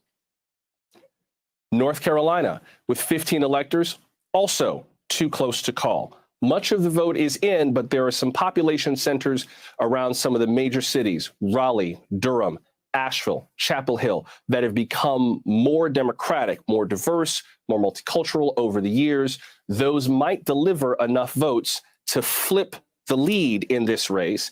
Also a state with a fascinating Senate race between the incumbent, Thom Tillis, a Republican, and his Democratic challenger, Cal Cunningham. In this race, it's currently too close to call. Two states in the West that are also worth looking at, neighboring states, Arizona and Nevada. Arizona we're characterizing as too early to call. And here's why. We're basically waiting on votes from Maricopa County. Maricopa County is the Phoenix area. Officials in Maricopa County say they're not releasing any more ballot information until tonight at 9 p.m. Eastern. So you can put Arizona out of your mind for right now. That's not going to move at all until tonight. Joe Biden is currently ahead in Arizona. We got to wait for the rest of those results from Maricopa County. Also, forgive me, forgot to mention in North Carolina, with North Carolina, they're also not planning to do any more vote tabulations until next week. So North Carolina is going to wait for a while too. Nevada is also too close to call. Joe Biden currently ahead. And right now, just like Arizona, we were waiting for just one county, Maricopa County. Nevada, we're waiting for one county too, Clark County. That's the Las Vegas area. We are expecting to hear from the clerk in Clark County right now, as a matter of fact, holding a news conference about how that vote is going.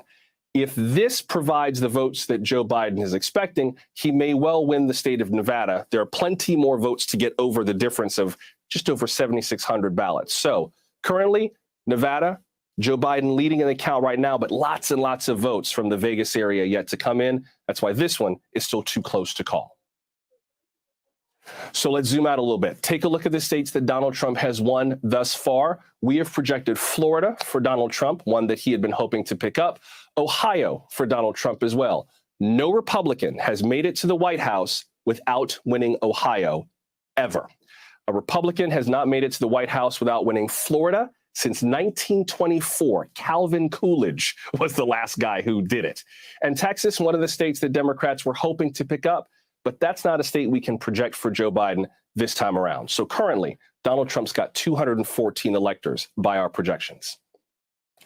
Joe Biden at the moment is slightly ahead with 237. Not surprisingly, the states on the West Coast, California, Oregon, Washington, we're projecting those for Joe Biden. New York, New Jersey, Connecticut, the tri-state area, that for Joe Biden. We're projecting Wisconsin, part of the blue wall that Joe Biden hopes to rebuild. Pennsylvania and Michigan remain yet to be determined. Well on his way to 270 and hoping to take those two states. But again, legal challenges to account for there as well. So that's the path for right now for Joe Biden, with 237 electors that we can project. Speaking of Joe Biden, he is about to speak at the Chase Center in Wilmington, Delaware. He's been urging caution and patience leading up to the vote counts and the canvassing. Let's listen to what he has to say.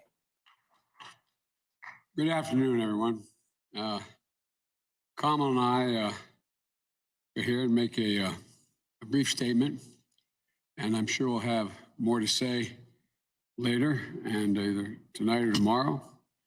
But let me begin by thanking the press for being here and thanking everyone else. My fellow Americans, yesterday once again proved that democracy is the heartbeat of this nation. Just as it has been the heartbeat of this nation for 2 centuries. And even in the face of a pandemic, more Americans voted this election than ever before in American history. Over 150 million people cast their votes. I think that's just extraordinary. And if we had any doubts, we shouldn't have any longer about a government of, by, and for the people. It's very much alive in America. Here, the people rule. Power can't be taken or asserted. It flows from the people. And it's their will that determines who will be the president of the United States, and their will alone. And now, after a long night of counting, it's clear that we're winning enough states to reach 270 electoral votes needed to win the presidency. I'm not here to declare that we've won, but I am here to report when the count is finished, we believe we will be the winners. With all the votes counted, we have won Wisconsin by 20,000 votes, virtually the same margin that President Trump won that state 4 years ago. In Michigan, we lead by over 35,000 votes, and it's growing. A substantially bigger margin than President Trump won Michigan in 2016. Michigan will complete its vote soon, maybe as early as today. And I feel very good about Pennsylvania.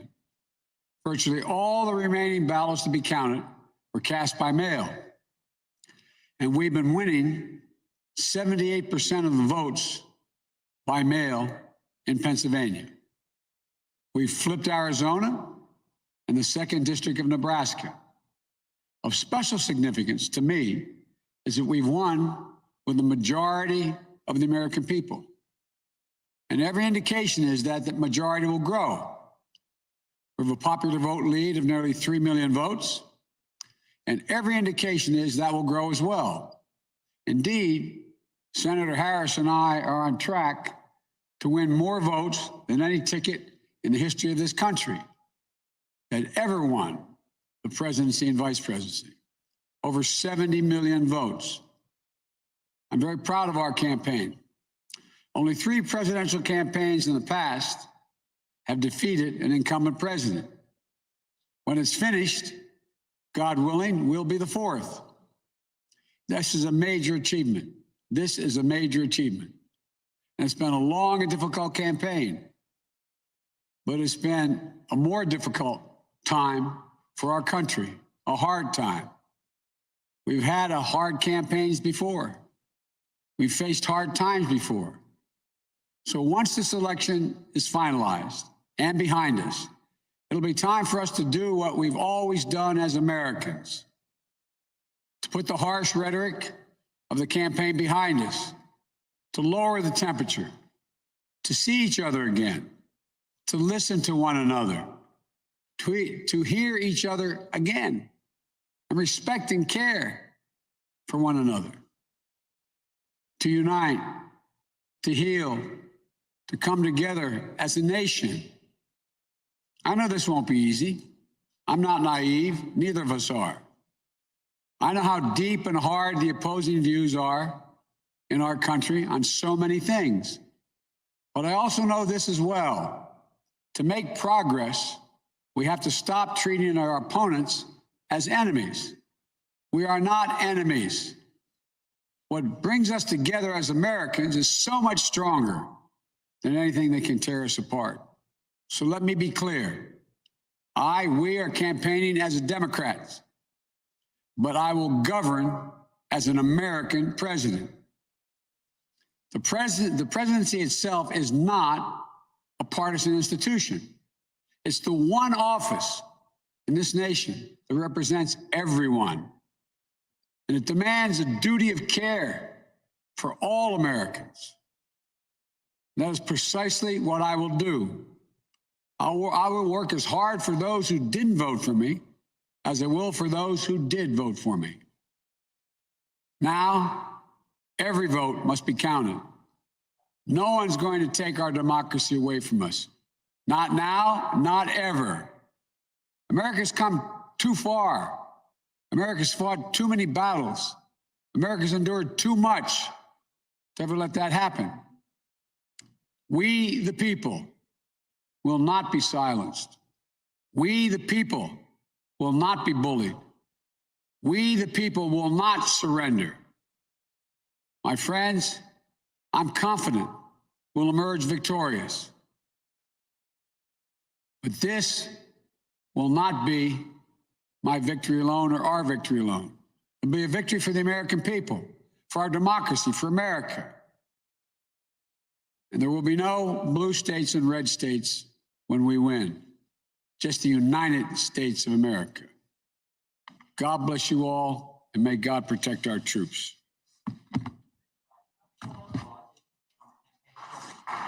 Thank you.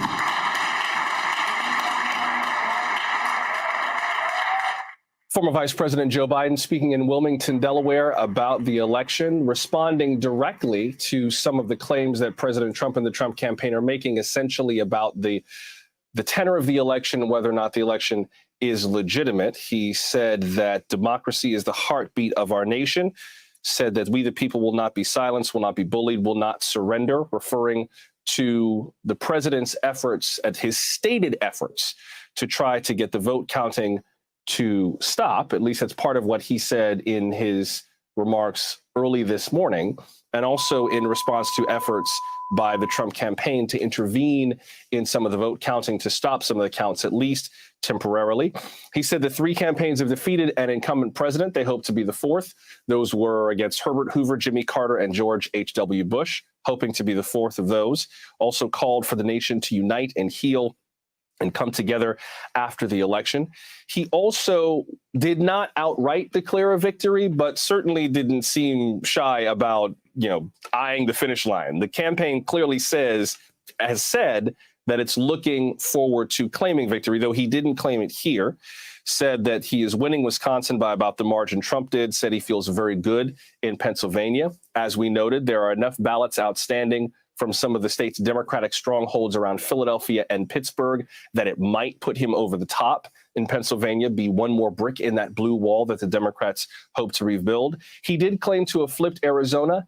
NBC News has not called that race, partly because Maricopa County, the Phoenix area, is not going to report any more ballots until 9 p.m. tonight. So we have not confidently projected Arizona. That's too close to call currently. But Those are the remarks from Vice President Biden. We are also monitoring the Trump campaign. They're holding a press conference very shortly with regards to their challenges to how the vote is going in Philadelphia. We'll keep an eye on that and update you as soon as we have developments there.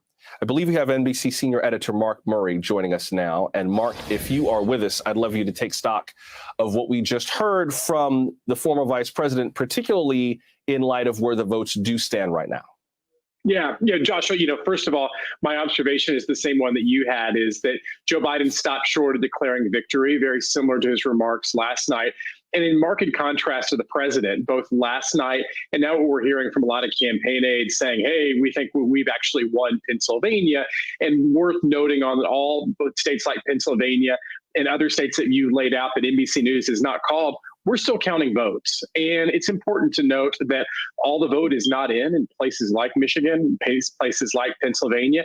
And NBC News and other networks and other people are trying to do everything we can to count the vote to see who's actually won before making any kind of declaration like that. And can we just be clear, Mark, before we go over these states state by state, because I would like your feedback on them, can we just be clear, whether it's for the benefit of people who may be watching NBC News now in other parts of the world, or just people who haven't exhaled since Tuesday, that this is normal? Vote counts work like this. This doesn't mean that something has failed. This is the way it works.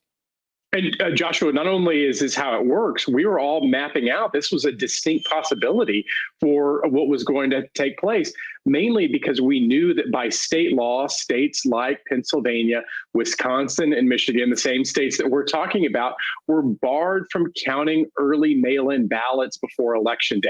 So it's going to take a long time to be able to count those ballots. And they were increasingly leaning towards the Democratic vote.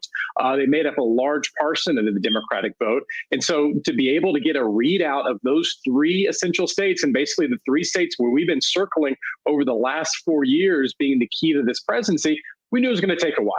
And we're here. It's a little less than 24 hours later after the first polls ended up closing. We're still counting. And that's just the way that we do it every election cycle.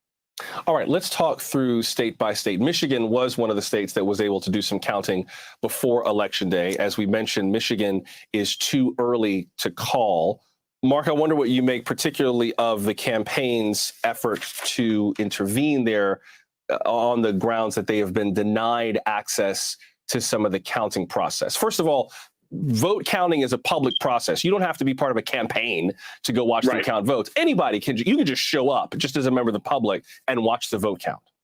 Yeah. And again, when you end up having legal action, Joshua, normally it has to do with the recount procedures after all the votes have been counted. What's taking place in places like Michigan and other states is all the votes haven't been counted. And people are trying to do their very best to count every single ballot.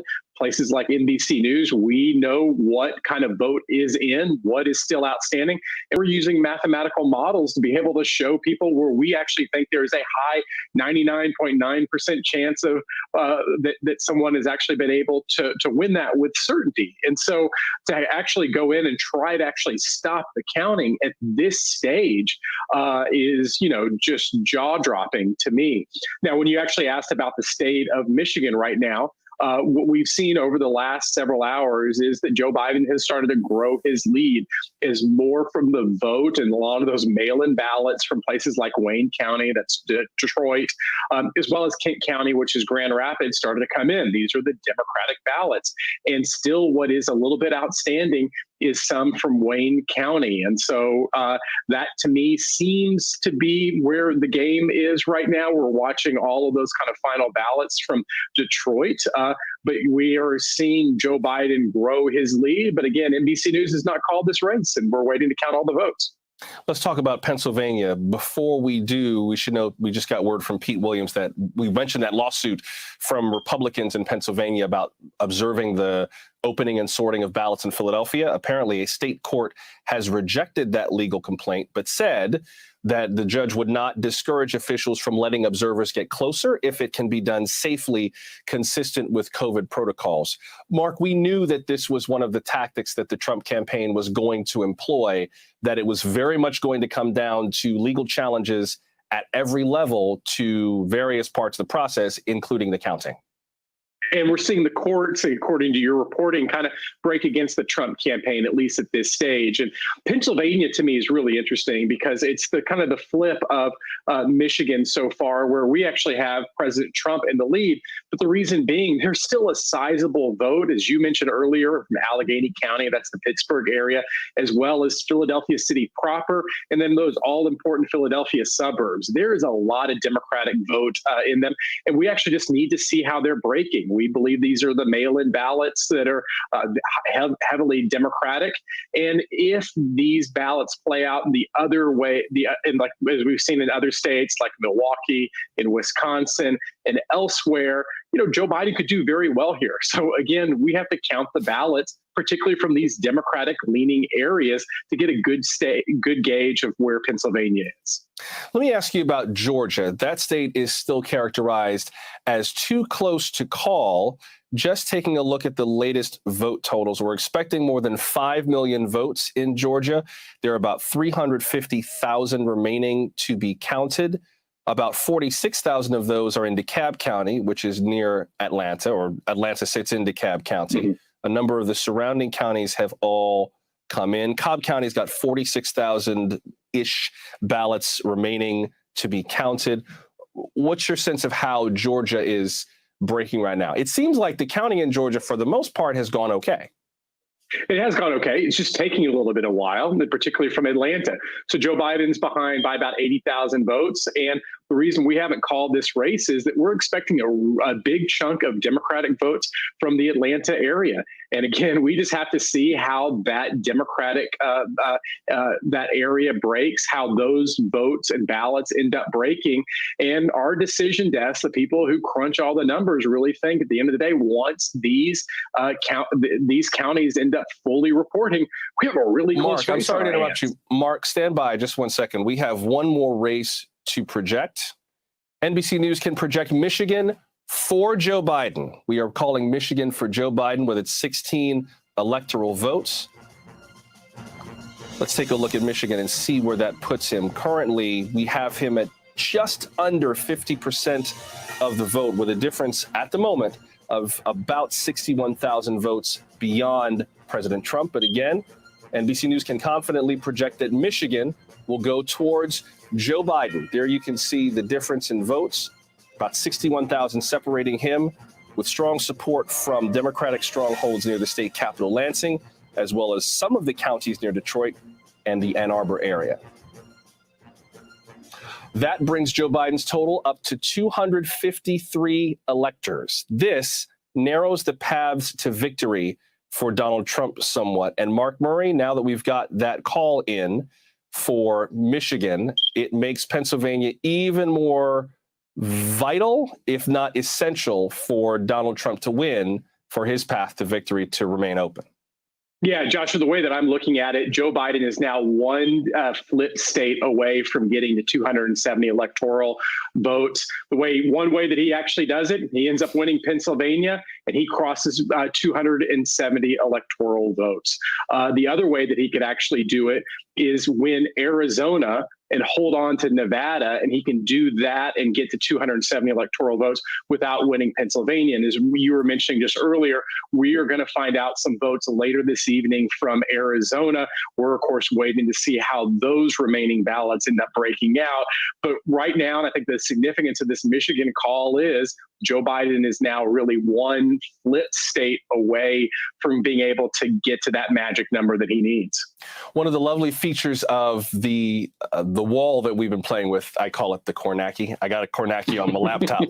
Once we get down to a certain number of states, it will tell you how many paths to victory there are. And so based on the states that have been claimed so far, based on the NBC News projections, by our math, mathematically, Joe Biden has 7 paths to victory. President Trump has 3. And there's one circumstance under which they could tie, Lord Jesus. They would tie if Joe Biden won Georgia and Donald Trump won everything else, they would be tied. And we would need a hug right around here, because this race would go on and on and on. But Joe Biden could win it with just Pennsylvania. So that makes what we're going to hear from the Trump campaign, what we've heard from them today, and what we will hear, even more essential. If they take Georgia and North Carolina, Joe Biden wins. Georgia and pretty much any of the other states that are outstanding. Your path also, Mark, as you mentioned, Arizona and Nevada is a path to victory. Donald Trump's paths are getting narrower and narrower. So it seems like at this point, Mark, it's coming down to the court battles. We know what he's got to do to win. He's basically got to hold almost everything else. Well, and Joshua, it's coming down to court battles, but also just to see if this kind of vote trend continues. And really, from the time that I took a quick 2-hour cat nap last night around 2 a.m, woke up, and all of a sudden around 4:30, you end up getting a big vote for Joe Biden in Milwaukee area. A lot of those mail-in ballots, just a deluge of ballots. And pretty much since then, there has been this pattern of Joe Biden doing incredibly well with the remaining mail-in ballots. And again, that we're trying to see if that trend continues in Pennsylvania, in Arizona, and also in Nevada, all with those important counties. And so, to me, that's the name of the game.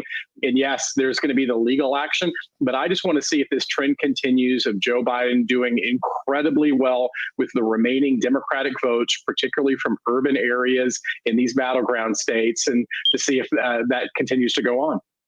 Stick with us, Mark. Let's also bring in NBC's Mike Memoli, who's been following the Biden campaign throughout. Mike, I wonder what your sense is of what we heard from Joe Biden just a few minutes ago. A lot of the same themes we've heard in terms of trying to knit the nation back together, but both in this set of remarks and in the call the campaign had with reporters earlier today, they seem 100% confident that they've got this in the bag just on the votes. Yeah, that's right, Joshua. I mean, what we just heard from the former vice president a few minutes ago was a lot of statesmanship and a little bit of scoreboard. Now, he started out by really calling this election a reminder that, as he put it, democracy is the heartbeat of this country. He praised the historic turnout we've seen even in the midst of a global pandemic that has taken more than 200,000 American lives. And he expressed, of course, his confidence that once all the votes are counted, that he would be the victor. And this is where we get into the scoreboard part of his conversation. He talked about the fact that he leads in the popular vote, that he does feel good, as he put it, about Pennsylvania, a state which at this point, with the call in Michigan, would put him over 270 electoral votes to become the president-elect of the United States. And he really laid out what is very difficult task ahead of him if he does indeed prevail here, which is of uniting the country. But I also thought it was interesting that he was talking about the popular vote. I want to play a little bit of what he had to say about just what margins he's been able to achieve in this election. Take a listen. After a long night of counting, it's clear that we're winning enough states to reach 270 electoral votes needed to win the presidency. I'm not here to declare that we've won, but I am here to report when the count is finished, we believe we will be the winners. With all the votes counted, we have won Wisconsin by 20,000 votes, virtually the same margin that President Trump won that state 4 years ago. In Michigan, we lead by over 35,000 votes, and it's growing. A substantially bigger margin than President Trump won Michigan in 2016. Michigan will complete its vote soon, maybe as early as today. And I feel very good about Pennsylvania. Virtually all the remaining ballots to be counted were cast by mail. And we've been winning 78% of the votes by mail in Pennsylvania. We've flipped Arizona and the 2nd District of Nebraska. Of special significance to me is that we've won with the majority of the American people. And every indication is that that majority will grow. We have a popular vote lead of nearly 3 million votes, and every indication is that will grow as well. Indeed, Senator Harris and I are on track to win more votes than any ticket in the history of this country. As we often forget, yes, it's about the Electoral College, but Biden reminding us about the popular vote and the fact that, yes, he would be the person who had won the most votes in the history of this country. Now, under any scenario in which Joe Biden was going to be elected president, he had very difficult tasks ahead of him. If it was in the ideal scenario for Democrats, where he took the Democrats along with him in the majority of the Senate and built on the majority in the House. It was going to be taking and enacting that progressive agenda that he laid out before the American people, building on Obamacare, a massive infrastructure and stimulus that is going to be required. The other task that he's been laying out throughout this campaign is one of unifying the nation. And as it looks like Republicans perhaps on track to not only gain seats in the House, but build on the majority in the Senate, that's the one that comes into clearer focus at this point for Joe Biden. And you heard him say the need for this country to come together, to not see each other as enemies. Certainly something he was accused of being naive about throughout the campaign, especially in the Democratic primaries, but something that's going to be a real test for him if he's able to prevail, which he believes he's on track to do, Joshua. Thanks very much. That's NBC's Mike Memoli joining us from Wilmington, Delaware. Also NBC's senior political editor, Mark Murray, with analysis. Gentlemen, thanks very much. Let's continue our conversation now with NBC senior business correspondent Stephanie Ruhle, who joins us now. Stephanie, I am interested in your thoughts on the races, particularly in light of the markets trading up today. The major indices were all up. So it seems that the markets are feeling a little more confident about the political future of the country. But B, based on our NBC News exit polls and what voters told us, many voters in many places said the economy was their number one issue. Of course, the economy dovetails with just about everything else we've been dealing with this year. All right, well, let's separate it into two. We did see in the exit polls, people voted with their wallets. People showed us they vote on what affects them, not offends them.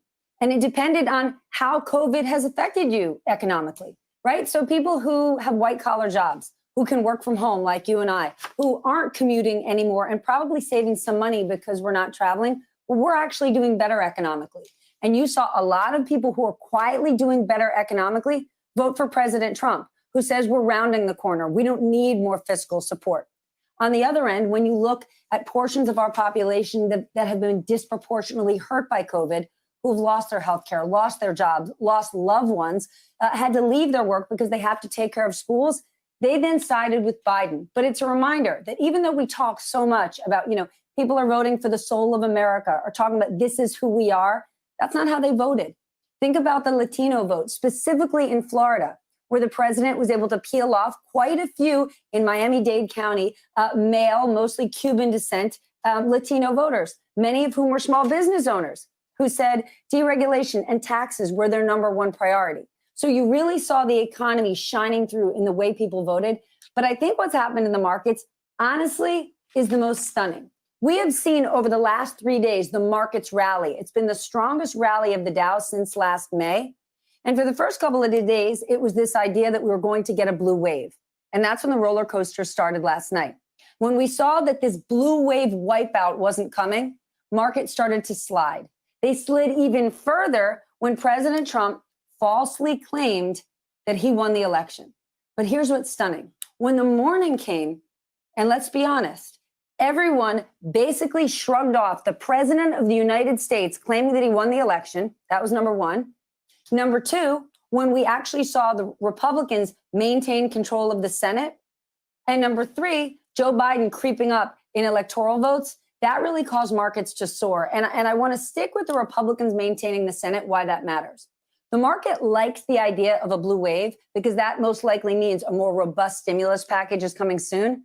But you know what they love? They love a divided government because it basically means not that much is going to get done. They would say it's about checks and balances. And it increases the chances that you won't see a major corporate tax hike or just a lot more regulation. So from a market's perspective, they like this idea of a divided government and a potential president who has, a history of bipartisanship rather than what we were getting with President Trump. And the most ironic thing about that is, think about it, Jonathan. President Trump, Joshua, I was like, think about it. President Trump has used the stock market as his favorite report card to say how well he's doing. Yeah. And now look at the stock market soaring on the idea that Joe Biden might be our next president. Isn't that amazing? It's wild. It's pretty wild. Looking back at the exit poll numbers, among the voters that we spoke to who said that the economy was their number one issue for how they voted for president, 82% of those voters who put the economy number one voted for President Trump. But of the voters who said coronavirus was their number one issue, 82% of them voted for Joe Biden. So it's interesting to see how the voters came down in terms of who they prefer, and then who the markets come down in terms of who they prefer. Although, of course, as we've said over and over, the markets are not the economy. They're one aspect of the economy. And with regard to that, I wonder what your thoughts are on Michigan. We saw Joe Biden do well in Wayne County, which is Detroit, in Oakland County, which is a suburb, which is just northwest of there, Macomb County, which is directly north of Detroit. That mostly went for President Trump. Washtenaw County, which is Ann Arbor, went for Joe Biden. What is your sense of how Michiganders in particular, with the array of economic issues that they're facing, felt in terms of how they cast their ballots this year? I mean, it's across the board, depending on who you are and what your financial situation is. But one thing that you mentioned that I want to point out, and you and I have talked about this a lot, the stock market is not the economy. However, when you saw President Trump hold on to so many senior citizens' votes, and you thought, really, given how at risk they are for COVID, here's why. For senior citizens, many of them do look at the stock market as the economy, because their 401ks, their retirement accounts are what they live on. And they start to listen to the president when he says, look at the stock market performance. Without me, your 401k is gone. And while the president doesn't have a better track record than, let's say, Barack Obama when it comes to stock market performance or job creation, he's an extraordinary salesperson. And he has sold that argument to seniors, and it clearly worked. I wonder what your sense is of where the markets go from here with the longer recount. I don't think it's going to shake the markets like crazy. I think it's shaking everyday people more than it's necessarily going to shake investors who are kind of in it for the long haul and who, as you said, are looking at the possibility of a divided government as, financially advantageous. Well, financially advantageous because they're most likely not going to get smacked with a whole lot of regulation. Mitch McConnell isn't looking to regulate Wall Street. However, even though we saw markets really soar today, we didn't see high volume, meaning we didn't see that much trading actually happen. So for the most part, markets are climbing, but you're not seeing huge investment made because let's not forget, this race isn't over. We keep talking about this race, or we're watching people analyze it, like it's an autopsy. It's an autopsy. You can't do an autopsy unless someone's dead. This thing is not dead. There are so many states in play. So while the markets are following this trend towards Joe Biden and a divided government, you're not seeing many investors bet it all on blue or bet it all on red. They're actually pulling back because this really still can be anyone's game. Very briefly, Stephanie, before I let you go, what's your sense of how the markets move in terms of where we stand with COVID? Mitch McConnell was reelected or projected to be reelected. He says reaching an economic stimulus deal was, in his words, job one when the Senate returns. So he seems inclined to move that forward now.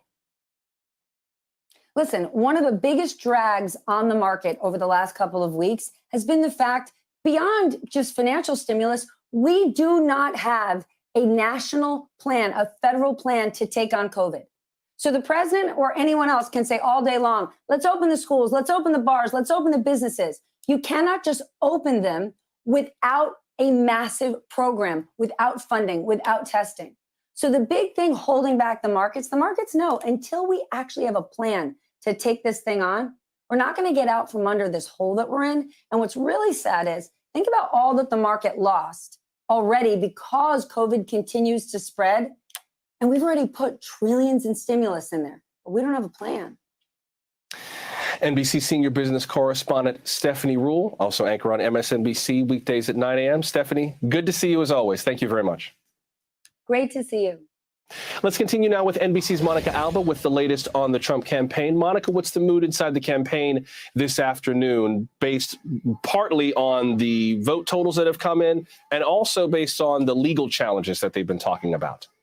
It's exactly that you mentioned, Joshua, where the focus seems to have shifted to the protracted legal strategy now, with the Trump campaign holding a press conference in Philadelphia, Pennsylvania, with the president's own personal attorney, Rudy Giuliani, and other members of the president's family. They are going to be spelling out some legal action they are taking in the Commonwealth, and it comes on the heels of the news that they are also looking at taking legal action in Michigan and demanding a recount in Wisconsin, both states that, of course, this afternoon, NBC News has now projected for former Vice President Joe Biden. It really tells you a lot, Joshua, about where they are. They've been huddling at the campaign headquarters in Virginia, trying to plot the next steps in this strategy. We're told that has also involved Chief of Staff Mark Meadows and the president's son-in-law, Jared Kushner, who've been trying to figure out when the public should hear from the president, if he's going to appear at all on camera today. He hasn't yet, but it's always possible that will happen in the next couple of hours. But they are very much focused on where this goes in the courts, as their path or potential for 270 just seems to become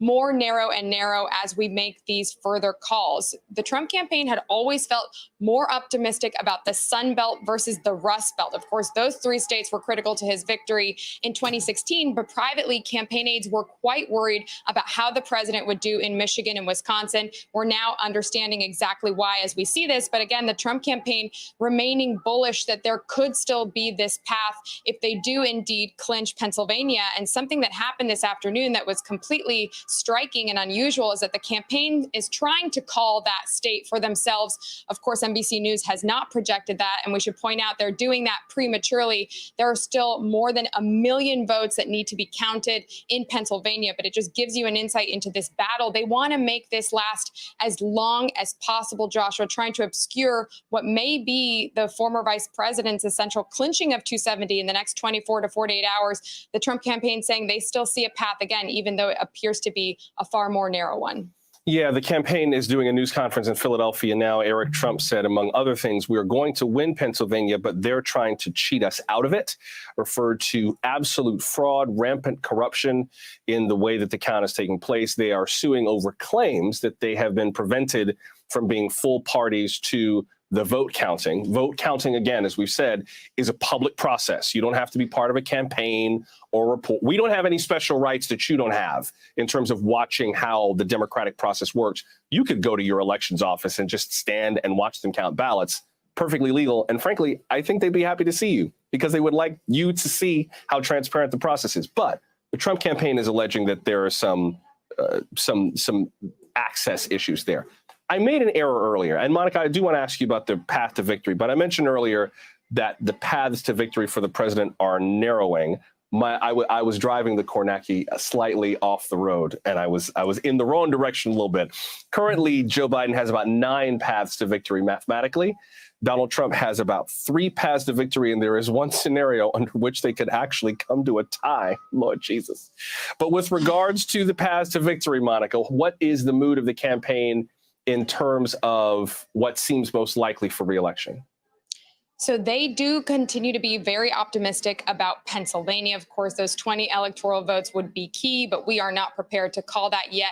They're also making these claims. They see something in the numbers in Arizona that, quite frankly, we do not see, and other outlets have called that race. NBC News has not yet. They believe that by Friday, by the estimation of some of the president's closest campaign advisors, there could be a split decision here in Arizona, with that going toward the Trump campaign instead of the Biden campaign. Again, at NBC News, we have not verified that. It is too early to call just because of how close it is, and there's still a lot of the vote that's outstanding, but they are seeing something that they believe could tilt this in the direction of the president. Of course, that's a state they wanted to hold on to. It's really critical, we should point out, that the former vice president has potentially been able to flip it. But something else this could also all come down to is the state of Nevada, which for weeks, the president's reelect effort has pointed out at signs that are encouraging to them. They thought they could potentially win it. Again, it's too early to call there, but that could be a state that this could all come down to. The Trump campaign still waiting to see what happens in Georgia, in North Carolina, and again, Pennsylvania. All eyes on that to see where this potential path could go. You're right, there's that scenario of a tie, I believe, if the former vice president ends up getting Georgia and if the president ends up getting Nevada. That, Joshua, is quite a scenario we won't even get to necessarily, though 2020 has taken us to places that, sure, why not, in an electoral college vote tie could be among them. Yeah, I'm not gonna. It could happen. It could happen mathematically. It could happen if Joe Biden won Georgia and President Trump won everything else. Then that would bring them to a tie. That would probably also bring us to our knees. Lord help us. But it is mathematically possible. It is mathematically possible. I wonder also, before I let you go, whether there's been a reaction from the campaign in terms of some of the president's posts on social media. Twitter has marked quite a number of them, stating that they are, let me get the verbiage correct, that some or all of the content shared in this tweet is disputed and might be misleading about an election or other civic process. I'm counting 1, 2, 3, 4 that have been marked in just the last 15 hours. Any comment from the campaign on that? No, Joshua. And what's notable is that now we're seeing Twitter actually flag some of the campaign's top surrogates and spokespeople's tweets as well, because they are making some of these same false claims about accusations of Democrats or others trying to steal the election when that is not accurate. There's no evidence to back that up. But the other place now where they're being flagged quite excessively is now you have even the White House press secretary, Kayleigh McEnany, tweeting victory in Pennsylvania when, again, nobody has called that state for Donald Trump. Now Twitter labeling that is an incomplete picture, and people really need to be aware of that information in the coming days as we try to see, once we get that full picture, what it looks like.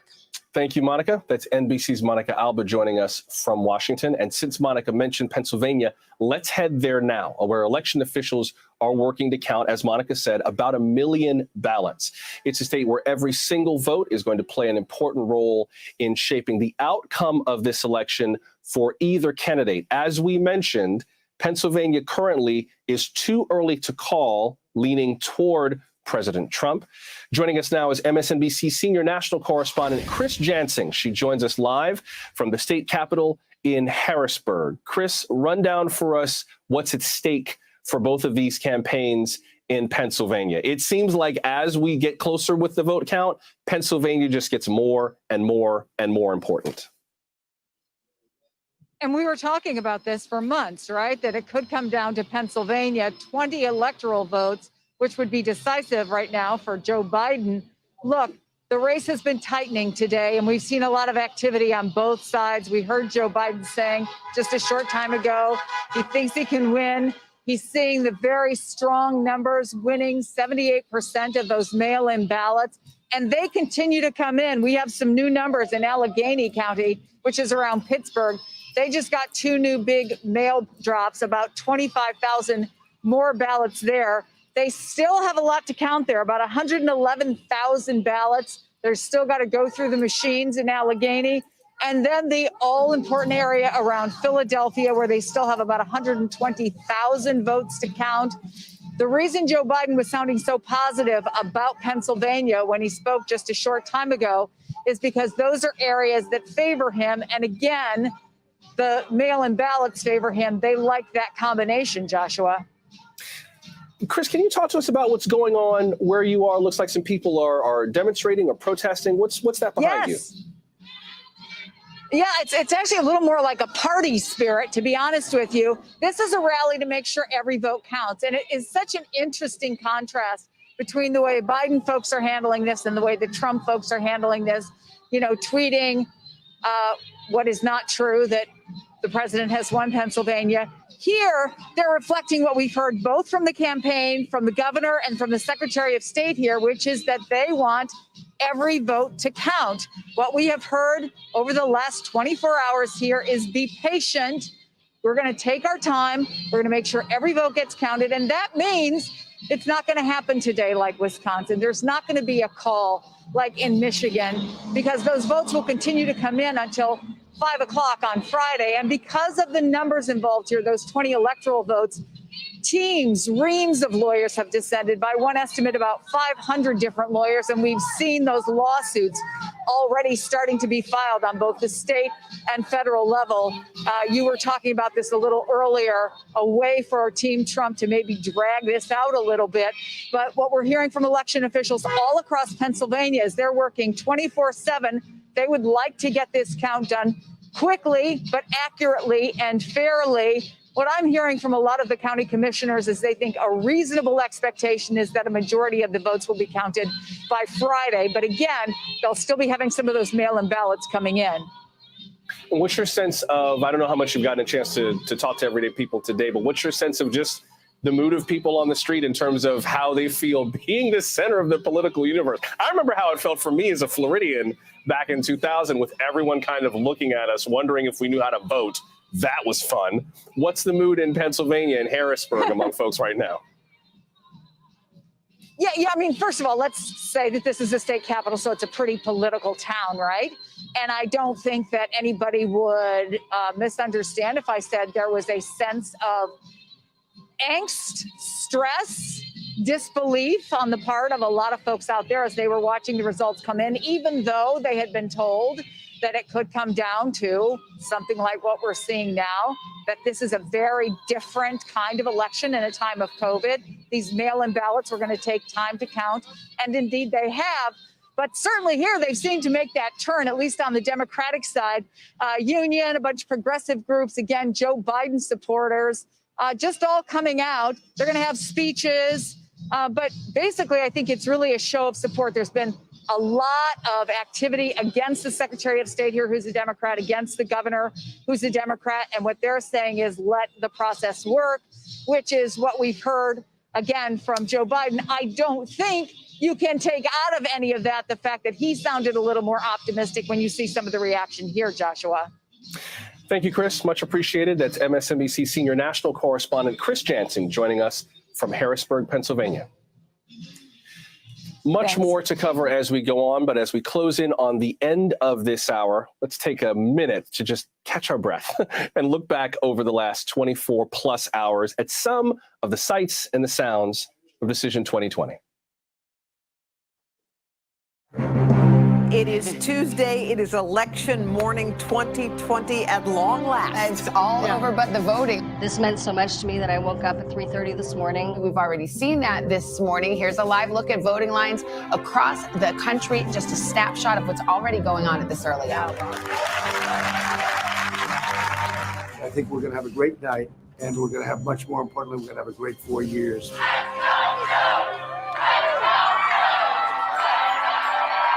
Thank you. Deep breaths. It's going to be a long day and a long night. Vice President Joe Biden arriving at St. Joseph's Church in Wilmington, Delaware, and moving through the graveyard where rests his son, Beau Biden, who died 5.5 years ago of cancer. Winning is easy. Losing is never easy. Not for me, it's not. In New Hampshire, it looks like Joe Biden will win. We project him as the winner. And as we come up on the midnight hour, a big call now for President Trump in the state of Ohio. NBC News projects that Trump will win Ohio and take its 18 electoral votes. I have never seen the country as deeply and sharply divided as it is now. It's kind of a jump ball at this moment. Look, Hugh Hewitt said it. He said coin flip. I think that's where I'm at right now. I'm not ready to say I think I know anything about what we thought Wisconsin and Michigan do. A lot of that early vote we still get counting. We've got a big call to make. It's official now. NBC projects Florida goes to President Donald Trump. We've been watching this all night. We've been very careful, but this is going to go into the Trump column, an absolute must win for him. We've got a call in Minnesota. NBC News projects that Joe Biden will win the state of Minnesota 10 electoral votes. It's not my place or Donald Trump's place to declare who's won this election. That's the decision of the American people. This is a fraud on the American public. This is an embarrassment to our country. We were getting ready to win this election. Frankly, we did win this election. The outcome is not certain at this hour, and that both candidates are very much in this race. So there's no reason to say anything other than that. We have got an electoral battle going on right now with a lot of votes left to be counted. The president went to the East Room and did something that we've never seen before in American history, which was an American president falsely claiming a victory in a presidential election that he has not earned. It's been a roller coaster all night. During and soon after the president's remarks, we saw the futures market take a serious dive because what's really important is to trust the process and follow the process. Good morning. No decision 2020. The presidential race still up for grabs with millions of votes being counted in crucial battleground states.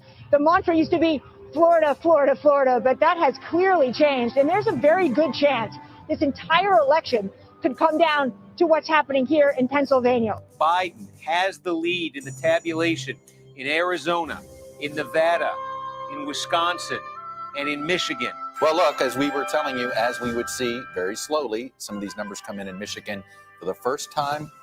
Well, he didn't do it yesterday, so it's the first time Joe Biden now leads in Michigan. He's pulled ahead. Arizona, Wisconsin, Michigan, Maine. We think there's going to be some action.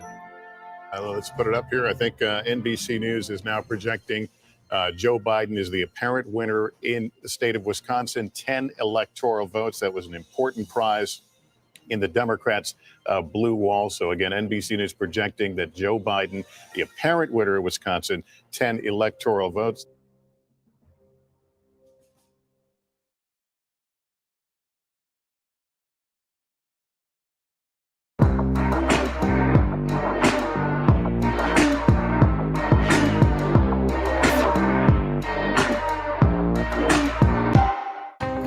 Washington feels more chaotic than ever.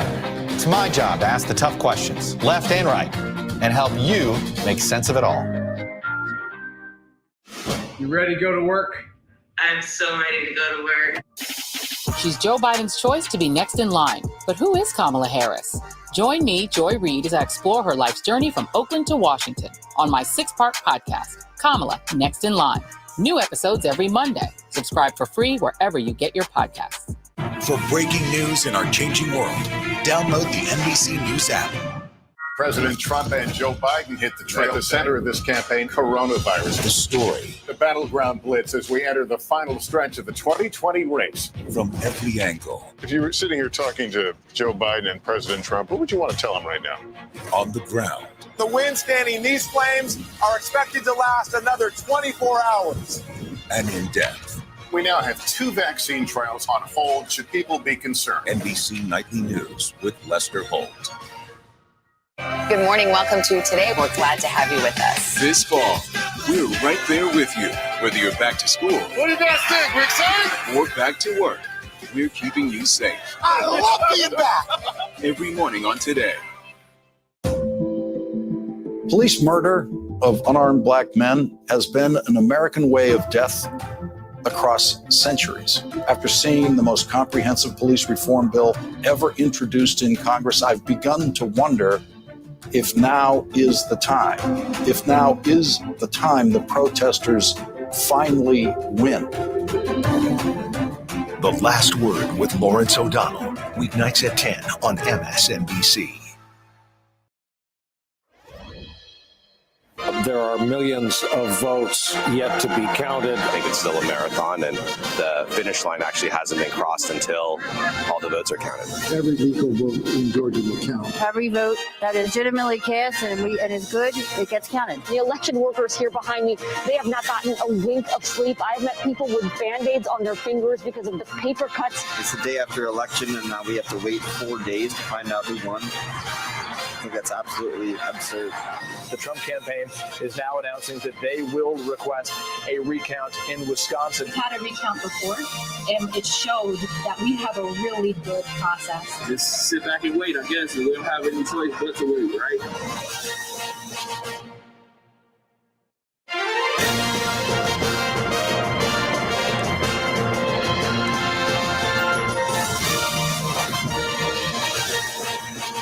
Hey everyone, I'm Allison Morris. You're watching special election coverage on NBC News Now. How's everybody doing? The last polls closed about 16 hours ago, but the White House still hanging in the balance. Here's where things stand right now. According to our NBC News projections, both candidates are still several states away from getting to 270 electoral votes. NBC News projecting Joe Biden as the winner in Michigan. That puts him at 253. President Trump at 214. We are watching the battleground states that are either either too close to call or too early to call. Pennsylvania, Georgia, North Carolina, Nevada, and Arizona, those states will determine the outcome of this election. Joe Biden says he is optimistic about his path to 270, but President Trump could still win this race. Trump claiming a premature victory overnight. Today, he's asking for a recount in Wisconsin and filing legal action in Michigan and Pennsylvania. Now, over on Capitol Hill, the Democrats will keep control of the House, but they have a shrinking chance of taking a majority in the Senate. There are still a few Senate races to watch, though. In Georgia, one special election will go to a runoff. The other race, still too close to call. Arizona, still too early to call. North Carolina, also too close to call. We will get into all of those races coming up in just a bit.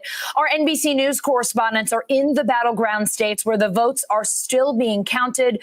The final vote count in this historic election could still take days. So let's dig into the numbers at this hour. NBC News political editor Carrie Dan is here. Carrie, I will let you pick. Pennsylvania, North Carolina, Georgia, Nevada, Arizona. Where do you want to start? Well, so let's start it this way. Let's kind of start in the Southeast and we can move around sort of counterclockwise. Okay? Love it. So in the last hour, NBC News called Michigan for Joe Biden. That probably puts Biden within, as a projection, probably puts Biden within about one or two of these states. So starting with Georgia in the Southeast there. In Georgia, Trump has a lead of about 1.6 percentage points. We're classifying that race as too close to call in Georgia. The outstanding vote there is about 200,000 ballots, we think. And the reason that the Biden camp is optimistic about that, they think that those votes are mostly coming from suburban Atlanta. That's an area, it's very diverse, it's very affluent. It's the kind of suburban area that has been favorable to Biden and to Democrats, not only this cycle, but in 2018 as well. They're hoping they've got enough vote there to close that gap. Now, in North Carolina, President Trump has a slight lead. We are characterizing that race as too close to call. We are waiting on mail ballots there. They can be received as late as next week. So we're going to have to wait. We're going to have to wait to get our arms around exactly what those ballots look like. This is a state that's looking favorable for President Trump right now. But Trump's problem is, even if he wins here, he's still going to be falling short of that 270 number. Now, going kind of north, let's go to Pennsylvania. It's too early to call. And this is sort of the center of the political universe right now, because Donald Trump has an advantage of somewhere around 5.5 points. But Biden thinks that he can make that difference up with the vote that is still out in Democratic areas in the state, areas like around Philadelphia and around Pittsburgh. Now, earlier today, Joe Biden said they're winning 78% of the mail-in ballots in Pennsylvania so far. He thinks that's enough to make up the gap. The Trump campaign argues they still think that they have enough to offset those gains from Joe Biden. And my colleague, Chris Jansing, actually says that count could take until Friday. So we've got a little bit of time there as well. Now, going over to the West, let's talk about Nevada. That's a race that is too close to call. We're waiting on votes from Clark County, a favorable area for Democrats. This is looking good for Joe Biden, but still we cannot make a projection there at this time. And then in Arizona, too early to call. We're waiting on a chunk of Maricopa County. That's a really key part of the state. About 2/3 of the vote comes from there, and we're just waiting on those votes. Now, one more state that I want to talk about is Wisconsin. We call Biden there today. NBC News calls him the apparent winner. Now, NBC projects that a candidate has won that race. That's Joe Biden, but the results are so close that the outcome could depend on a potential recount. And the Trump campaign has requested a recount in that key state of Wisconsin. I will note there have been statewide recounts in Wisconsin before that have not significantly changed the vote outcome or even the number. It's only by a couple hundred. And so some of the state officials there are saying the margin might be too much for Trump to change very much there. Now, Biden has said in the last hour that his campaign believes that they have a good path to 270, and the Trump campaigns is very, very narrow. If you look at that map, they really have to run the table. They have to hold Georgia. They have to hold North Carolina. They'd have to win in Pennsylvania, and they would have to pick up one of those remaining states, either Arizona or Nevada. Now, they've launched a host of some legal challenges in a variety of these states, including Pennsylvania, that recount I mentioned in Wisconsin and Michigan. They say they're going to take every measure to make sure that every legal ballot is counted. But at this hour, Joe Biden's path looks like he only needs to pick up one or two of these remaining states. Trump's path is quite a bit more narrow. So, Carrie, I have to ask on behalf of our viewers, for people who went to bed last night and thought, I can't believe this isn't over yet, for people who are sitting here at a little after 5 Eastern thinking, oh my gosh, it's almost dinner time a day later. Am I going to go to bed tonight and not know who the next president of the United States will be?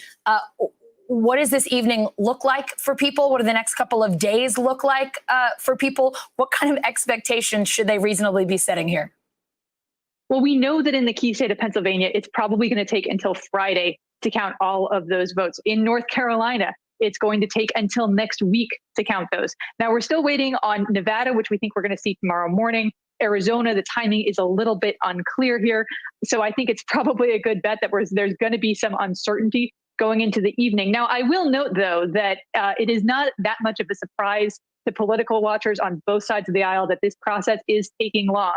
A lot of folks, both Republicans and Democrats, were warning going into yesterday and weeks before that this might take a long time. Yeah. That's because there are these mail ballots because of the pandemic. There's an unprecedented number of mail and early ballots, including in states that have never processed anything like this before. So both sides had been saying, look, this might take a while. Be prepared to be patient. The fact it's taking this long is not a huge surprise. But at the same time, I bet the Biden campaign sure wishes this thing had been over last night. And we weren't still sitting here today. I'm sure they do. And Carrie, you said it. I mean, just anecdotally, I've been getting texts from family and friends over the last 24 hours saying, what the heck is going on? And when I say to them, this is not abnormal. We were expecting this. We were not expecting to have all of the answers. They question me. They ask if I'm crazy, because we had known that the process might play out like this, given that it's a pandemic, given that so many people are mailing in ballots. But I think it's still hard for a lot of people to wrap their brains around going to bed on election night and not knowing who the next president will be.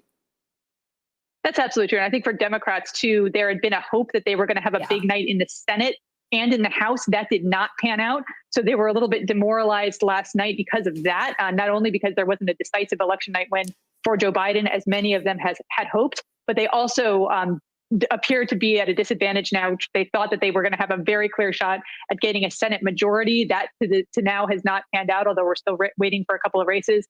And they've been losing actually some incumbent Democrat House seats that they had hoped to hang on to and to grow their majority there. So for Democrats, I think last night was a rough night that way. And waking up this morning and going through this kind of chaotic day with a lot of vote counting and a lot of uncertainty it's a tough place for both campaigns to be. And you're seeing Republicans trying everything that they can. They say that the Trump campaign says they're looking at every option to make sure all the votes are counted. But there's a lot legally that they're trying to do that at least so far isn't getting a lot of great reception from the legal community. So it's gonna take a couple of days to work all of this out. Well, Carrie, I'm going to let you go because I know you have a lot more numbers to run through. But before I do, before we go, and I know you'll be coming back to us again in later hours, but before I let you go, if you had to sort of characterize where we are right now in a sentence or two, what would you say to folks to just kind of break it down in simplest terms? I think something unexpected will have to happen, which of course this whole campaign has been very unexpected. Right now, Joe Biden has the clearest shot to winning a couple of these states that he is favored in if something very unexpected happens, or if the Trump campaign is able to launch a legal complaint against one of these in one of these states that slows the ballot or somehow changes it. But right now, I think Joe Biden, you'd much rather be Joe Biden than be Donald Trump right now. All right, Carrie, Dan, thank you so much for walking us through where we are right now. We'll catch up with you in a little bit. All right, great. Joe Biden addressing his supporters in Wilmington, Delaware in the last hour with running mate Kamala Harris by his side. Here he is.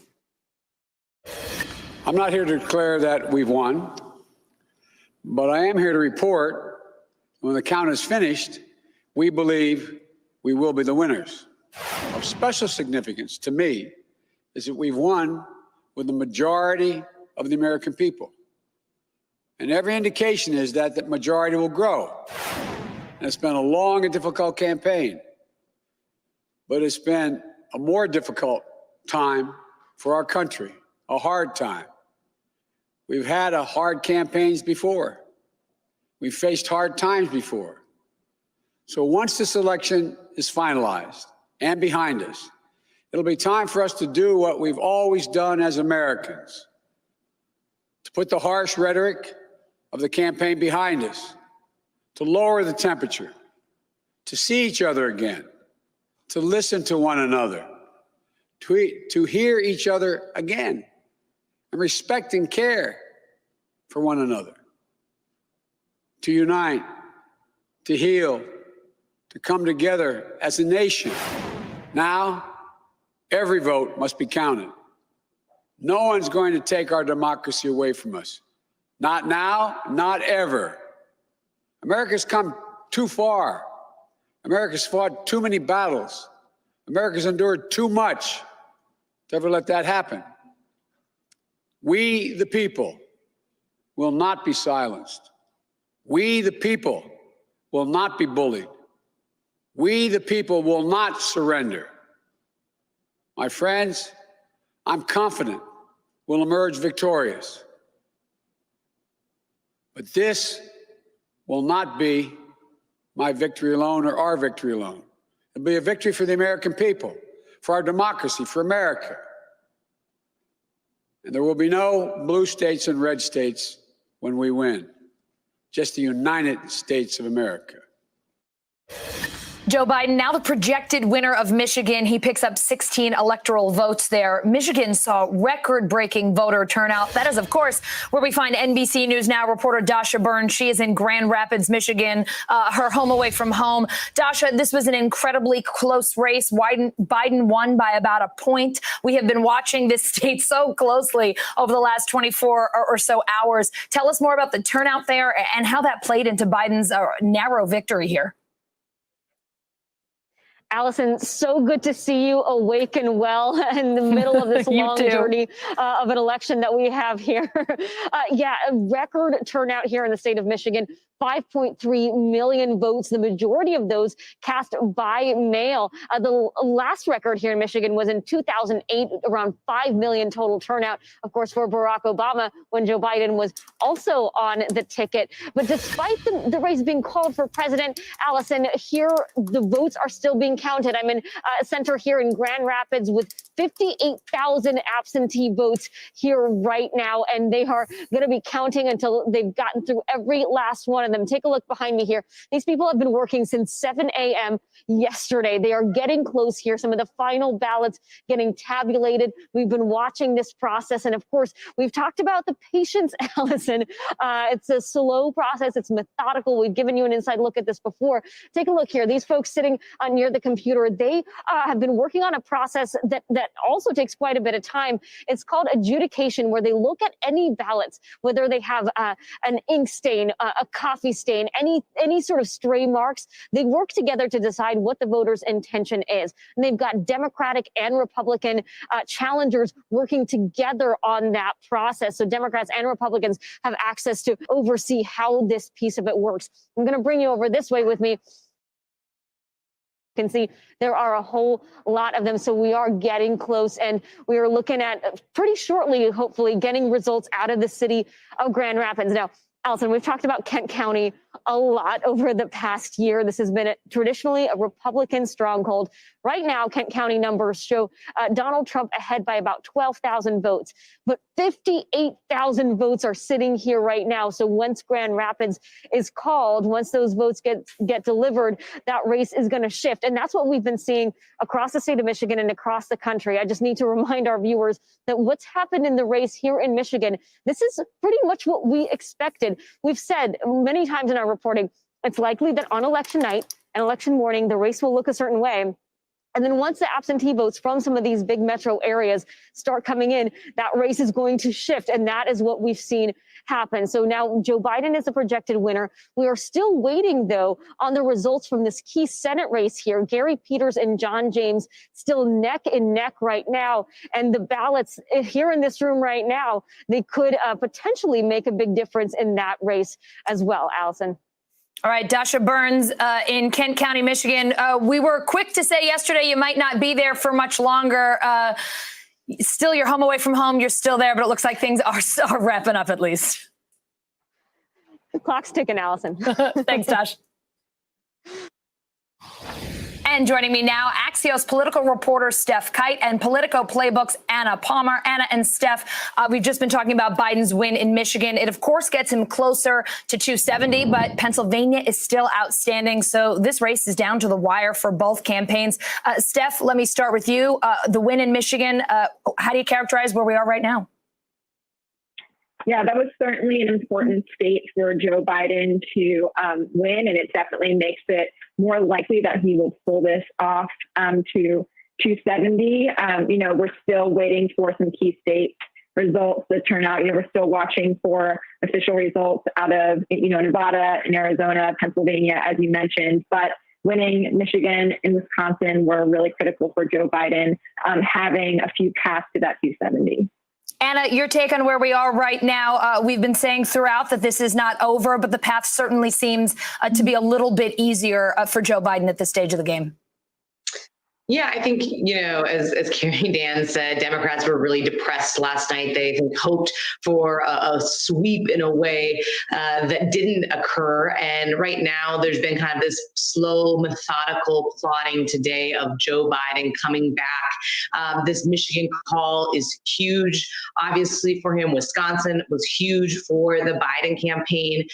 There's still a ways to go, but he certainly has more pathways and appears to be closer than the Trump campaign, which, you can always tell when a campaign's down and out when they start looking at legal ramifications. They talk about recounts. They're not actually just talking about getting the votes counted.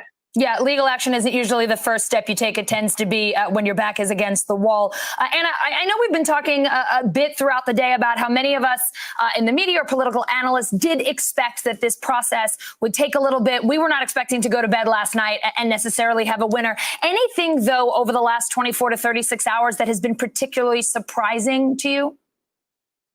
Yeah, I think we all expected this case scenario, right? And I think tried to really get people ready for it, to say, hey, there's a lot of these states, Pennsylvania in particular, that aren't going to be doing any of their counting early. I do think what's happening in Nevada and kind of how actually slow it has been, we're not going to even have an update until tomorrow. It has been a little bit What's up, guys? I just got back from work. What we're seeing in North Carolina, just in terms of Bro, this is wild, man. counting, Let me drop the link. Whoever wants to come in and they want to chime in, you're welcome to do so.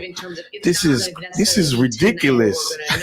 Maybe for the next couple of days, man. But this could drag on for at least several days, if not a couple of weeks, when things are actually all certified, all the legal challenges are kind of finalized, and we'll really see who actually wins. Steph, anything shocking or surprising to you, whether it came from the candidates themselves or how the results have been coming in? I think you're right that we did expect for this to take some time. And I think, some states have been surprising to me based on my conversations with officials and Secretary of State offices in North Carolina, in Georgia. I think I was expecting to have results a little bit quicker out of those states. Similarly in Nevada, I think that the length of time that we're looking at now is a little bit surprising. But again, going into this, we knew that there were going to be issues with some states moving to mass mail-in ballots. Many of these states without very much experience with that. So we were expecting that.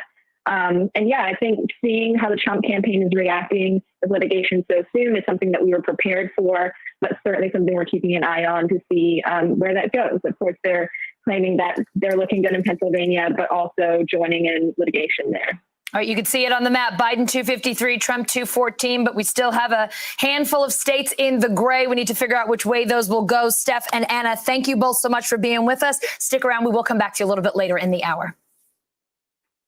Right now, the race in Pennsylvania is still too early to call. Governor Tom Wolf stressing that votes are still being counted, and we might not have the final results today. We might not have them tomorrow. NBC News correspondent Rahema Ellis is in Philadelphia tonight. MSNBC senior national correspondent Chris Jansing is in Harrisburg.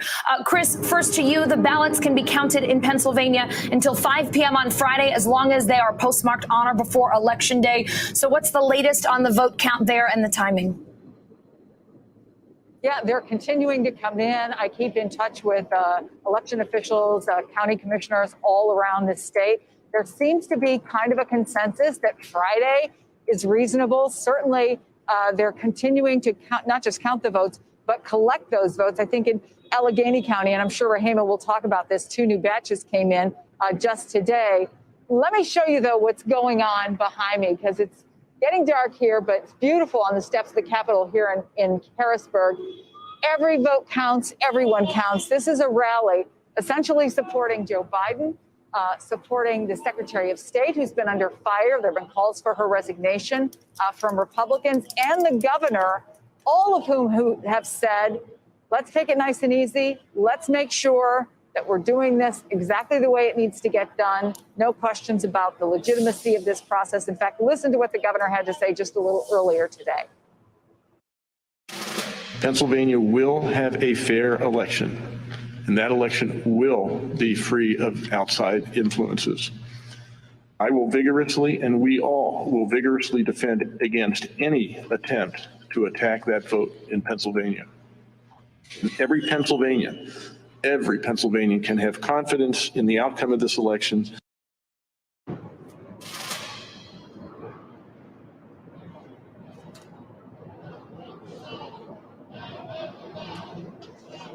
I've lost my IFB, so I don't hear you. But presumably you played what the governor had to say, Allison. Again, I think one of the things that is such a stark contrast between the Republicans and the Democrats is this rush that we're hearing from the Republicans. We already saw today members of the Trump team tweeting that they had won Pennsylvania, which of course is not true. Again, draw the contrast to what we're seeing behind us, what we're hearing from the governor and Joe Biden. But here we are, where we said we very well might be from several months ago, that it could all come down to Pennsylvania, the 20 electoral votes looking like even more of a prize tonight than they have been before. Allison, and sorry I can't hear you. And no apologies necessary, Chris, picking up without missing a beat. So let's go over to Rahima. Rahima, Trump campaign officials and some of the president's lawyers are in Philadelphia. What have they said about the legal action they are planning to take there in Pennsylvania? Allison, what they're saying is that they want to stop the counting of those ballots. They claim that they're being done illegally, that they're not allowing Republican representatives to see what's going on. They say that that's in violation of what voters' rights are, that there should be a transparent process. What the state says is essentially bring on the lawsuit. They've been talking that they were expecting that there would be challenges to this counting. And they feel so confident that they would win such a challenge because of what's going on in this building behind me. This is actually what some people have been calling a counting factory. Here in Philadelphia, they are counting all of those mail-in ballots that are coming in this center. In addition, they are allowing people to see what's going on. There's even a camera inside that is streaming video of the count while it's underway. In addition, there are independent certified poll watchers who are inside. Authorities say that they also have inside of this building certified Republican as well as Democrat representatives who are certified as poll watchers to keep a look over what's going on. So they are ready to respond to any challenge from the Trump campaign, and they dispute any accusation that this process may not be transparent. They said, you can see it. Clearly, you can see it. Allison? Rahima Ellis in Philadelphia, Chris Jansing in Harrisburg, Pennsylvania, still very much in play tonight. Thank you both so very much. Sure thing. Millions of votes still need to be counted. Both President Trump and Joe Biden waiting to see who's heading to Inauguration Day and who is going home. They might not know for days. NBC News correspondent Mike Memoli is in Wilmington, Delaware, tracking the Biden campaign, of course. And for the latest on the Trump campaign, NBC News political reporter Monica Alba. Mike, we'll start with you. We heard Joe Biden taking a different approach, a very different approach than President Trump in his speech today. Tell us more about what Joe Biden had to say and what the mood is like in his campaign. Yeah, Allison, for the Biden campaign, it's all about trying to set the tone. We saw Joe Biden last night, the first one to come out and speak to the public, only briefly into the parking lot behind me to the assembled cars for the drive-in election night, to say he was confident that when the votes would be counted, that he was in a strong position, but otherwise heading off the stage rather quickly. Today, a little bit of a longer speech in which he did a number of things. One, he said, I'm not here to declare victory, but then he ticked off state by state what was falling in his favor, what he expected still to come. The clear indication of those remarks being he was going to be the next president of the United States. But more than anything, he struck a very clear contrast with President Trump to say that he was going to unite the country, saying especially now we need to not look at each other as enemies, and that he would be a president for all Americans. Now, this is all coming as, of course, the Biden campaign is preparing for what we're seeing on the Trump campaign side, which is a legal fight to stop the vote counting in Pennsylvania. Bob Bauer, a top lawyer for the Biden campaign, said earlier today that if you notice, you won't see Donald Trump at the Supreme Court, despite what he said last night. He said if and when he goes to the Supreme Court, based on the word specious is a word he used a lot on this call. I didn't go to law school, but I don't think it was a compliment. The claims that he was making for why the Supreme Court might intervene in this case, he said that president would suffer the most embarrassing defeat of any president before the highest court in the land. So confidence that as we see more states, Wisconsin and Michigan, the latest falling for Biden, that they are on the path to 270, but also getting ready for a war of words, the public battle with the Trump campaign about whether and how these votes should continue to be counted. Mike, I didn't go to law school either, but yeah, specious is definitely not used as a compliment, that's for sure. Monica, the president falsely claiming victory overnight before all the results were in, saying he's heading to the Supreme Court over ballot counting. Take a listen. I love your music.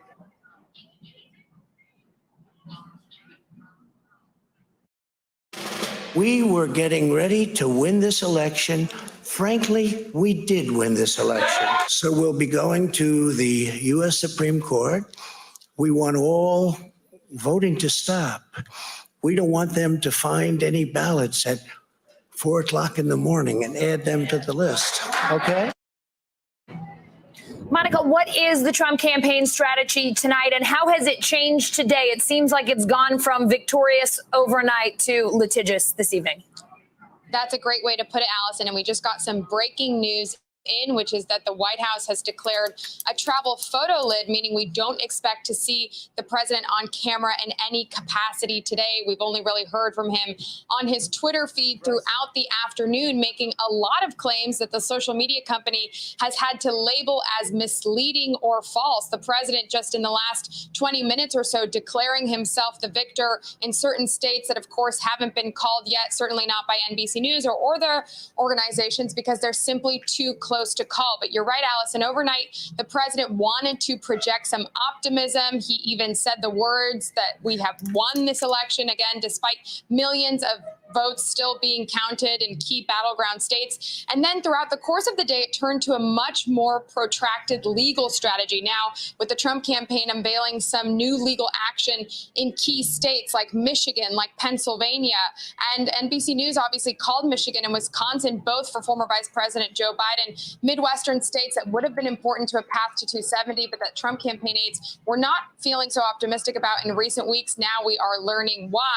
So the Trump campaign now just seeing a very, very narrow path. It still exists, but a lot of things need to go their way in order for that to happen. So that's why you see them focusing on the actual court battles and what may take place in the days to come, putting the focus on that. But again, we can't stress enough, Allison, it's really just been a lot of misinformation from the president, his top aides and surrogates on Twitter this afternoon about where they see themselves in this race.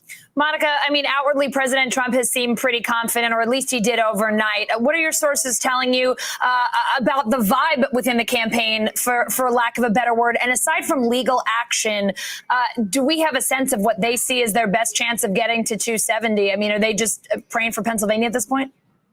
They are definitely relying on the Keystone State and all the efforts they poured into it. They think that they still do have a good chance of succeeding there, but really they need everything else to also go in their favor. So they would need to also win Georgia, for example. There's been discussion earlier this month about whether the Trump campaign could flip Nevada. That's something I'm told they're still thinking is possible, but it's too early to call. And then the other major state that Trump campaign officials have been talking about all day today is Arizona, which some networks have called result for former Vice President Joe Biden. NBC News has not projected that yet, but the Trump campaign claims that that could shift in their direction. So we're waiting to see a lot more of the vote come in later today that could help dictate that and frame this picture in a better sense. But I have to tell you, Allison, today the Trump campaign aides mostly huddled and talked about their legal strategy. But you had the Chief of Staff, Mark Meadows, and then the president's son-in-law and senior advisor, Jared Kushner, also over there trying to just figure out how to present this to the public. I think it's quite notable that we're not going to hear from the president today on camera. Maybe they felt that his speech overnight actually was more problematic, given the fact that many of the president's Republican allies said they were even distressed by his comments and really prematurely claiming that victory when there's still a big picture left to develop here, Allison. All right, Monica Alba with the Trump campaign, Mike Memley with the Biden campaign, an election that is still very much not over tonight. Thank you both. Thanks, Allison. Good morning. Welcome to Today. We're glad to have you with us. This fall, we're right there with you, whether you're back to school. What do you guys think? We're excited? Or back to work. We're keeping you safe. I love being back. Every morning on Today.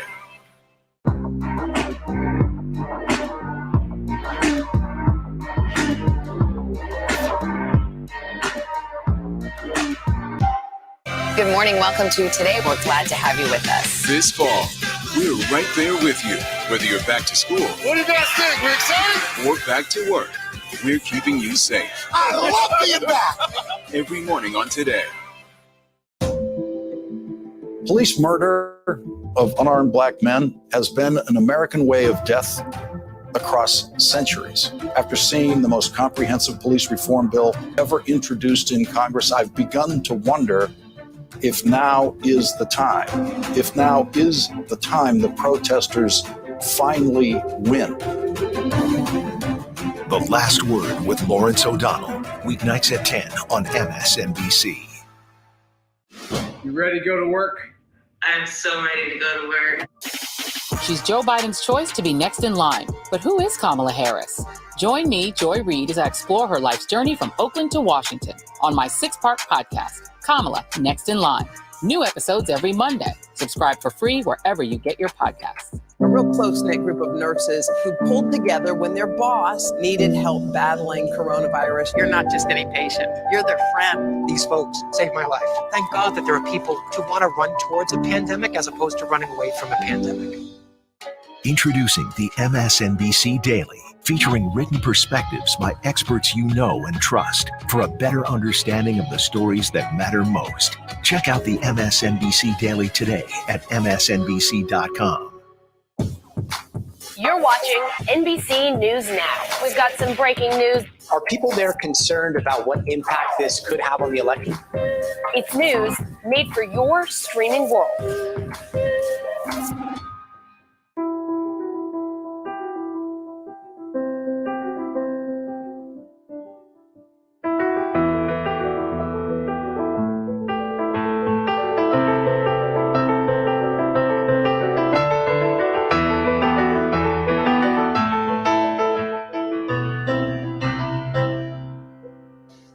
Watch what they do, not what they say.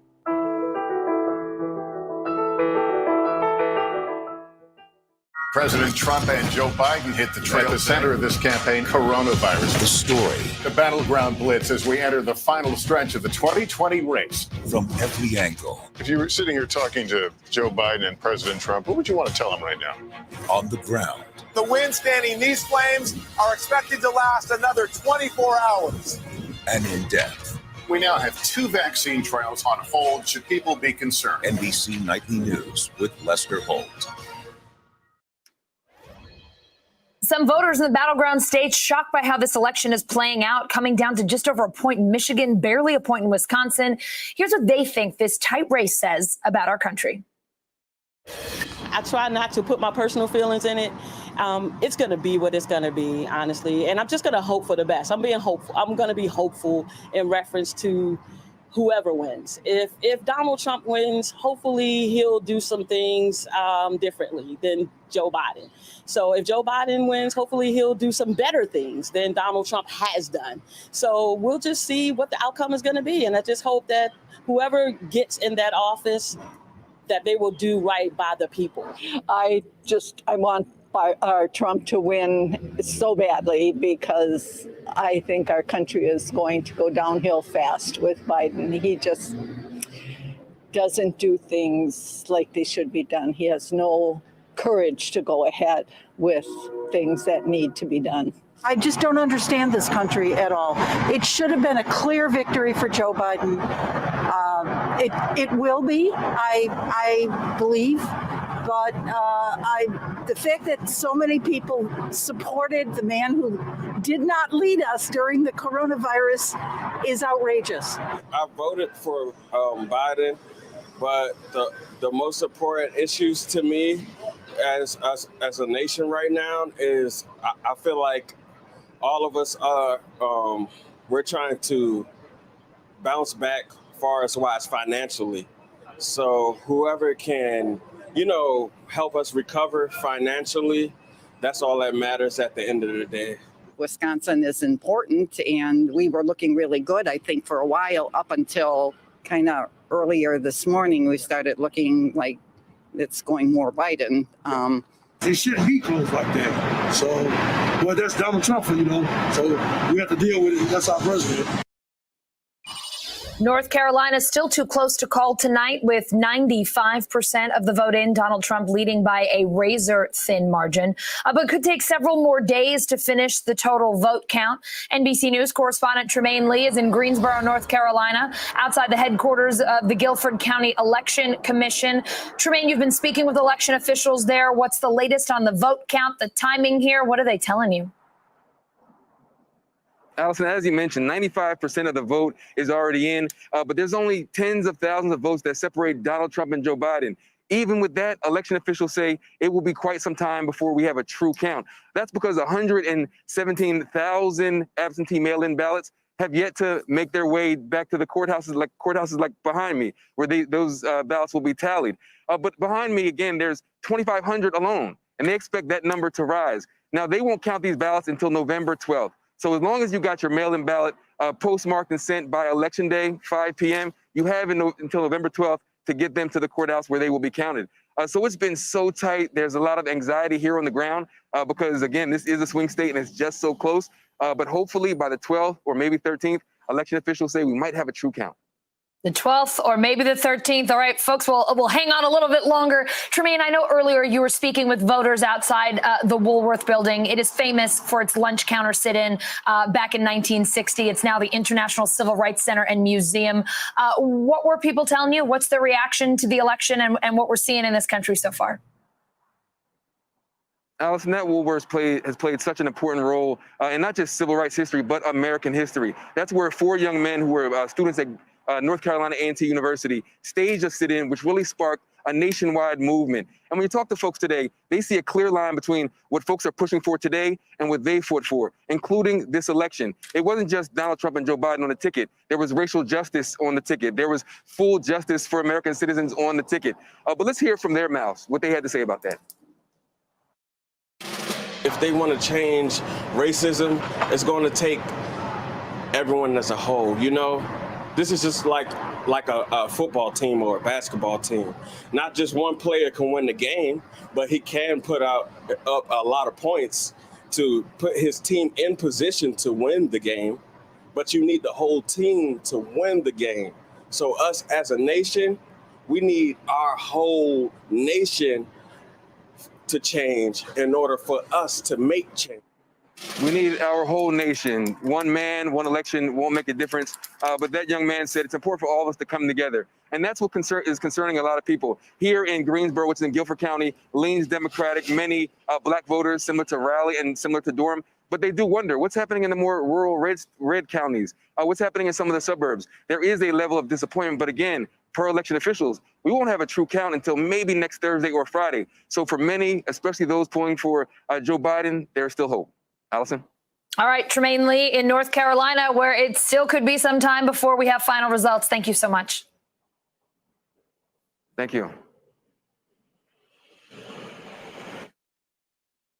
All right, let's bring back our panelists, Steph Kite, a political reporter at Axios, and Anna Palmer, a senior Washington correspondent for Politico. Anna, let me begin with you. There are about 117,000 outstanding absentee ballots in North Carolina, according to the state's Board of Election.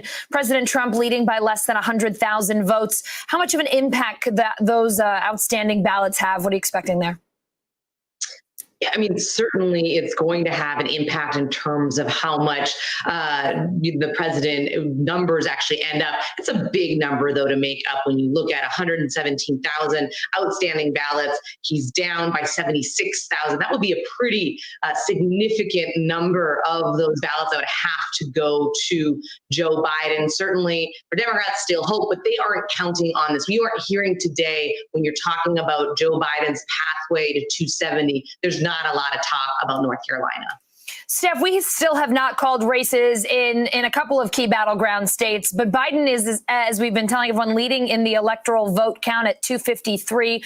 We know President Trump won North Carolina in 2016. How critical would you say this state is in his path to 270? He's at 214 right now, as you can see there on the graphic. Yeah, North Carolina will be a pretty important state for Trump to hold on to. Of course, Joe Biden does not need North Carolina, like Anna was saying, and there are plenty of paths to victory for Joe Biden without the state. But it is an important state for President Trump to hold on to if he's going to have a shot at 270. Again, it's looking more likely for Biden at this point to get there, but there are still some outstanding questions. We're still waiting for final results from Arizona and Nevada and, of course, Pennsylvania. But North Carolina will certainly be critical for Trump. Anna, let's talk about the Senate race for a moment. Too close to call, but Republican Senator Thom Tillis narrowly leading Democrat Cal Cunningham. Democrats just aren't seeing the blue wave they hoped for in the Senate. They really haven't expanded much in Congress in 2020. Why do you think that they failed to meet those expectations? Oh, yeah. I mean, I think Senate Democrats had an abysmal night last night. They were hoping to not only, win this seat in North Carolina, but really be able to flip the Senate. This is the third cycle, and that bears repeating, the third cycle that Democrats have not been able to gain a majority in the Senate.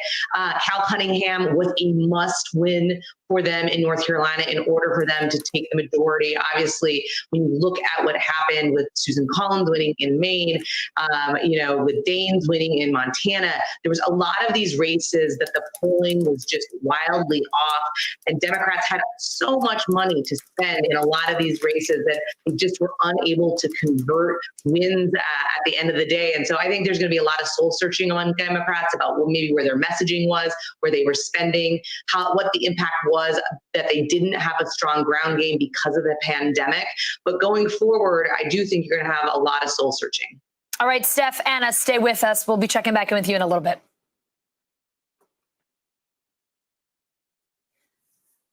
Donald Trump, the projected winner in Florida, beating Joe Biden 51.2% to 47.8%. Trump's ability to court Latino voters, particularly in Miami-Dade County, gave him a boost. Alicia Menendez is the host of MSNBC's American Voices. She has more on the Latino vote from Miami, Florida. Allison, we talk a lot about the diversity of the Latino vote that was on full display last night. I'll start here in Florida, where we are. To be clear, a majority of Latino voters in Florida broke for Joe Biden, unlike, let's say, senior voters in Florida or white college-educated voters in Florida who broke for Donald Trump. The reason we ended up talking about Latino voters here in Florida is because some of those eye-popping numbers we saw coming out of Miami-Dade, where you saw Donald Trump making inroads, overperforming among Cuban voters and some other elements of this electorate. So all of that contributed not only to Donald Trump winning the state, but also to Republicans being able to flip two key congressional seats. You then go over to Arizona, and it is a very different story. Latino voters there breaking for Joe Biden 2-1. That is a fight that has been 10 years in the making, ever since the introduction of SB 1070, the Show Me Your Papers law, anti-immigrant legislation.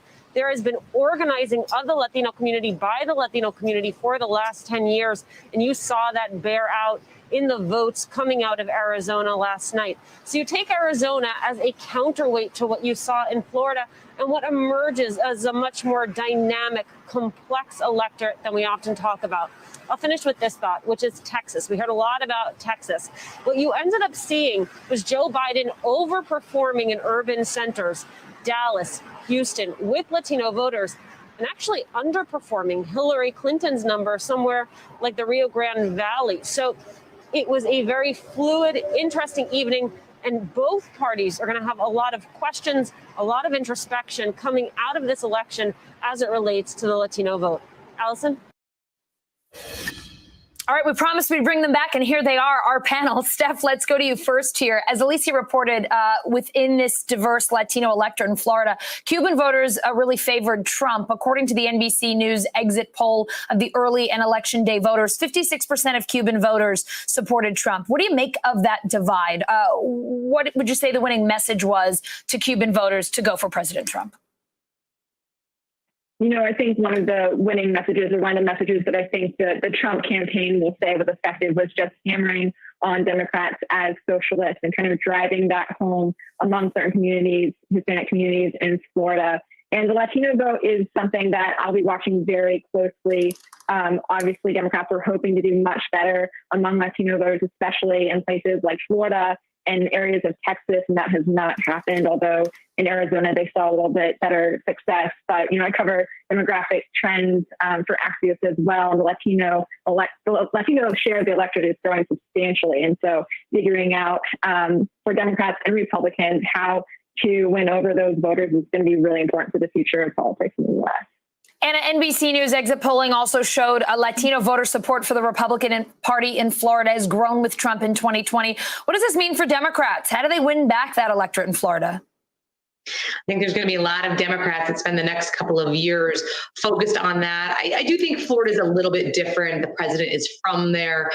He has spent a lot of time going there. And they did a much stronger ground game. A lot of my colleagues at Politico were really raising the alarms over the last several weeks of this gap of enthusiasm among Latino voters, that the Biden campaign hadn't done enough, hadn't traveled there enough, wasn't really on air and advertising enough. So I think that's going to be the real question as they dig into the data. But in general, the question I think also is going to be, what's the message that Democrats have? Because a lot of the message this cycle was not Trump. We're not going to be Trump and the coronavirus. And that clearly wasn't compelling for a lot of voters, in Arizona, in Texas, and certainly in Florida among the Latino community. And so how do they message to those voters and get them excited about the Democratic brand? Steph, what have you heard from the Trump campaign about Florida? Was there ever a concern there? And I guess I should ask what they're saying outwardly versus maybe what they're kind of keeping closer to the vest. You know, of course, they're always going to say that they're confident in the states that they need to win to get to that 270. I think there was certainly concern at some point. The polls were not always looking in their favor. There was a lot of enthusiasm behind Democrats, according to the polling that we were seeing up until just a few days ago. So there was certainly concern there, but I think they were also confident in their message and were very specific about how they targeted Florida in general and also the Latino community there as well. Anna, back to the Democrats for a moment. The NBC exit polling is showing that Trump's support in Florida was driven in a large part by voters who do not believe that climate change is a problem. They do not believe that racism is a problem. The issues for them, crime, rebuilding the economy, over containing coronavirus. We know Florida gets affected by some pretty serious hurricanes year after year after the year. How do Democrats need to rethink their messaging to voters in the state going forward if climate change and racism aren't the things that are registering with them? Yeah, I mean, I think that's when you look at what the Biden voters, it's almost the actual flip of what you have up there on the screen in terms of what was most important to them, in terms of the economy, in terms of the coronavirus, in terms of these people are wild, man. Two different world views at the same time. Man, like this is crazy. What's up, guys? I see y'all coming in. So, like, the reason why I have this channel, even though they're very, very biased, man, like, you can tell they really want Trump to lose. I'm here listening. I'm like, wow, these people just, man, this is crazy. More centrist, Man. independent voters, or even some Republicans who lean, to a more independent way. Thank you both so much for being with us throughout the hour. Thank you. Good morning. Welcome to Today. We're glad to have you with us. This fall, we're right there with you, whether you're back to school. Shut up. We don't want to hear your commercial. God damn. You can get yourself clean. You can have a good meal. You can do whatever you feel. So I love how Look, they're everybody, projecting at the end of the day freaking today, Michigan is when already they a little still punch-happy haven't counted, and then they turn around and say, "We're the president. He's already announcing he's winning." I'm like, well, you guys are doing the same thing. Like, this is ridiculous. You don't have the numbers. Y'all saying wait till all the vote comes. Oh, man, guys, this is what. Look, Trump is still at 214. Like, wow. Into a very tense story, maybe induced by a little sleep deprivation and insanity as a result of. But Kira, we'll take their laughs where we can find them, right? We're also, I know we're waiting for this presser on the vote in Pennsylvania. What's the latest there?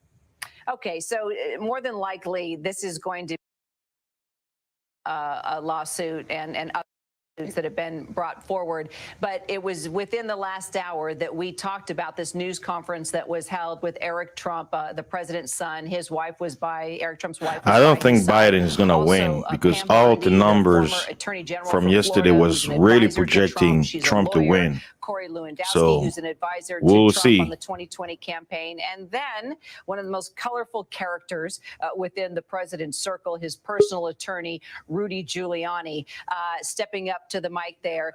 And basically what he was actually, you know what? What's up, bro? How you doing, man? Can we re-rack this? I can't hear anything. Let me refresh. You can. I basically lowered the volume of the show. Can you hear me? Yeah, I can. Yeah, so who are you rooting for, Trump or Biden? Well, when it comes to politics, I don't really care. But to me, I actually want Trump to stay for many reasons. But it's like the way it's going, they may have to take it to court because there's been a lot of reports like missing mails. I don't know if you saw that report where over 300,000 mails went missing from the USPS, and the judge basically was like, well, he passed an order, be like, hey, you guys have to find and make sure you guys know where it is. And the USPS is like, oh, well, if we do that, then we're going to stall everything. We're just going to keep going to our regular schedule, how we do our system. So they basically they refuse to basically obey the order. So there's a lot of things that are happening. So my prediction is they're going to drag this. Yeah, and the funny thing is, last election, all the people were saying it was Russia that, fucked up the election, innit? And that's what Trump is trying to say today. But Trump is gonna lose, and he's scared about it. Biden's gonna become president, and that's so hilarious. I'm not American. I just find it funny, innit? Oh, that's all right, man. Hey, you're welcome to join in and give your opinion. I mean, on my channel, like this channel is like international. I call it the Logic Sphere. I welcome all people who have an accent. And look at me, I have an accent myself. Yeah, and what's so cool? What else was I gonna say? I've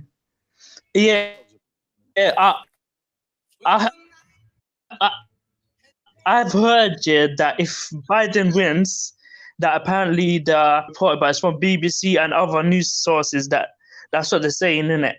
Trump supporters.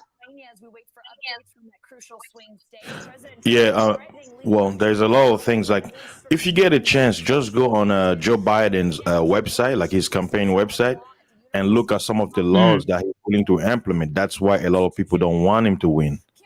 Because you have to remember, Americans, a lot of Americans, or half of Americans, they're very. Are you in America? Yes. Yes, I'm in America. Yes. you might have to prepare for civil war because apparently Trump supporters are threatening that, innit? Well, I mean, the Yeah. Civil War So target, you a lot might of have people to are watch talking out, about innit? it. Because it might be civil war.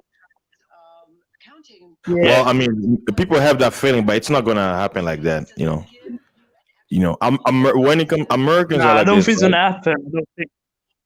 Yeah, remember, propaganda and fear factor. That's what the media is for. Most, like, I'll give you for an example right now. Right Yeah. today, they're still talking about the election. Guess what our Americans are doing? They're working. What? Americans don't care. Exactly. They- Like, Who's it's gonna pay your impossible. bills? I think it's impossible to do a civil war in America because obviously America got the strongest army and they got police. There is no way that there's going to be a civil war because the military is just going to come in and kill them. Well, no, really, because you have to think about it. America had a civil war before. You know history, right? So if Nah, someone says it's impossible, that's a lie, because America had a civil war. So that, it could be possible, but if it does happen, I'm just wondering what Biden's going to do about it.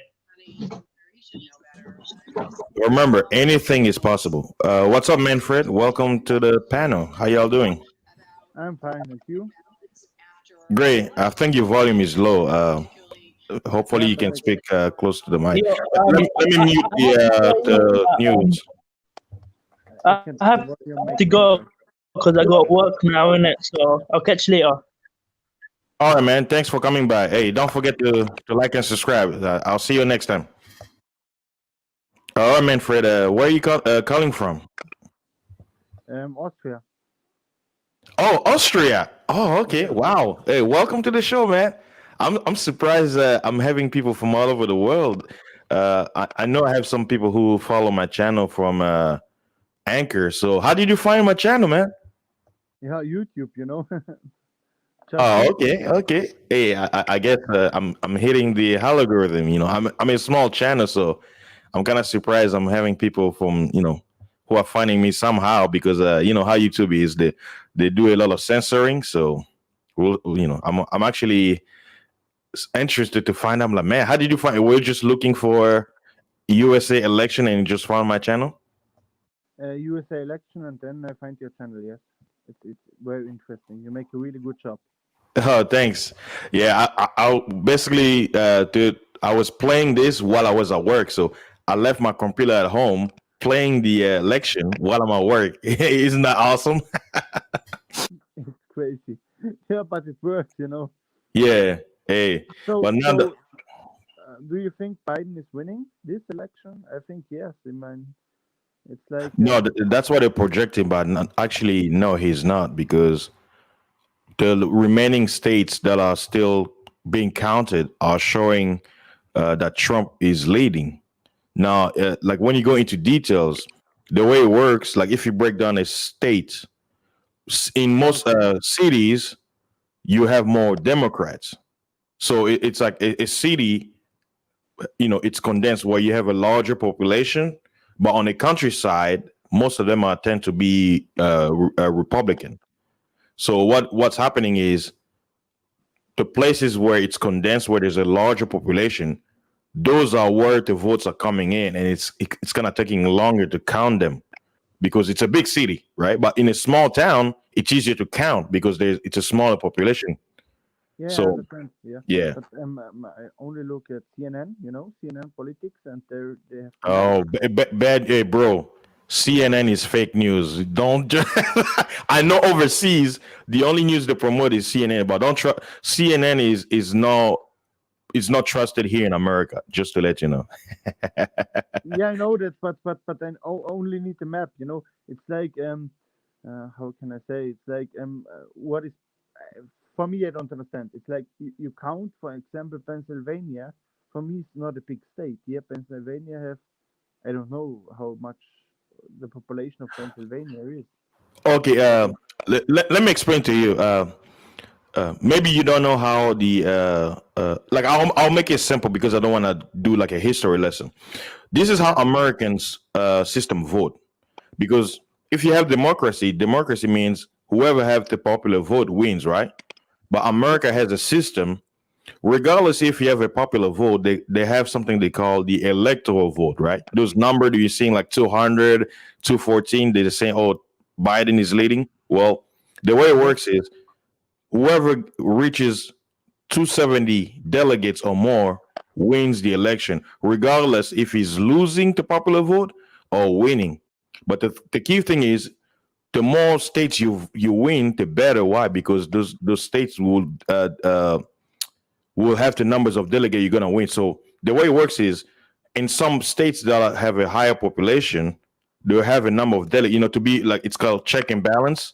So you look at a state that looks big, right? You go, well, it's a big state. It should have more delegates. No, that's not how it works. So you may have a state that will have like 6 delegates, but it's a big state, and a smaller state that they will have like 20 delegates. So like I say, it gets kind of confusing because you'll be like, well, this guy is covering all these big states. Why does his number slow? But You know what I mean? what I wouldn't, can I ask you a question? For Yeah. me, Pennsylvania is very little, For me, California have they are much faster in counting than for me Pennsylvania, and how I don't understand this. I mean, California is really big with many counties, and how can they make so fast? Well, or New York City, or New York City, or I don't know, Texas. And that's why Yeah, you mentioned- the reason why, because each state have its own rules on how they do their system. That's why. Okay. It's not universal. Each state have their own rules and the best way to look at it is like this: each state is its own country. Okay, perfect. Yeah, they have their own rules. Okay, now I understand, because when I look at the map, I think, okay, California has 30 million people, and they are so fast. And then I see Pennsylvania, and they have no, because for me, I don't understand the system at the moment. But when you are right, yeah, when you must maybe see every state as a whole country, then I understand this, because every state has its own system, yeah. Yeah, but I know why overseas they promote CNN, because here CNN is not trusted. So we have, in America we have many news stations. We have Fox News, MSN, NBC, ABC, other channels and stuff like that. So I don't know. So don't look at like CNN. They're known here as fake news. They're known for lying many times. So don't trust everything they're saying. So. Okay.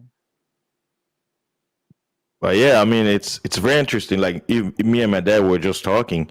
For Americans, they don't understand. Like, you think you being frustrated watching your election? No, the whole world is being frustrated. America is the king of the world. So they're looking at this. They're like, man, everything that happens in America, it's gonna affect the world policy. Even England, they're like, oh my God, America, we're trusting your system, but please hurry up. So yeah, it's gonna be interesting. You're so fucking true. Yes. Our media or our TV make the whole night live shows about your election. It's like, yeah, I don't know if in my country. Brother, the brother fell off. Hey, come back. I think you probably had a Wi-Fi problem, or maybe CNN. They saw you and they took you out. So you're welcome to come back. Let me post the link again. Yeah, fake news got him. He's from Austria, bro. I'm actually honored. I'm like, wait a minute. I got people from all over the world coming in, like, chiming in. That's awesome, man. That's crazy. Yeah, let me put the audio on. Like, let me put the fake news on. Nelson Morris, you are watching special election coverage here on NBC News Now. The polls are closed, but as expected, this historic presidential race is still far from over. Right now, Joe Biden is in the lead. He has 253 electoral votes compared to President Trump's 214. Neither candidate obviously has hit the magic number 270 to declare victory. The Biden team says they are confident, though, that they have a clear path to the White House. Biden is now the projected winner in Michigan. The campaign still expecting wins in Arizona, Nevada, and Pennsylvania. Meanwhile, the Trump campaign preparing legal challenges, already asking for a recount in Wisconsin and filing legal motions in Michigan and Pennsylvania after the president prematurely declared victory overnight. Democrats had hoped that this election would be a referendum on President Trump. They are holding on Trump to their got majority in the Georgia. House, but That's it looks obvious. like Republicans will keep control of the Senate. We are still watching a few key Senate races in Georgia, Arizona, and North Carolina. Our reporters are on the ground in the states that will decide this election. We could see results in a few of them tonight, but Pennsylvania and Nevada will likely take another day or so to determine. As we creep closer and closer to 270, let's get into the numbers this hour. And for that, of course, we turn to NBC News political editor Carrie Dan. Carrie, I will let you lead us again. Where do we stand, and where would you like? Hey guys, I'm looking at the stream. Looks like I'm about to reach 11 hours soon. So because I know how YouTube is, what I'll do is I'm gonna end the stream once it reach 11 hours. Then I'll start another stream. You know, basically I'll be sleeping, so I'm gonna be running the stream while I'm taking a little nap, so you guys can stay tuned.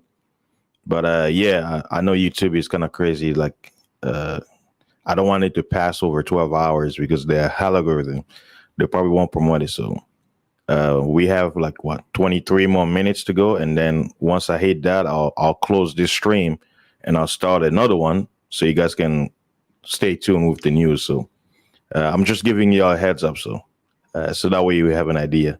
They're gonna drag this till next week, so who knows? We'll see. This is an area that delivered for Democrats back in 2018 with 2 big congressional wins.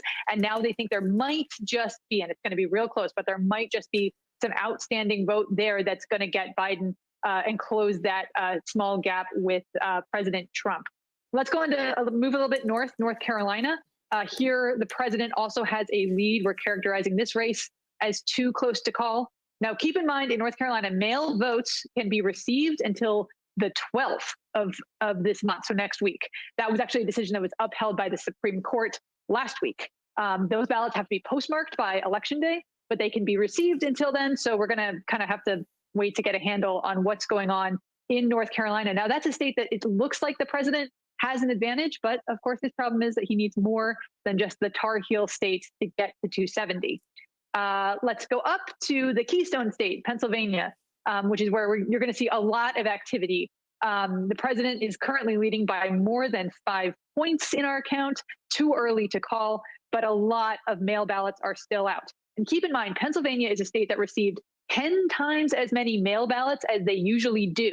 And they could not start processing them until yesterday morning. So that's why it's taking a long time there. This was expected. It was going to take a while. They're working their way through those in Pennsylvania. And a lot of that vote is in 2 main places, in Allegheny County, the Pittsburgh area, and also in the Philly area. Now, Vice President Biden said earlier today that he feels good about the share of those votes that they're getting. He said they're getting about 78% of those mail votes. But the president's campaign is saying we still think we have an advantage there, and we still think that we have enough to offset even that sort of deluge of urban votes that Biden is looking for. That could take until Friday to count all of those votes. And let's move over to the West in Nevada. That's also too close to call. This is a state that has looked good for Biden kind of throughout. The president's campaign was bullish that maybe they could make this competitive. Biden's campaign always said, look, we think this is a lean D state. One thing that Republicans thought is that maybe Nevada is a state that's been so badly hit by the pandemic, especially the Vegas area, Clark County. That's where so much of the state's population is, and they've been so adversely affected by the pandemic. We're still waiting on vote there. It's looking good for Biden, but we still have to wait to make sure all of those votes are counted. And let's look at Arizona. This is a state that is too early to call. There does not seem to be a scenario right now that Donald Trump can probably win this race if Arizona or Nevada does not go his way. And they're both states that seem to be trending towards Biden. But again, in Arizona, Maricopa County, we're still waiting for a big chunk of vote there. That's a big suburban area. Democrats who win it normally win the state. Democrats who lose Maricopa County normally lose it. We're still waiting on vote there. And so that's kind of the holdup in that state. One other state that I want to mention that we called earlier today in Wisconsin, NBC News calls Biden the apparent winner. Now, what an apparent winner means is that NBC is projecting that Biden has won, but we know that the results are close enough.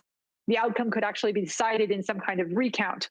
The Trump campaign has said that they're going to request a recount, but keep in mind that has to be within a 1% margin in order to qualify. It looks like we're going to get there, but we're going to count the rest of the votes and make sure that that's within 1 percentage point.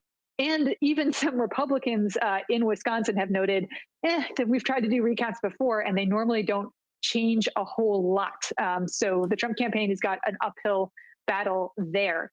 So really, when you look at the map as a whole, Joe Biden has a couple of paths to 270. He can win in Arizona and in Nevada. That gets him to exactly 270 electoral votes. He could also win just in Pennsylvania. That pushes him over the edge. But for Trump, he has to hold Georgia. He has to hold North Carolina. He has to win in Pennsylvania. And then he has to get either one of Arizona and Nevada. That's right now, those are races that are not really trending his way. But again, the Trump campaign has said we're going to fight for every legal vote is the way that they're using that language. And they're threatening legal action in a lot of these places, hoping that they can change sort of the currents that seems to be running against them right now.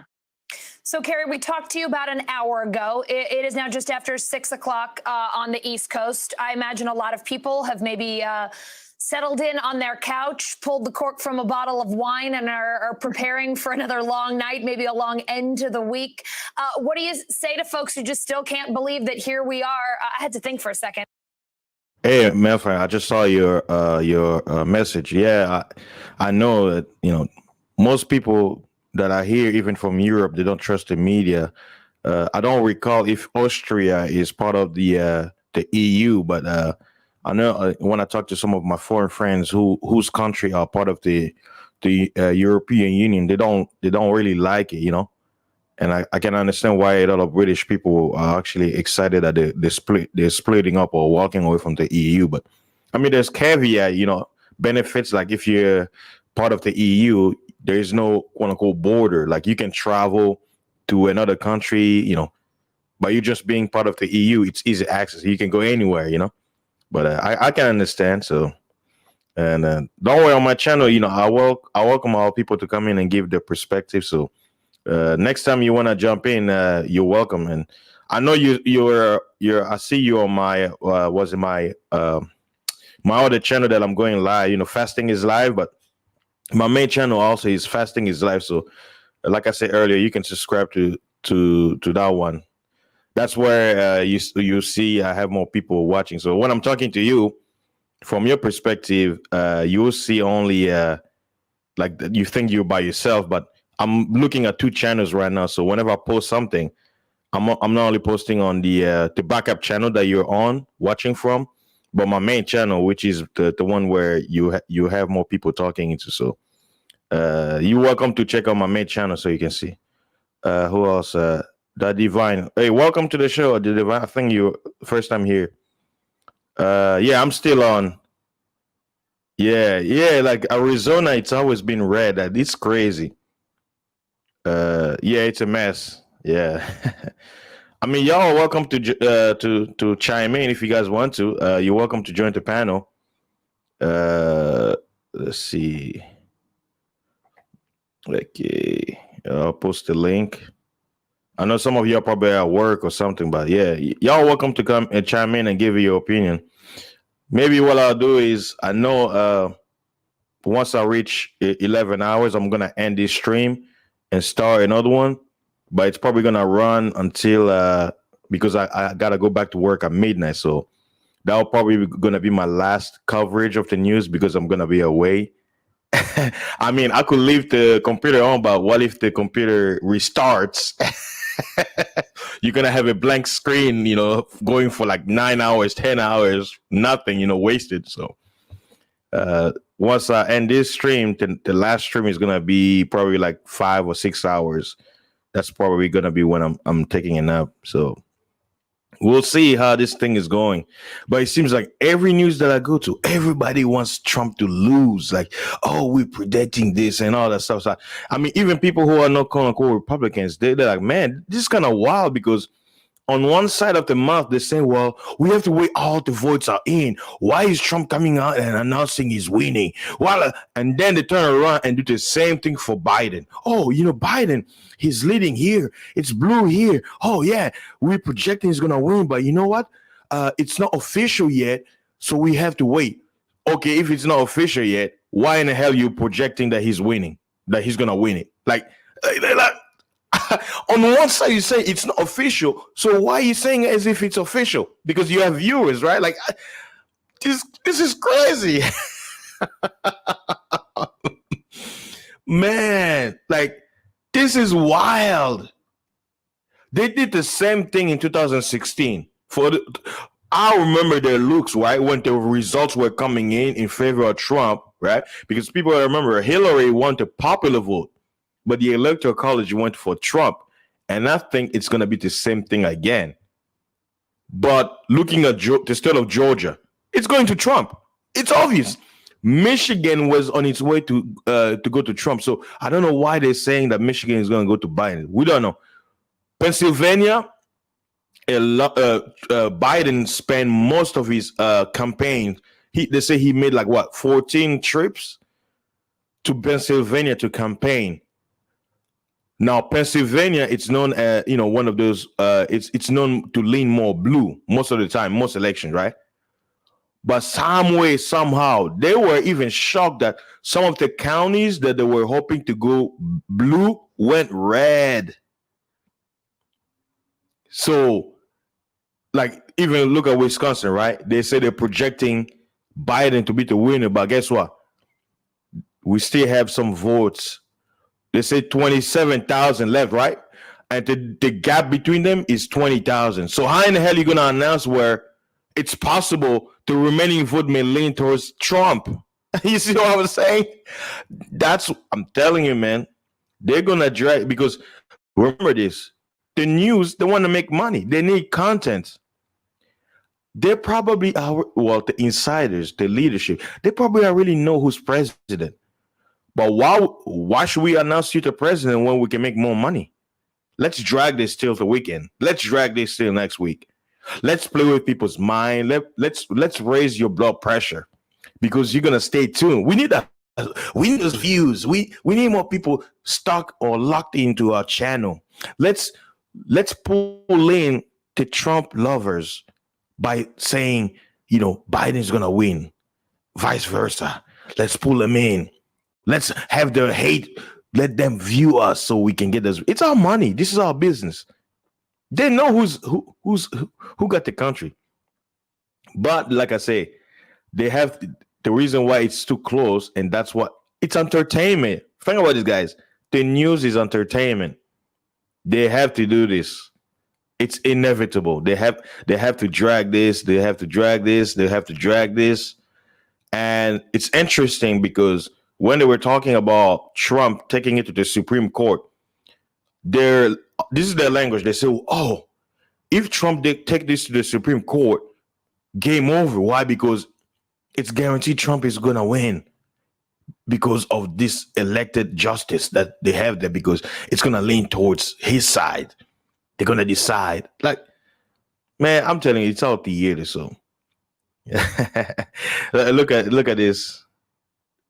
Look where most of the red is. Yeah. Hey, you know what's sad? The most quote unquote blue counties, that's where poverty is to the max. And because people don't think people are sheep, they don't understand. You have people who live in the worst neighborhood. They can just cross over, get a house in a nice neighborhood. No, they want to stay there. I just don't understand. Like, look, if you can afford $1,000 apartment, 1-bedroom apartment in a ghetto, why not go in a nicer neighborhood? Like, you see what I'm saying? Like, at the end of the day, people will do what they want to do. People live where they're comfortable. So what I tell people, when people talk about the gentrification, guess what? We're in America, right? People work.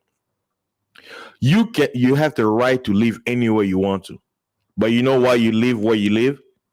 Comfortable. That's where you're comfortable. Nobody forced you to live in a crappy area or in a rich area. You made the choice. Hey, if I feel like this neighborhood is gonna charge me $1,500 for a 2-bedroom, but I want to pay less, what do? You go search and find the cheapest one. How many apartment complexes are there in outside of the city, to the suburbs, nicer area, right? So at the end of the day, people, they're gonna choose to live where they find themselves comfortable. That's just it. And watch this. The worst part of the cities where it's quote unquote poorer area, it's where? In metro area, like downtown, like this, what they call industrial area. That's where all the poor people are. It's rare to find poor people in quote unquote outskirts of the city, Even if they are, they're sprinkled. They're not concentrated. So that's why you notice the Democrats, they don't go and campaign like to other cities, outskirts, or small towns. No, they always go where? In main downtown areas, like here in Texas, right? Harris County, where Houston is mostly blue.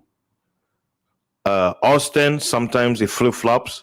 San Antonio always go blue, which it doesn't make, like, for me being in Texas, I'm like, why would you want to be blue? Why? But you want to know why? That's where most of the poor live. That's the part. The people, who lean towards what they call what's the word I'm looking for? Free stuff. I forgot the other word. It slipped my mind. So man,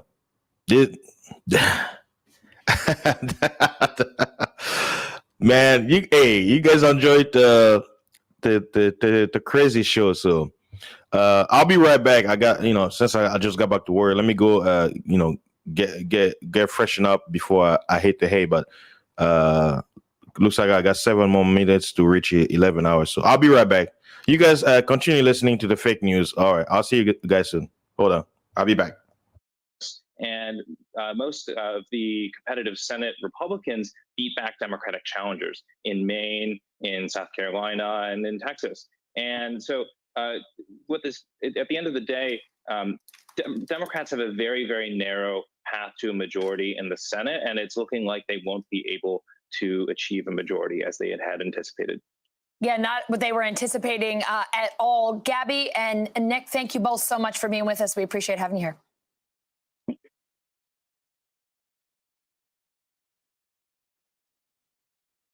Joe Biden is the projected winner in Michigan, adding 16 electoral votes on his road to 270. NBC News correspondent Steve Patterson joining me now from Detroit. Steve, talk to us, if you will, about turnout there and the impact it's been having on the race in Michigan. Looks very, very busy behind you. I think turnout is probably the biggest story of this election here in Michigan. It was expected to be depressed in certain areas. And remember, we're coming off of 2016 when turnout was the story. That was the thing that Democrats wanted to fix from last time to this time. That razor-thin margin was still haunting them. Less than 11,000 votes. Donald Trump took this state. So their efforts were on those areas to try to get out the vote as much as possible. And by all appearances, it was successful. The totals that are going to come out are going to be historic, both in the overall vote likely over 5.2 million voters. And then in the absentee vote, likely over 3.2 to maybe even 3.3 or 3.5 million absentee ballots. Let's just talk about that for a second, because you're talking about a state that has never had to deal with that level of influx of ballots. Before coming into this week, they were projecting that it would take well into maybe Thursday, maybe Friday before they were even able to get close to a final tally. So the fact that we're talking about a projection the day after the election, that was never anything that was in the cards for the state of Michigan. So that is another win from the organization that has been on the ground here. And specifically, when you look at the fact that COVID has been spiking all over this state.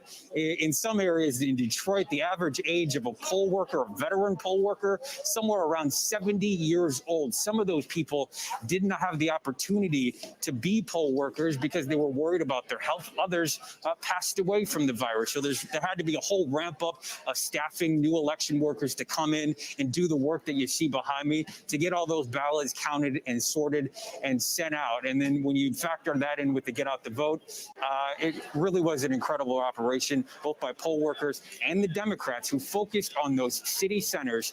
They knew that the absentee ballots were going to come from those places. And that's what we saw at the tail end of this election. You're looking at Flint, you're looking at Kalamazoo, you're looking at Grand Rapids. And right here in Detroit, where I've been speaking to the city clerk all week, she was telling me turnout was going to be something like 50%, when it will wind up being, as projected, something more like 53 to 55%, which is even more historic than originally thought. That's expected to blow away about a decades-old overall vote total here in the state of Michigan and here in the city of Detroit. So that truly is the story of what happened in this state. I think Democrats were traumatized by what happened and they wanted to fix it.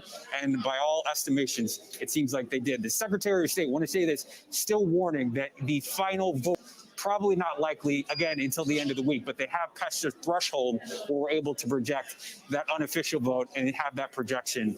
But she is still issuing patience. They want to make sure that this operation continues to run so they can count every single vote. That has been a big promise from the secretary and something that they want to hold on to moving forward, even after the projection is already in. Allison? Steve, I know the turnout is the headline there, of course, but I do have one other quick question for you. I understand police were called to the vote counting facility where you are right now. What happened there? Real quick, Allison, if you want to see the division in this country, just take a look behind me. I don't know if we can rotate. You can see the poll workers over here. And then behind that glass, those are some, what I would call disgruntled, disenfranchised protesters. Some of them were outside of the building earlier. They were trying to push their way in. Some described themselves as election poll watchers, which is typical in a setup like this. When you're trying to tally the vote, you have a certain number of nonpartisan watchers. You have a certain number of certified party watchers. That number was at its threshold, according to reports that were here. I wasn't in the room when it happened, to borrow a Hamilton phrase, but from what I understand, that had reached a threshold. Some of those partisan watchers were upset and not being able to come in. Some of them obviously influenced by the rhetoric that we're now hearing in the lawsuit by Donald Trump, certainly, and wanted to make sure that they got their message heard to push their way in.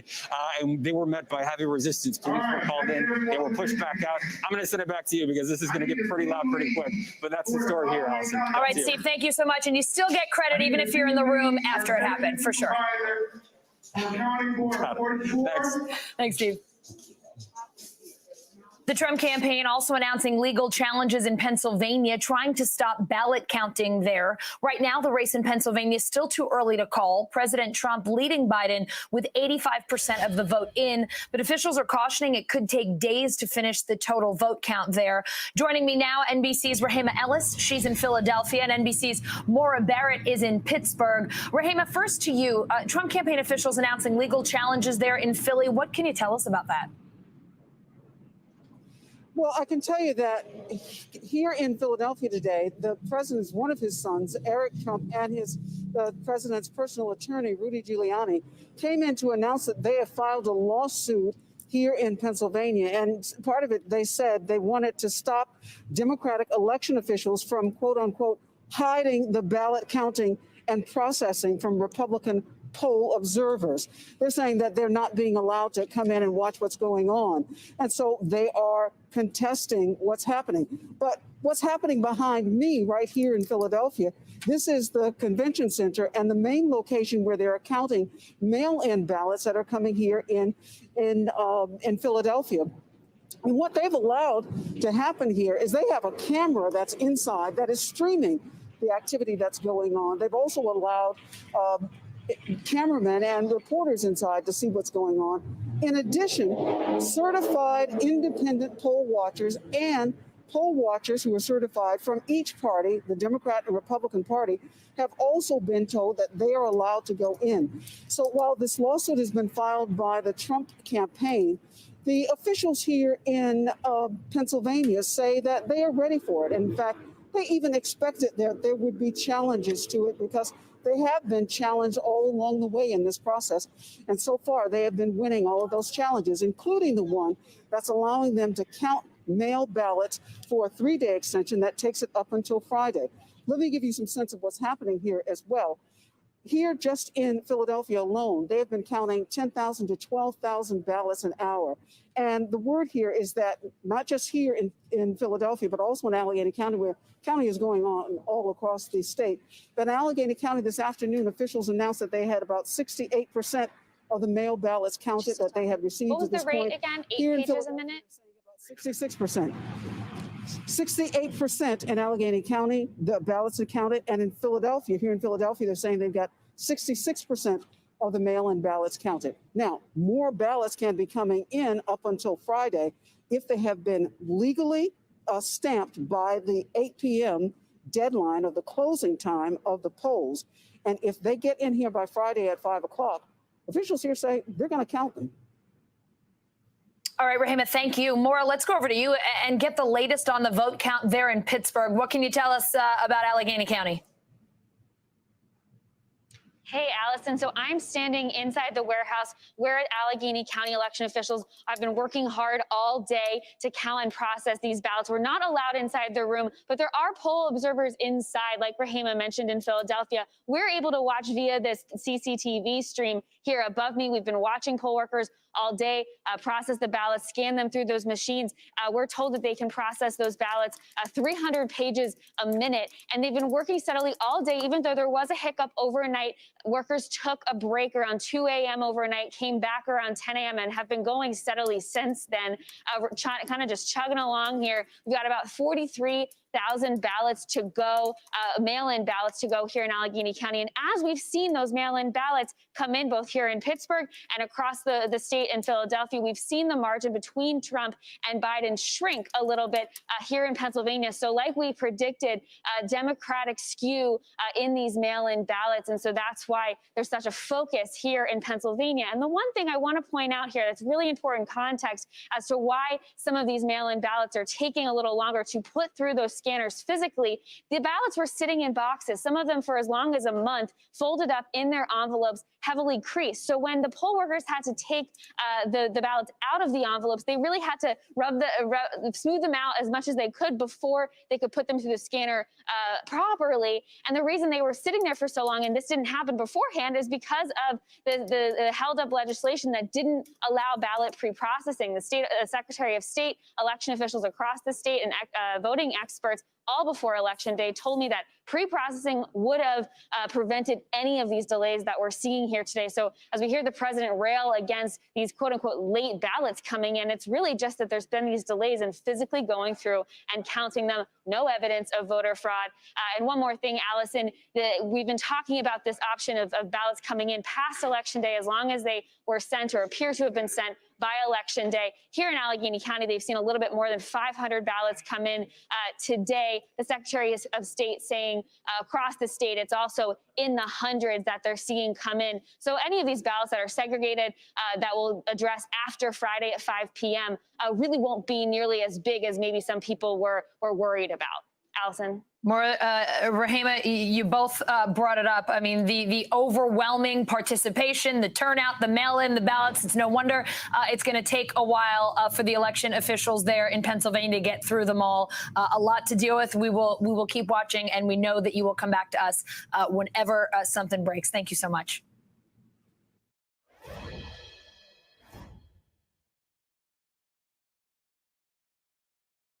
Good morning. Welcome to Today. We're glad to have you with us. This fall, we're right there with you, whether you're back to school. What do you guys think? We're excited? Or back to work. We're keeping you safe. I love being back. Every morning on Today.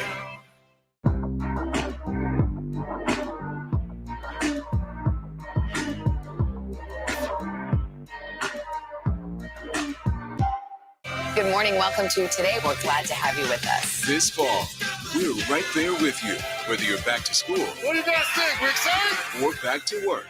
We're keeping you safe. I love being back. Every morning on Today.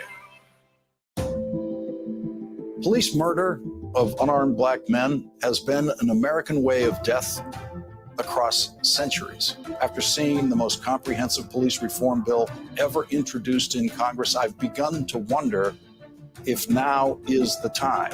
If now is the time the protesters finally win. The Last Word with Lawrence O'Donnell, weeknights at 10 on MSNBC. You ready to go to work? I'm so ready to go to work.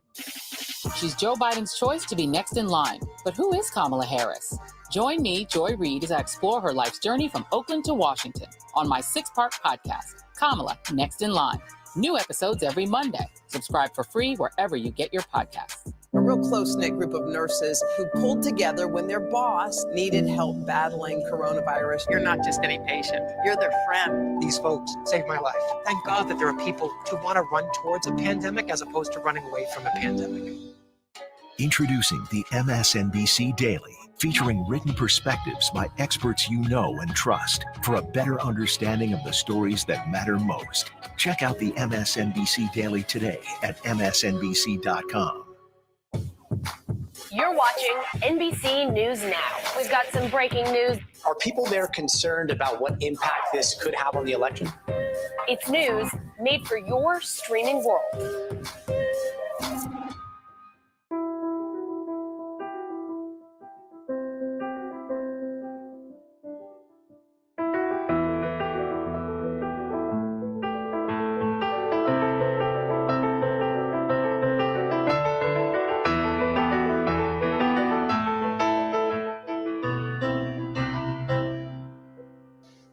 Watch what they do, not what they say.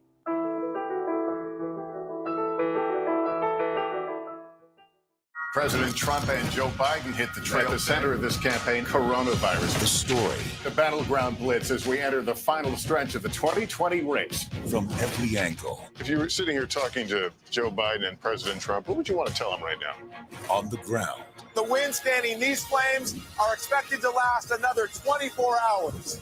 And in depth. We now have 2 vaccine trials on hold. Should people be concerned? NBC Nightly News with Lester Holt.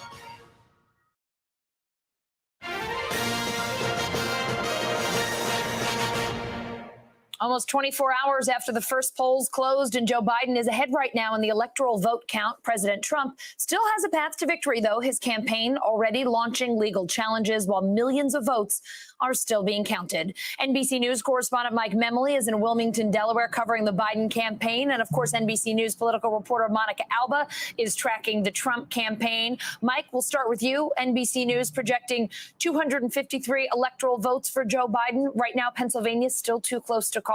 Any concern from the Biden campaign tonight?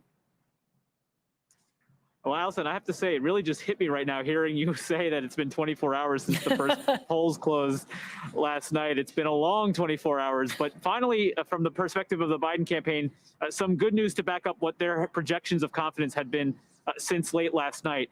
We began to see this afternoon with the calls of Wisconsin as apparently in Biden's column and Michigan as the projected winner there, that he's winning in these blue wall states that he needed and that he's been arguing he can flip in order to become the president. What's remaining, of course, is Pennsylvania. That's right now the ballgame in a lot of ways, even though there still are some other paths for the Biden campaign.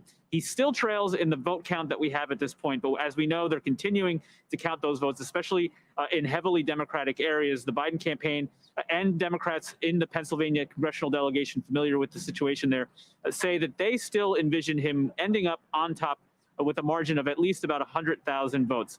if he gets those 20 electoral votes from Pennsylvania, in addition to what he has now, he is the president of the United States. But of course, it's also the subject of the legal challenges coming from the Trump campaign. They're focused already on Pennsylvania. The Biden campaign saying they are ready to go and counteract any legal challenges that the Trump campaign might put forward. They said they have paperwork ready to go in every hour as soon as that paperwork is filed.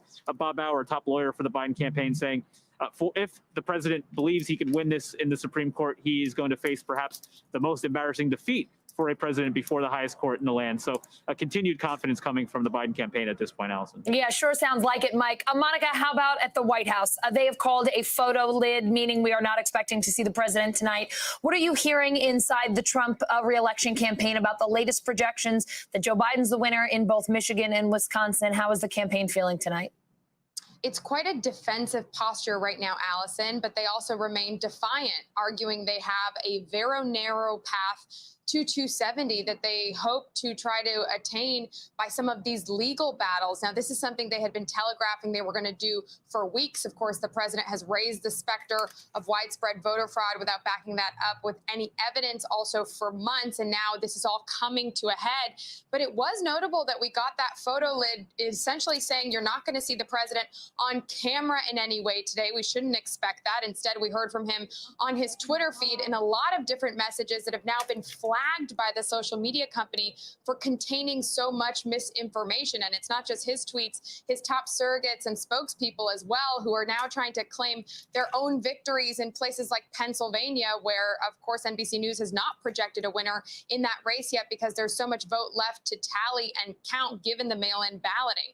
It shows you, though, just how stressed out they are about trying to convey their sense of optimism as that path becomes more narrow with these calls. The Trump campaign is arguing they still see the possibility of Arizona somehow staying in the president's column, despite other networks indicating that's not the case. They are seeing a tightening in Georgia, which, of course, they'd have to hold on to that, and North Carolina and Pennsylvania, and flip Nevada potentially in order to make it there. But I think tomorrow what you're going to start to see, Allison, is this continuation of maybe an explanation of what the president and his campaign aides feel didn't work out. Already the president tonight seemingly blaming his own campaign's legal strategy, not pleased with how that is going, saying what's the point if it's already worked out, almost seeming to indicate like the president might be giving up on that in a sense, just from a tweet in the last 20 minutes or so, Allison. Mike, NBC News exit polls are showing nationally Joe Biden peeled off 2016 third-party voters and non-voters. Joe Biden's also projected to win the popular vote. What is the campaign saying, particularly about turnout in 2020? Well, it's really interesting when you talk about the popular vote. We heard former Vice President Joe Biden talking about the fact that he may have won the popular vote, appears to actually be building on that popular vote lead in his remarks earlier today. Now, since Bill Clinton won the first of two terms in 1992, think about the two terms Barack Obama won in 2008 and 2012, Al Gore's unsuccessful win, but popular vote victory in 2000, and then Hillary Clinton's same situation in 2016. Biden now the seventh Democratic nominee out of the last 9 presidential elections to win the popular vote. This is something that a lot of Democrats are focused on, especially given what we're seeing in the Electoral College. Now, Biden, as his team believes, on track to win the Electoral College path as well. But the Biden campaign really touting the sheer number of votes that he's won, especially, as Biden pointed out, the fact that we're seeing this kind of incredible turnout in the middle of a global pandemic. It's worth pointing out, though, that I think the reason why we're still in overtime in this election is because Donald Trump got a pretty significant vote haul himself, perhaps the second most votes ever by a presidential candidate in the history of this country. So really, it's something that we're going to be digging into for weeks and months to understand just why and how both parties saw such an increase in their vote share, not just about population here. This is about enthusiasm on both sides of the aisle. Monica, exit polling also showing President Trump boosted his support among voters of color this year, winning 12% of the black vote. That's the highest share for a GOP candidate in the last 20 years. Let's talk about what's behind that bump.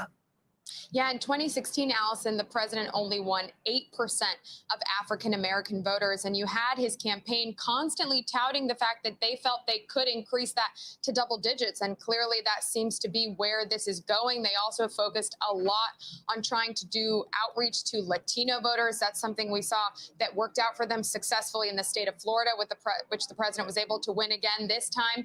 It happens to be because the president essentially decided to run again for re-election on the day he was inaugurated. You have a giant campaign that was working to try to make contacts with these important voting blocks for the better part of 3.5 years. And these were plans that the president's campaign felt would be critical. And you also look to what the president tried to do in his first term when it comes to things like criminal justice reform. That's something that they always point to when they talk about seeing those increase in support, especially among African-American voters. It's something we have seen anecdotally in my travels. It's just a major difference and something they're proud of, Allison, clearly, though not enough to cut into former Vice President Joe Biden's totals with those key voting blocks in some other key battleground states. All right, Mike Memoli, Monica Alba, it was fun hanging out with you last night. It was great hanging out with you tonight. Let's see if we're doing this again tomorrow. Deal. I think so, Elson. Thanks. Thanks, guys. Georgia is still too close to call. Votes are still being counted in the Atlanta metro area. The Georgia Secretary of State pushing them to finish today. NBC News reporter Priscilla Thompson joins us now from Duluth, Georgia. Priscilla, where does the count in Georgia stand right now? And what are you hearing from voters there? Are they getting a bit impatient?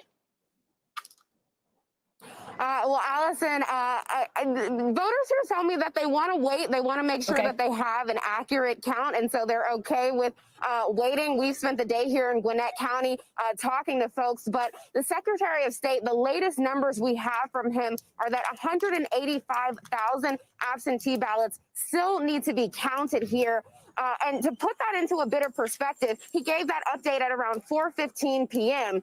At 11:30 a.m., whenever he first briefed reporters, he said there were 250,000 ballots that needed to be counted. So that means over the course of about 5 hours, they only counted around 75,000 ballots. And so they've got 185,000 to go. He had initially said that we would have those results by the end of today and that folks would be able to declare a winner. But in the latest update that he sent, it's looking like it could be more like very late tonight, if not early Thursday morning. Allison? Priscilla, you reported earlier today on a Postal Service case that's making its way through the federal courts. Could you tell us more about that and what the implications are for Georgia? Absolutely. So there is a case that's making its way through the federal courts. It has to do with the Postal Service and mail-in ballots, specifically whether those ballots would arrive in time and be able to be sent back in time. And court documents filed earlier today, we've had a chance to review them. And basically what those documents say is that about up to 18% of ballots, mail-in ballots, may have been sitting in a mail processing facility here in Atlanta and did not make it in time to be counted. Here in Georgia, you have to have those ballots in by the time polls close on Election Day. And so that's something that we're monitoring for possible legal challenges that could come. Allison? All right, Priscilla Thompson, forgive me, in Georgia. Thank you so much. Thanks, Allison. Good morning. Welcome to Today. We're glad to have you with us. This fall, we're right there with you. Whether you're back to school. What do you guys think? We're excited? Or back to work, we're keeping you safe. I love being back. Every morning on Today.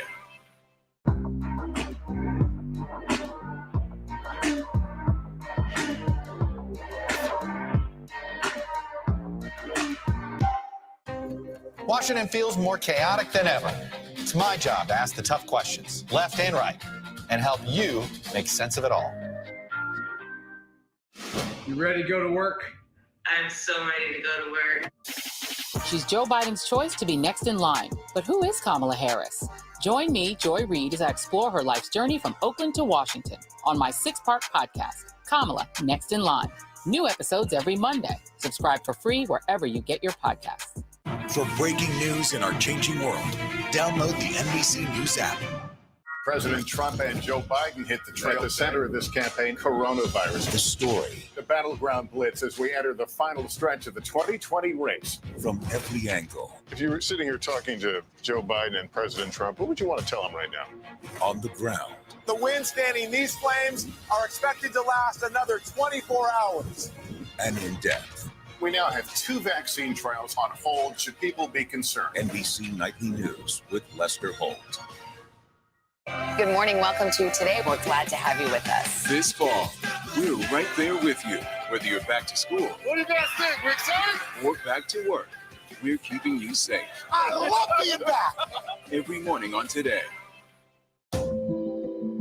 Police murder of unarmed black men has been an American way of death across centuries. After seeing the most comprehensive police reform bill ever introduced in Congress, I've begun to wonder if now is the time. If now is the time the protesters finally win. The Last Word with Lawrence O'Donnell. Weeknights at 10 on MSNBC. North Carolina is one of the states where President Trump has declared victory, but it is still too early to call. North Carolina will accept mail-in ballots until November 12th, as long as they were postmarked by Election Day. Let's bring in NBC News correspondent Morgan Radford. She's at the Mecklenburg County Board of Elections in Charlotte. Morgan, how many ballots are still outstanding? What are you hearing about when this race might be called there? Yeah, well, Allison, the State Board of Elections has said that the number they're really watching is 116,000. That is the updated number, they say, of the number of mail-in ballots that were requested but still have not yet been returned. But what's also interesting, Allison, is that this is a race that's now about the margins. That number is so important because currently, according to the public state data, President Trump is leading here in North Carolina by about 76,000 votes. So, of course, they want to understand just how many of those outstanding ballots there still are, that are still circulating, that they're still waiting on, that were postmarked by Election Day. But what's interesting is that when we talk to officials here on the ground, they assure us that this is a process that's very similar to other elections. They say not much is unusual this year except for the volume of that early voter turnout and the volume of those mail-in ballots. Take a listen to what the director of the Mecklenburg County Board of Elections said. This is how typical is what we're seeing right now? This is typical. This is our normal process. We always get the same thing. We always have absentees that we have to count after Election Day that are postmarked Election Day. We always have to work a provisional process, whether it's the city of Charlotte or the President of the United States races. We still have to do this for every race. So this is not out of the ordinary for us, and we do this every time we have an election. What is also a little bit out of the ordinary, though, is the record-breaking turnout, not just in terms of early voting, but also in terms of total turnout. We found out from state officials today that, in fact, the number of people who cast their ballots this year statewide was nearly 5.5 million people. And that's compared to the nearly 4.8 million people who cast their ballots back in 2016. Allison? All right, Morgan, we will be keeping our eyes on North Carolina, waiting to see what happens there. Thank you so much. Absolutely. Despite President Trump's legal threats, mail-in and absentee ballots are still being tabulated tonight.